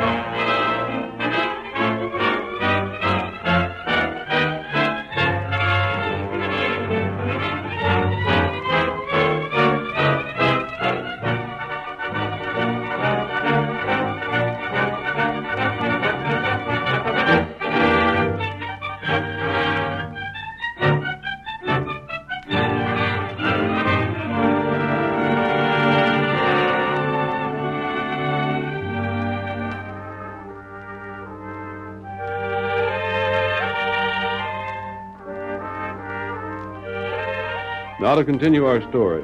The Lone Ranger and Tonto, hoping to pick up the trail of Missouri Mike and his companion Steve, rode across the plains until they reached the top of a slight hill. Whoa, Silver. Oh, Scout. Oh.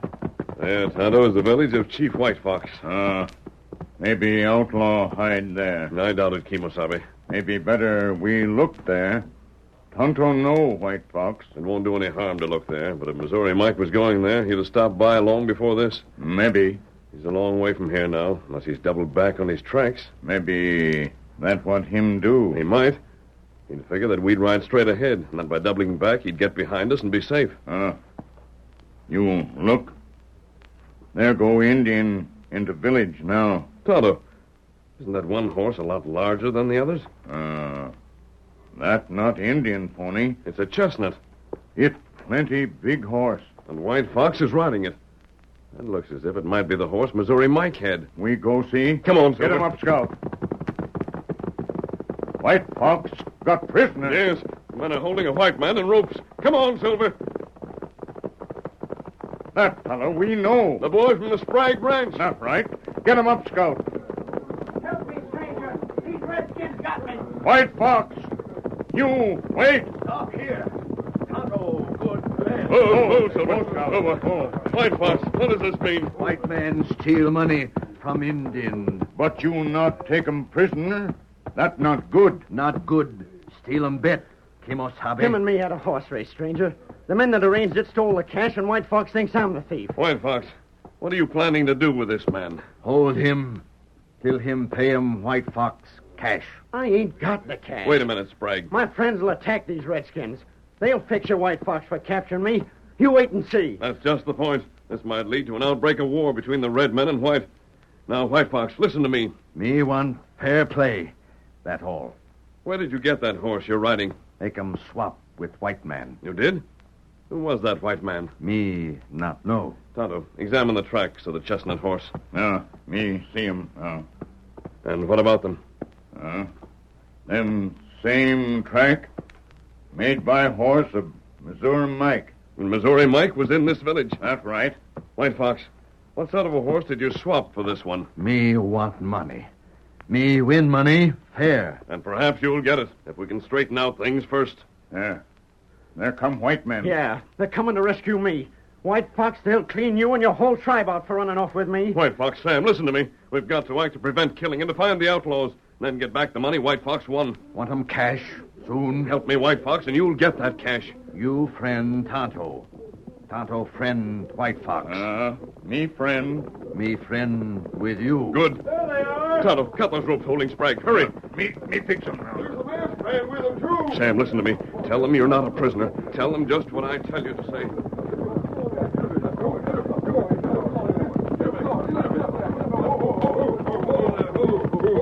Doggone Redskins, let go our friend there. We catched you. Now let Sam Sprague go free or we start gunplay. Hold on, boys. I ain't no prisoner. What? Why, look, he ain't tied at all. They ain't captured me. What do you mean, ain't? We seen him. You boys have got to help. There's an outlaw killer named Missouri Mike. He's the one that has the cash belonging to White Fox here. He schemed the whole horse race. Missouri Mike, you say? Yeah, and this masked man here is hunting him. You got to help him. You got to listen to what he tells you. You mean to sit there, Sam Sprague, and say that White Fox didn't take you away from home? That was all a mistake. It's all straightened out now, boys. Now take it easy. And listen to what the masked man tells you. We've got to find Missouri Mike. Find him, find White Fox money, or Indian make 'em plenty trouble. We can find him, but we'll need the help of both red men and white. Now listen to me, all of you.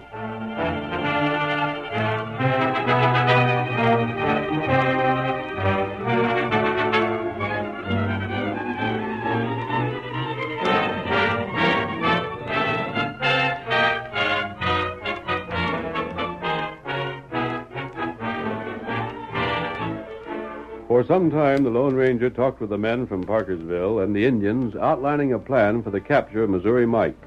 The following night, the outlaws made their camp. Mike was confident that they were beyond pursuit. Plenty of grub, lots of spare cash, and the horses rested up.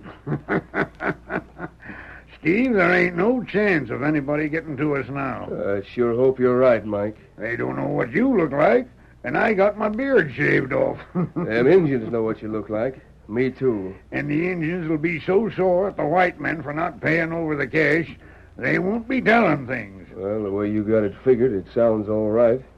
All but for one thing, Mike. What's that one thing? Suppose White Fox makes friends with the whites. He won't. But if he does, and they get to comparing notes, then they'll reason it out where the cash went to. Right on. They'll know who to look for. What chance will they have to find us? I don't know, but just We kept our trail well hid. Sure we did, but just the same... Another couple of days, and we'll be a long ways off from these parts. Well, can't be too far off to suit me. I just got a feeling that... Oh, what are you talking about? I can't shake off the feeling that things might go wrong somehow.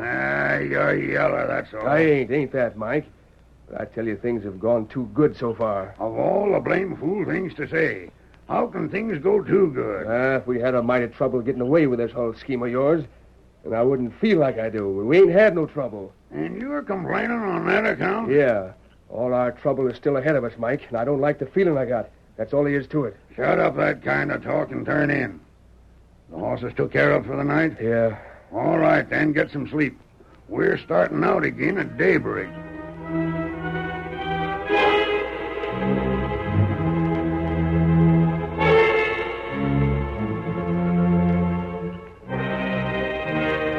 But the men from Parkersville and the Indians rode through the night. Divided into groups, 3 white men and half a dozen Indians in each, they swept the plain. The Lone Ranger, Tonto, and Sam Sprague rode at the head of one of the groups. I think we're nearest to them, Sam. I'd sure like to be the one that gets to him, mister. When we passed Brooks Corners, we found that a man answering Missouri Mike's description bought food there. You can sure cover a lot of ground in the hunt the way you got it worked out, mister. How many groups like this are riding? 8. And each one inquiring at every store they pass about the men that stopped by recent? Yes. And of all the groups, we're the only ones that located a store that sold to them, too. I don't know about that, Sam, but I hope we have the right pair of men ahead of us somewhere. Like finding a needle in a haystack, though. There's 1,000 good hiding places for every mile in this broken country. That's why we brought the Indians along. I don't savvy. You were busy talking with your friend when I outlined the plans. I reckon so. Remember this. Missouri Mike is riding an Indian pony. Uh-huh. And they're as strong and husky as a Missouri mule. His pony has spent years among the other ponies that red men ride. I still don't savvy. You will, Sam. What are you stopping for? By this time, the outlaws must be in camp. Now we'll call on the Indians and their ponies to help us. White Fox. Me here. We're the man with money. White Fox, you said that you could make your pony do what you wanted him to. You ready now? Yes, now. We'll stop every 15 minutes and have your pony call.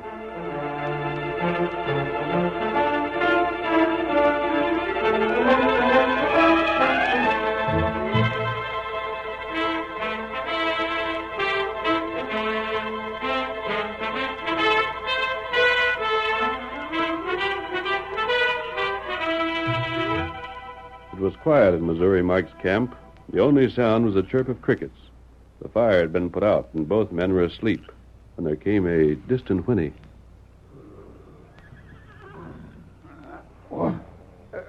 What the heck? Hey, Steve. You wait. Huh? The Sam Hill. Did you hear it? Hear what? That. That's a horse somewhere in the distance. What ails our horses? Go get them quiet. Their clattering might be heard by somebody. Yeah. Steady there, drat you. Steady. Make the critter stand still. That's this horse of yours, Mike, that's making the trouble. Mine standing quiet. Blasted cayuse. That might be heard. That's an Indian pony, don't forget. That's why he's raising the rumpus. We gotta do something about this horse before he lets folks know that we're hid here. I was afraid something would happen. Shut up, Steve. We don't know who it is over there. It may be just be a couple of Indians. Blast you, cayuse. Keep still. Steve, give me a club. A club? What are you gonna do? I'm gonna keep this critter quiet, that's what. I'll club him till he learns he ain't to clatter around and whinny like that. Mike, then what'll you do for a horse to ride? We'll worry about that later on. Meanwhile, we gotta keep hid here. Hey, there's somebody coming this way, Mike. Then get out your gun.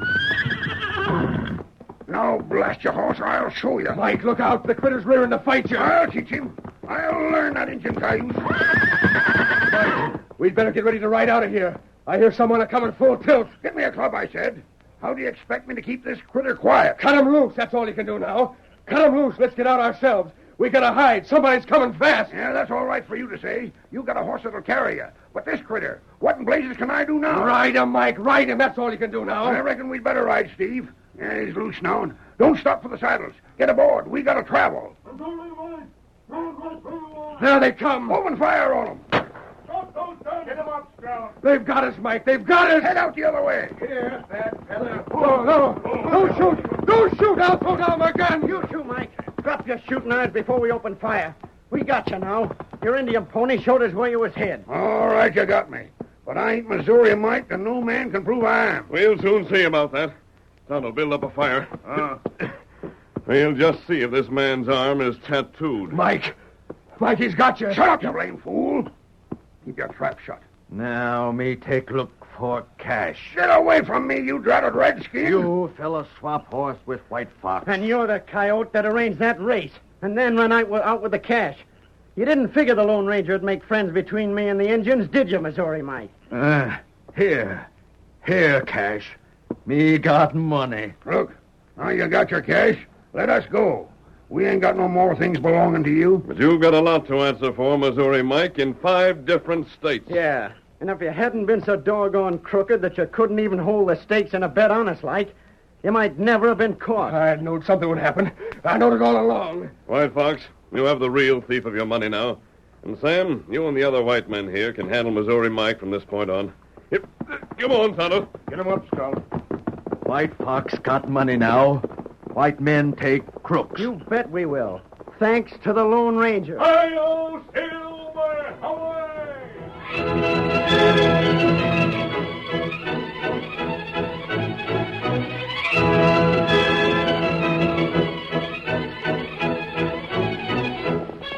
Come on, Silver, old boy. There's a long, hard trail ahead of us, and we must hurry. Hi-yo, Silver, away!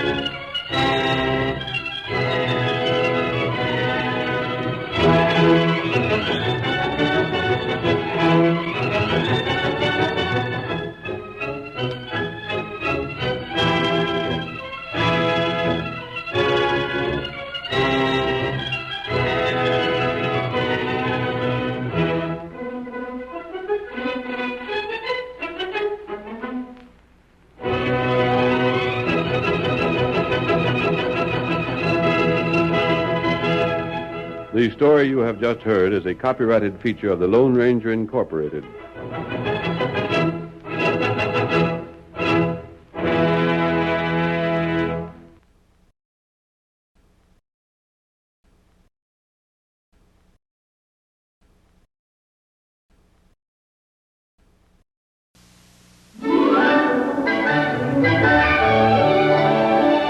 When you bring home Bambi and Twix cookie bars, look who follows. Buy your family the video cassette of Walt Disney's classic, Bambi, and Twix family packs, and get a cuddly Bambi toy free. Details where you buy videos and at Twix displays. Groucho Marx is your host, as some of the most interesting contestants you will ever meet compete on You Bet Your Life. Up next. Ladies and gentlemen, the secret word tonight is spoon. S-P-O-O-N. Really? You bet your life.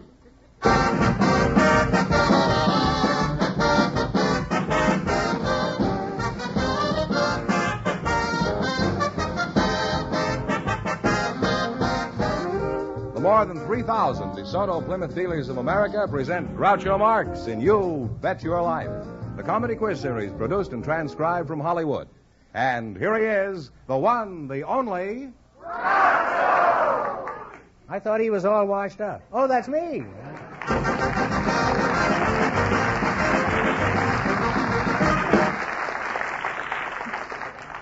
Well, here I am again with $4,500 for one of our couples. We invited some school teachers to the program tonight, and just before we went on the air, our studio audience selected Mrs. Marion Helber. Her partner is a schoolboy, Mr. Melvin Leon Hunt. Folks, meet Groucho Marx. Welcome for the DeSoto Plymouth dealers. Say the secret word and divide $100. It's a common word, something you use every day. Miss Marion Helber, huh? That's right, Mrs. Mrs. Oh, yes. Mrs. Marion Helber and Mr. Leon Hunt. That's right. Mrs. Helber, where are you from? I was born in Waterloo, Iowa. Where? In Waterloo, Iowa. Oh, I used to play in Waterloo. Did you? They have a bridge there connecting the two That's different right, parts they of the do. town. Yeah. And they quarrel about the east and west side of the river? I which is just better quarreled of the about two? the bridge. I didn't quarrel about it. When they froze to death once. That's right.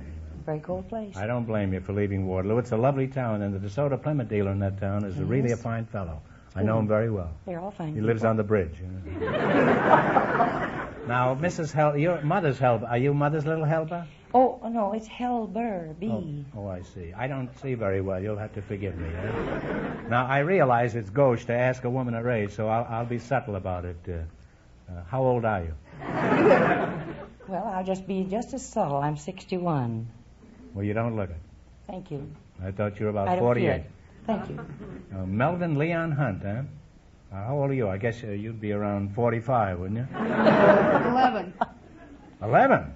Well, you don't look a day over 30. Are you sure you're 11? 11 3/4. That's better. When I ask a question around here, I want the truth, the whole truth, and nothing but the truth. Except during election year. Now, you're a school teacher, huh, Mrs. Helber? I am. Uh-huh. What grade are you in? 4th. Really? Why, Melvin's only 11 3/4, and look where he is. Melvin, where are you? B7. B7? Mm-hmm. Sounds like a vitamin. How long have you been teaching school? I'm on my 41st year. Really? That's right. You certainly must be sick of apples by this time. What about you, Melvin? Have you got a girlfriend? Well. Now, quit beating around the bush, Melvin. What's her name? Cheryl. That's a pretty name. How does she spell it? Don't ask me. Well, who do you want me to ask, Mrs. Helber? Yeah. Could you describe this girl, since you don't know how to spell her name? What does she look like? Well, she's kind of tall and skinny, and she's got she's blonde. How much taller than you is she? A foot? No, You contemplate matrimony with this charmer? What do you mean?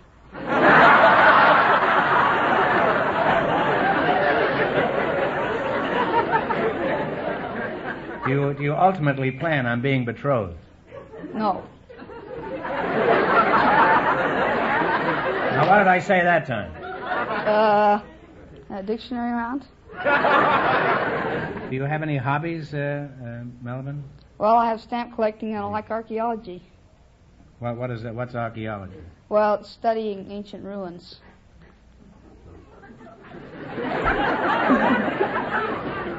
You're not being personal now, are you? Well, if insinuating's what you mean, no.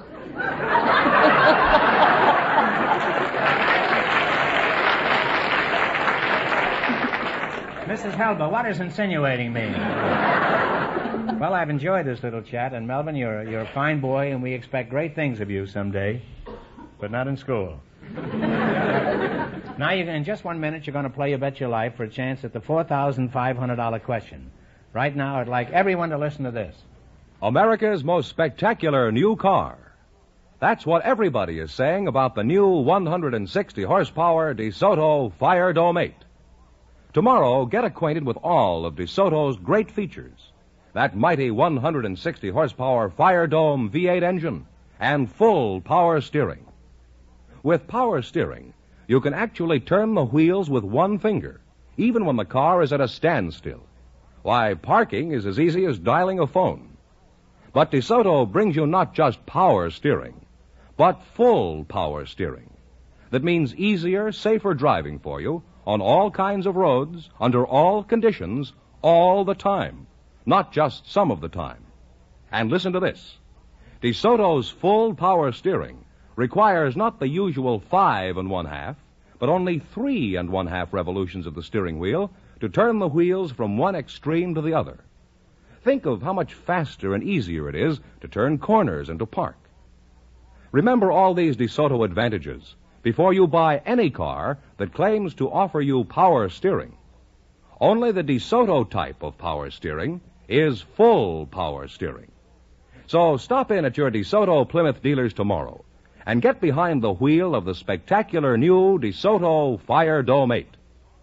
Also see and drive the DeSoto Power Master 6, available in custom and deluxe models. And remember, all dealers who sell DeSoto also sell Plymouth, the low-priced car most like high-priced cars. So no matter what price range you may have in mind, you'll find the car you want at a DeSoto Plymouth dealers.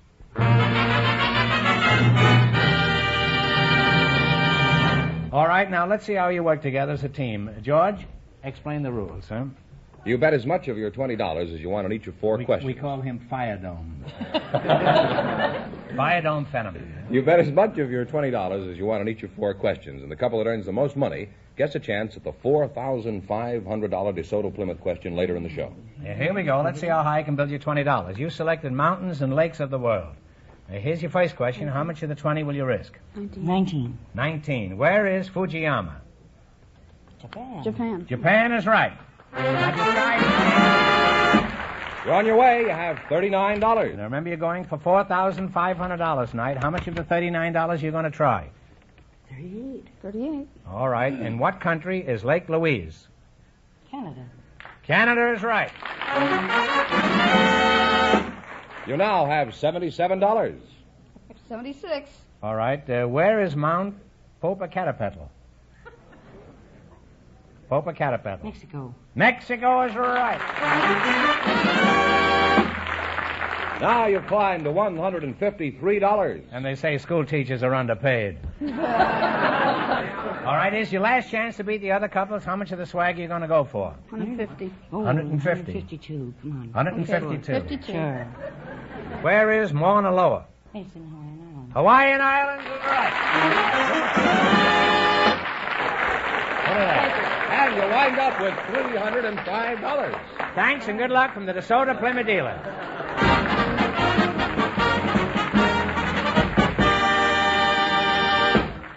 Groucho, we have a housewife and a bus driver for you now. They volunteered just before we went on the air.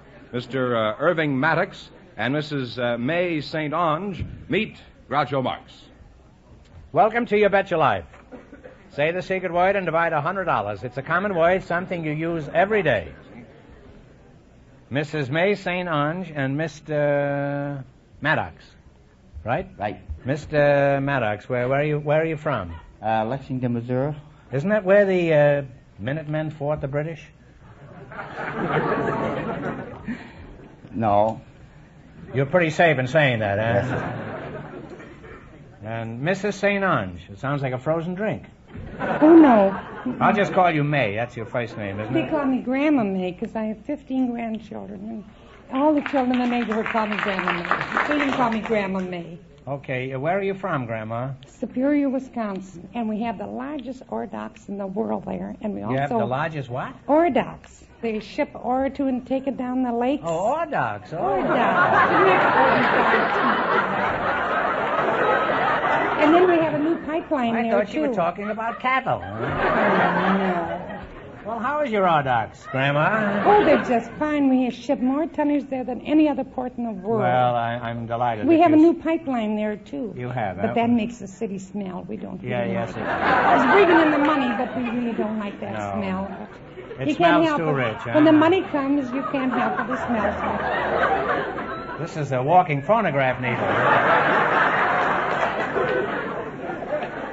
How long? I'm afraid to ask her another question. I'll talk to It may you. take about 20 minutes, the next question. How long have you been living in California, May? Oh, we're only tourists.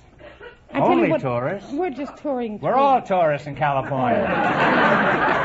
It's so cold at home that we come out here to get the warm weather. Well, doesn't the ore docks keep you warm in the winter? Oh, no, they even close up in the winter. It freezes up there. Is that It gets so? as low, cold as 40 below, and it costs so much to heat that we can almost live out here for what it just keep us warm up there. We rented our house and let other people freeze and then That's a good idea. Huh? And I love it out here. And what, Mrs. St. Ange, that's a curious name. Where did you get it? My husband. He's nice, too. Is your husband a saint? Oh, no, he likes to take a drink and he chews snuff. He's got beautiful white hair, though. Oh, a lot of white hair. He chews snuff, did you say? Mm-hmm. How did you meet this snuff chewer? Well, I was running this... Oh, he's not a snuff chewer, just once in a while. You know. Just no, during I the was, day, huh? I was running an old lady's home, and he came there to paint. Just a moment. The walls and ceilings, you know. You were running an old lady's home? Uh-huh, and he came there to paint. And he came there to paint? Mm-hmm. There were men in this place, too? Yes, I had 6 men. Because you have to have a man around the house to keep the old ladies contented, you know. They cook for them and they spoil them. You know, you have to have a man around the house to be happy. How old were these men? Around over 80. But some of them were pretty peppy.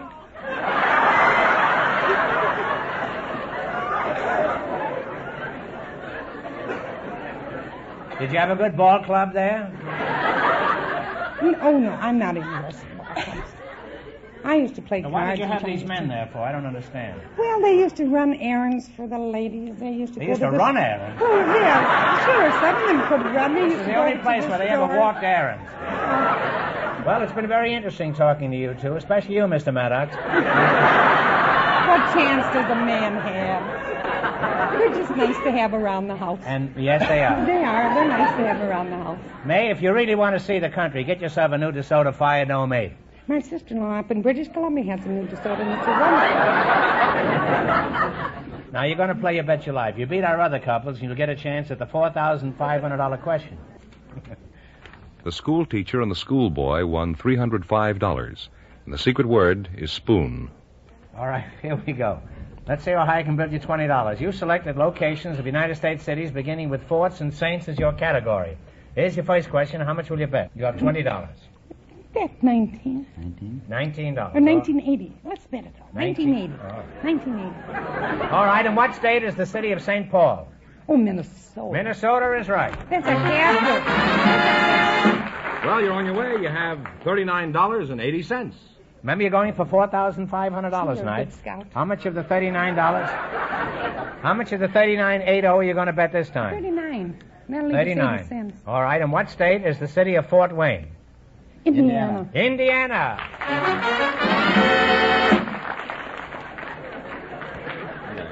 You now have $78.80. How much of this are you going to bet? 78.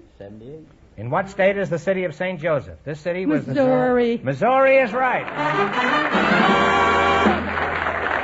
You now have $156.80. How much are you going to bet? 156. Okay. 156. In what state is the city of Fort Worth? Oh, Texas. Texas is right. You're real good. You're real sharp.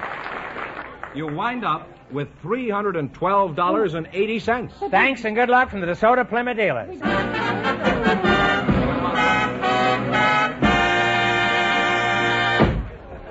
We have an engaged couple for you now, Groucho. They're very special guests. I think after you've talked to them for a while, you'll find out why I invited them to be on the show tonight. So let's meet them. Miss Rose Aranda and Sergeant Joseph Rodriguez. Meet Groucho Marx. Welcome to the DeSoto Plymouth dealers. Say the secret word and you'll win $100.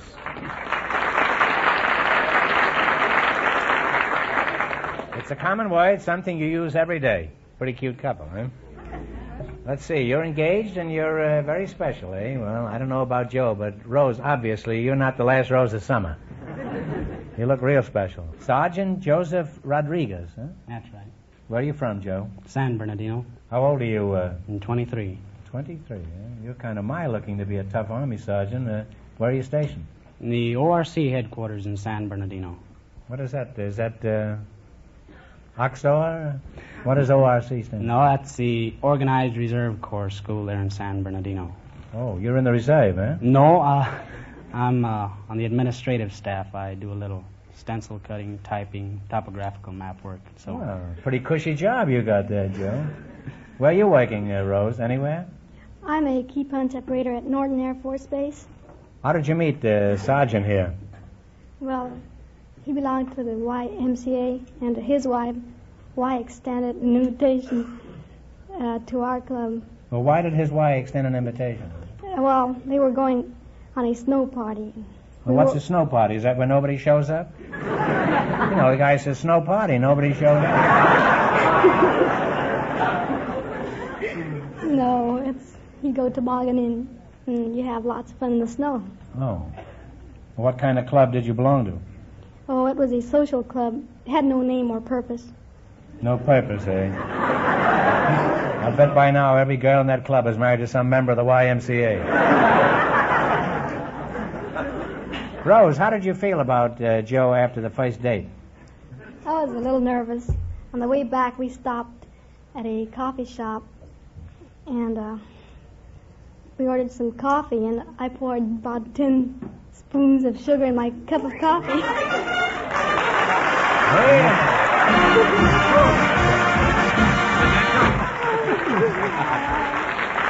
You said spoon, that's the secret word, so you and your boyfriend over here each win $50. Thank you.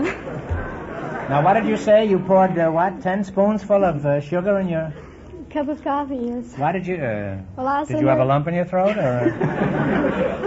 No, I was so nervous I just kept pouring it on. Joe, was that true? She was pouring it on? Pouring the sugar in a cup of coffee. Oh, I see. Joe, after you're married, who's going to be the boss?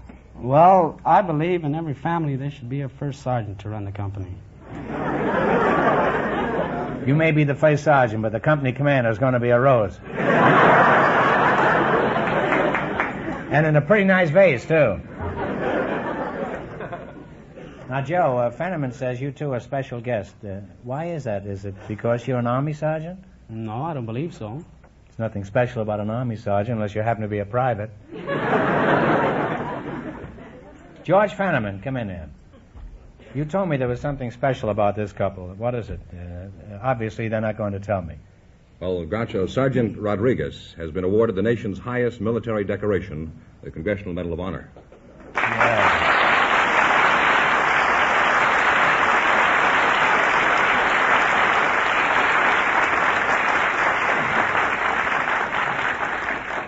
Well, I don't have to tell you, Sergeant, how honored we are to have you here with us tonight. And Groucho, the Army major that... But I will tell you, we are honored to have you here. Thank you. Keep out of this, Fenneman. The Army Major, Groucho, that first told me about Joe, gave me this citation which explains exactly what he did. Would you like to hear this? Sergeant Joseph C. Rodriguez, then Private First Class, was participating in an attack against a fanatical hostile force occupying well-fortified positions on rugged commanding terrain near Monyerie, Korea, on the 21st of May, 1951, when his squad's advance was halted by a withering barrage of automatic weapons from 5 emplacements, together with grenades, which the enemy rolled down the hill toward the advancing troops. Fully aware of the odds against him, Sergeant Rodriguez leaped to his feet, dashed 60 yards up the fire-swept slope, and after lobbing grenades into the first foxhole, ran around the left flank, silenced an automatic weapon with 2 grenades, and continued his whirlwind assault to the top of the peak, wiping out 2 more foxholes, and then, reaching the right flank, he tossed grenades into the remaining emplacement, destroying the gun and annihilating its crew. As a result of his incredible display of valor, the defense of the opposition was broken, the enemy routed, and the strategic stronghold secured. Well, give me that again. Now give him a good kick.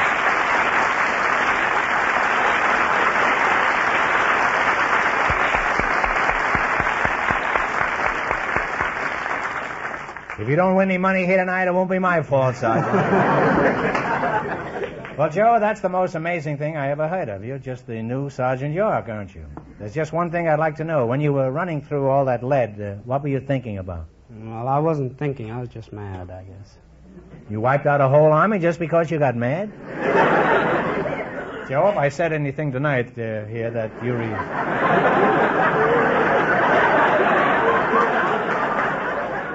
If I said anything that you resent, I was just being facetious, Joe. What are your plans for the future, Joe? Well, I hope to make a career in the Army. Well, I'm sure glad you're on our side. And Rose, take good care of this fella, and my advice is don't ever make him mad. He's liable to wipe out Los Angeles. Well, you're a fine couple, and I'm sure you're going to have many happy and handsome and bright and brave children. All right, now let's play You Bet Your Life. Joe, that's one game you have already played. And we're certainly happy that you won. This will probably seem pretty tame after that, but here we go. Let's see how high I can build you $20. You have to run your $20 no more than our other couples, and you'll get a chance at the DeSoto Plymouth $4,500 question. I can't tell you how much you have to win, but Mr. Fenneman is going to remind our listeners. The housewife and the bus driver lead with $312.80. Here we go. Let's see how high I can build you $20. You selected all-time favorites as your category. Here's your first question. How much will you bet? Decide on one answer between you. Talk up. 1980. 1980. All right, here's your first question for 1980. Give me the title of this song. Play, Jerry.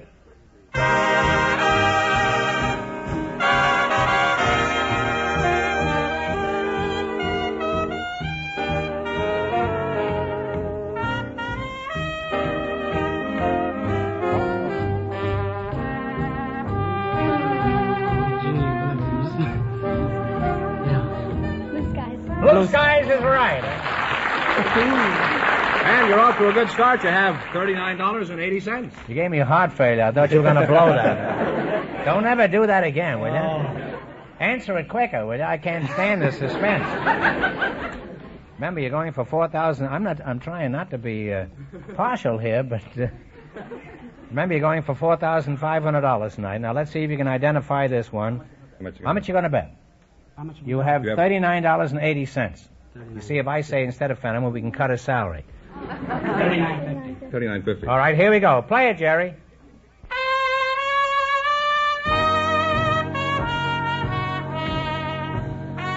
Started. That's right. Answer him right away, huh? Really climbing. You have $79.30. Here's your third question. How much of the $79.30 you're going to try? $79.20. $79.20.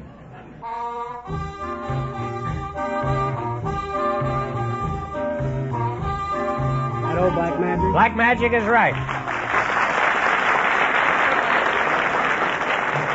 You have now climbed to $158.50. Here's your last chance to beat the other couples. How much of the $158.50 you going to play? Last chance? Last chance. Shoot the words. Shoot the words. Shoot the words. Are you more scared now than you are going over the You top bet. hill? Well, here we go. Play it, Jerry. Three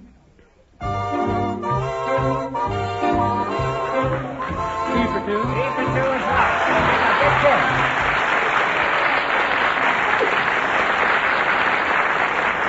And here's the news. You wind up with $317, and that means that you, too, get the chance of the DeSoto Plymouth $4,500 question.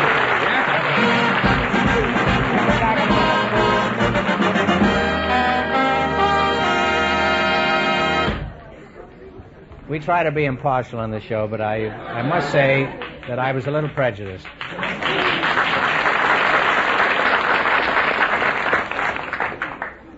Ever hear somebody say, well, all my car needs is a lubrication job. I suppose I can have that done almost anywhere. Well, it's true. You can get a lubrication job almost anywhere. But to get it done right, take it to a DeSoto Plymouth dealer. Here's where you get thorough lubrication to factory specifications. Yet it costs you no more than ordinary lubrication. Imagine, during the life of your car, about 19 grades and kinds of lubricants are used in approximately 54 vital points. Isn't it wise, then, to have experts who know your car do a complete lubrication job, eliminating all guesswork, and thus giving your car added miles of protection? Tomorrow, stop in and tell your DeSoto Plymouth dealer you want a complete lubrication job. See him for any type of service your car may need. His price is reasonable, his service is prompt, and you'll get courteous treatment, too. Just look for the familiar sign of better service, the friendly sign of a DeSoto Plymouth dealer.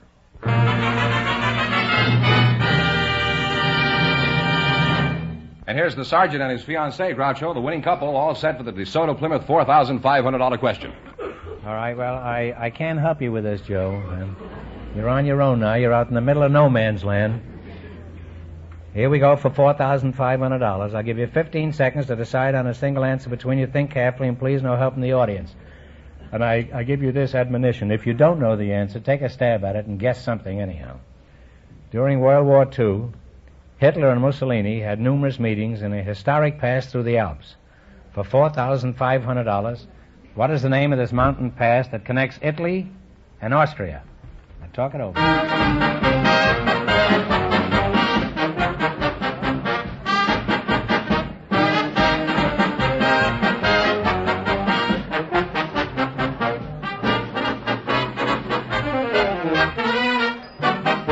All right, what's the answer you kids have decided upon? I like them come out with is Birch's Garden, but that's a place where they were at. I'm sorry. The correct answer is Brenner Pass. No. So that means the big question next week will be worth $5,000. Well, you lost the big money, but did pretty well in the quiz. How much did they win, Joe? Certainly did. $317 in the quiz. And the secret word? Yeah, I had the secret word, too. That gives them a total of $417. Well, it's not. That's a good night's work. Congratulations. And thanks to both of you and to all of our contestants on the show tonight. Thank you.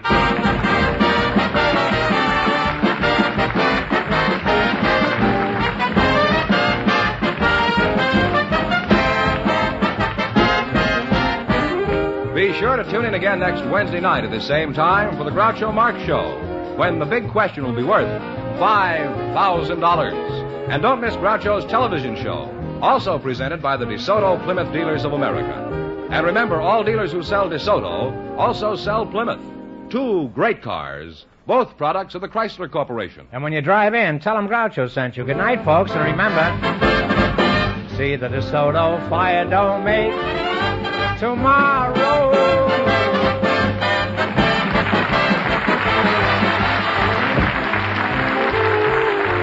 Folks, here's a reminder from the National Safety Council. Road signs are signs of life. Be sure you heed them. You Bet Your Life, transcribed from Hollywood, is produced by John Goodell. Directed by Robert Dwan and Bernie Smith. Music by Jerry Fielding. This is George Fenneman signing off for the more than 3,000 DeSoto Plymouth dealers from coast to coast.